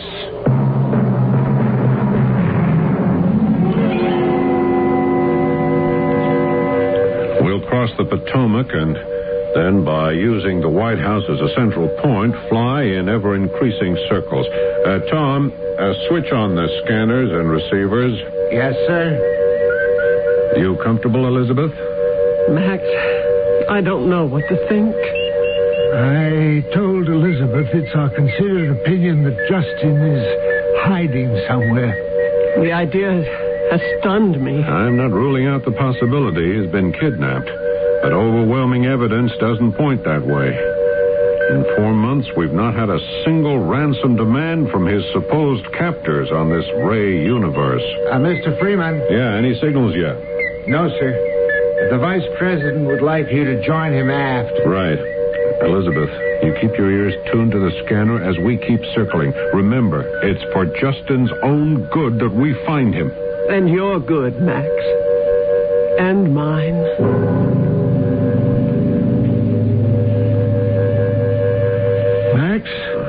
A message just came through on the special line to Control 1. A red alert for big news. I'm glad I put this line in the aft compartment where Elizabeth couldn't hear it. She's in a tough spot, you know. Yes, I know. If the president has run away, what else is he but a traitor? Charlie, Word on the hill is, since you've taken over the boss's job, things are really rolling. I didn't know that in addition to being a lawyer, you were an agronomist and an economist. That arid zone exploitation plan of yours is really something. Max, I'm going to tell you something I don't want you ever to repeat. Sure. I'm not an agronomist or an economist. I may have some insight, but no practical knowledge. What I do is, every night before going to sleep, I go over every problem that's come that day to my desk. And by morning, I've got the answers. I've heard of people who can do that. Solve their problems in their sleep. No, it's more than that. When I get up in the morning, Max, I've awakened feeling that somehow I've been told the answers by Justin Day. It's as though he's been advising me during the night. Signal for another message. Oh, plug in my voice channel, will you? Hello, Control 1, Max Freeman here. Go ahead with the message. Yes, Control 1, I read you. Would you mind repeating that? What is it, Max? They found the body of Justin Day at the foot of the Washington Monument.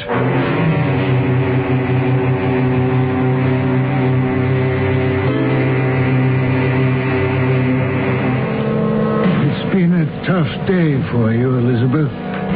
Really tough. Don't go yet, Charlie. These last few days, I've hardly had time to think. But I hate being alone. Justin was 41. He had a lifetime before him. Would you mind putting on the communicator?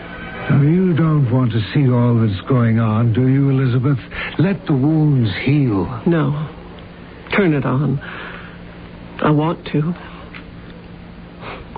The irony of it all is Justin never wanted to be president. He used to say, if only he could continue as a scientist. He was on the track of eternal life. What? Yes. He said, if I can complete my work, I believe I can find a way for man to live in peace forever. Ironical, isn't it? You sure you want the communicator on? Please. The body of Justin Day lies in repose in a flag-draped coffin in the East Room of the White House. A military guard of honor is keeping constant watch. Tomorrow, the coffin will be taken to the great rotunda of the Capitol to lie in state. Friday will be proclaimed by President Charles Wall as a national day of mourning. I had to give the world tribes enough time to get here. The extraterrestrial leaders on Ganymede and Callisto and Titan. Those satellite citizens get mighty touchy if they're not invited to state occasions. The corps of drummers you are hearing will once again beat in cadence for the procession. Citizens, friends, allies in interstellar space, as you view my mortal remains, you should know I, Justin Day, am still with you. What am I hearing? Charlie, what's happening? It's Justin. Justin? Where are you? The likeness of me will be entombed in Arlington as I have wished. Yet it is not me. Stop it. Stop it. Turn it off. I no longer need that body. I've got to see if it's on other channels. It served me when I needed it.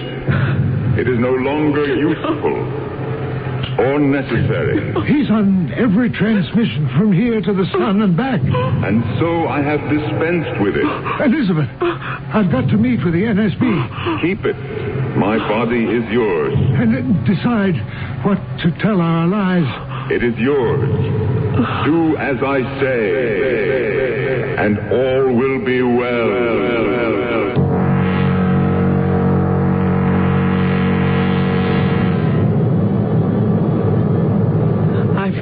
got to do this all alone. Another day of not knowing, and I'll go crazy. Last night, he said, the monument, fly above it. 20,000 feet. Okay, good. All checked out. Turn on the gamma sensors. Circling Washington at 20... Elizabeth, it's no use trying to find me. Justin, that's not why I'm flying now. Believe me, what I am doing is for the best. Justin, how can you be alive without your body? Because all life is thought. You are a voice inside my brain with no body. I don't need the flesh and blood machinery people use to transmit ideas. What comes to your mind from me, Elizabeth, is the transference of... Is it a person you have made, this final mind? Justin? Justin? I cannot explain anymore. I have programmed it forever. Live by it. All who do will never die. Stop it. Stop it. Justin, where are you? Please come back. It is my bequest to you. A creation of science. I don't care about science. I want you back, Justin. Oh, you had no right to leave me. I can't bear it alone without you. Elizabeth, what are you doing? Why that steep climb? Get away from your voice. I thought you loved me. I loved a man, a real man. I could see and know. The words in my head. You took off today to find me over the Washington Monument, didn't you? It was a foolish dream I had, that's all. I took my plane up because here, over the clouds, is the only place I can think more clearly. It's no use. Your voice has spoiled even that. We're going into a spin. Why, Elizabeth? Why are you diving? You know, Justin, don't you? Say it. Say it, Elizabeth. Because I don't wish to live without you. I don't want any substitute. Final mind and power and order and what is best for mankind. I don't want any of that. I don't care about that. Let mankind take care of itself. Do you wish to be with me, Elizabeth, in my dimension? A universe of rays, of light, of knowledge. I want to be with you, Justin. I do. Even if it means extinction? Justin, save me from myself. Can you come back? Are you sure you wish to die, Elizabeth?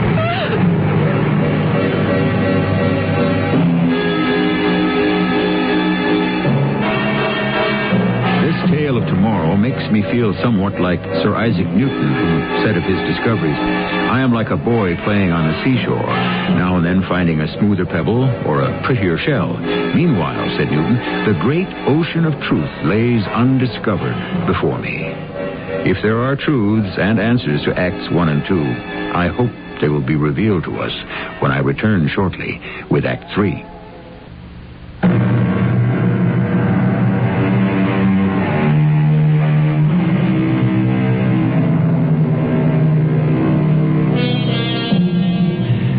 President disappears, yet his disembodied voice lives on. His wife, a former test pilot, desperate because her husband's body has been found and buried, takes off in her space jet, flies high, then spins to Earth. Her plane stalls. The end to her dive seems inevitable.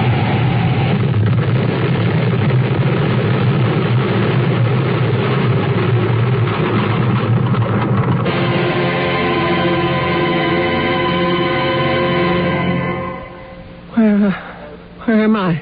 Good morning, Elizabeth. You've been asleep. What? You're in Memorial Hospital. I am?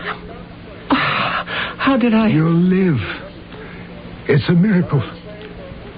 Can you remember what happened? In the plane? In the plane, yes. Something drew me. The whole plane. It was as if I knew I had to do it. Crash. You wanted to die? Is that it? Are you guessing? Or do you know? I know. Justin made me know. You too?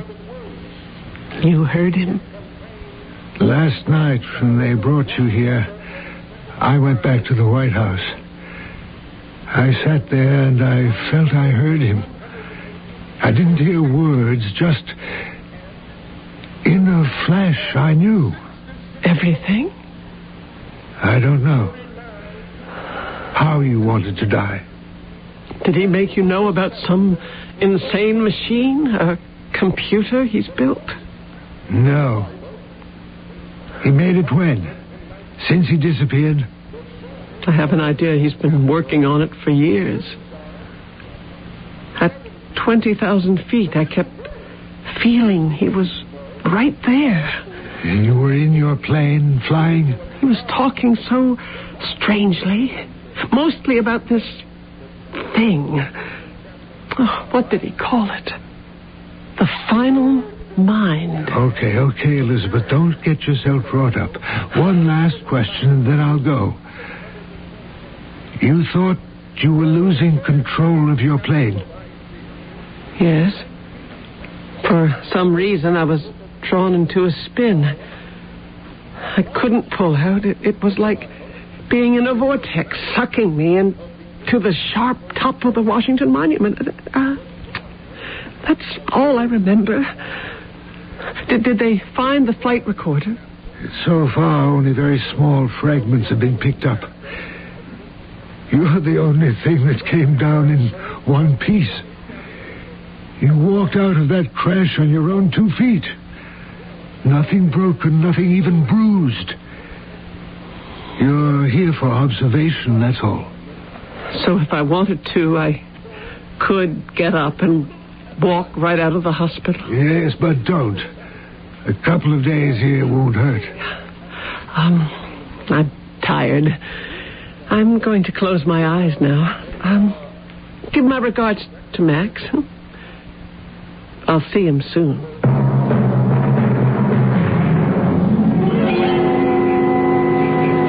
Mr. Freeman, here are a few more pieces of that plane. Well, it was bound to happen sooner or later, Tom.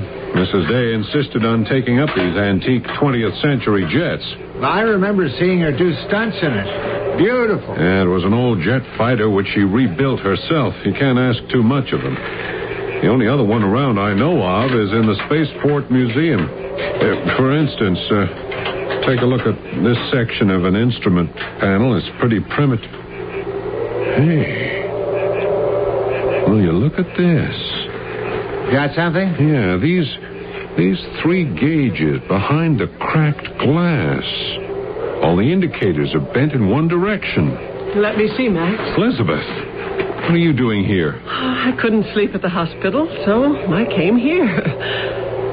Oh, is this all that's left of my baby? You must be unhinged, Elizabeth, coming out here in the dead of night. You've just been in a plane crash. I know. Charlie was telling me. Hey, it's nothing to joke about. I want you to get back to the hospital right now. Max, doesn't it strike you as awfully strange that I should dead stick it to the ground? What's left of the plane can be picked up by one hand, but I am all together. Unharmed, unhurt. It terrifies me. It's like a nightmare with a happy ending. Somebody's watching over me. Yeah. Tom, I want you to take Mrs. Day back to the Memorial Hospital. Max, please. Elizabeth, let me remind you, my job is Chief of National Security. I have this feeling that I ought to look around the monument a little more. There's something in the back of my mind that tells me... Elizabeth, I'm not kidding. Tom? All right. I'll go quietly. Tom, I wonder if you could do me a favor. Sure, Mrs. Day. Instead of us walking straight off the monument grounds to Constitution Avenue, would you mind if we went round by the south end of the mall? It's shorter that way. Well, I guess so. The only thing is that the park lights aren't working on that side. Wait, it doesn't matter. over by that big hedge. I know a shortcut. Mrs. Day. Where are you? Mrs. Day. Oh, boy. If I've lost her, there goes my job. Whatever it was that drew my plane to the Washington Monument was compelling me to do the same. Even in the pitch-black night, I could see it standing high on the grounds, its sharp marble finger pointing 500 feet into the sky. I found myself at a small, flat stone door set into the base of the shaft. Elizabeth, you're here. Justin. Look for a round stone right under your feet. Under it is a handle. Huh? Turn the handle. The vault door will open. Enter. I found the stone. Go ahead. The handle. I'm inside, Justin. Feel your way along the wall until you come to an iron railing. I'm holding onto the railing. Where are you, Justin? Keep walking. Now, stop. Directly ahead of you are narrow, circular stairs. They go down into the foundation for 36 feet. Walk down. Is that where you are, Justin? Down there? Walk, Elizabeth. Hurry. Go on. Go on, Elizabeth. I can't. I don't want to fall. Faster, Elizabeth. Why? You're being followed. Elizabeth, do as I say. Nobody is sure I hear your voice. No one really believes you still exist. They can't allow themselves to believe that. Justin, I'm here now at the bottom of the foundation. Turn around. That's far enough. Do you see a phosphorescent glow? Yes. What else? A door. A large marble-faced door. A glow seems to come through the door. Walk toward it. Tell me what you hear. What do you hear, Elizabeth? It's something powerful behind the door. Justin, it makes me afraid. Elizabeth, you are to place your hand in the center of this door. It will open to your touch. Inside, you will not see me. You will sense me. When they come for you, your body will be where you are standing. They will believe you died of a seizure to your heart. But you will be here with me, living forever. It's too strange. I can't. I'm right here, Elizabeth, on the other side. Please, let me go, Justin. Don't do that to my Will. You will be so proud of me, my dear. You will understand why I could not sacrifice 6 years of my life in such an elementary, childish occupation as being president. Elizabeth, where are you? It's Max. You will not cry out. Elizabeth? Elizabeth, we know you're somewhere here. Charlie's here, too. Elizabeth, do as I say. Elizabeth. Hello. What are you doing down here? I'm all right. I'm fine. Hello, Charlie. Hello, Elizabeth. I thought you were going to stay in the hospital.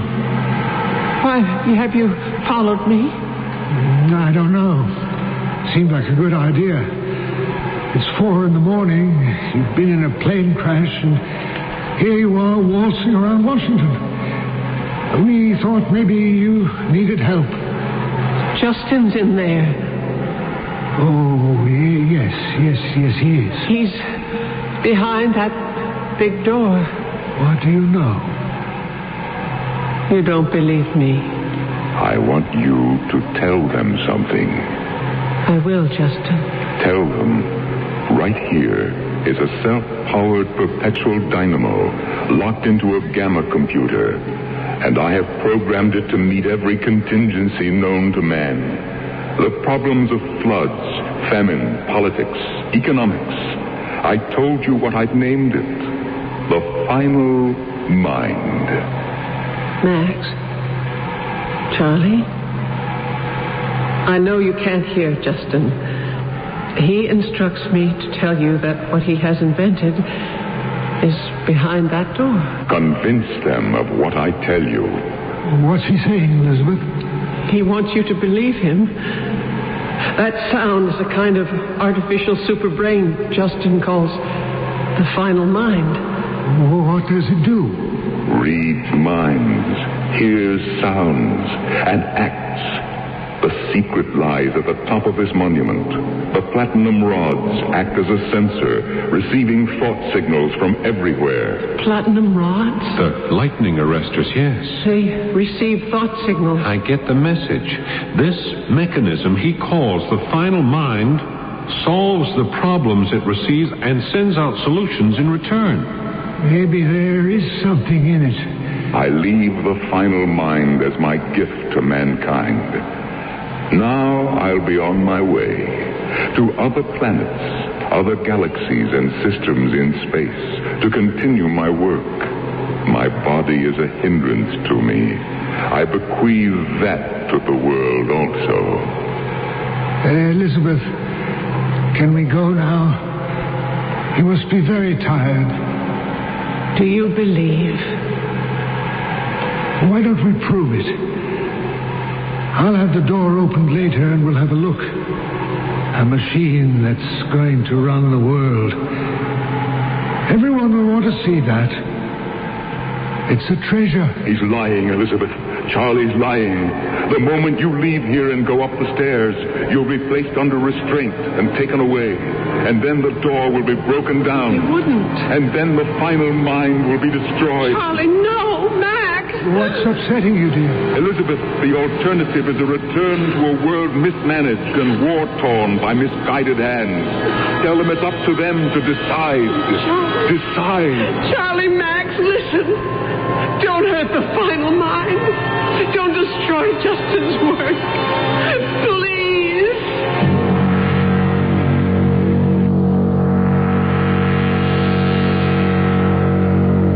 And then what happened? Was the iron door forced open and the final mind broken to pieces, putting an end to a dream of peace and long life? Of course, we'll never know because this account takes place centuries into the future. However, if any of you happen to be around or come back in the 30th century and I am still at the creaking door, give me a call on the communicator and let me know.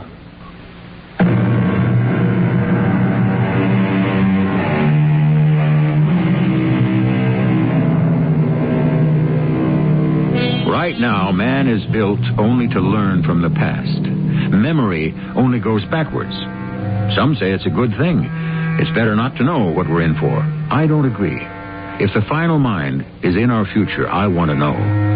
I'd even settle for a reliable answer as to whether I should wear a raincoat or a ski suit or Bermuda shorts tomorrow. I hope some scientist out there will give my idea a crack. Our cast included Norman Rose, Ann Williams, Paul Hecht, and Robert Dryden. The entire production was under the direction of Hyman Brown. This is E.G. Marshall inviting you to return to our Mystery Theater for another adventure in the macabre. Until next time, pleasant dreams.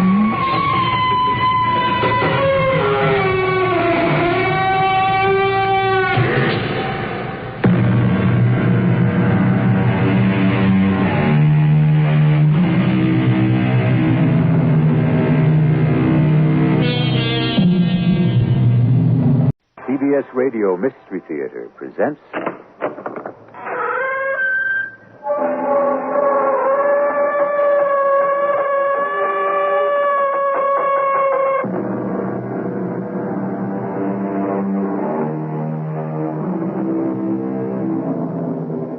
Come in. Welcome. I'm E.G. Marshall. There's a certain kind of real estate which is special and unique. It can be at once the best or the worst place of all to be. If you want to hide from the world, shut away everyone else, and have perfect solitude, it's the place for you. But if you love your fellow man and value human contact, as most of us do, this paradise can be the very worst kind of hell. The piece of real estate is an island, and this is the story of a very special island. While you've been sick, Captain, Neb and me have been over pretty near most of this island. And we ain't seen hide nor hair of any other human being. Yet someone or something left us the stores. You're not suggesting some supernatural influence hovers around this island, Penn? All I'm saying, Mr. Gideon, is what I see. And what I know in my bones.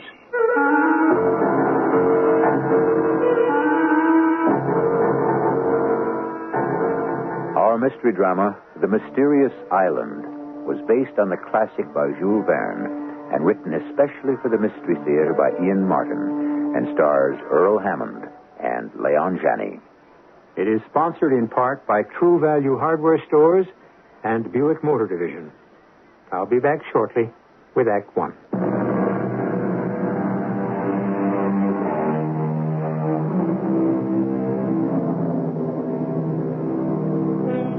In March of 1865, the Union Army of General Grant had the town of Richmond, Virginia, sewed up in siege. And a curious situation developed. Within the town were many Northern prisoners, Union officers and others whose burning desire was to escape and rejoin the North.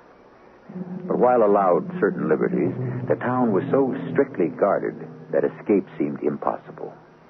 However, just as their prisoners could not escape, the Southern secessionists themselves were also trapped. That is how Forster's balloon came to be manufactured and inflated in the great square of Richmond, waiting on north wind, which arrived on March 18th with a vengeance. What brings you out in such weather, Captain Harding? What else, Mr. Spillett? Escape? Whenever the weather is bad is the time. The worse it gets, the better our chances. Have you a new plan? I've been approached by someone with a new idea. Who? His name is Pencroft, a sea captain and a navigator. Well, we can hardly hope to escape by sea, so we have little need of a navigator. Don't be too sure. Suppose we were to escape by air. By air? How? We're looking at the means right now. Foster's balloon. Are you mad? We're not aeronauts. I am an engineer. Pencroft is a sea captain. We have some qualifications. And what about me? You, Mr. Spillett, will have a front-page story for the New York Herald. And what a newspaper story for a war correspondent to write. As if I'm alive to put pen to paper. No, it's impossible. The craft is too well guarded, and besides, Jonathan Forster is scheduled to leave today. With 5 heavily armed men. The gondola is packed with $2,000 in gold, ammunition, and stores. But if Pencroft is right, he will delay his takeoff. Why? He reads this wind as the leading edge of a hurricane. Forster won't risk it. And you propose we should? It's a chance that may never come again. How many are we? Myself, yourself, Pencroft, and his son. How old? A boy, but full grown. We can't very well leave Pencroft behind. It was his idea, and he won't go without his son. Very well. When? Tonight, after dark, at 10 o'clock. And keep your fingers crossed that the wind does not die down before then. And so began an incredible adventure. As a writer, it naturally fell to me to keep the record of it. And weird and unbelievable as it may seem, I have tried to keep it faithfully. The hurricane that Pencroft had forecast became a reality. And when the soldiers guarding the balloon had run for cover, that was when we made our break. Captain Harding, do you think we'd dare try to take off at least? It's our only chance. What do you say, Pencroft? Neb and me was ready to set out alone, though I know nothing of sailing a lighter than aircraft. With you along, Captain, your knowledge of balloons We're doubly ready. Well, Gideon, are you with us? God, if you think I'm going to miss out on the best story of the war, you're crazy. I am with you. All right, now listen. Luckily, the wind's blown out the gas lamps, so we've got the dark as well as the mist to shield us. But we'll take no chances, since none of us are armed. We'll split up now and each sneak up to the balloon from a different side. We meet there in 5 minutes. Hurry, Gideon, we're ready to cast off. Where's the boy? He was supposed to come from the east. I'll have to go look for him. Give him a chance. Meantime, all of you, help me get rid of the ballast bags. I won't go without my boy. Here he comes now. I'm sorry. I didn't mean to keep you waiting. What happened to you? It was Top. He must have broken his chain. Who's Top? My dog. I told him he couldn't come, but what are they doing to him? Oh, he's roused the guard. Pencroft, grab the boy. I've got to go to him. I've Looks got like to go he's to coming him. to us. Cast off the cable on your side, Gideon, while I get mine. The dog jumped aboard. Top wants to go. Can't bring him, Ned. Get him overboard. It's too late. We're 20 feet off the ground already. Thank heaven we're rising fast enough to get away from their bullets. We've made it. We've escaped. We're on our way home.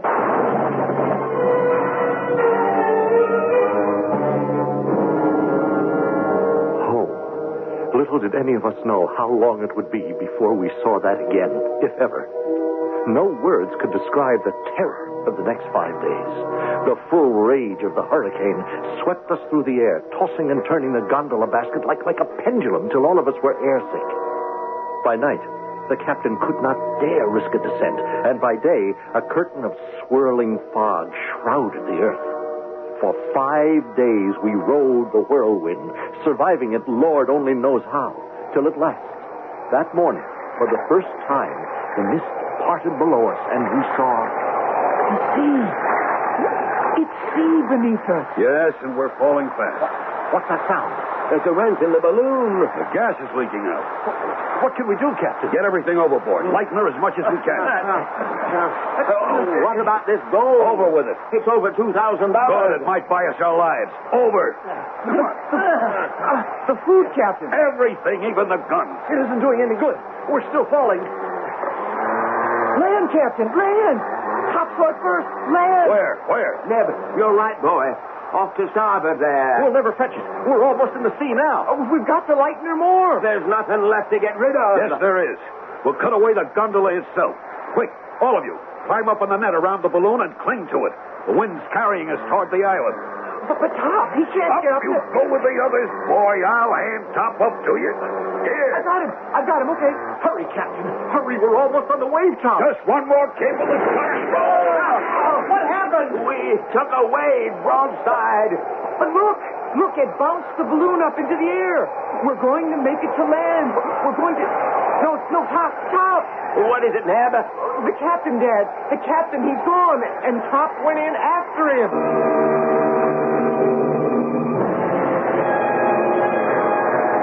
It was true. A wave struck the balloon and carried away Captain Harding and the dog. And the loss of their weight had been just enough to let the collapsing balloon rise and the wind to carry it towards the land. Now, just before we came to the shore, the balloon, half inflated, fell again to the sea. And with the wind driving it and us clinging to the mesh, we were rushed to the shore, battered by the surf, fighting our way to shore, exhausted and half dead. Easy, lad. Easy. We'll find him. Oh, never in a sea like that. Any sign of him, Gideon? I didn't have much hope, and I was too exhausted to go far. What happened to the balloon? As soon as we cut ourselves free, the wind took it. It's gone too. It's Top. It's Top. Here, boy. Come on, boy. Oh, Top, you're alive. You made it. The dog looks in good condition. Strange. Something stranger. His coat's near as dry as a bone. How could that be if he come out of the sea? Well, he didn't. He came along the beach and... Hush, boy, hush. Oh, then that means the captain may have made it ashore, too. I don't see a sign of him. If only Top could tell us. Oh, but he is, Mr. Gideon. He is. Look. He's got my sleeve, and he's trying to pull me back the way he came. He's trying to take us to the captain. We followed the excited dog. He was leading us into the tropical jungle. Now, after fighting our way for nearly a mile, we came out of a clearing off which opened a cave. And in it, we found... It's the captain. Down, Top, down. Well, I only hope he's still alive. Captain, can you hear me? Neb, here, take my hat. Get some water from that stream. Yes, Father. How is he? Well, he's unconscious. Oh, that's a bad gash in his head. But otherwise, he seems unhurt. How in the name of all that's holy could he have got out of that sea, cross all them rocks, and dragged himself here? Seems impossible. But we haven't time to worry about any mysteries now. We have to try to bring him to. As I worked over the captain, my mind was busy with many questions. Where were we? Was it an island or a continent? Did it have inhabitants or not? And how could a man with so serious a concussion, exhausted from a long swim, have possibly dragged himself across those jagged rocks without injury and found his way a mile deep into this tropical jungle to the safe haven of this cave? I can't answer your question, Gideon. When I hit the water, I was knocked half dizzy. I swam as long as I could, but the waves were terrific. The last thing I remember was thinking I'd had it and blacking out. You don't remember anything about getting to the beach or finding your way here? Not a blessed thing. And Top? Oh, I remember his swimming beside me when I blacked out. But he could hardly have dragged you ashore. Hardly. Well, you'd better rest. Gideon, where are we? Well, that's what I've been hoping to ask you. I've been thinking about that since I regained consciousness. Now, traveling southeast from a starting point in Richmond at an average of 90 miles an hour ahead of the wind, my guess would be some 7,000 miles away and somewhere in the Pacific. 7,000 miles? Well, the distance is less important, perhaps, than the direction. The question is where we are here. Is it the South American continent, the Asian, the Australian, or is it an island? I can answer that. We seem to be marooned on a desert island. A desert island? How's the captain? Well, much better as you'll see, Neb. What luck? All kinds of luck. Unbelievable. Washed up on the shore, lashed to two barrels which kept it afloat, a great sea chest full of all sorts of tools and weapons and clothes. Maybe more important, two wooden crates. One full of tinned goods, the other ship's staples. Coffee, flour, dried beef, and the like. It's incredible. Washed ashore from some shipwreck? Well, maybe, only... Well, you tell them, Father. All I could say is them rope lashings hadn't been in the seawater long. Someone or something, we think, left those stores for us.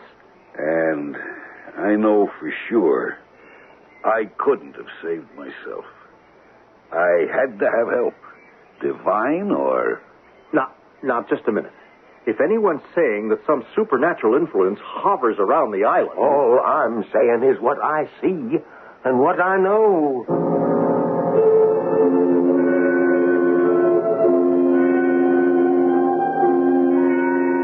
Well named, the mysterious island, with its unknown benefactor who seems to protect our castaways. Is he real or imagined? And can he still protect them from all the dangers yet to come? If he exists, will they ever meet him face to face? I shall return shortly with Act 2.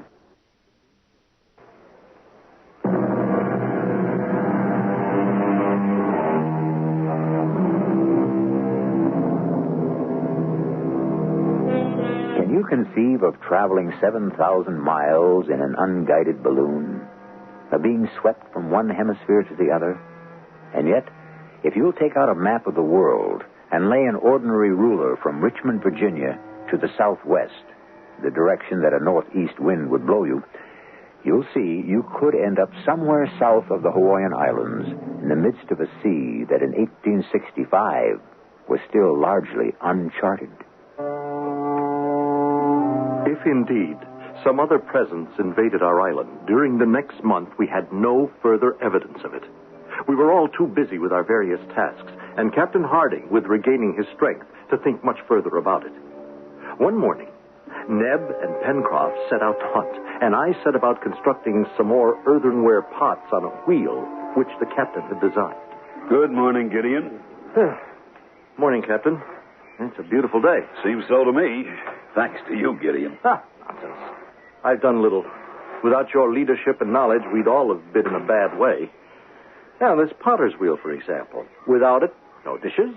The magnifying glass you made for me a watch crystal. Without it, no fire. Oh, hundreds of other things. Well, I'd be a poor engineer if I had no knowledge of simple mechanics.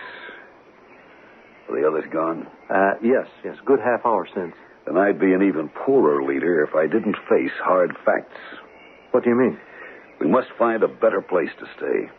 But, Captain, we have shelter, water. Oh, I know the insects are bad at Gideon, night. so far we've been concerned with survival. We've managed that. Now we have to consider escape. Escape? To where? Another island, then another, till at last the mainland or civilization. But how? We must build a boat. And to do that, we must be near the sea where it can be launched. Tomorrow I start looking for our new home.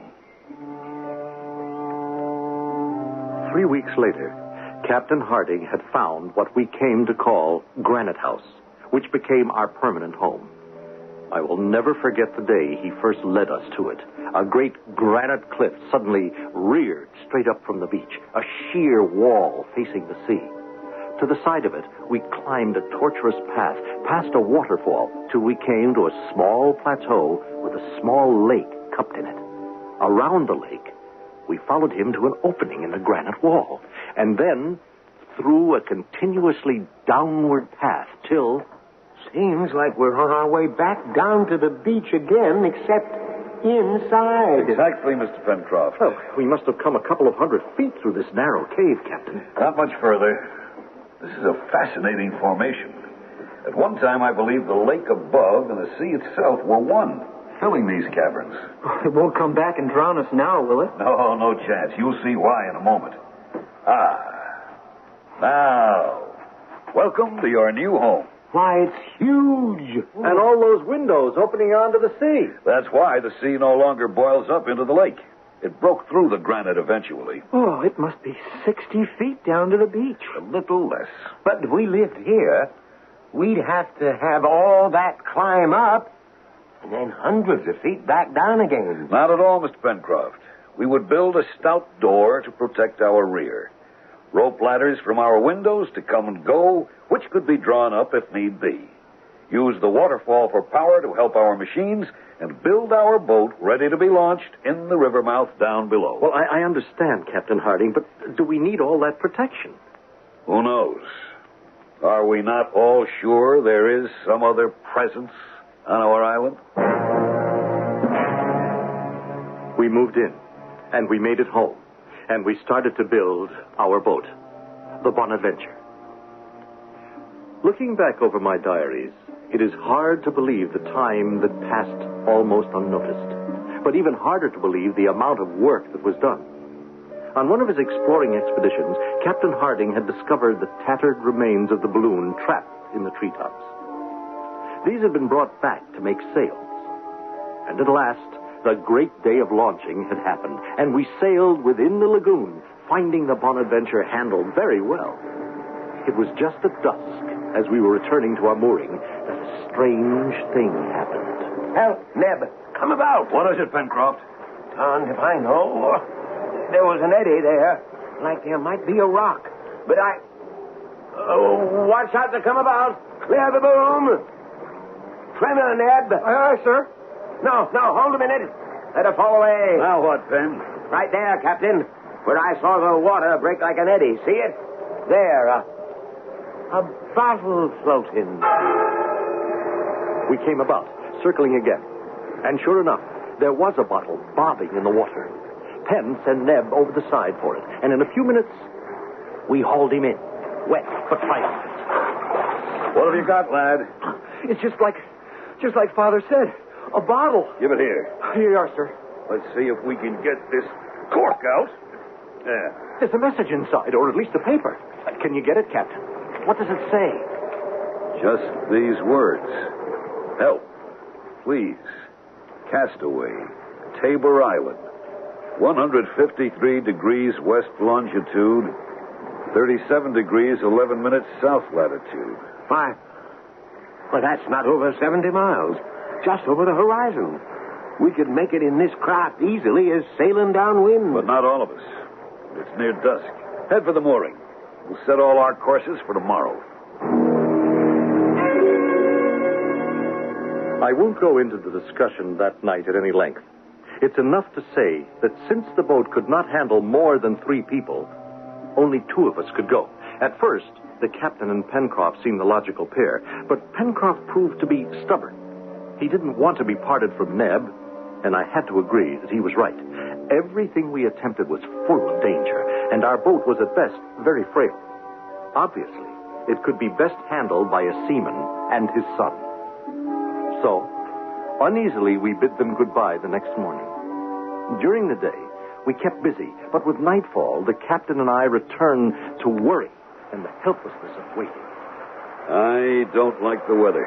Yes, looks as if there's a squall on the way, but it should blow over long before they get back. Should I have let them go is the real question. Another human being in trouble? What choice was there? If he's still there. Paper looked quite fresh. I don't think that bottle could have been long in the sea.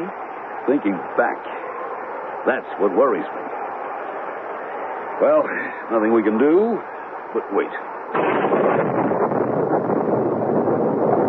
With the fury of a demon, a tropical storm broke, and huge waves lashed at the shore below us. It was the night of the 3rd day, and we had expected the Bonadventure back this night. Could she live in such a storm? Where have you been, Captain? I climbed down the rope ladder. The tides washed all the way to the cliff. I can't get to the bonfires to light them. Well, perhaps they haven't started back yet. I told them to spend no more than 1 day, and if they found no one to return. Maybe they saw the storm making up and delayed. Perhaps. Or perhaps the note in the bottle was some kind of a trick. The island may be inhabited. They may have been taken prisoner by some hostile tribe. Oh, I should never have let them go. Oh, no, you can't blame yourself. But I do. Particularly for not being able to get to the signal fires. In the dark, or a wind like this, they miss the island, they may be lost forever. They may... Look! Look, Gideon. The bonfires. They're lit. They're burning. Impossible. How could any man in this tide reach the point except by sea? And no mortal could live in such a sea. Look out beyond the bonfires. Can you see it winking on the sea? The riding light of the Bonaventure. And the fires will lead it straight to home. It was the bonfires that saved Pencroft and Neb. And who or what hand had lit them was a question lost the following morning in the excitement of their news. For they had found a castaway on Tabor Island. A new member had joined our society. He was tall, a mass of hair and beard, half clad in animal skins and filthy, more beast than man, and his arms were tightly bound behind his back. When we first reached the island, we thought there was no one there, although we did find an old broken-down shack, but that looked as though nobody lived there anymore either. Then we found him, running on all fours like an animal. When we tried to come nearer, he attacked us. And I don't think we could have handled him if I hadn't had a pistol to bring him to his senses. Oh, he gave me a whopper of a black eye, and we had to tie him up. He didn't want to come with us at first, and, well, he won't talk. You can't get a word out of him. Then you don't know his name or who he is or what he was doing there? That's enough. I'm British. What's your name?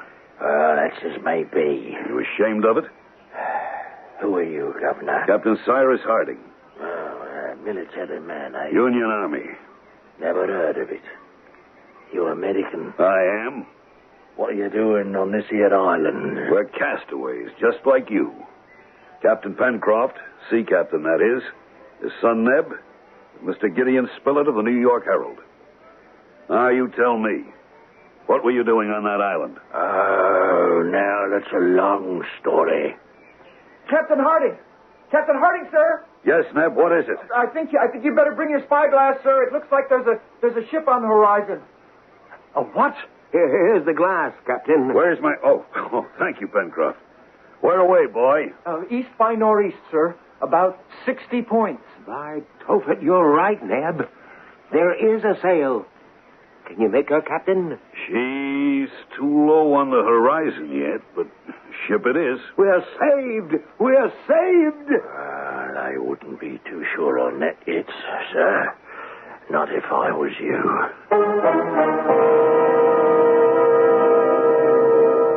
In the midst of their excitement, all four of them turned to the stranger among them. Their wild burst of hope and enthusiasm dampened, chilled as though they'd been doused in ice water by the ominous tone of his voice. What does he mean? What enemy could the approaching ship turn out to be? I'll return shortly with Act 3.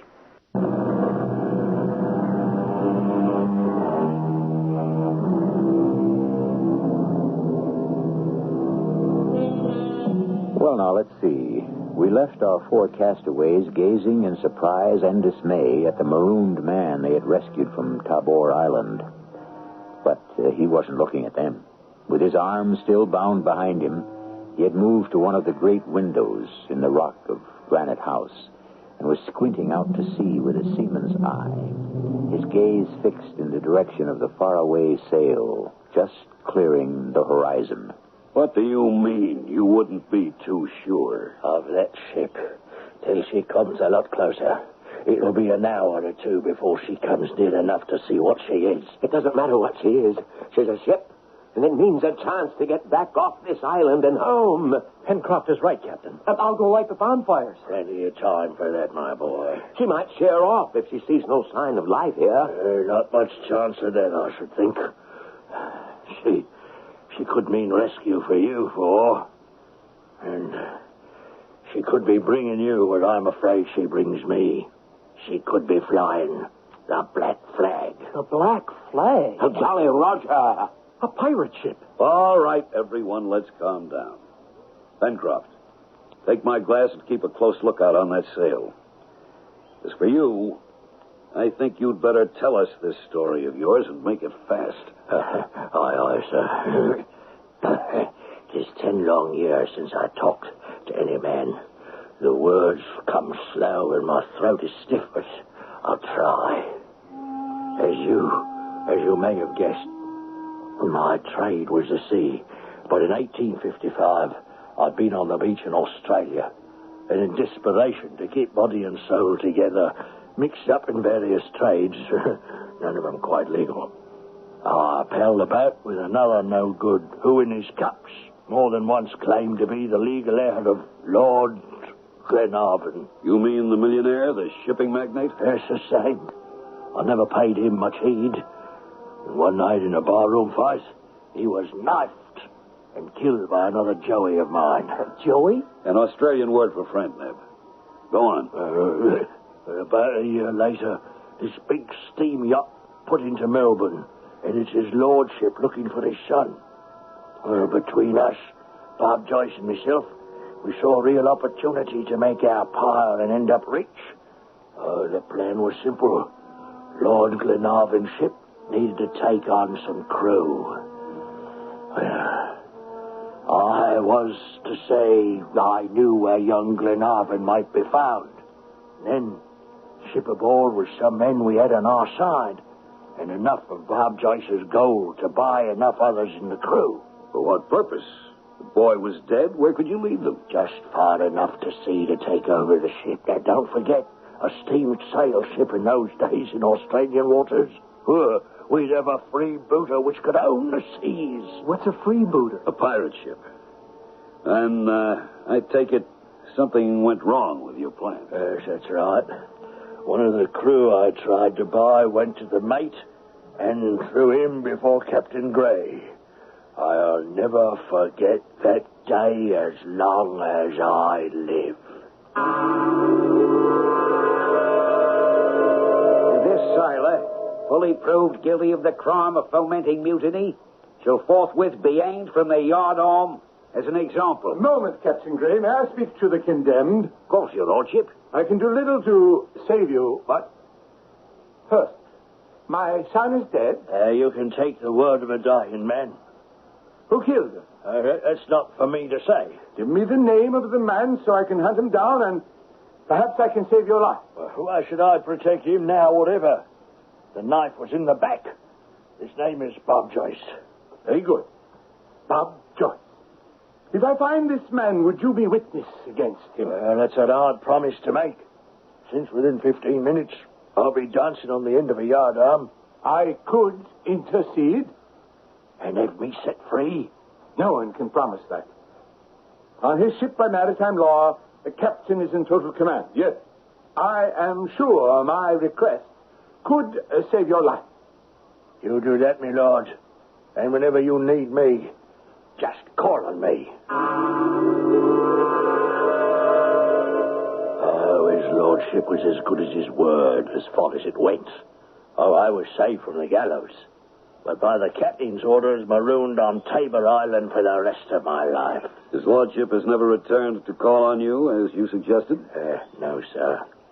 Why do you suppose that is? Well, until 2 years ago or thereabout, I had supposed because Bob Joyce was dead. And then... And then? A ship came to call at my island. Oh, I was delirious with joy. But some sixth sense warned me. I let the boat land, remaining hidden in a secret place.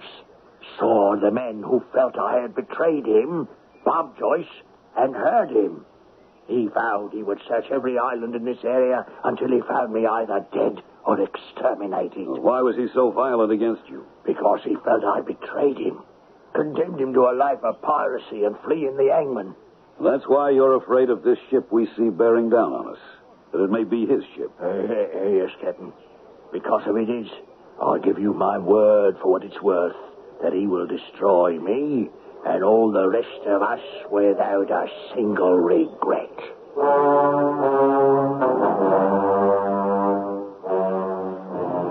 I don't think there was one of us who wasn't deeply affected by the story Ayrton told, or not convinced of his honest repentance after the punishment he had suffered.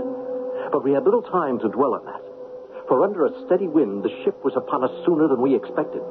Less than a mile offshore, she came about, and after breaking out the Jolly Roger... Hold your fire. But she fired on The us. advantage of cannon, she's beyond our range. You're right, Captain. Don't answer her fire. It's what she's looking for. You mean to see if the island is inhabited? That's right, yes. Then if we don't answer, she won't anchor and beat off again? No. We won't be that lucky. Put some boats ashore. Some boats? Aye, lad. There's 40 to 50 men aboard her. Far more than we can handle, except one way. Which way is that? You'd have to trust me. To do what?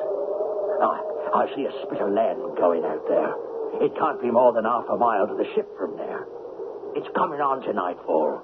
Free my arms, take me out there, and I'll guarantee to swim to the ship and set off the powder magazine and blow them all to hell where they belong. And if I fail, what have you lost? Under cover of darkness, Neb and I sneaked down with him to the point, leaving the captain and Pencroft to hold the fort. Neb and I were armed with guns to protect him if he had to make a run for it. At exactly midnight, he slipped into the water for the long swim, and Neb and I settled down to wait and pray for his safe return. In less than an hour, all hell broke loose across the water in the dark. We got him. He was discovered. Now, that much is obvious. Can we help him to escape? Mostly by keeping quiet and praying. The trouble is, we never should have risked this. Oh, well, why? Because obviously now they know there's someone on the island. And it won't take long to discover how few of us there are. Well, why should they bother us? I mean, maybe they'll just sail away. No, I wouldn't count on it. They'll have to come to shore for water.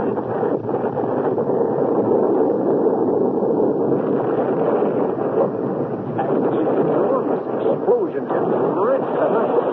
in the flare of it, we could see the ship exploding literally into fragments, which burst into the air in a spray, and for a long time, like a flaming rocket, hovered, till at last all the fragments came down to the sea and hissed out. Once again, it was black. We waited tensely, and at last, we heard the splashing of a swimmer coming near. Guns at ready. We greeted... Mr. Ayrton! Aye, lad. Oh, give me a hand. Here. Oh, a long swim. And a worthy one. You got to their powder magazine. No, not I. They found me before I could get there. The pirates? It was them, all right. We all had a fortunate escape. Oh, thanks to you. No thanks to me, lad. But their powder magazine blew up. Not through my efforts. Well, whose? Maybe the good gods. But some other hand than mine. He's passed out, Mr. Gideon. Yes. Exhaustion, I hope. Here, I'll take care of him.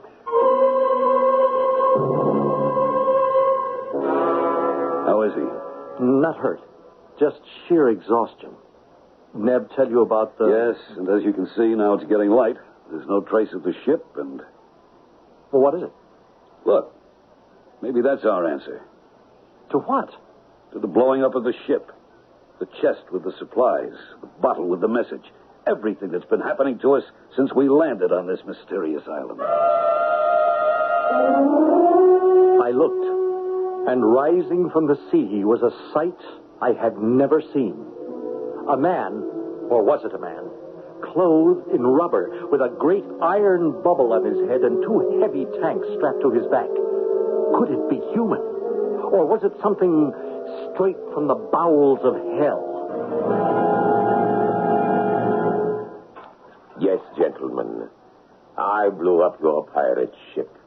I am the answer to many strange things that have happened to you since you reached this island. Yes, I am. If you will, your benefactor. Now you must help me. But who are you, sir? My name, Captain Harding. It is and will never be other than Captain Nemo. Nemo? The famous Captain Nemo of the Nautilus? And of 20,000 leagues under the sea, the same. But I thought... Well, most people believe that you and your fabulous undersea craft were destroyed. A belief since I shunned the company of men. I was happy for the world to accept. For all these years, I have combed the underworld of the sea alone, in peace. And your crew? One by one, Captain Harding, the sea, the rigors of our life, have taken their toll. At last, 3 years ago, I was left alone. And the Nautilus, that fabulous undersea craft. I piloted it to its grave under this granite cave you live in. The well. You used to come up it in your diving apparatus and occupy this chamber for your own. Right. When you came to the island, I wanted to help. I did it the best I could. The chest of supplies and tools. The bonfires that were lighted to bring us home. My rescue from the sea and tops. The bottle with the message that Ayrton was marooned on Tabor's Island. But why? Why didn't you reveal yourself? My history is my flight from my fellow man. And now you choose to reveal yourself? Why? Because I am dying. I have made my last effort in your behalf by blowing up the pirate ship. Now I ask a return from you. What? Buried in a subterranean chamber below this granite house of yours lies the Nautilus. I am going to it to die. I ask you to make it my coffin. What is it you're asking? Restore my diving equipment to me. Let me descend through the well to my rest. Besides the explosive I used to destroy the pirate ship, I brought a chest. My gift to the living. Now let me go. Gift to the living? You may go, but where do we go from here? I can tell you where you must go. Must go? At least away from this island. The forces that trap the Nautilus are again burbling. There is an eruption coming which, in my belief, will bury this island in the sea. Mark my words. As soon as I descend to my burial chamber, you must set sail. In the Bonadventure? Well, it has barely room for 3. Nevertheless, Mr. Spilett, you must load it to the gunnels. But any reasonable sea would swamp us. You must trust my belief that there will be no unreasonable sea. But where would we head for? northeast by east, tracing the path you came. Only this time you travel the surface of the earth. Follow the trades, and you will reach the Hawaiian Islands. That's a wild venture. Not if you take my charts and the chest I leave you. Find your way home. And you? The sands of my life have run out. Once I am back where I have lived in isolation for years, I will be content with what is to come. But you leave fast. We left the island as we came, leaving every possession with weight behind. Oh, we sailed bravely away on the Bonaventure, wallowing in the sea. We had been forced there by the prophecy of Captain Nemo when the center of the island started to spout fire and later brimstone, and the whole earth had rolled in a terrifying warning that the island was about to blow up.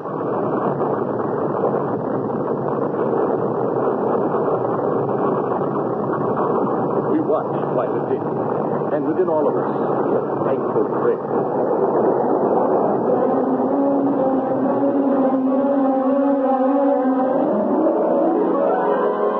The secret of Mysterious Island, what is it? That life is made to be lived, no matter how we find it, or how it may present itself to us, and that beyond us there is a special being. Yes, if you want to believe in that, and if you do, you can believe that he can make anything possible, or much more important, that through him you can make anything possible. If you just try hard enough. I'll be back shortly.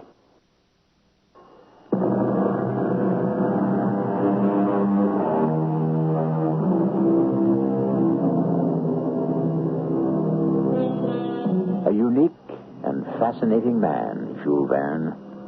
Over a century ago, he was opening vistas far beyond the vision of the ordinary man, charting unknown seas and revealing what lay beneath them, ranging across unclimbed mountains, through virgin forests, reaching even deep into the heart of the earth to bring his readers the world of imagination. Where would the rest of us be if the dreamers and the visionaries didn't possess the keys to keep opening new doors to thank God for Jules Verne? Our cast included Earl Hammond, Leon Janney, Jackson Beck, and Roger Barron. The entire production was under the direction of Hyman Brown. And now, a preview of our next tale. I suppose almost anything Mike does from here on in has to be on his own. Well, suppose he falls. We covered that eventuality, and you know what he said? What? Something that we can't argue with. Would he be any worse off if he did? Oh, that's a terrible thing to say. I know. But it's a terrible situation that we all have. You know what Mike's like. He doesn't think of himself, only us. Now, it would be just like him to be quixotic enough to think that his death would be better if it was quick and sudden. It might be better for him, Joan. No. We've got to hold on to the last minute. Hope against hope. Oh, Jack, why did you let him go up that mountain? What's going to happen to him now? Radio Mystery Theater was sponsored in part by True Value Hardware Stores and Buick Motor Division. This is E.G. Marshall inviting you to return to our Mystery Theater for another adventure in the macabre. Until next time, pleasant dreams.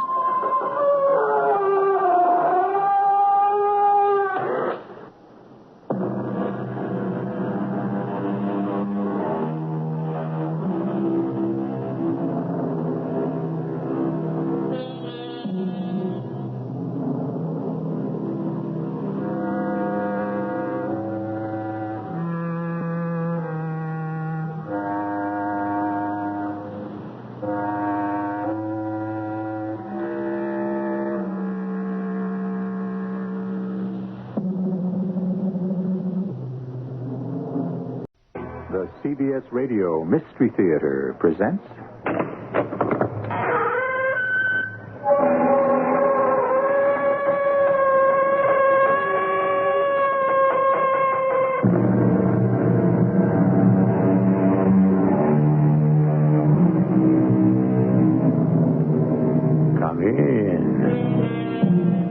Welcome. I'm E.G. Marshall with another adventure in the macabre. I'm a collector of stories about experiences which are out of the ordinary and which most of us would prefer to avoid. Still, I find a perverse kind of pleasure in sharing the unexpected and the bizarre. It purges my own concerns about the unknown, and there is so much that is on our planet and in the universe. As a man named Al Wilson, a farmer who lives near Bolton, Connecticut, found out after encountering a phenomenon. Darned if I know what to do with it, Carrie. You'll have to get rid of it. Well, thank your lucky stars it didn't destroy the barn. When's that astronomer going to be here? Dana, is that his name? Yeah, Charles Dana. He'll be here first thing in the morning. He was pretty excited. Then ask him to take it away. It makes me nervous. It might be radio whatever they say. Radioactive, and that's dangerous.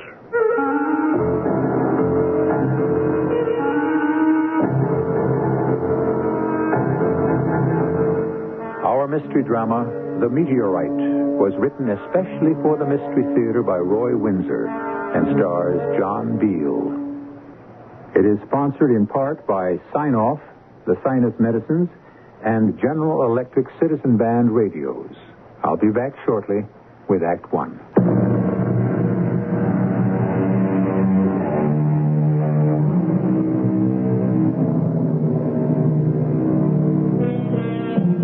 I suppose that at one time or another you stood outside and looked up in wonder at the night sky and the endless panorama of the stars.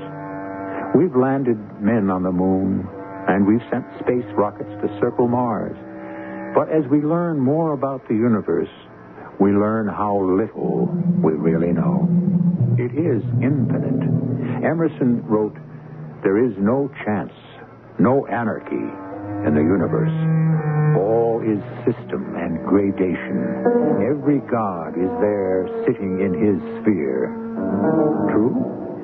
Al Wilson didn't know it when he and his wife returned from evening service at their church, but he is about to find out.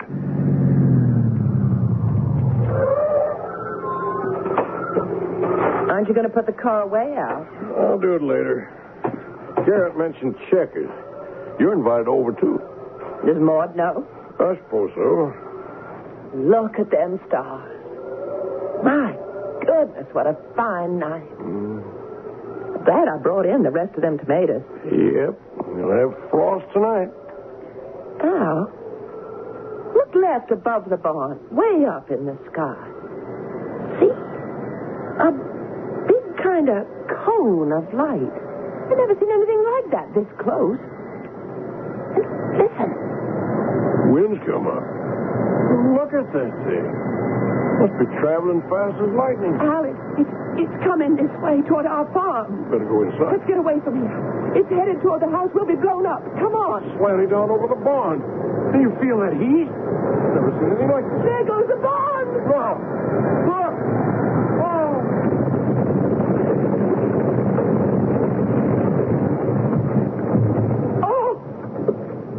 Oh, Lord.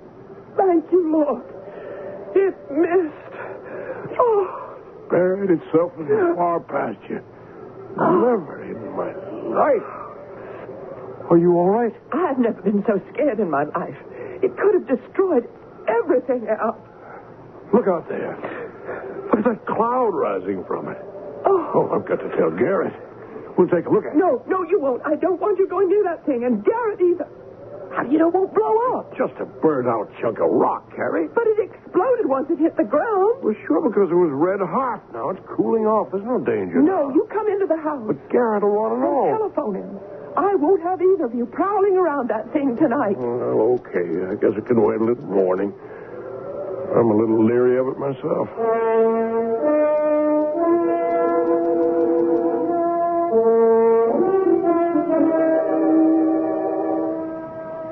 Everything all right, Garrett? Or is the washing machine upside down? Oh, no damage, darling. No cracks in the cellar. None of the preserves fell off the shelves. I gave the washing machine a reassuring pat and said goodnight. How can you be so calm, Garrett? We pay high enough taxes on this little house. Come on now, Maud. Calm yourself, huh? It's over with. Oh, that's what you think. It's an outrage. And the mayor's going to hear about this. Ah, yes, but blast, they must if there's to be progress. Progress, my foot. They wreck a perfectly beautiful mountainside. For what? Another ribbon of concrete leading nowhere. Paid for out of our money. And what's the rush? Why do they have to shake my fillings loose on Sunday night? I find that a little too zealous. Oh, the mayor's going to get an earful when he strolls into his office tomorrow morning. Blasting to widen the road while people are sitting down to Sunday supper. Okay, but I refuse to have the big one over something over which I have no control.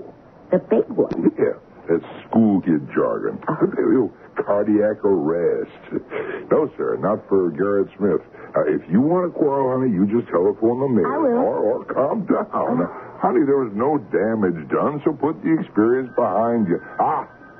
Saved by the bell. If it's for me, tell them I'm gluing in my fillings. Hello, Garrett Smith. You hear the blast, old pal? Oh, yeah. It put Maud in space. Any damage to the farm? Just a trench in the far pasture. You know, where Tompkins cuts across the state road. Yeah, but that's a long way from where they're working, Al. Who?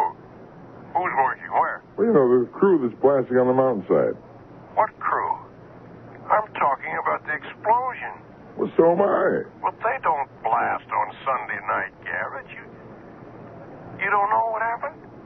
No, I guess I don't. A shooting star landed 10 minutes ago in my far pasture. What?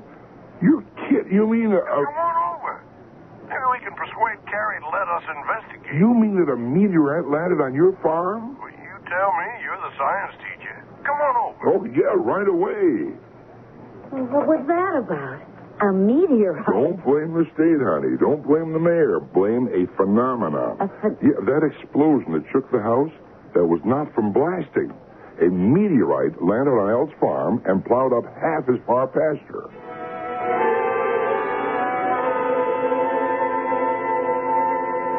Carrie, how terrifying. I tell you, my legs turned watery. I yelled at Al to run, but I couldn't, and he stood there wide-eyed. Marvelous. All that's marvelous is that it didn't hit the barn or the house. It hit, and then what? Well, the air got warm all around us, and steam came up from the thing. Is it a falling star, Garrett? Well, that's what most of us call it, but the proper name for it is meteorite. It comes, from outer space. So do lots of funny things. At least some people think so. Yeah, including me. Mm-hmm. Yeah, no, really, I'm serious. Now, flying saucers, for instance, they are fact. No, but we won't argue about that You now. believe that stuff, Garrett? Absolutely. Well, I'm glad I don't. There's enough just around the farm to make me watch my step. I don't eat funny little creatures that look like toadstools peeking in through the bedroom window. Just what is one of these meteorites? Well, it's burned out rock. See, it broke loose in outer space and out of the orbit of its own planet, and then it just kind of flew loose. See, once in a while, the gravity of Earth pulls down fragments, and they land here and there. Now, most of them burn out in the sky. They look like, streaks of light. On fire from friction. Yeah, exactly. So the chances of one reaching Earth are very small. Well, we've got one. And it's no rock. It's a big, long thing. Looked in the sky like a missile, like a torpedo. Huh. Incredible. I mean it. I don't know too much about meteorites, but I know who does. Professor Charles Dana at the State University. I studied under him. Al, you know what you ought to do? Well, all I want to do is get rid of the thing. No, Dana's your man. Now, why don't I try to reach him? He'll want the meteorite for the astronomy lab. He's welcome to it. Just tell him to haul it away. Right. First, now don't flip out, Carrie. First, I've got to see it. But if it explodes... Well, how can it explode if it's just a rock? Didn't I tell you so? Why don't you and Maud come along with us? No, thank you. You two play space cadets. Carrie and I will needlepoint. Al, you're going to be famous. Sure. Maybe they'll name the thing after Garrett, is there any danger from radioactivity or disease or anything? No. More than that. Oh, not from the little I know, anyhow. Now, we won't go too close to it, so just don't worry. Oh, we won't be long. Set up the card table. We'll play some bridge. We'll be back. Gives me the creeps, Carrie. I feel the same. There's something eerie about a thing coming down from outer space. Makes you wonder what's really up there.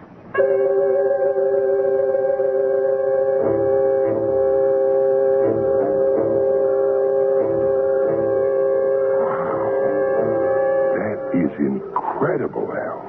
Yeah.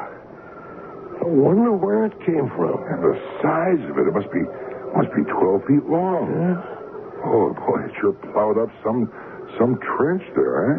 Yeah, the outside looks like slag. That's what it is. Who knows where it came from? Your guess is as good as mine, and I teach science.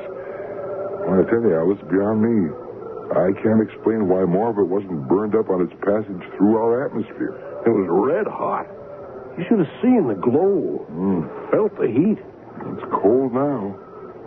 I'm eager to see it in the morning when the sun's up. Well, keep the news to yourself, Garrett, will you? I don't want people driving out and traipsing all over the farm. Right. I'll try to get in touch with Professor Dana. Oh, fine. If the university wants a thing, he'll need a lift and a truck. Right. I'm not going to pay to have the thing taken away.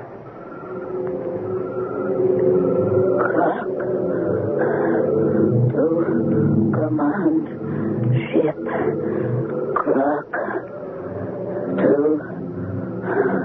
command ship. Clock.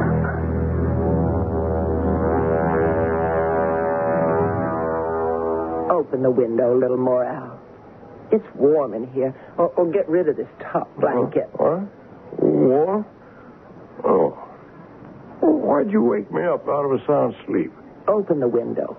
It is open. Open it more. It's stuffy in here. And come back to bed. Oh, boy. It's cold out there.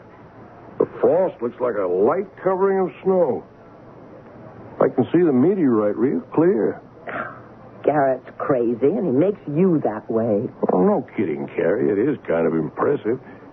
People don't have a meteorite land near them every week in the month. Garrett said only about 1,000 have been recorded. Come to bed.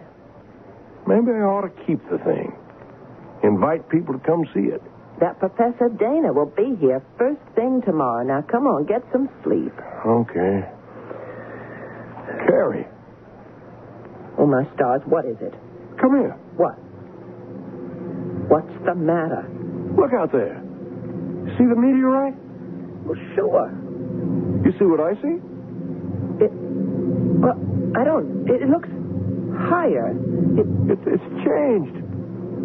So what? Oh, this floor is like a slab of ice. You know why it's changed? Take a careful look, Carrie. Oh, good Lord. You see it? Yes, I do. What does it mean? I don't know. But it's opened up.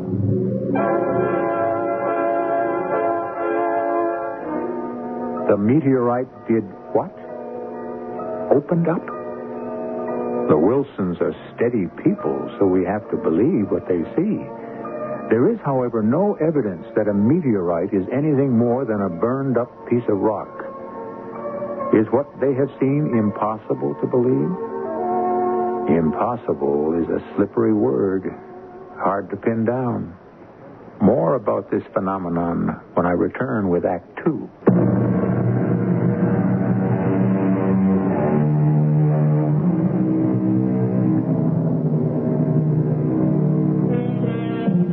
I began, you may remember, by saying that I'd share with you the bizarre, the unexpected.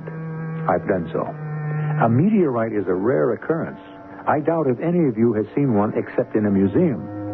But for Al Wilson and his wife Carrie, it is more than a piece of burned-out rock. Last night, a meteorite plunged through our ozone and, like a huge missile, found its earthly mark in Al's far pasture. That in itself was unique. So is the fact, if his eyes did not imagine it, that the meteorite opened up. It is 7 the next morning. Well, that'll be Garrett or the professor. You just finish your breakfast, Al. Well, bring him in. Either one of them for a cup of coffee. Morning, Carrie. He's in the kitchen.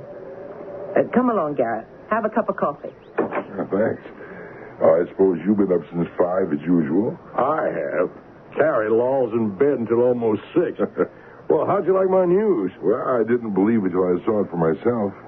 From the road, it does look like it's opened up, like a giant clamshell. You ever hear of anything like that before? No one has. Here's some hot coffee, Garrett. Ah, thanks. No sugar's on the table. What could it mean? Well, not much, I'd say. It cooled fast and cracked open. You going to be able to see this through with me? Oh, I wouldn't miss it, Al. Maud will telephone the school at 8 and say I won't be teaching today. What time is it, huh? A little past 7. Well, Professor Dana You said... see it? A car's pulling into the driveway. I'll let him in, Carrie.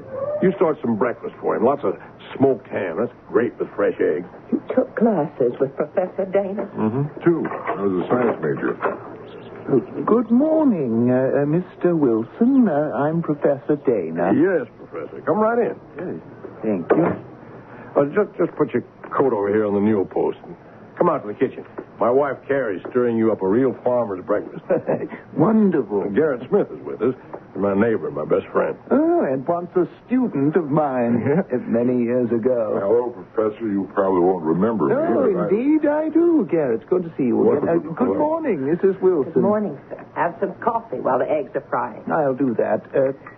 Garrett, as I recall, you were going to become a research biologist, but love sweet song. That's right, Professor. I got married, and I've lived happily ever after. Al, tell Professor Dana what happened. Well, sir, the thing, it opened up.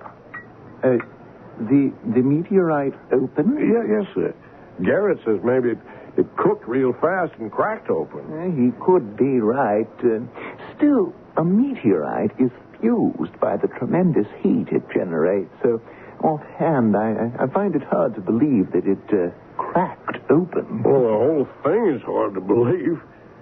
You'll haul it away today, Professor? Oh, yes. The lifter and truck will be here later today. We'll have the meteorite on its way to stores before 6 o'clock. Here you are, Professor. Smoked ham. Wonderful. Everybody likes it. I'll be glad when the thing's off our property. It gives me a funny feeling. Yeah, I understand. It's rather awesome, isn't it? Oh, go see it. All 3 of you fidgeting. There'll still be coffee when you get back. Go along, all of you. Anything to carry, Professor? Yes. I have my cameras in the trunk of my car. At your service, sir. I'll get them for you. Now, don't you go be being brave, Al, like stepping into that thing. It could snap shut, and there you'd be. Now, don't be nervous, Mrs. Wilson. There's nothing to fear. But what if there was something in there that just had to get out?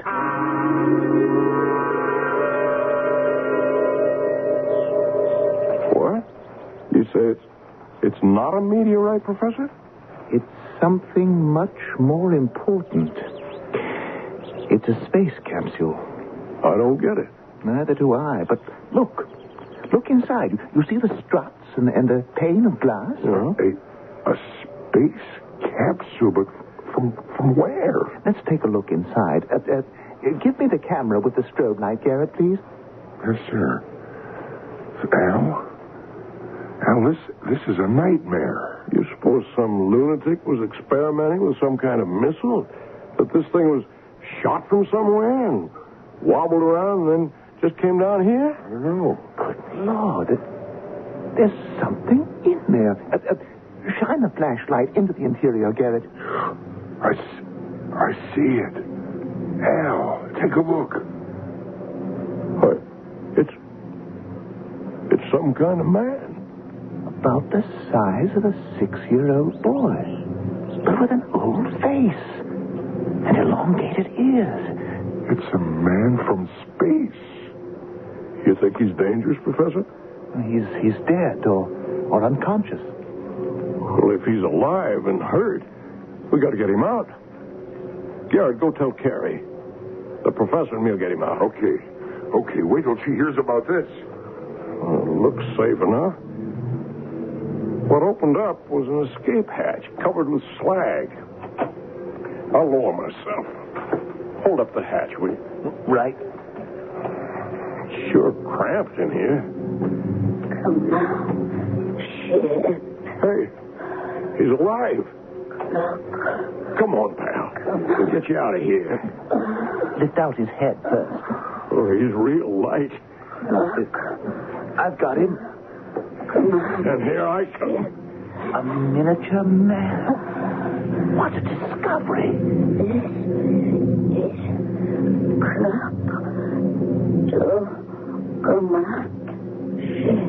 Did you catch that, Professor? Barely. It's some kind of signal. Well, how come it sounds like English? It's beyond me. Well, let's get him to the house and try to bring him around. Look.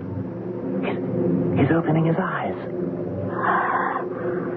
I destroy you. I understood that all right. Take it easy, pal. We want to help you. Destroy. Right now, what you need some warm food and a bed. You get well.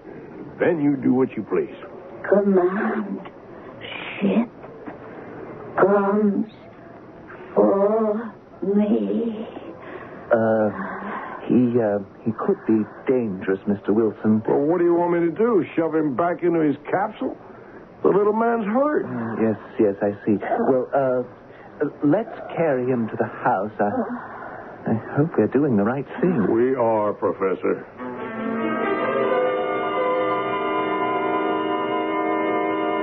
You're worried, aren't you, Professor? Yes, this should be reported to Washington. Well, let's wait a while. I don't want an army of scientists swarming all over the place. But this Croc, if that's his name, he could bring us knowledge of an unknown world, Al. The planet he comes from, space trips, hundreds of things. A view of the universe from millions of miles away. Swell, but I'm not going to have him hammered at. The little man is sick. And after he's well? I don't know. That's up to him. Anyway, you heard what he said. Yeah. Destroy. And something about a command ship. Professor, what do you make of this? I can only guess. Croc was in a manned capsule. His mission? I have no idea. Sophisticated exploration, perhaps. Something went wrong with his ship. He got caught in the Earth's atmosphere. The capsule went out of control. As it came down, it began to blaze. It's incredible that it didn't disintegrate. What about that command ship? Oh, that's easy, Garrett. Croc expects to be rescued. And you got him right here in the house. Because he's half dead. Carrie's trying to shove some life back into him now. He kept saying, destroy you. For safety's sake, I think Croc should be removed. Where to? Back to the capsule. I'll truck the capsule and him back to stores. Sorry, I won't do it. The capsule is yours. Croc stays here until he goes home. I'm going to see how he is. Well, what about the police, Garrett? Well, it's a small force, Professor. Not much protection against whatever you're thinking. I sympathize with Mr. Wilson's feelings. He's a decent man, but he doesn't realize the scope of this discovery. Croc could open up a new world to us. Well, look, why don't I speak to somebody in space control? Ask them to send a man down to see the capsule and meet Croc. Yeah, Garrett, you're risking a friendship. Well, I'll chance it if you can postpone picking up the capsule for a day or so. Oh, that's easily done. Good. Then that's what we'll do. And you, sir, you are my house guest. That's very kind of you. No, it'll be an honor. Well, I think your suggestion is sound, Garrett, but you'd better tell him about it. Yeah, after the person from space control arrives, not before. You can't crowd a Connecticut farmer like Al. This is his land and his home, and nobody better forget it.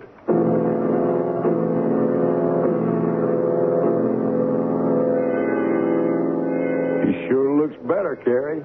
He's a nice little man. Like the hot bouillon. Didn't you, Mr. Kruk? Yes, it was very good. You still out to destroy me? I do not know. Humans are enemies of my people. They are. We don't even know who your people are. When we fly here and land, you fire guns at us. We found Earth, and we have come here out of curiosity. But you drive us away. Now we will destroy you.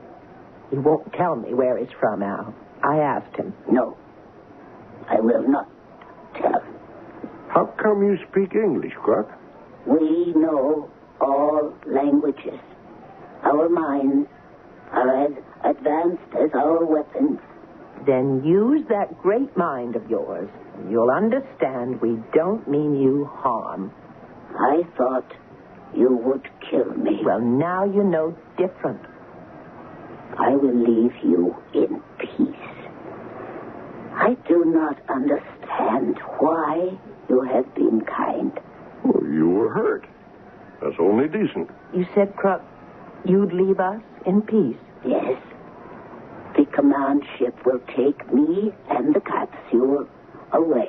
Well, you maybe, Kruk, but the capsule goes to the state university. No. If you try to remove the capsule, there will be destruction. The truck, the men, the capsule will be destroyed, turned to ashes. Well, I don't know what to do. I gave my word. Heed what I say. Do not risk destruction. I will return to the site and await the command ship. You'll do nothing of the sort. It's cold out there. Cold and heat do not affect me. You'd better speak to the professor, Al. Yeah. You stay here while I do. Hi, Professor. Hey, hello there, Mr. Wilson. How's our little man from space? Well, he's giving me a problem. Kruk warned me that if we remove the capsule, all hell's going to break loose. The truck and the men will be destroyed. We don't really know what we're dealing with, Mr. Wilson. Well, that's why I'd go along with Kruk. I know that means calling off the truck, but... Well, there's been a delay there anyway. Oh? Where's Garrett? Did he go home? Yes. I'm spending the night with him. Oh. Well, if you'll excuse me, Professor, I have to get out to the barn. Milking time. 1 minute, Mr. Wilson. Yes? Well, I'm afraid I've acted deceitfully. You're a very decent man. Garrett thought that... No. Let me take the blame. For what? Someone from our National Space Center will be here sometime tomorrow. I don't like that, Professor. I know you don't. I said I wouldn't allow Kruk to become a part of no freak show. No, he won't be, I assure you. Reporters, cameramen. Nothing like that. I've told you the truth. And I've told Kruk that we're his friends, not his enemies. Mr. Wilson, the enormity of this discovery... Okay, you've done something. We're stuck with it. Okay. Let the man come. But understand this. I don't care if the man's the president. He tries any rough stuff with Kruk, and I'll kick him out. And that goes for Garrett and for you too, Professor. Yes. I can't tell you how Kruk will feel. I think he trusts us.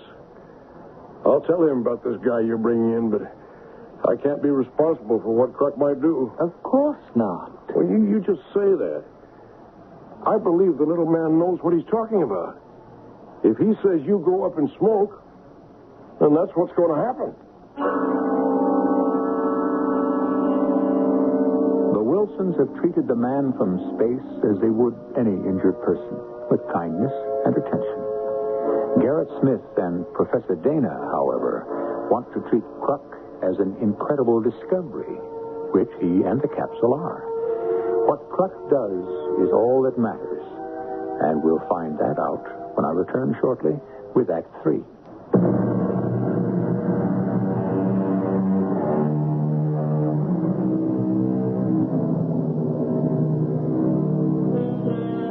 When our minds turn to the universe, we fantasize and give up. Reports of flying objects make news, but no one takes these science fiction occurrences too seriously.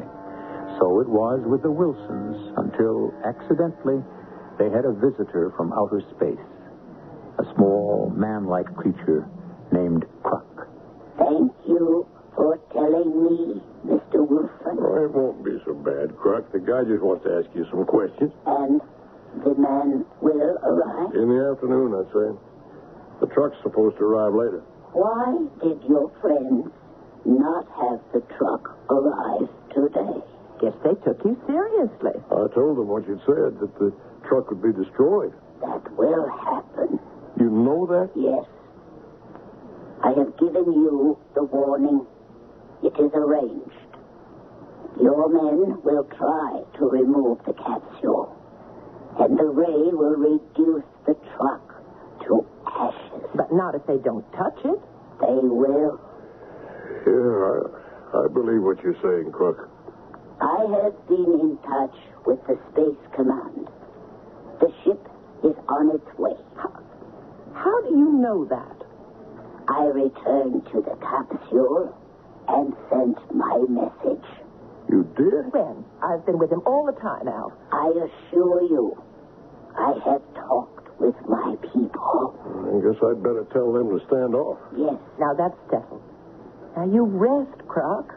What you see of me here will rest. Thank you. Close the bedroom door, Al. Sure. What do you think he meant by that, Al? Who knows? Have I got time before supper to drive over to Garrett's?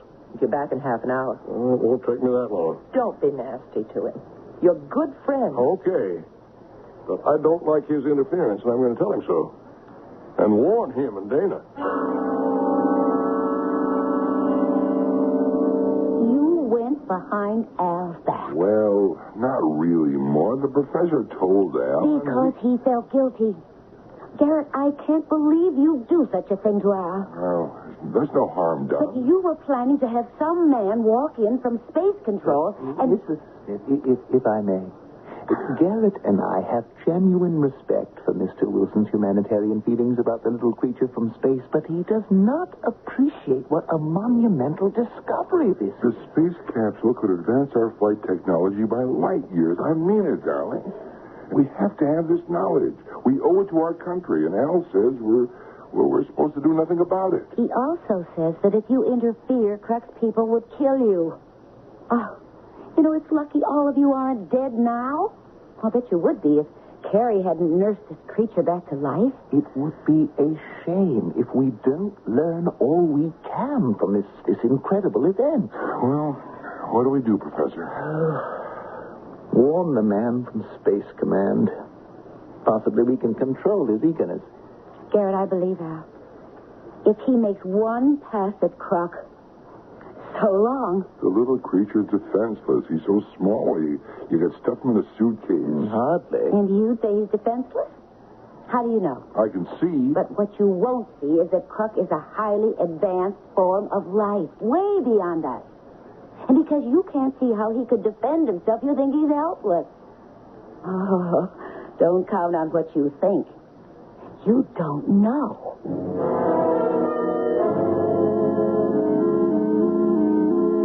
Mighty good supper, Carrie. Croc liked it, too. It took him a tray.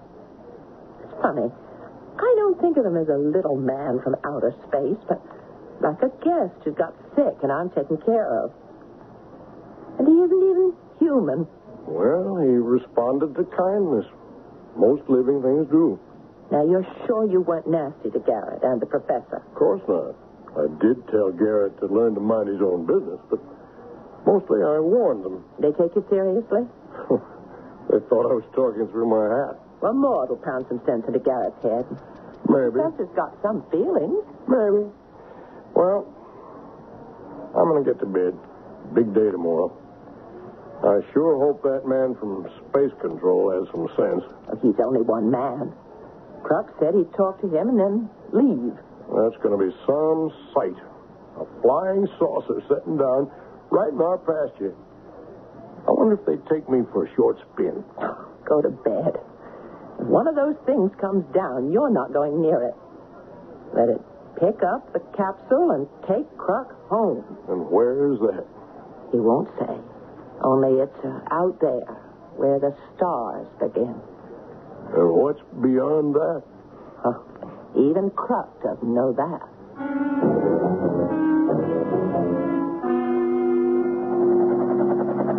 There she is, Professor. Right on time. It's just after 5. Oh, that's some big helicopter. Oh, the pilot sees us. Yeah, it's almost down. Come on. Hello? Hello there. Hello. Hi, I'm Garrett Smith. Oh, how are you? Sanders, Space Control. Professor Dana, Mr. Wilson. How do you do? Pleased to meet you. You know about the spaceman's warnings? Yes, I've learned what he said. Mr. Wilson, you have him in your house? That's right. And he's willing to talk to you. Very sensible. He has no choice. He's a prisoner. Oh, no. No, sir. No, he's not. Begging your pardon, sir, but he's my guest. And he's been just fine. Well, that's how you may see him, Mr. Wilson, but he's my prisoner. I have orders to transfer him to the War College where... Well, that's just what I was afraid of. Now, if you try any rough stuff on Kruk, there'll be real trouble. Are you threatening me, Mr. Wilson? I could be. This is my property, and Kruk is my guest. Now, look. You can't set yourself above the government. This capsule and this creature belong to us. They do? Well, I'll throw all of you off my land. But that's not what I was getting at when I said rough stuff would bring trouble. You're playing with something from outer space, Sanders. I'm here to take possession of a space capsule and something that resembles a man. I mean to carry out my assignment. Well, all the luck in the world to you. Kruk said he'd talk to you. Maybe he can pound some sense into your thick skull. Now, see here. No, you see here. You watch your step with me. And you walk very carefully with my little friend Kruk.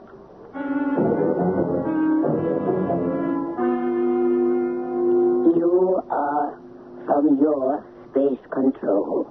Yes, who are you? I am called Kruk. I am from a distant planet. Its name is of no importance. It is to me. That may be. How did you reach Earth? In my capsule. Mm-hmm. What was your mission? I am an explorer. Who are your people? They are like me. Yes. You have conquered space travel. We have explorers everywhere. Why did you come to Earth? I did not intend to. I went off course. Your capsule caught fire and landed here. That is right. Come with me. You are making a grave mistake. I am obeying orders. You understand that? I understand orders. But I do not obey yours. Mm-hmm. This is a gun. If you resist, I'm instructed to immobilize you. Mr. Sanders, Stay out of this. Now get up, Kruk, and walk out. I warned Mr. Wilson. I don't believe in magic, spaceman. That is your weapon? That metal gun? Yes. And if you don't obey, I'll use it. He fused the gun. It's just a lump of metal. Can you use it now? Mr. Sanders, leave well enough alone. I don't know what Kruk did, but... Each one, like me, possesses a powerful ray. More powerful than your strongest current. I can call it up from within me whenever I choose. Then I can point a finger and destroy. Come on, Mr. Sanders. I'm convinced. And you saved his life, Wilson. You gave refuge to an enemy of our country. I will have you charged with treason. I do not think so. Mr. and Mrs. Wilson have treated me like a visitor. I will not forget. Neither will my commander. Do not threaten the Wilsons. We have come to Earth many times on friendly missions. We could come with total destruction. I'll ask you to leave, Mr. Sanders. And do not try to remove the capsule. I'll walk you back to your helicopter, Mr. Sanders. Oh. You're miraculous, Croc. No. Just more advanced in scientific technology. Humans one day will discover what we already know. But how about that deadly ray of yours? In your seas, you have deadly eels. On land, you have venomous snakes.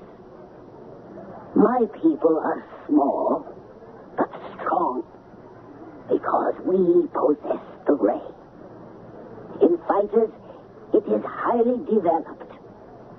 I am a soldier and a fighter. It is time now for me to go.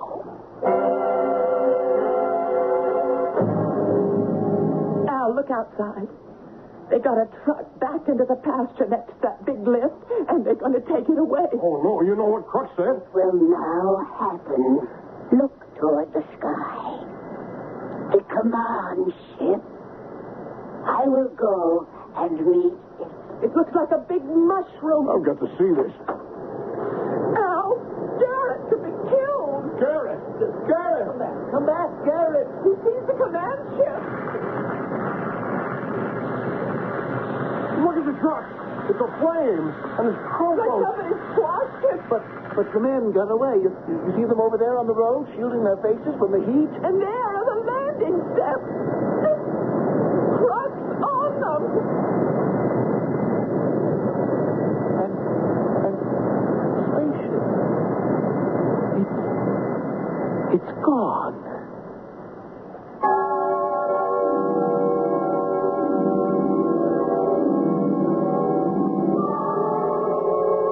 I can tell you that along with the lifter and the truck, the space capsule was turned to ashes. Garrett Smith escaped, and so did the men brought in by Professor Dana. When Al Wilson wondered later if he and his wife had consorted with the devil, she replied, as you might expect, that no, they had consorted with God. Meaning, I suppose, that they had acted in the interests of good. I'll return shortly.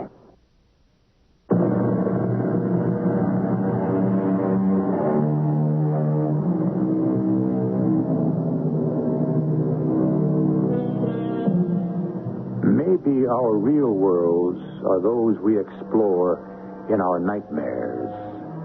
When an experience becomes too acute, we awaken, switch on a light, and forget the frightening dream. That may be foolish.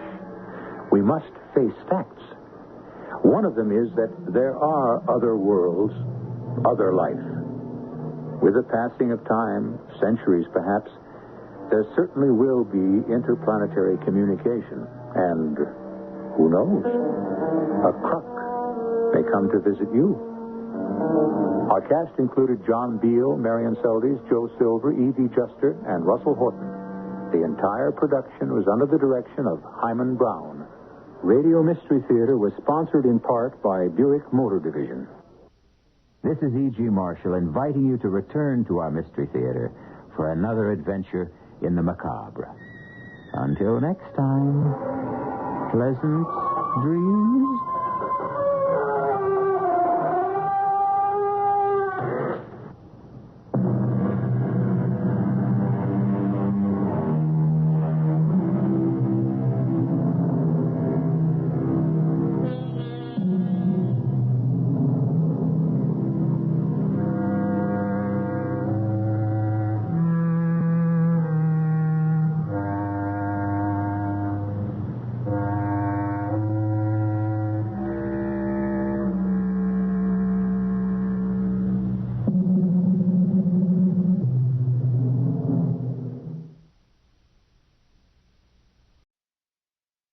Mystery Theater presents...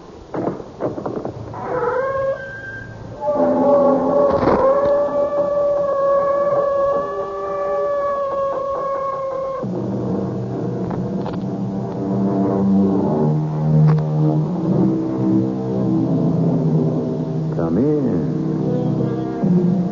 Welcome. I'm E.G. Marshall. Chief among my duties is to find and offer to you, nicely wrapped in drama, the most mysterious, intriguing, and, yes, terrifying tales to be found. I've come up with one this time that deals with quite ordinary people, people to whom you'd never expect the extraordinary to happen. But it does. Oh, yes, it does. Are you perhaps just a little jealous, Mrs. Peterson, because I carry my years well? Oh, well enough preserved and pretty enough. It's just that Emery's not that kind of man. Oh, my dear Mrs. Peterson, the man doesn't live who isn't that kind of man. I would like to make a little wager. I'm not a betting woman, but I wouldn't be afraid to put some money on a proposition like that. Oh, Mrs. Peterson, you are a fool. You want to put your money where your big mouth is. You're really serious, aren't you? Well, it wouldn't be a matter of money. It would be something harder to come by than money.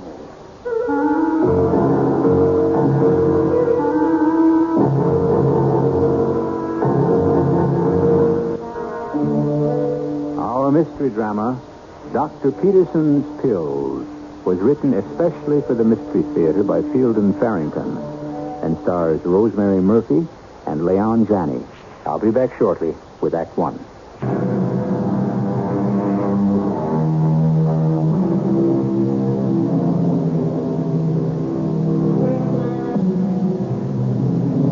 Dr. Emery Peterson has devoted his entire professional life to the small town of Appleton. This is his story and the story of the people who wish to honor him for his lifetime of service to their small community. Nothing mysterious about that, you say? Nothing sinister? Well, just wait and listen. You want to know something, Daisy? The only reason I still make house calls? To get away from the sound of that darn telephone. That's fine for the doctor. It leaves the doctor's wife at home answering the phone and taking messages. You ever think of that? I thought you said you were coming with me this afternoon. Well, as long as the first stop is to see Agnes Sims, I thought I'd ride with you that far. I'll only be able to stay with her a half hour or so, though. Somebody has to be here. Don't forget your bag. Oh, I've got it right here in my hand. And your umbrella. No, it's not going to rain. Oh, for Pete's sakes, answer the phone, will you, before I lose my mind altogether. Most likely left his keys in the car. Doctor's office. Oh, you again. May I speak to the doctor? He's not available right now. He always makes his rounds of an afternoon. I think you'd know that by now. Well, can you tell me when he will? Who is it, Daisy? Just a minute, please. It's that woman again, that Nikki Bell. Oh, all right, I'll speak to her. What for? She's not a patient of yours. Still, I think I'd better. Make a liar out of me. Yes. Hello, Miss Bell. Well, now, I thought you were out making your house call. She didn't say I was out. She just said I wasn't available. And she didn't think I was. Now, what can I do for you, Miss Bell? Oh, you're so formal. Why don't you just call me Nicky? All right, what can I do for you, Nicky? Nicky, indeed. I think it's about time we had a little talk, don't you, Emery? May I call you Emery? No, I can't see you today. I can't see you until... Well, there's no way I can see you a minute before tomorrow night. Late at that. I'm not considered a terribly patient woman. Surely you can find a free half hour somewhere in today's schedule. I've got a half dozen house calls to make this afternoon. I'll probably have a waiting room half full by the time I finish supper. When I get rid of them, I'm going straight to bed. I'm no good to anyone if I don't get my sleep. Tomorrow, I'll have the same schedule, except I've got to go to some kind of a banquet in the evening and won't be home much before 10 or 11. Now, where can I fit you into a schedule like that? If I had a stomachache, you'd find time for me, wouldn't you? I'm trying to imagine you with a stomachache. I'll see you tomorrow. I wish that woman would leave you alone. The Lord knows so do I, but she won't. Well, what does he want from you? Nothing for a loving wife to worry about. And now I've got to get out of here. Oh, is that about a banquet tomorrow night? There's going to be one, that's all I know. Ladies not invited? As soon as I get any details, I'll pass them right along. Oh, now where'd I put my bag? Right there on your desk. Oh. You left the keys in the car. I can see them from the window. Well, come on if you're coming. I can't wait around here all afternoon.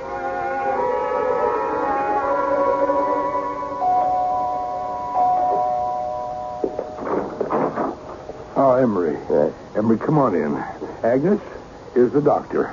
Brought Daisy along with him. Come on in, both of you. Daisy, how sweet of you to come. I can't stay but a little while. How are you feeling, Agnes? Better now? Oh, much better, yes.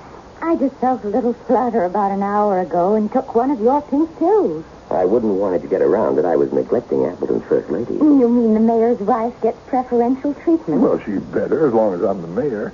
Agnes, let me just listen to that heart of yours, huh? Emery, I came home for lunch and found her looking, well, I give her my word, more dead than alive. It frightened me. She was really fighting for her breath. Heart seems strong enough now. Just let me check the blood pressure. She overdoes. That's the trouble with her. All those committees, chairwoman of half of them. It's a wonder to me she doesn't just collapse altogether. Not as long as I have Emery's little pink pills handy. I made her take one when she was having her attack or whatever it was. Brought her right around. I wish you'd tell me what's in those pills, Emery.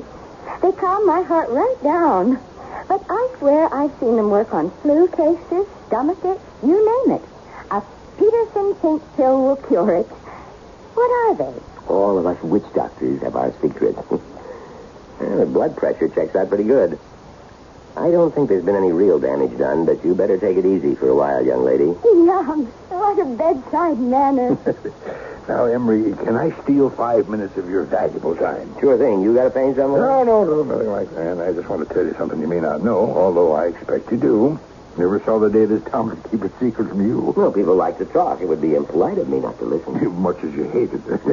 Hey, come on in the study, huh? Excuse us, ladies. Anything we can't hear you shouldn't say. Oh, go ahead. We'll be fine. No, we won't be more than a few minutes.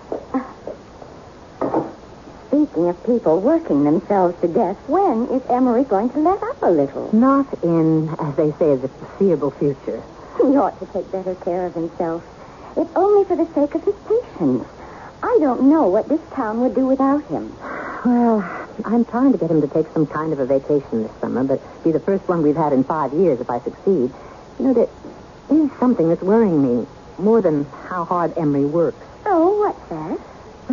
There's this woman. Calls herself Nikki Bell. Daisy, Emery and another woman? I don't believe it. Oh, not like that. Good heavens, no, nothing at all like that. Well, I'm glad to hear it. This is more like, I don't know, business, I guess. But it's the way she keeps after Emery. Every so often she comes to town and she just won't let up until she's had a long talk with Emery. About what? I don't know about what. They just sit in Emery's office and talk, and when she goes, Emery's always in such a foul mood I can hardly live with him. Nikki Bell, you say? Well, I don't think I ever even heard anybody mention her name. No, she's from out of town somewhere. I can't get Emery to tell me anything about her, where she lives or anything else. Well, we've got a mystery right here in Appleton. Well, how long's it been going on, for heaven's sake? Oh, years and years. Started shortly after we came to Appleton. Well, you'd think Oliver would have said something to me about her. Unless he's never met her either. I doubt if he has. Nobody seems to have met her but just Emery and me, of course. What does she look like? Well, kind of bristle. You know what I mean? Dressed fit to kill, always in the latest styles, but never extreme. Must spend a fortune on clothes. I must admit she hardly looks a day older than the first time I ever saw her. Well, if it was me, I wouldn't stand for it. If there was anything I could do to stop it, I'd do it. I think Emery'd put a stop to it himself if he was able to. Well, why wouldn't he be able to? You know, if there was anything at all in Emery's past that was in any way shady, I think he was being blackmailed. And Oliver, what's on your mind? You know how long you've been our doctor here in Appleton? Let's see, it was 1951 when you hung out your shingle. You've been with us 25 years. 25 years tomorrow, if you want to know the exact date. Son of a gun, I wouldn't have believed it. Oh, now, don't tell me that's what the banquet's all about tomorrow night. Well, at least I didn't tell you the banquet was in your honor. You're right, though. It is. Now, there's no use everybody going to all that trouble. Now, I thought I better tell you the whole thing today, though. Be just like you to refuse to come if you didn't know it was in your honor. No, I was planning to be there. Everyone figures to be there about, 7:30. Have a drink or so and then eat around 8. Presentation, I guess, a few speeches, after dinner. Presentation? Yeah, just a little something to commemorate the occasion, that's all. Well, now, if this town is figuring to put me out to pasture, let me just tell you they've got another thing coming. I've got just as much go in me as I ever had, and I don't... No, all right. Now, it's nothing like that. Maybe come your 50th anniversary, but not this time, Emery. Better not try. 25 years. Yeah. Figures to be all over around 10, would you say, tomorrow night to blow out? Yeah, about then, I'd guess, yeah. I got this person pestering me. Not a patient. I might as well see her tomorrow night and get it over with. Oh, her? Oh, Daisy knows all about it. If she feels she's got no call to worry, I guess you don't need to either.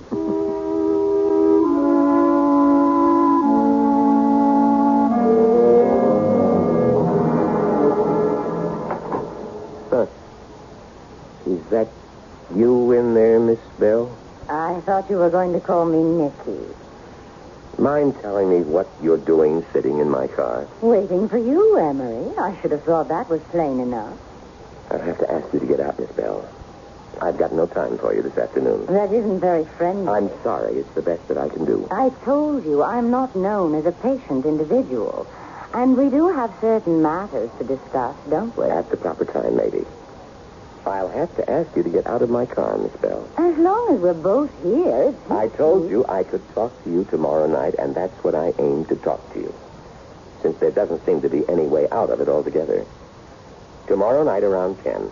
Maybe a little later. How are the pink pills holding out? An adequate supply on hand? All I need. I bring up the matter of the pills, Doctor, to remind you, in case you need reminding, how very much you need me. I know exactly where we stand. And you'll keep it in mind when we have our little talk tomorrow night, won't you? The fact that I am indispensable to you? The fact of the matter is, I think you exaggerate that some. Don't you lose sight of the fact that I'm a pretty darn good doctor. Well, these things will all be on the agenda tomorrow night, won't they? I think, in fact, a complete re-evaluation of our relationship will be in order.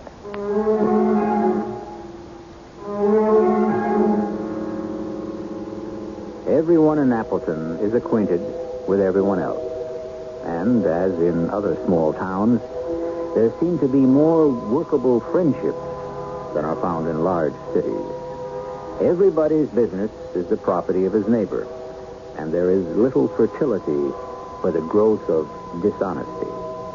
Put a mysterious stranger in this bucolic setting, however, and trouble is what you are very likely to stir up, as we shall witness when I return shortly with Act 2.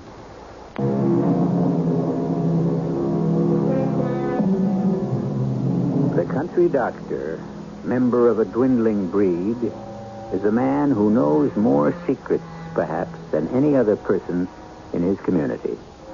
Go to your country doctor to have a wart removed, and you're very likely to have told him about the state of your financial affairs before you leave his office.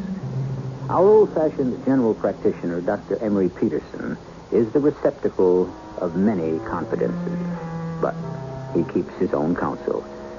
Even his best friend, Oliver Sims, Appleton's mayor, is not privy to the doctor's secrets.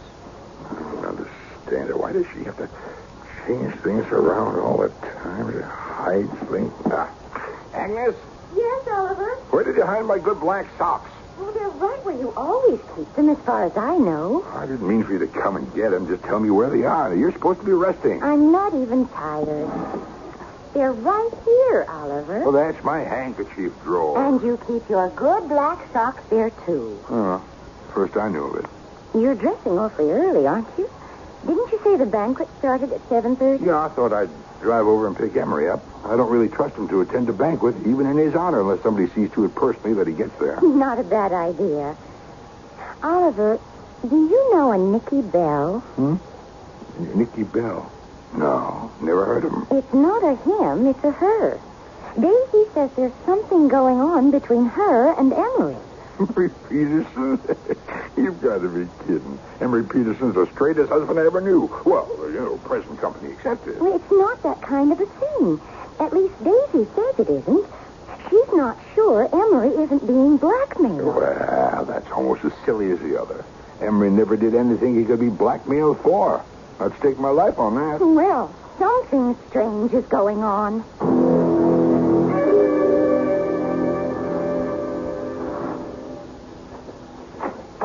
Hello, Oliver. I bet you thought I wouldn't be ready, didn't you? I wouldn't have bet much on it either way. Hello, Oliver. Evening, Daisy. Next time you arrange a big blowout like this, we'd all take it kindly if you'd invite the ladies. Well, we wanted to. No, listen, no, we did. We talked about it, Daisy, but there just ain't room. Every man in this town's coming, or close to it. We got the high school gym, and that's the biggest room in town. It's just barely going to seat the men. There just wasn't room for the wives. Honey, a man deserves a night out now and again anyway. We haven't got time for an argument, so I won't answer that. Yeah, she's right. We better get moving. I'm as ready as I'll ever get. What are you taking your bag for? You won't need your bag, will you? Just in case the food poisons somebody. I'd feel naked as a jaybird if I didn't carry this thing. Now, the folks over at the Mayflower Hotel in Sugar Grove are catering the affair, Armory, and never poisoned anybody yet that I know of. How's Agnes feeling this evening? She seems fine. I was trying to get her to rest, but she bounces like a rubber ball. Fine woman, Agnes is. Remember, she was telling me a mighty odd thing just before I came over to pick you up. Odd? Yeah. About you. It's none of my business, of course. Said you was mixed up with some woman or other. What? According to Daisy. Oh, Daisy talks too much. No, I told Agnes, of course, it couldn't be true. Well, in a way it is, and in a way it isn't. Huh? I am mixed up with a woman, all right. What? Yes, I was half planning on telling you about it tonight anyway. Well, I don't understand, of course, but if there's anything I can do to help... Now, I don't know if there is, but I do appreciate the offer. Well? I'll tell you all about it after the banquet's over. There's no use of going into it now.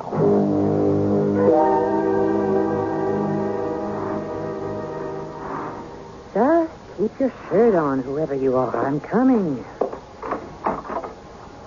Oh, the doctor isn't here, Miss Bell. I know. I came to see you. Whatever your business is, it's with my husband, not with me. Still, may I come in? I'm not going to try to sound hospitable, Miss Bell. You can come in if you insist, but I'm not going to pretend you're welcome. Thank you. As a matter of fact, Emery assured me you wouldn't let me in, even if I pointed a gun at you. He is wrong sometimes, you see. You and he are on first-name terms, I take it. Well, after all, we've known each other for a long time, haven't we? Almost 25 years. However, I'll admit that although I call him Emery, I can't seem to get him to call me Nicky. Good for him. That's your first name, is it? Nicky? That's what my friends call me. I think I'll just keep on calling you Miss Bell, if you don't mind. Why should you be so intolerant of me, Daisy? You don't even know me. Not well enough for you to call me Daisy, that's for sure. I'm sorry, Mrs. Peterson. What I mean is, all you know of me is that your husband and I have business to discuss from time to time. It's obvious he's never disclosed to you the nature of this business, so I don't understand why you should hate me as you do. I don't know, as you say, the nature of your business with the doctor. All I know is that after he's talked to you, he's always in such a terrible mood, he's hardly fit to live with. Are you perhaps just a little, jealous, Mrs. Peterson? I've no cause to be jealous. Emery's not that kind of a man. Oh, my dear Mrs. Peterson. The man doesn't live who isn't that kind of man. In the right hands, I mean. And you figure your hands would be the right hands? I hadn't actually given it any thought, but would you like to make a little wager? I'm not a betting woman, but I wouldn't be afraid to put some money on a proposition like that. Oh, Mrs. Peterson, you are a fool. You want to put your money where your big mouth is? You're really serious, aren't you? Well, it wouldn't be a matter of money. It would be something harder to come by than money. I advise you to think it over before you enter into it. I'm being friendly. I don't have to think anything over. I've got complete faith in Emery. What are the stakes? I'm not prepared to name them just now. You'll know at the proper time. But the wager is made. You agree to that, Mrs. Peterson? I've got complete faith in Emery.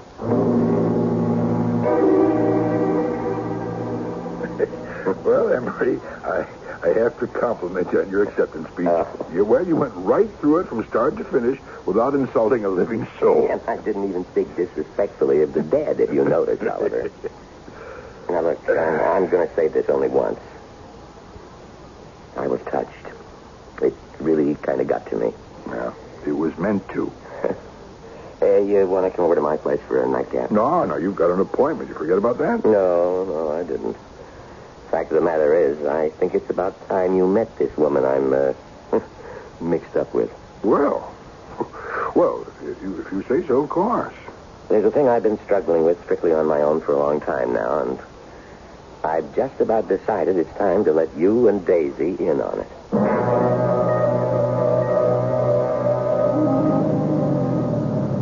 Oh, Lord. What's the matter, Emery?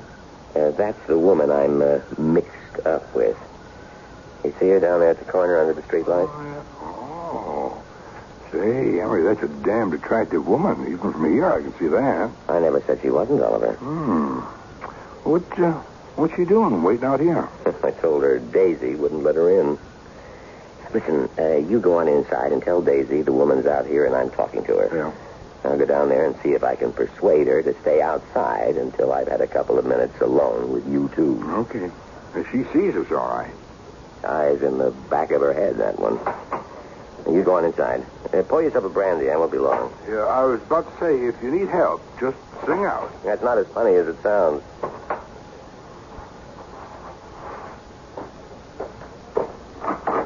I saw the two of you drive up. Where's Emery gone? This person he has an appointment with was standing outside waiting down at the corner. I ordered it out of the house. She was in here? Yes. I'd like to know what they're talking about down there. Come on in, Oliver. Oh, thanks. Emery suggested I pour myself a brandy, and frankly, I could use it. Just go on in and help yourself. I'll be right with you. Wouldn't you like to have one with me? I was warming some milk for myself. Maybe I'll just put a drop of brandy in it. Seems like the kind of night when a person's justified. Miss Bell? Yes, I've been waiting for you, Emery. I do wish you could bring yourself to call me Nicky. Not a matter of bringing myself or not bringing myself. It's just that I don't want to. But we've known each other all these years. Don't you get tired of the formality? I get tired of a whole lot of things. Things could be different for us, Emery. Very, very different. Just what are you getting at? I'm trying to be friends. Can't you understand that? You're getting off to a pretty late start. Do you know one of your greatest faults, Emery? You constantly downgrade yourself. Don't you ever look in the mirror? You're a handsome man. I gave up worrying about whether or not I was handsome shortly after Daisy agreed to marry me. Perhaps that was a mistake. Emery, tell me. I want the truth now. Do you honestly love Daisy? With all my heart. Oh, well, this may take a little longer than I thought. What are you talking about? Don't you think we ought to go in? Daisy must be wondering what we're doing out here all this time.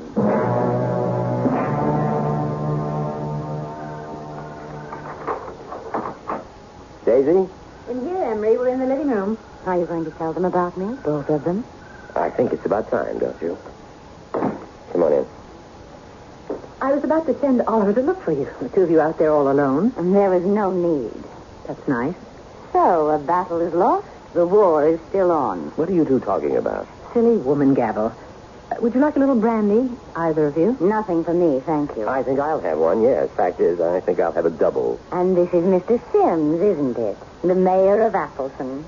Allow me to introduce myself. I'm Nicky Bell. How do you do? Actually, my full name is Nicole Beelzebub, a family name. I found it simpler for earthly purposes to shorten Beelzebub to Bell. And my friends all call me Nicky. Or a few of them, Old Nick. According to folklore, when the devil has business dealings with a mortal, the commodity in question is invariably the mortal's soul. And once an agreement with the devil is made, the mortal in question is lost. But there must be some means of escape. In the case of Dr. Peterson, I'm not prepared to give him up as lost. We'll see whether or not I'm justified when I return shortly with Act 3.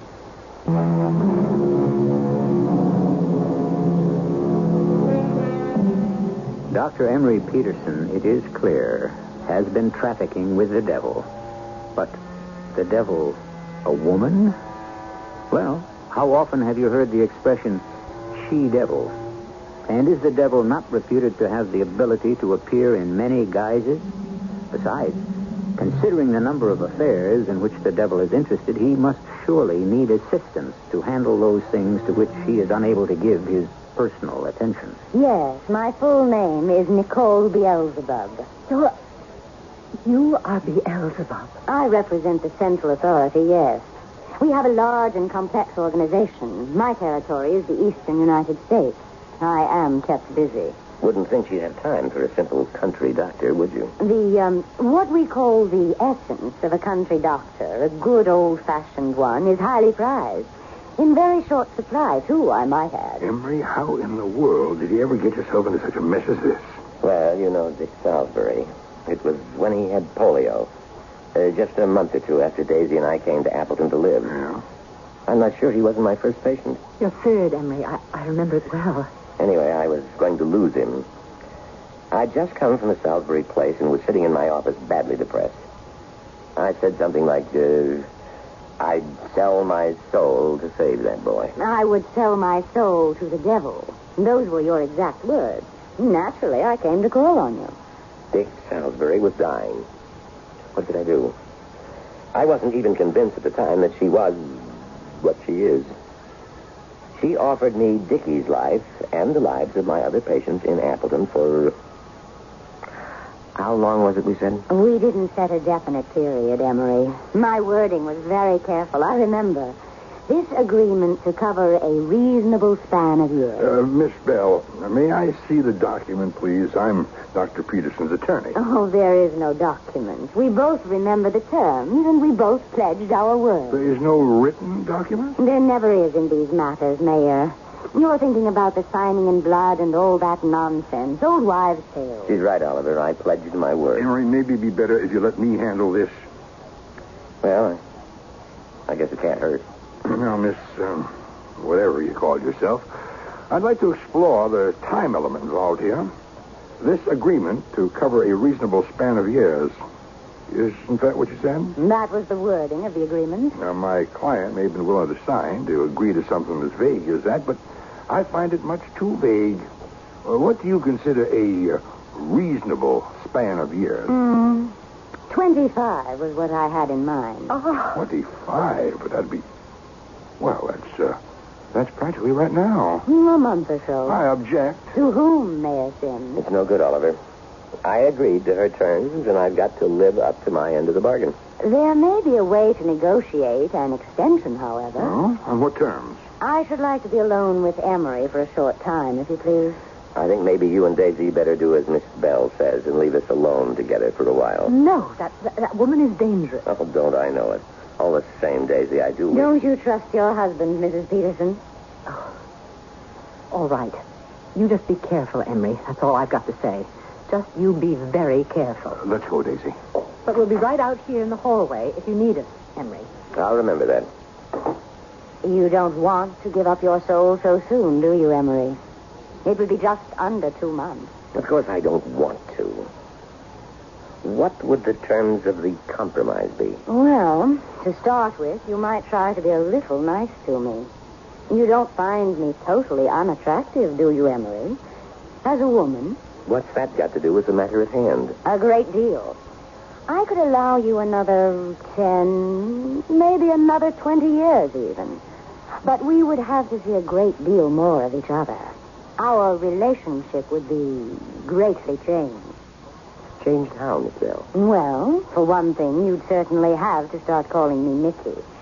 And for another, well, I'm not accustomed to taking the lead in these matters, Emery. Would making love to me be such a bad thing? Are you suggesting that we have some kind of an affair, Miss Bell? Since you were too shy to make the suggestion, yes. I wasn't too shy. It just never occurred to me. Well, now that it has... I wasn't brought up quite the way you must have been. I'm happy with Daisy. For 20 more years of life. Useful life, Emery. You'd better think it over. When it involves making Daisy unhappy, I don't have to think it over any longer than I already have. I thank you for the offer, but I find I must decline. And now, if that's all, I'll just call Daisy and Oliver back in. Not yet. I'm not through. That's most likely for me. All right. But this isn't the last of it. You have another month or so to think it over. I won't need them, Miss Bell. Daisy, was that for me, the phone? It was Agnes, Emery.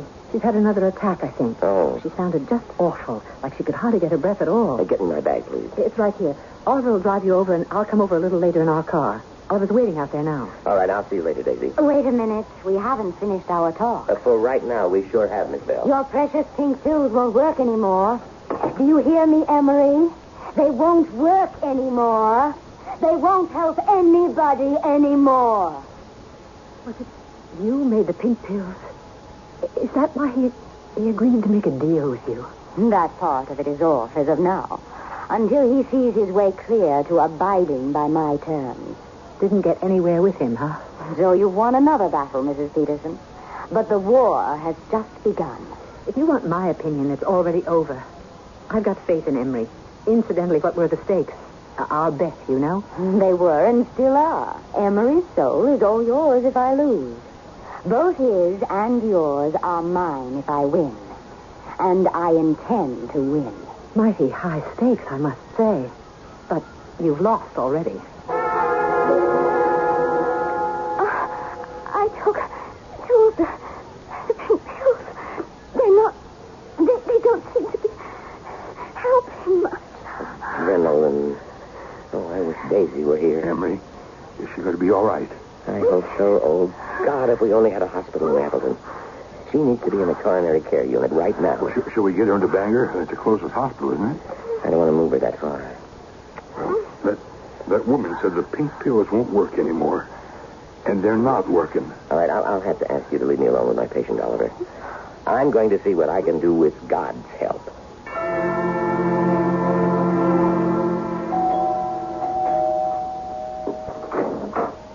Oliver, I apologize for bringing this woman, or whatever she is, with me. She just would come. I couldn't stop her. It's all right. It's all right. Come in, Daisy. You two, I suppose, Miss Bell. How's Agnes? Well, not at all well. She's having trouble breathing. She seems to be in a great deal of pain. Can I see her? Well, he sent me out of the room, but just before that he said he wished you were here, so I guess it might be a good idea for you to go on in at that. I think I'd like to see her, too. No, you stay out of that room. Oh, well, if you feel so strongly about it. I wish you'd just go away and leave all of us alone, you she-devil. I'm too much of a lady to say what I'm thinking. I'll just go on in and see if I can help Emery. I wouldn't have done her any harm, you know, if I'd gone in to see her. Listen, could you still make those pink pills of Emery's work? Yes, I suppose I still could. Then please do. Well, in my business, you know, we never give anything away. There'd be a price. Anything. Anything I own. Everything. I'd only be interested in the one thing, Mr. Sims. Your material possessions don't tempt me. I'd want your soul. Well, can you tell? Do you think my wife is going to die? I wouldn't be at all surprised. Oh. Did you feel a chill? No. She wouldn't want me to buy her life that way, I know, but if it's... freezing in this house. Don't you have any heat? Well, Miss Bell, it's summertime. It isn't cold in here at all. If anything, it's too warm. Freezing? I think somebody's praying in this house. Praying. Does that make you feel cold? Stop it. Stop it, will you? If it makes Agnes well, if you'll make those pills of Emery's work again, I'll ask whoever it is to stop praying. Oh, that's better. It's stopped now. Emery's going to stay in there with her for a while, but he says she'll be all right now. I mean, the worst of it is over now. She's breathing all right. There doesn't seem to be any more pain. Oh, thank God. That's exactly who you have to thank, not her. Can you be sure of that? Yes, I can. I am. Mr. Sims and I made a deal not 2 minutes ago. I was to make those pink pills work again, and he was... No. We made no deal, Miss Bell. I don't like the way you conduct business. Well, maybe we hadn't quite completed negotiations. But we had an understanding, and it seems to me... She's resting now. She's sleeping naturally. Thank you, Emery. I think I'll stick around for the rest of the night, just in case she needs me. But she's going to be all right. Oh, that's very good of you. Miss Bell, I did that in there without your help. Agnes Sims is still alive, and you had nothing whatever to do with it. I don't need you anymore. An agreement is an agreement. You're not going to wriggle out of it now. You made a bargain with me, and I expect you to live up to your end of it. Oh, yes. Yes, I'll do that. I'm not trying to get out of it. Oliver, I'm going to arrange for an ambulance from Bangor to pick Agnes up tomorrow and take her back there to the hospital. They have an excellent cardiologist on the staff over there, Dr. Benson. Fine man. I'll turn all of Agnes's records over to him, and he can take it from there. But I don't want you off the case. Well, you see, it may take Agnes a long time to get completely back on her feet. A good long time. And I won't be available after a month or so. Emery? Well, whatever you think of Miss Bell and the outfit she represents, she's right when she said I made a deal with her. Whatever else we may have against her, she did live up to her end of the bargain. Now I expect to live up to mine. Emery, I'll give you one last chance. 20 more years. You don't have to stay here in this little backwater place if you don't want to. I'll take you to New York. I'll make you the most important doctor in the city, in the world. You can have literally anything you want. I want to live out the rest of my days here in Appleton with Daisy and my friends. Emery, you say you made a deal with this woman, but I don't think the agreement was valid to begin with. It was valid in every way. Well, I'm sure, the way you describe your organization, that you must have a superior, someone you're answerable to? Yes, my uncle. Uh-huh. And the purpose of your organization is to promote what we mortals call evil. Is that right? That's essentially true, yes. And what happens to one of your co-workers if he or she is found guilty of promoting just the reverse? Good instead of evil? That's what I mean, yes. It's never happened as far as I know. Well, what if it did? He'd be in trouble, I should imagine. Mm-hmm. What has all this to do with the case of Dr. Peterson? Just this. You've been guilty of promoting nothing but good in the town of Appleton for 25 years, thanks to your efforts. Hundreds of people in Appleton are alive and well today who might otherwise have been dead or invalided years ago. What would your uncle say to that? Oh, that's ridiculous. Why, Miss Bell, you've been a real benefactor to the town of Appleton. Don't use that word. Benefactor? Well, just look at the facts. But I've got Emery's soul to show for it. What do you say to that? I'll be bringing Emery in soon. And also bringing all your good works in Appleton to the attention of your, uncle. Do you think that'd be wise? Well, he'll understand. Well, what he'll understand, I suspect, is that he's been harboring a downright angel in his organization. Now, if you'll take my advice, Miss Bell... I don't want your advice. Well, if you'll take it anyway, you'll go far away from Appleton and forget that you ever got mixed up with a country doctor by the name of Peterson. If there's anything in this world that I hate, it's a down east lawyer. All right, all of you. But you haven't seen the last of me. She'd already lost anyway. Emery's soul and mine, too. The minute Emery refused to go off to New York with her, she lost.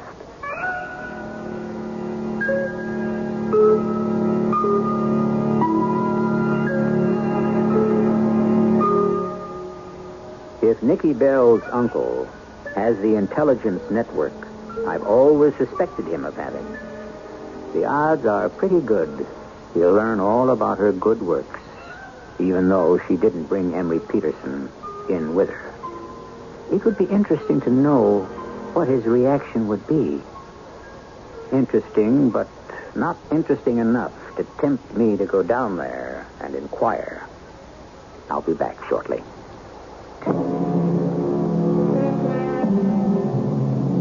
Dr. Emery Peterson is still a highly respected citizen of Appleton, alive, well, and crotchety as ever. he still prescribes pink pills for many of his patients' ailments and finds that even though they're made of nothing more curative than good down-east maple sugar, they work very well. Our cast included Leon Janney, Rosemary Murphy, Joe Silver, and Catherine Byers. The entire production was under the direction of Hyman Brown. This is E.G. Marshall inviting you to return to our Mystery Theater for another adventure in the macabre. Until next time, pleasant dreams.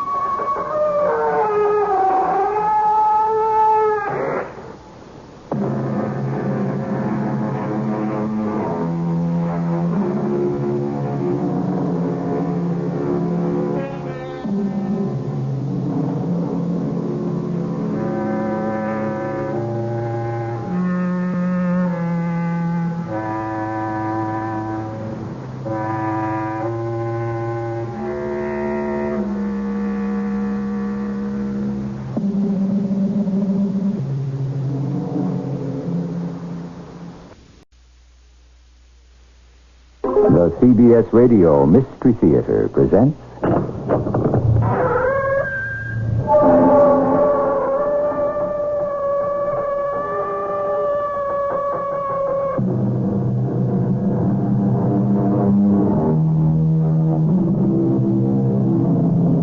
Come in. Welcome. I'm E.G. Marshall. Give me another horse. Bind up my wounds. Those were the words shouted by Shakespeare's ill-fated Richard III. You can also hear them spoken today at any racetrack by thousands of luckless horse players. Yes, horse players. They lick their wounds as they wait for another day to dawn and another horse to run, and for another blow from fate. Horse players. What a strange breed they are. Who am I talking to? Who do you think you're talking to? Well, I don't know. There's nobody here. What do you mean there's nobody here? I'm here. Oh, no. I'm going crazy. I think I'm talking to a horse. What do you mean you think you're talking to a horse? You are talking to a horse. But that's impossible. A horse? A horse that talks?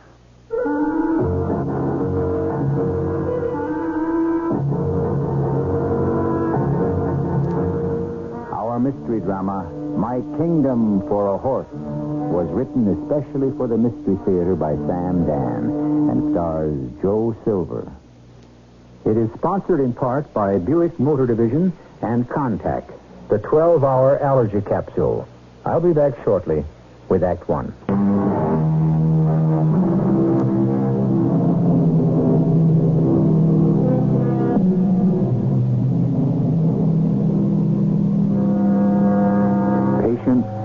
And shuffle the cards.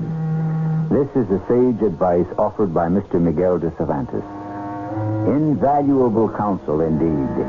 For those who would live by the cards must shuffle patiently and wait patiently and accept the reverses of fate patiently. Patience, a virtue more precious than, say, rubies. We are at the breakfast table. This face? Yeah? When are we going to get married? How long did you boil the eggs? 3 minutes. You sure? I know how you like your eggs. You got any toast? I made pancakes. Yeah, well, I think we'll have another cup of coffee, huh? This face? Yeah? What is the answer to my question? Well, which question was in, Cupcake? The usual question. Oh, yeah. Well, listen, that's quite a step, Cupcake. Uh-huh. And we should think about it. I thought about We it. just don't rush into these things, huh? There he is. Nutty little friend, to remind us that life is real and life is honest. And we got to get to work because it's 9 a.m. on the nose, and we got to turn on the radio.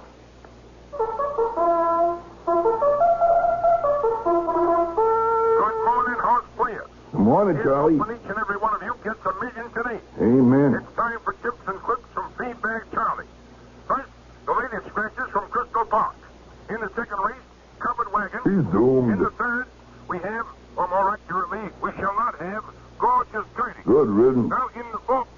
Hey, Cupcake, what'd you do? Obviously, I turned it off. You can't turn off feedback trolley. Now, resuming our discussion Cupcake, what? concerning the question I asked The you. question. Oh, only on a question. Well, what is your answer? Well, look, marriage is a very serious affair. Exactly. And therefore, non-marriage is a very frivolous affair. Cupcake, I got a note that it scratches. If you turn on that radio again, I shall bounce it off your skull. Oh, no, Cupcake. I do not know which shall receive the greater injury. Cupcake?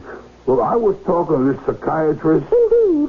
And where would you encounter a psychiatrist? At the track. What was his problem?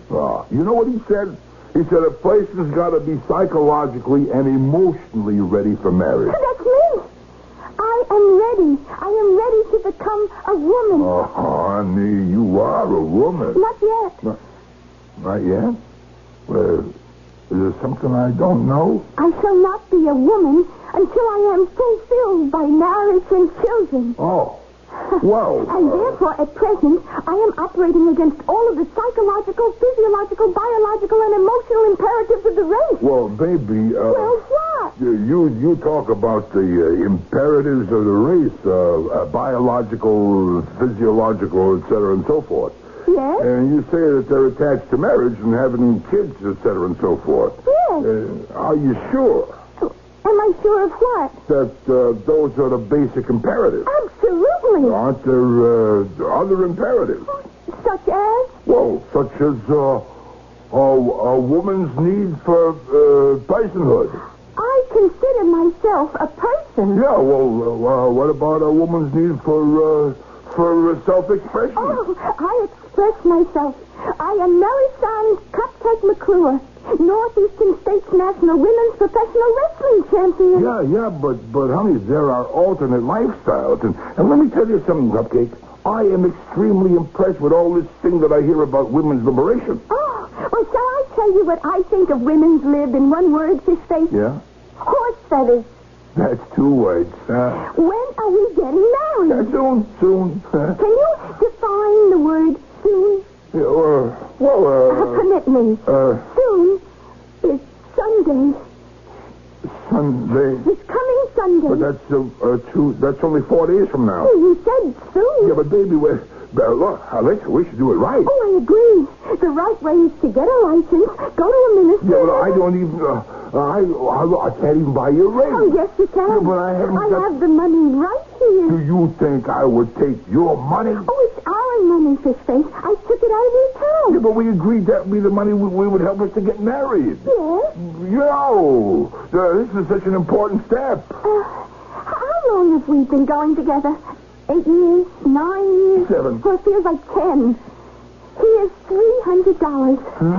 Buy the ring. I'll arrange for the church. Cupcake. Who do you want to invite? Well, Fish face, darling. You make me so happy.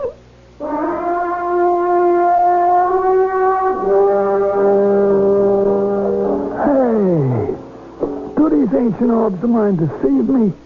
Or is this in truth fish-face harnish figure? Good afternoon, Swifty. Is there some great national calamity? Don't ask. Why is the celebrated fish face indoors? In a gin mill when he should be gambling at the track. Yeah. Oh, you didn't get it. Huh? Get what? Gamble meaning to romp, and gamble meaning to wager. You know who would have appreciated that deft turn of phrase? Who? Your lovely lady, Miss Cupcake McClure. Yeah. You know, you are indeed fortunate. What a package of beauty and brains. Yeah, I guess so. Fishface, do you realize Cupcake is probably the only professional female wrestler with a master's degree? Is that a fact? A very smart thing. Oh, sure. How fortunate you are to have her. And by the way she looks at you, she will never leave you. I don't know, Swifty. I just don't know. Why? Is there a problem? Yeah, well, I guess it's all over between Cupcake and me. All over? Yeah. I have never seen two people so romantically absorbed with each other. I have never seen such affection, such adoration. Yeah, We're going to lose all that. How could you say such a thing? Because we're getting married. You're getting... Oh, that's fantastic. Yeah? It's the only way to live. Ask me, I should know. I've been married 5 times. Well... Congratulations, Fishface. I have to get you a wedding cake. No, that's Oh, all no, right, no. That's what I'm going to do. No, look, just because a guy gets married, don't give him a right to blackjack his friends for gifts. I know what it's going to be. What? A horse. What do you mean, a horse? I am going to give you a horse. What'll I do with a horse? Lose money on him. Wow. Like you always losing money on other people's horses. Why not lose some money on your own? Yeah, but that... You now are a member of the club. Yeah? To own a horse is to be part of an elite. Yeah? Well, where does it get you? You enter a whole new world. Yeah, like what? Fishface, you open a paper in the morning. What do you look at first? Well, the only thing I ever look at. The entry. Ah, but somebody else's entries. Now consider. Just consider. Millions of people are going to look to see the lineup for the races. And they will come to a name. Yeah? Do you know what that name is? No, obviously not. Therefore, I shall tell you. The name is Blue Streak. Blue Streak. And there shall be inscribed for a breathless world to see the name of the owner. Fishface Harnischweger. Or will you use Algernon? Tell me. Well, No. You have always been the salt of the earth, and you will always be the same. Fame, success, wealth, none of these would ever turn your head. You would still be Fishface. Well, I don't know. Even if you was to become the president of the United States, you would still say to one and all, call me Fishface. Oh, I don't know. I'm not so sure of that. You in the winner's circle, accepting a victory check for yourself. Yeah. And the roses for your lovely lady cupcake. Yeah? Oh, Fishface, confess. Didn't you always wish to own a horse? Well, I don't know. Own one. Be the master of Blue Streak. Blue Streak. The name of your gallant steed. Blue Streak. Flash of blue lightning. Sounds like a winner. Runs like a winner. Wait till you see her. Huh? They're coming into the stretch, Fishface. There's Blue Streak on the outside. Wait. Dead last, she is. Dead last. Filly? Now she makes a move, and she finds a hole. A little hole she cuts in front. Yeah, wait a minute. Just a little touch of the whip, and she starts to fly. Wait a minute, Swifty. She's fourth now. Third. Now she's second. Yeah, okay. Now, with an unbelievable burst of speed, she crosses the finish line. First, the winner is Blue Streak. Yeah, I don't know, Swifty. A filly. Fishface, who is the greatest horse that ever lived? Tell me. Well, it wasn't a mare. Yeah, it was Man of War, right? Right. And the only horse to beat Man of War was a filly, a little filly named Egret. Yeah, that's right, but still, I don't know. I got Blue Streak's picture here, Fishface. Here. Look. Is this not the most glorious animal you ever beheld in all of your days? Well, She's absolutely magnificent. Well, no, she is good looking, I'll give her that. You will now be the owner of the fastest and the prettiest horse of the season. Oh, Fishface, I envy you. Yeah, well, And you're falling in love with her already. I could tell by the way you're looking at her picture. Fast, huh? She done the mile in 1:30. She what? You heard me.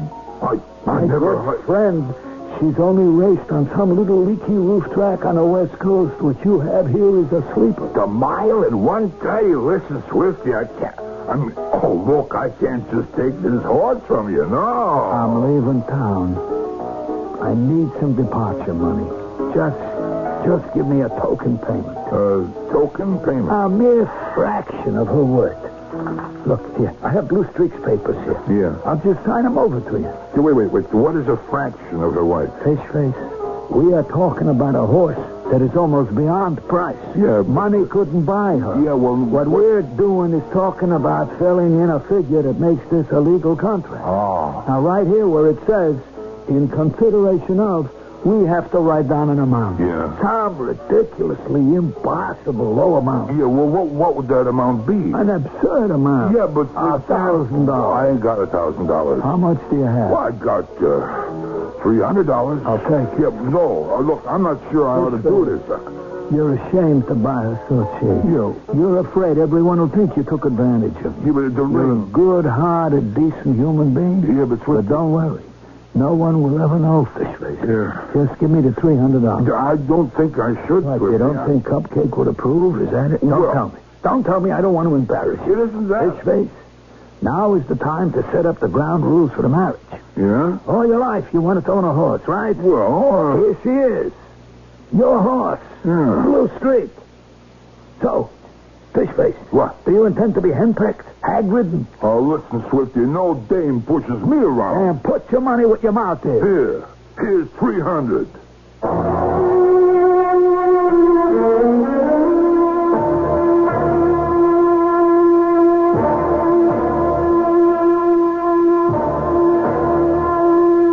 I don't know the answer to many, if indeed to any, of the great mysteries that perplex the world. To me, however, one thing has razor-sharp clarity. If your fiancée is a professional wrestler, and if she gives you $300 to buy the wedding ring, and if you instead buy a racehorse, you can expect problems of the first magnitude. And they shall be encountered in Act 2.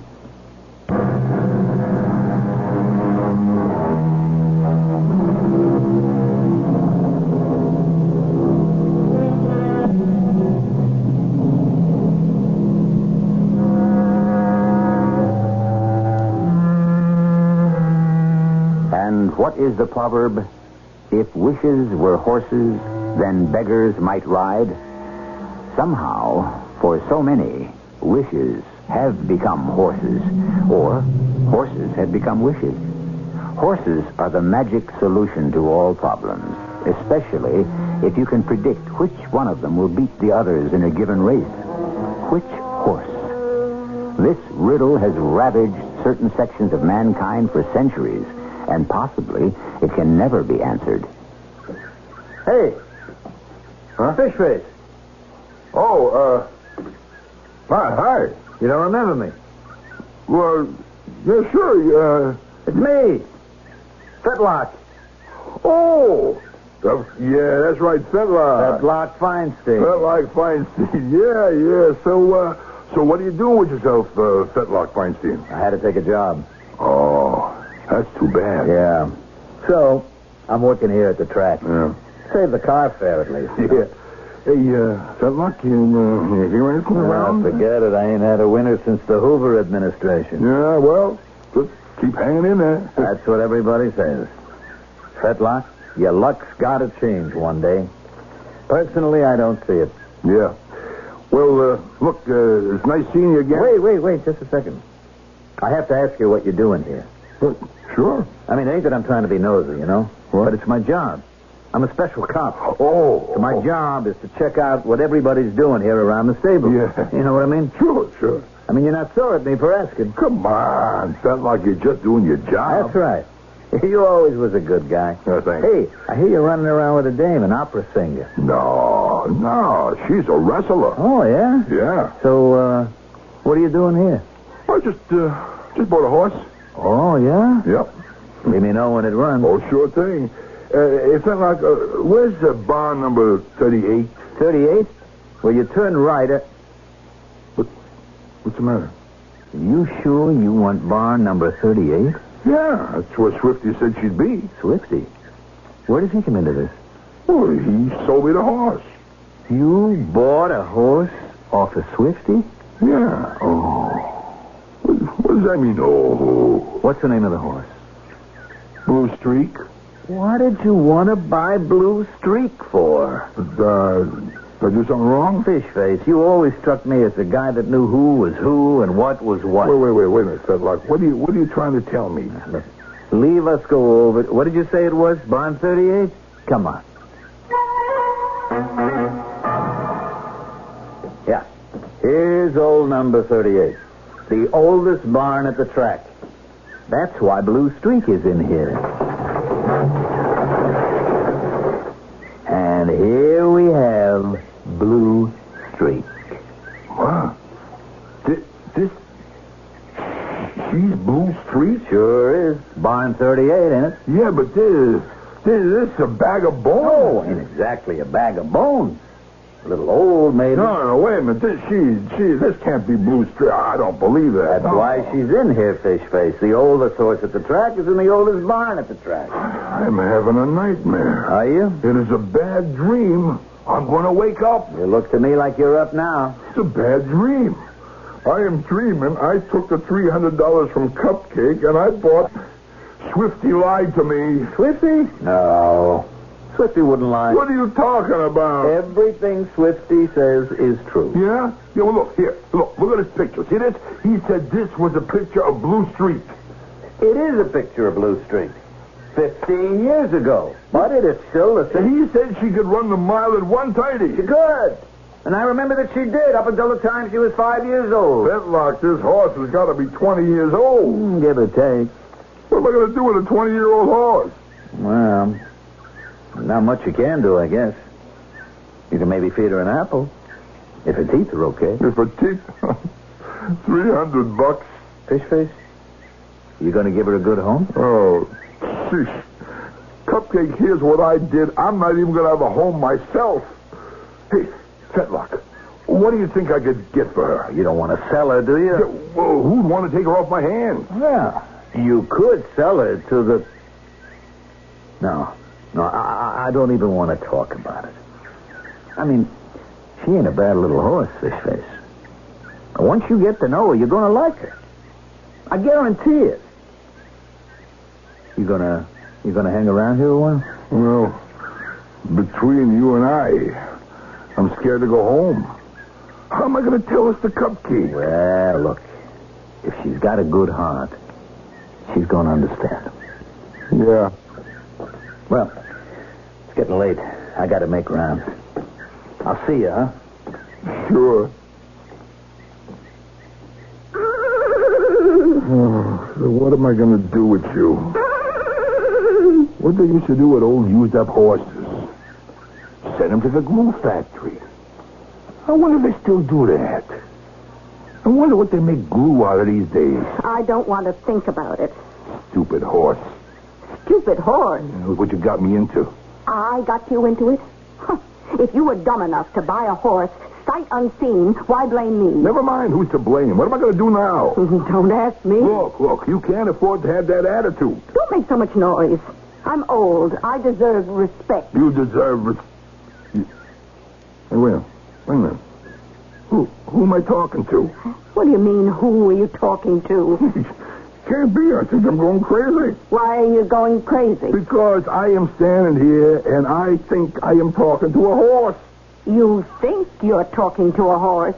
You are talking to a horse. Come on, that's impossible. Why? A human being does not talk to a horse. Well, you're a human being, aren't you? Yeah. And me? Would you agree I'm a horse?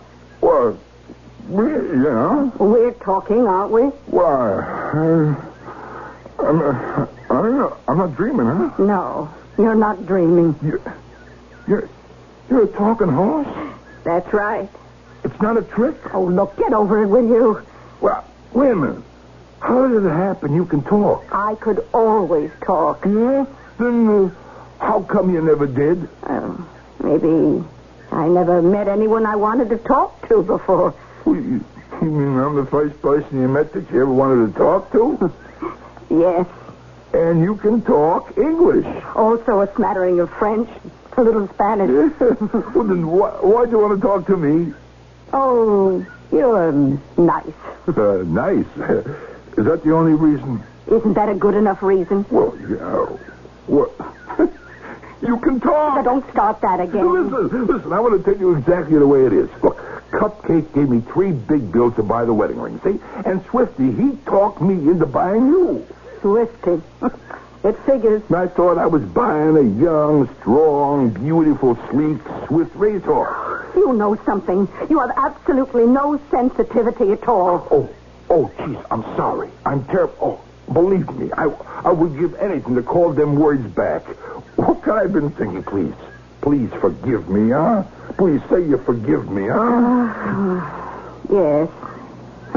The old spared nothing. Oh, please. Look, I'm sorry. All right, forget it. You forgive me, huh? You do forgive me? I forgive you. Now drop it. It's just I don't know what to do. I mean, I got to face the music. This Cupcake, you know. I'll have to tell her I spent the $300 on a racehorse.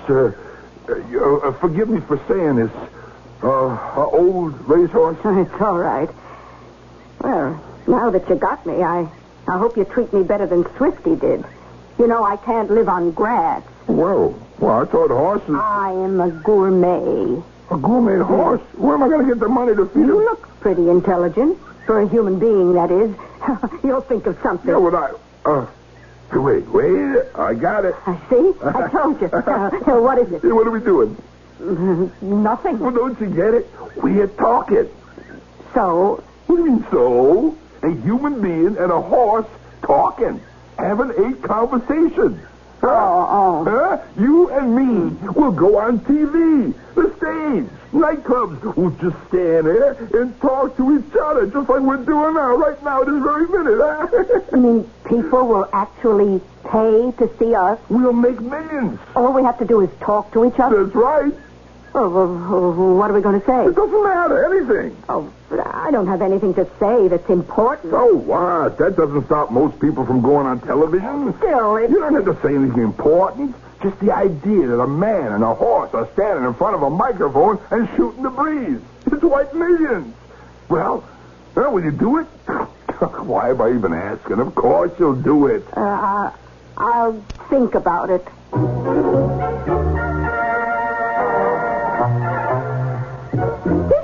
Over here, Cupcake. Over here. Here I am. Oh, now then, what's this about? You took our $300, our ring money, and you bought a racehorse. Was that what you were telling me on the phone? Now, Cupcake, a racehorse? A talking racehorse. Oh, I knew it. Now, you gotta believe. This environment, this never land of fantasy, this racetrack with its tainted visions, it has finally unhinged your brain. Look, Cupcake, you can say what you like. What's the proof of the pudding? I can't afford to eat pudding. I'm in training. Now, what will you say when you hear this horse talk, huh? Oh, my poor deluded fish face. A horse cannot talk. Okay, you have made your statement. Okay, here we are at bar number 38. I will open the door for rebuttal. Huh? Behold, the horse. That's the horse? That is $1 million on a hoof, Cupcake. May I present Blue Streak? Blue Streak, my fiancée, Miss Melisande McClure. Say hello, Blue Streak. Blue Streak, say hello. Go ahead, say hello. She isn't very talkative, is she? But she can talk. She can't. Blue Streak, will you say something, please, huh? Please, don't do this to me. Will you say something?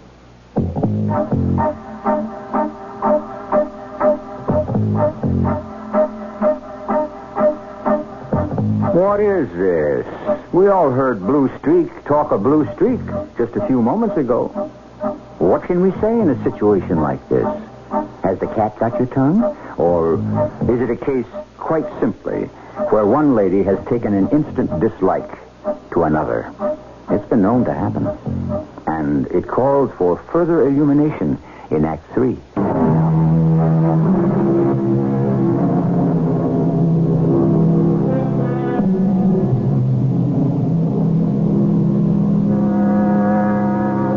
Richard III, whom we mentioned earlier, is the one who cried, "My kingdom for a horse." Since he didn't specify the type, we can assume he would have settled for any horse he could get. However, if his plea had been answered by giving him a certain horse, like the one in our story, I'm not sure it would have solved his problem.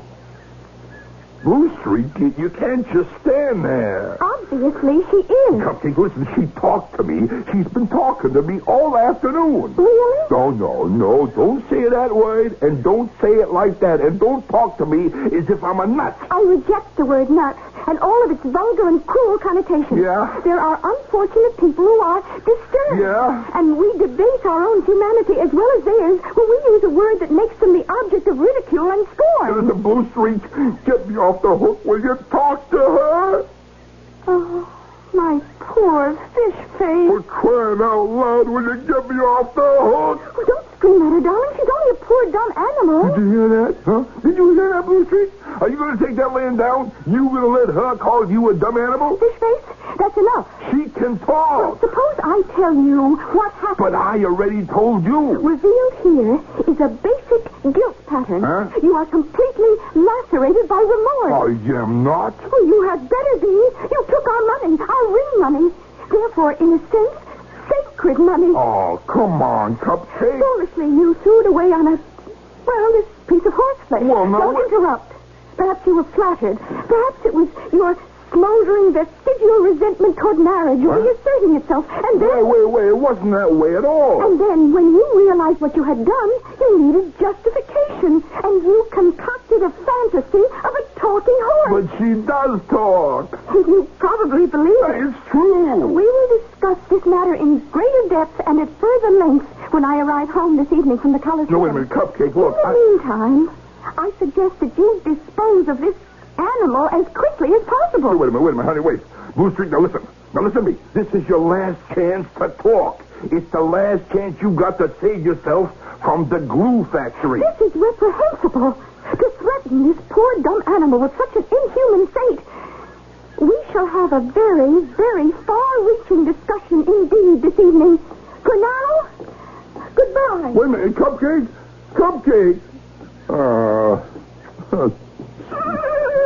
What did you do, huh? What did you do to me? We agreed. Did we? Yeah, you said you would talk. I said I would think about it. Why didn't you say something? Because I had nothing to say. Well, you could have said hello. Yes, I could have done that. Yeah, you could have said, how are you? I suppose You so. could have said, nice day. That's true. Well, why didn't you? Why'd you just stand and let me look like a fool? Let me put it this way. It suddenly occurred to me that it would be better for you to look like a fool than for me to look like a freak. A freak? Isn't that exactly what a talking horse is, a freak? Isn't that why people would pay to see me? But you can't throw away $1 million. I see. But I can throw away my dignity. Oh, wait. Come on, look, you're taking this thing too serious. And you're not taking it seriously enough. But what am I going to tell Cupcake tonight, huh? The truth. Tell her you want to marry her. Oh, well. Or tell her you don't want to marry her. Decide, and you'll feel better about everything. Yeah, but $1 million. Yes. And what would you do with $1 million? You'd only lose it at the track. No, I wouldn't. If I could just win, if I could just get even, I'd never bet on another horse again. Oh, you forget. I've spent my life at the track. I've heard these sad stories so many times. No, I mean it. They all mean it. Look, I'll tell you the truth. You know why I'm fighting this marriage thing with Cupcake? I'm sure you must have a fascinating reason. Yeah, it's because I'm scared. Yes? Scared I can't kick the habit. The track, you know? How well I know. No, why do I go to the track? Because I want to make a lot of money. Here? Yeah, I don't know where else to make it. I never went that far in school. I never learned a profession. Cupcake doesn't impress me as the type who needs a lot of money. I wanted to have good things. The best thing she can have is a husband who doesn't gamble. Yeah, and that is why I'm going to kick it. But I need some money to go into a business of some kind. That's why I was thinking maybe you could help me. I told you, I shall not become a freak. Yeah, wait. Look, I see your point, and I agree. You do? Then how can I help you? Just by doing what you do best. Oh, what's that? Well, why were you born? To race, huh? To run on the track, right? Run a race and win. Run a race? Right. At my age, I could hardly walk around the track. You're going to run and you're going to win. Oh, she's right, Cupcake. Something has given way. It has snapped. You don't believe you can win. Oh, fish face. Your spontaneous reaction when you saw me for the very first time. You said I was an old bag of bones. Oh, look, I was just making you were just telling the truth. Yes, I am. Nothing but a bag of bones. It's all gone. All the strength, the style, the speed, the technique. I knew so much. I could do so much. I was beautiful. Oh. Come on. Hey, pull yourself together. Come on. All I have left is my dignity, which is why I, for all the money in the world, will not become a freak. Oh, how cruel you are to even suggest that I should race. No, wait. Now, you'd like to win, wouldn't you? Huh? Once again come in first, stand in a winner's cycle. Wouldn't you like that, wouldn't you? Oh, it's a dream of the faraway, distant, long ago. No, it can happen again. Why are you so cruel? Why do you taunt me? Because I know you can do it. Now, listen to me. Listen. The horses line up for the start of the race, huh? I shall not be a party to this. And they're off. They race around the track, and one of them wins, right? Huh? Well. And we make a fuss over the winner, huh? We, human beings. And why? Because we bet on the race, huh? Right? Now, answer me this. Do horses bet on a race, huh? What kind of silly question is that? Answer me. Of course not. Do horses really care which one of them wins, huh? Think first and then answer. Well, now that you mention it. They don't. When the race is over, they all go back to the barn. Whether you win or lose, you get fed, don't you? Yeah. That's right. See, you get a pat on the head from human beings. Maybe a piece of sugar, an apple, a carrot, huh? But do the other horses treat you differently? I couldn't say that they do. See, this whole entire racing business is for people, right? It's for their enjoyment, for their profit or loss. It really doesn't mean a thing to the horses. Now that I think about it. That's why you're going to win. But you still haven't told me how. You are going to talk to the other horses. I am going to what? You are a horse. You are going to talk to your fellow horses. And you're going to say, look, I'm a horse just like the rest of you. My name is Blue Streak. Now, it's very important for me to win today. Do you fellas mind if I come in first just this one time today? Huh? Now, what do you think they'd say? I don't know. Well, come on. When you were racing and when you were lined up at the gate, if some horse had said that to you, what would you have answered? I would have said, help yourself. Take it. If you need it, why not? See? Horses are very nice to each other. We have to be. Sure, so all you got to do is just talk that way to the other horses in the race. Yes, that's all I have to do. And that's how I win my $1 million. You do it? Only if you promise never to bet again. Now listen, Cupcake. In a minute, we're going to turn on the television, huh? Why? Because you didn't want to go to the track. Well, naturally, I would have no reason. And besides, I despise that environment. The reason we're going to watch the 7th race at Crystal Park... No, Fishface, we are not. It's because we own a horse that's entered in it. What are you saying? Well, you saw the horse, Blue Streak. That antiquated... She's going to win. She's going to... She is going to... Ask me how I know, huh? Ask me, all right? And I'll tell you. She and I talked it over. Fishface. Believe me, she talks. She's arranging it with the other horses. Oh, you're not serious. Yeah, sure. You know what odds on Blue Streak are? 1,000 to 1. I'd better call a doctor. So, I went to the bank. I drew out 1,000. You...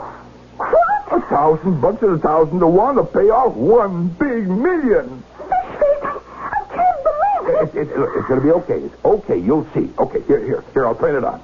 That's it. The race is starting now. Yes, indeed, folks. We're at the starting gate for the 7th at Crystal. And this is old feedback Charlie ready to call it. Now, at post position 4 is occupied by... It can't be. Blue Streak. She's 20 years old. How can a nag... Well, there she is at 1,000 to 1. Does somebody know something? And they're off.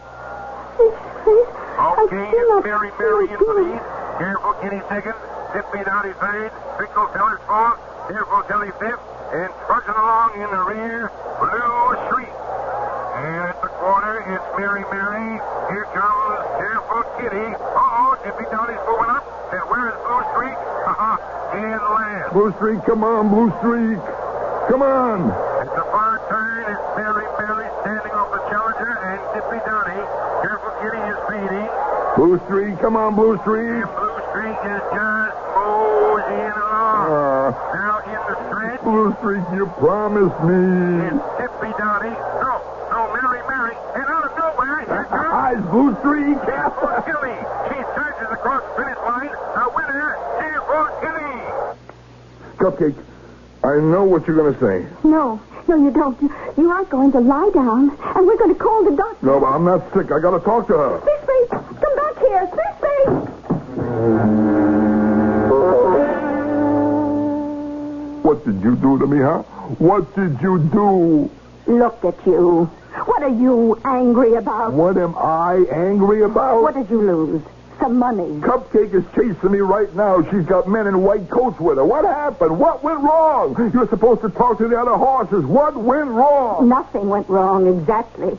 I just didn't talk to them, that's all. Well, why didn't you talk to them? That was the plan. Why? I couldn't. I can't talk to horses. You can't talk to horses? But you're a horse yourself. What do you mean you can't talk to horses? Well, you see, all these years I've been learning the language of people, and so I forgot the horse language. You what? I talked to the other horses the way I talked to you, and they looked at me and shook their heads. They didn't understand a single word. Oh, please, feel sorry for me. I should feel sorry for you after what you did to me. What did I do to you? All you lost was some money. But I lost the language of my father and mother. Forever I'm doomed to be a silent stranger among my own people. I can no longer talk to my brothers and sisters. Oh, come on, Brewster. Come on. No. Everything's going to be all right. Can you imagine?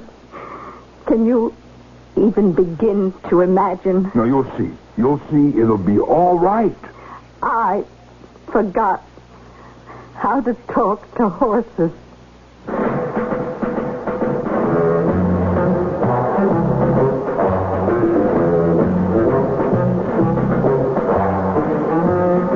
And what greater loss can there be? I needn't tell you that at that very dramatic moment, Cupcake showed up, and the white-coated folk were with her. Fishface was conducted to a place where he was, in time, restored to what the doctors called normalcy. And they are married now, Fishface and Cupcake, living happily on a farm with Blue Streak, who doesn't talk to anyone. Don't say we never give you happy endings. I'll be back shortly.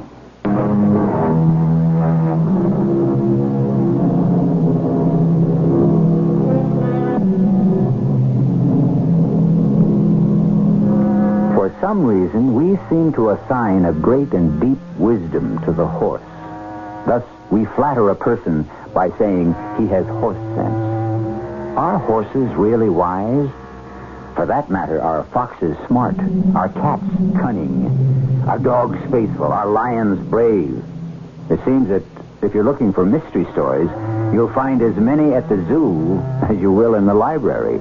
Our cast included Joe Silver, Mandel Kramer, and Bryna Rayburn. The entire production was under the direction of Hyman Brown. Radio Mystery Theater was sponsored in part by Contact, the 12-hour allergy capsule, and Buick Motor Division.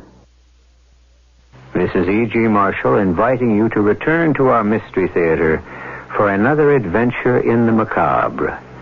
Until next time, pleasant dreams.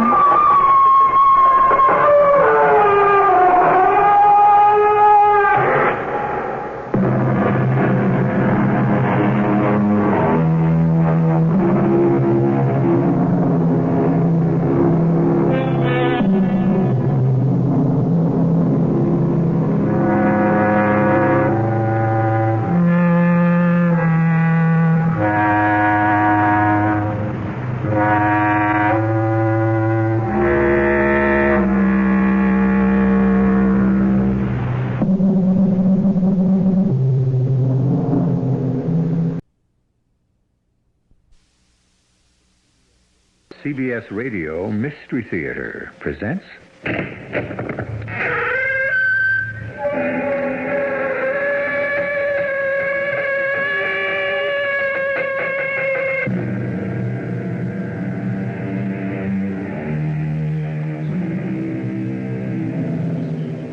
Come in. Welcome. Welcome. I'm E.G. Marshall. I've been at a favorite pursuit again, checking a word in the dictionary. This time, the word legend. Webster defines it as any story coming down from the past, especially one taken to be historical, though not verifiable. Well, let's have a look at the one I bring you now and see if it fits the definition. Oh, how nice. A lovely orchid in a lovely box. I wonder if it could be from Jacques. Let's see. Oh, here's a pin, but no card. Perhaps I spoke too soon. A revolver. .22 caliber. Recently fired.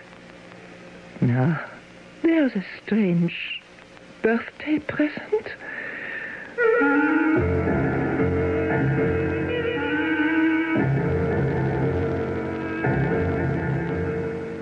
Our mystery drama, The House by the Seine, was written especially for the Mystery Theater by Ian Martin and stars Marion Seldes.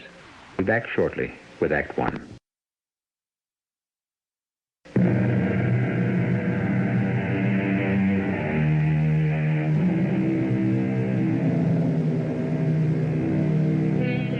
There is a house in Paris beside the Seine which might have been designed by Palladio. Perhaps it was, for all I know. Who was Palladio? Perhaps the greatest architect of all time. And who lives in this house? Well, if you ask the cognoscenti and the cosmopolitan across the world, kings and lovers, the famous and the infamous, they would tell you the world's most desirable woman, the incomparable and unique Marianne Duvier, friend and lover to half the world, actress and singer, mistress and mother, the toast of Paris. Excusez-moi, monsieur le gendarme. Bonsoir, little one. 11 o'clock, eh? You are on the streets late, riding your bicycle? You will observe, I work. I have this box of flowers to deliver to La Maison d'Abord de la Seine, Rue des Anges, Mademoiselle... The house beside the Seine. You do not need to tell me the street. All Paris knows where that is. I do not know. Should I? Oh, but of course. Because Mamie lives there. Your sweetheart? How should I know her? Oh, you're younger than I thought. Everybody, of course, knows Mamie. She is the sweetheart of Paris, of France, of the world. Why? Because she is the best actress in France, the best singer in Europe, the most beautiful woman of all ages. So, once again I say it. Her given name may be Marianne Duvier, but every man dreams of her only as Mamie. She is not my sweetheart.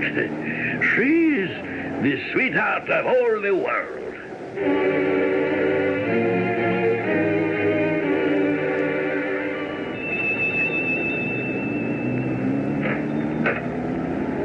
Is this the residence of Mademoiselle Marianne Duvier? Yes. Voila, for Mamie. And the person who hired me to bring this said to wish her happy birthday. What is the person's name? Oh, he did not tell me.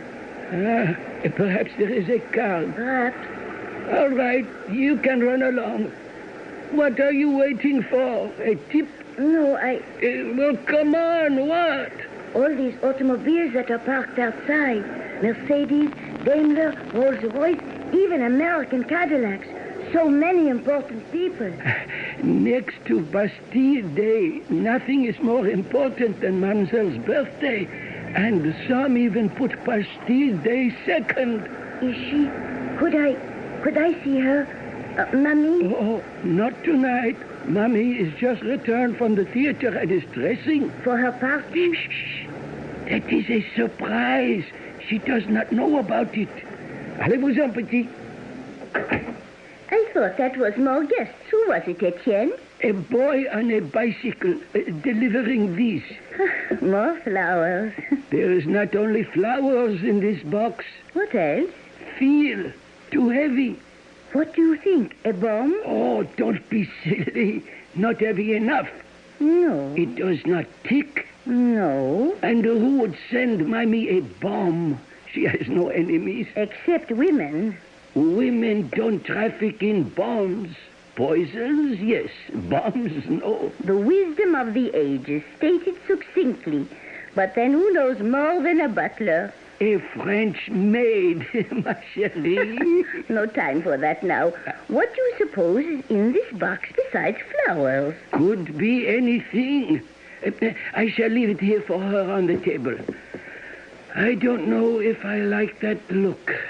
Is she nearly ready? Just putting on her perfume when I came down. Then I better warn the guests. Go. I'll see if there's enough champagne on ice. Annette, the wine is my province.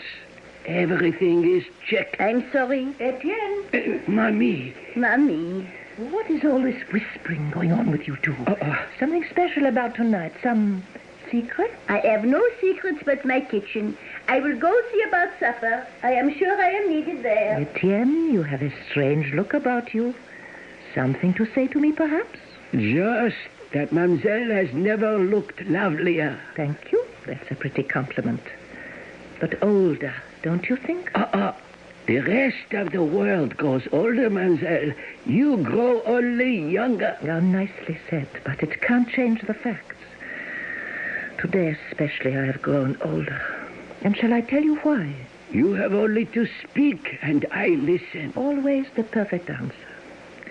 Well, today is my birthday, Etienne, and I'm all dressed up. But nobody has asked me to the ball. Apparently I shall have to spend it alone, since no one seems to know about it. I wished you happy birthday this morning. So you did. Oh, what is this on the table? A box with some flowers which just came for you. Happy birthday, Mamie. I hope these will ensure your future. Someone else who remembered not to forget. Oh, will you get the car, please, so I can begin to enjoy my evening as planned? I shall be happy to make sure that Mademoiselle enjoys the evening as planned. Oh, how nice, a lovely orchid. I wonder if it could be from Jacques. Well, let's see. Oh, a pin, but no card. Perhaps I spoke too soon. A revolver, 22 caliber. And recently fired. Now, there's a strange birthday present. Why would anyone be... Happy birthday!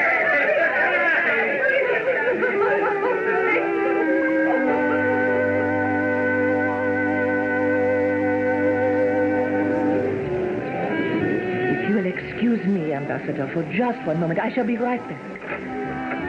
Annette. Mademoiselle. Where is Etienne? In the wine cellar. Shall I get No, him? I don't want to leave my guests too long. But I am concerned about Monsieur Jacques Baron. He must be waiting for me at Maxime's, and I want... Oh, no. He knows all about this party. He and Etienne were the ones who planned it. But he's not here yet. That's so strange. What could be keeping him? Mademoiselle feels a draft? Yes, but not a real one. Just a cold shudder, as if a ghost walked by. I'm worried about Jacques. Why should you worry? He had another appointment to keep before... I want you to go and get Etienne for me, right away. Oui, mademoiselle. Shall I answer the front door? No, I'll get that myself. Bring Etienne back. Oui, mademoiselle. Je vous demande pardon. Est-ce que c'est la maison de... Oh, but I see it is. Hello, Minette. Minette? Nobody knows that name, but... Armand Claudet. My real name. And now, after all these years, I know yours. Marianne Duvier. Oh, that everybody, my friends, call me Mamie. Come in, come in. Thank you. What brings you to my house, out of the past, tonight? Well, I have been away, out of the country for many, many years. I am just returned to Paris, and tonight I go to the theater to see the fabulous actress Marianne Duvier. And what do I find out? She is my little compagnon de la guerre from the underground, whose real name I never knew. I tried to come backstage, but they would not let me, so I followed you home. But why didn't you come in sooner? Oh, at first I thought, no, she will be tired. I must not trouble her tonight. So I am about to leave, when suddenly all the windows light up, and I can hear this big party. So I think, well, if it is that big, what can one more matter? So I gather heart and ring the bell. Oh, I'm so glad you did. Where have you been all these years since that terrible night?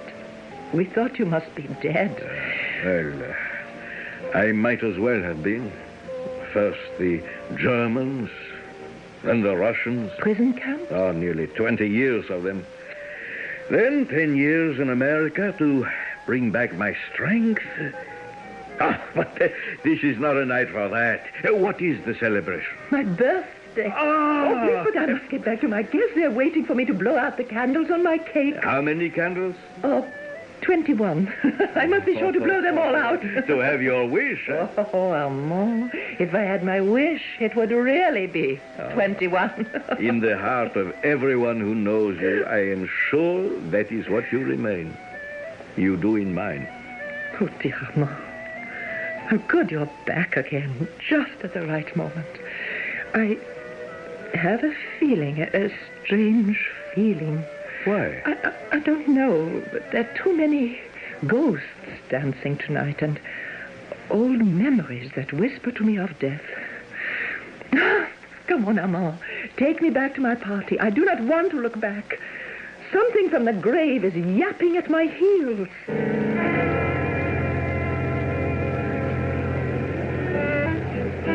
Excuse me, mademoiselle. What? Oh, Etienne, I have sent for you because I'm worried about Monsieur Baron.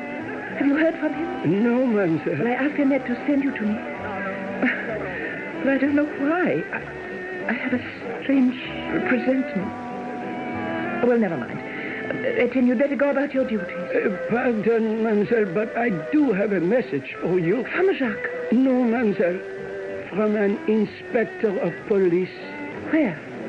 Here? Yes, and he insists on seeing you. I tried to explain that... Etienne. I have been half expecting something like this, I suppose. Allow me to introduce myself. I am Inspector Thibault, Paris Police.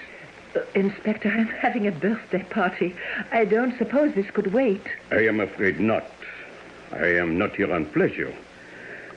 I do not have to ask you if you are Marianne Duvier, except as a formality. I am she. And you are starring in the play The Changing Heart at the Theatre Élysée? I am. And the name of your leading man is Jacques Baron? Yes. You will prepare yourself for a shock, mademoiselle. Monsieur Baron is dead. Shot? How did you know?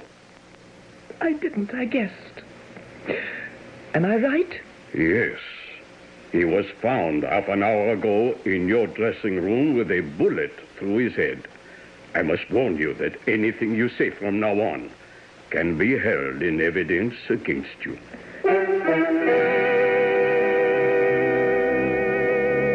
Marianne Duvier, named fondly by an adoring public and all the men in her life, Mamie, sweetheart. But apparently, she is that to all men, save only one. Is the gun that nestled under the special flowers that were sent to her a murder weapon? I shall return shortly with Act 2.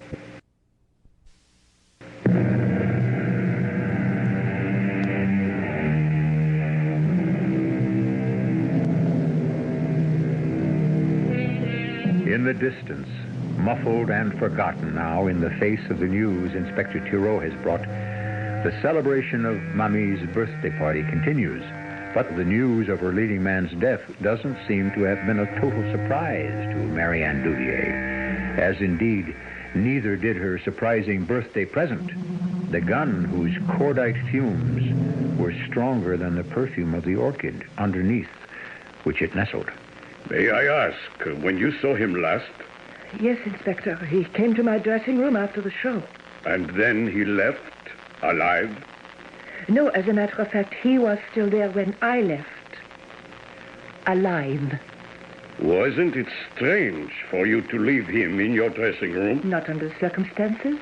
He had been going to see me home so I could change, and then we planned to go to Maxime's. Even though you had a birthday party waiting for you? No, that was a surprise. I didn't know about it. I see. And why didn't he see you home? He had a message which held him up. It meant he had to make some phone calls, and there is a phone in my dressing room and not in his.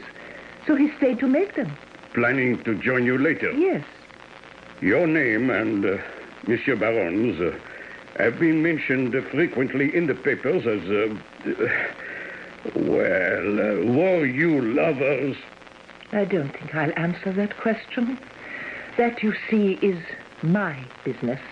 As long as both of you were alive, but now that he is dead... You can have your answer. Yes, I love Jacques Baron. And I am not surprised at his death. Perhaps not even shocked. Because he was a man who was very careless of his life. It was suicide?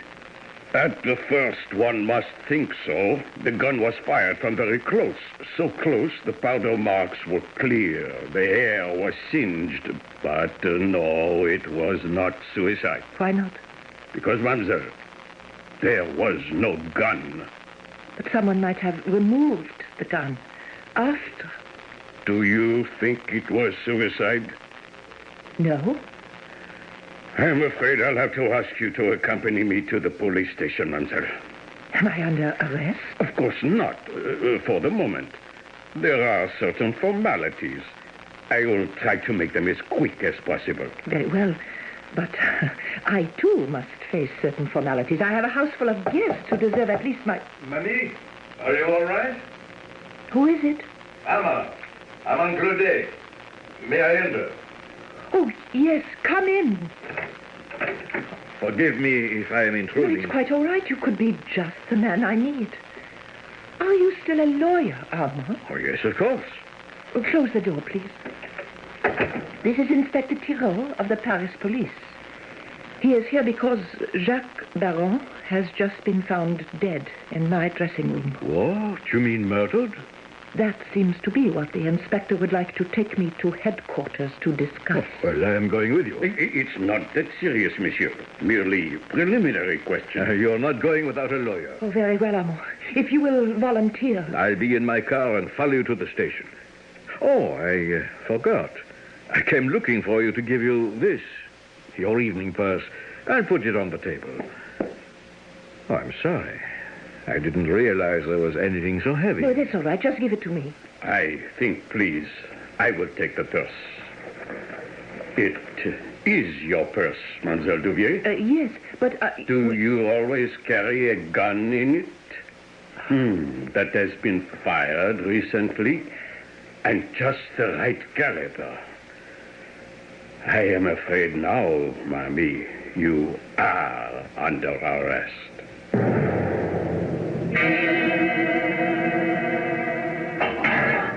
I am sorry we had to detain you, Mademoiselle Duvier. I won't pretend I found your accommodations deluxe, Inspector. Pardon, but there is the evidence. Inspector, look at me. Do you truly believe me guilty? Ma'am, sir, when I look at you, I can believe anything you want me to believe. But when I look at the evidence, then I must believe what I don't want to believe. I must tell you, as I have explained to your lawyer, that we kept you here to check fingerprints. Only yours are on the gun. And I must warn you that since you opened in this last play, all Paris has been buzzing about your romance with the man who died. And equally, all Paris knows the man and his reputation. His reputation? What shall I say? He was a notorious ladies' man. You must have known or suspected. Are you trying to tell me Jacques was taking advantage of me? No, not exactly. Still, if he was looking in another direction, if there had been another woman, under the circumstances, it would seem incredible, but... Don't be ridiculous. I don't try to be. I only say you were in love with him. Yes. I have already said that. Am I still under arrest? Technically, yes. Actually, no.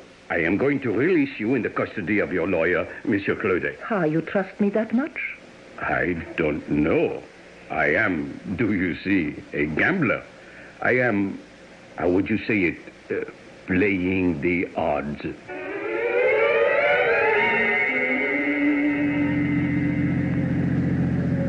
This thing is serious, Marianne. No matter what you may think, the police have a strong case. Oh, nonsense, Armand. Once I tell the authorities the truth, I am in no danger. The truth? What truth? What I'm about to tell you, it goes back to those days of the underground. You remember your cover name? Oh, could I ever forget? Reynard, the fox. I was Minette. The kitten. And the Chevalier? You could not forget him. Our leader? Oh, never. His real name was Jacques Bagon. The actor. But we never knew each other's real names. Except for me. One by one, you all insisted on telling me your real names and who you were in real life. Mon Dieu, what a prize I could have been if the Germans had caught me. We should have been ashamed of ourselves to put you in such a position. You of all of us, the one we most wanted to protect. Oh, imagine. I never dreamed that the Chevalier could have been an actor. Oh, but lucky for me he was. He started me in the theater. But Jacques was more than an actor. What? A patriot. Still, all these past 30 years, he has crisscrossed Europe and behind the Iron Curtain, gathering invaluable information. He was most useful in East Europe. They trusted him, and they thought he was one of theirs. Is that why he died? Well, I only know he has had a list of names which someone had promised to verify as the #1 terrorist cell in France. He was carrying a great deal of money, and he had an appointment at 12:20. He didn't say with whom? No. He said it was someone I might know, but that I had carried enough dangerous secrets in the past. Have you any idea what happened to the list you said he had? I think Jacques was murdered for it. And the list will be gone forever. No, not quite. It isn't gone. I have it. You? Where? With you now? Well, of course not. I have it safely hidden. Why? Because sooner or later, the murderer is going to try to get it from me. Unless... Unless what? Unless I am arrested for murder. Then you could give the names to the police. Oh, but what use would it serve? A list of names? With the most important name missing? Who? The contact Jacques never made. The head man. The triple traitor. We're almost home to the house on the Seine. Come in with me, Armand. I think I know how, if the mysterious traitor doesn't get to me, just how I might get to him.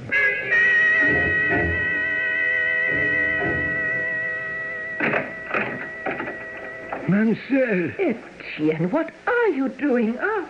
I was concerned about you, mademoiselle. After all, it is not every day one is arrested. Oh, thank you, Etienne. Fortunately, one is not arrested any longer. Oh, you too, Annette. Oh, ma pauvre petite chère, mademoiselle. I was so worried. No, Annette, it is all right. Oh, Etienne, would you please take Monsieur Claudet to the study and bring some whiskey and soda? And Annette, you must do something besides crying over milk that is not yet spilt. You have only to ask. All right, then. You bring me the Paris telephone directory. Armand, I will join you in a moment.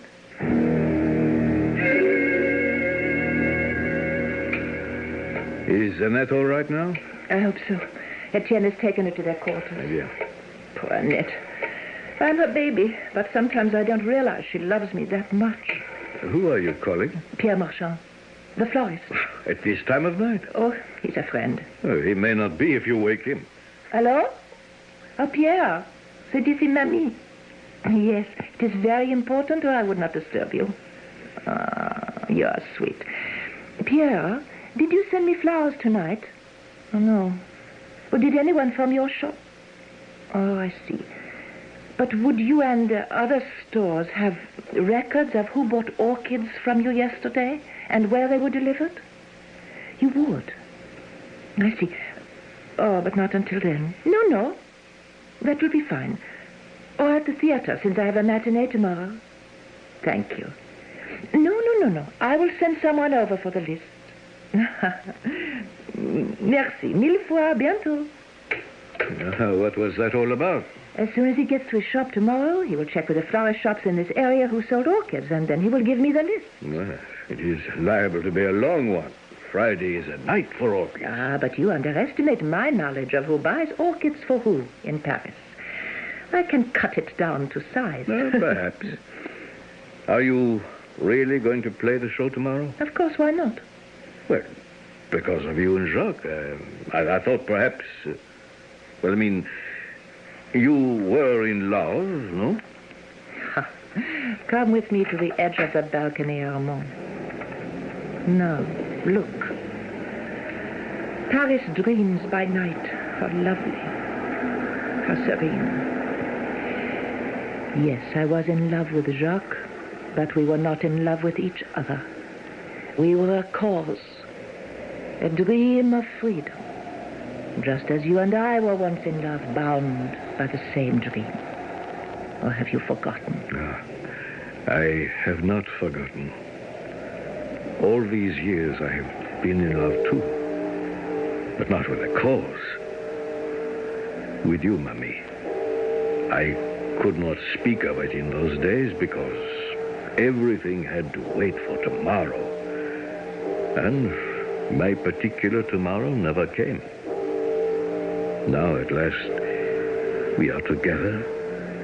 And this time... This time I don't want to wait for tomorrow.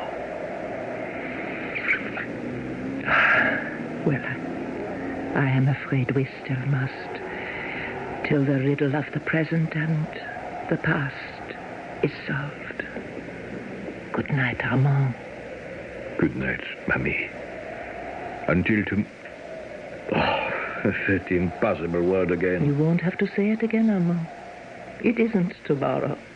It is already today. I wonder what this one holds for us.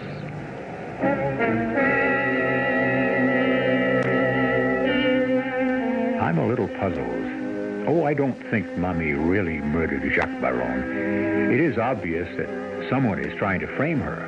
But who? And then there is always this consideration. If Mommy had been responsible and perhaps hoped the death would look like suicide, maybe someone made sure she wouldn't get away with it. I'll return shortly with Act 3.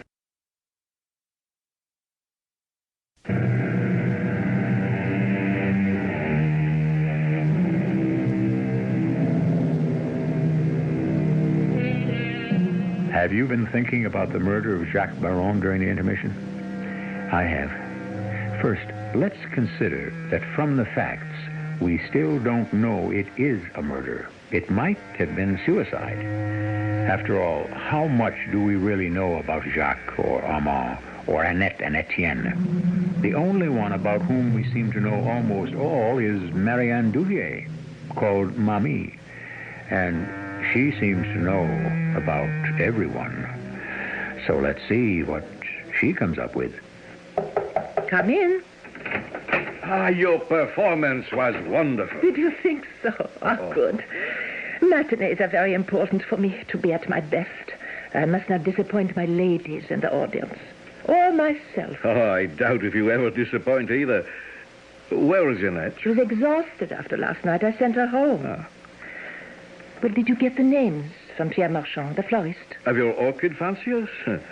Here. It's a long list. I don't care about the orchid fanciers. I want to know only who might have a fancy for a gun. Bargin, Tromouille, Frégé, Fragonard. We can cross him off. Why? He's a French senator who buys an orchid every Friday night for a different girl in the Folies Bergère. Oh, he sounds suspicious to me. No, he's not above reproach, but certainly above suspicion. Now, let me see. Here is a Monsieur Deschamps. Deschamps. Friday was the 17th, no? Yes. Then we can count him out. He's my postman, and every year he saves to buy an orchid for his wife on the anniversary. Un moment. What is it? You see here? M. Dupin, 1220 Rue Panine, 3e arrondissement. Do you notice that address? Well, it is not too chic, But the number. Of course. There he is, our man. Why? Oh, don't you see, Jacques told me he had an appointment at 12:20. Well, of course, I thought he meant the time. But now, I must call the police. No. Why not? Because I have a better idea. This Dupont, he can't be the head man. Why not? Because he would never have been foolish enough to use his real name when he bought the orchid. Oh, no. He is only an informer, but he can lead us to the real murderer. How? The list? You still have it? Yes. Well, then we can make a trade. The list for the murderer's name? Why not? Dupont's name is probably on it. Or at least he can put us in touch with Jacques' killer. He wanted the list enough to kill for it. It's dangerous. No. Give me the list. I'll go. No, I want to come too. Do you have a gun? Yes, I have one in the car. I am parked by the stage door. All right, good. Give me time to change. I'll meet you there. Nearly 45 minutes. I thought you'd change your mind. No, only my clothes. But so long. Well, wasn't it worth it? Look at me. You are too much. What can I say? Oh, I don't say anything. I have to be back for the evening performance. We've wasted enough time as it is. Let's go.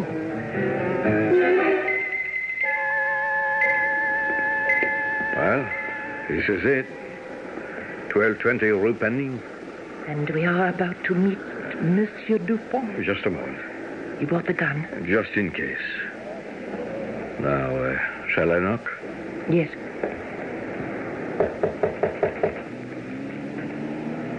Is there a bell? No. I'll knock again. Very well. There are lights on inside. Yes, but no one home. I wonder... Wait, let me see. It's open. Let's go in. Let me lead the way. Stay behind me.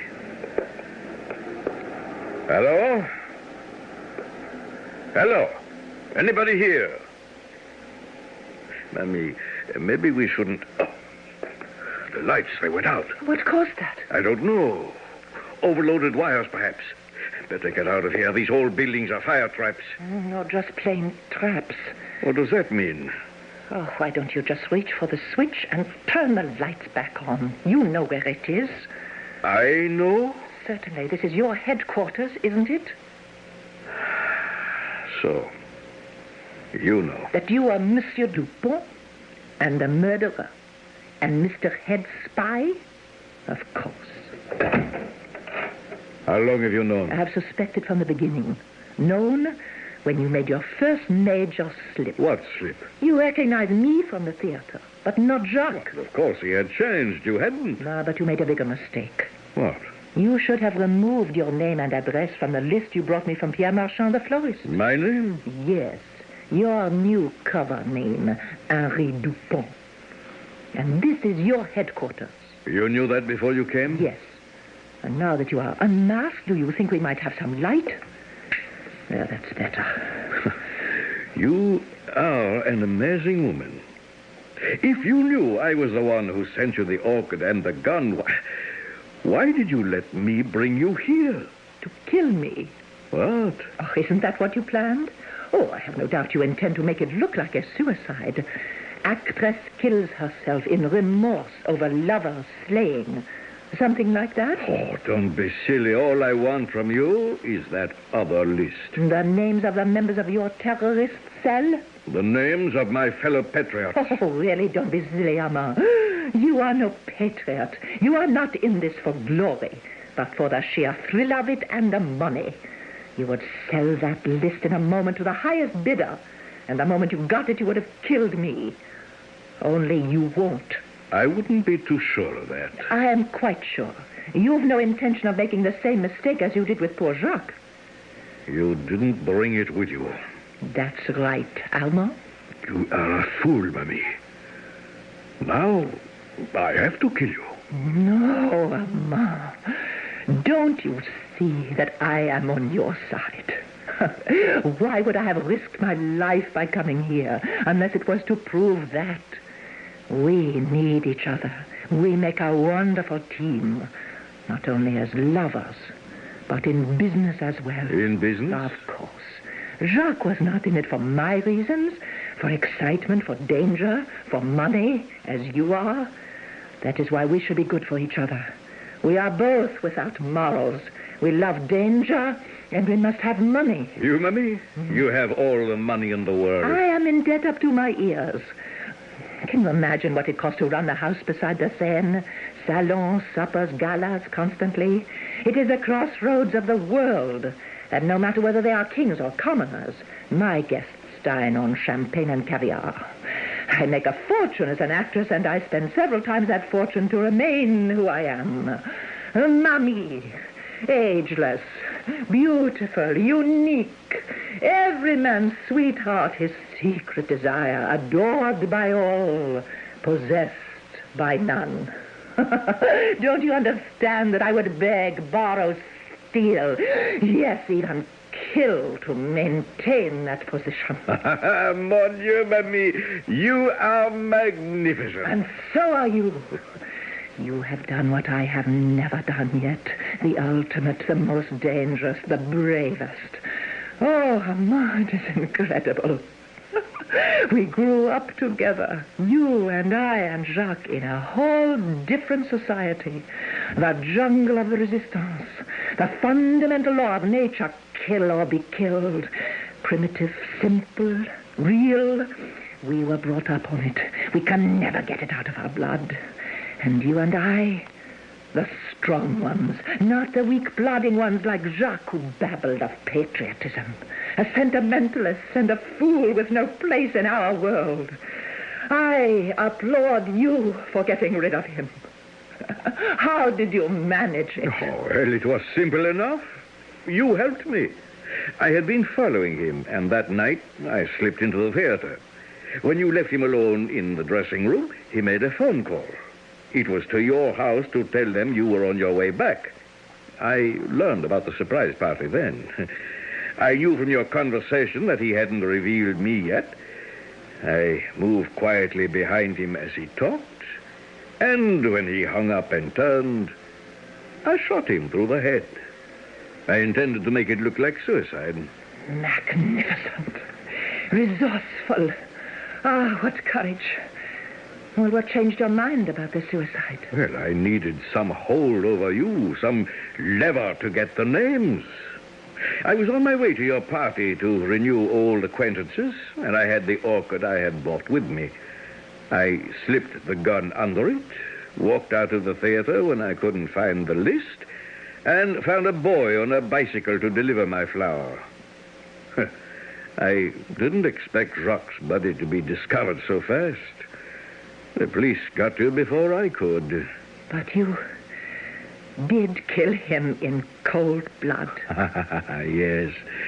Yes, I killed him. And you don't mind admitting it? Oh, not to you.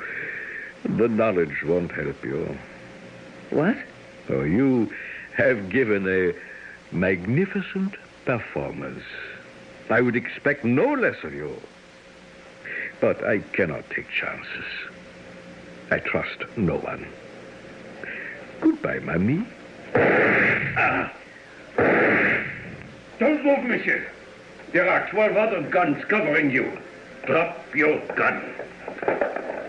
George, Michel, hold him safely. Are you all right, mademoiselle? Quite. Is he? No. Just wounded in the arm. You did this, Mamie. I'm afraid I did. But how? When I had mademoiselle in jail, She suggested I have a little chat with the Deuxième Bureau. That is our intelligence department. As you may know, they cleared her completely. Then she suggested this little trap for you. So thoughtful of you and Armand to provide us with this theater for our melodrama. Do you have all you need, Inspector? More than enough. Then perhaps you can give me a police escort to my real theater. I have just time to make the evening curtain. But when? When did you have time to set all this up? When you left me to get dressed. You are quite uncomplimentary, Armand. You don't really suppose it takes Mamie 45 minutes to make a simple change.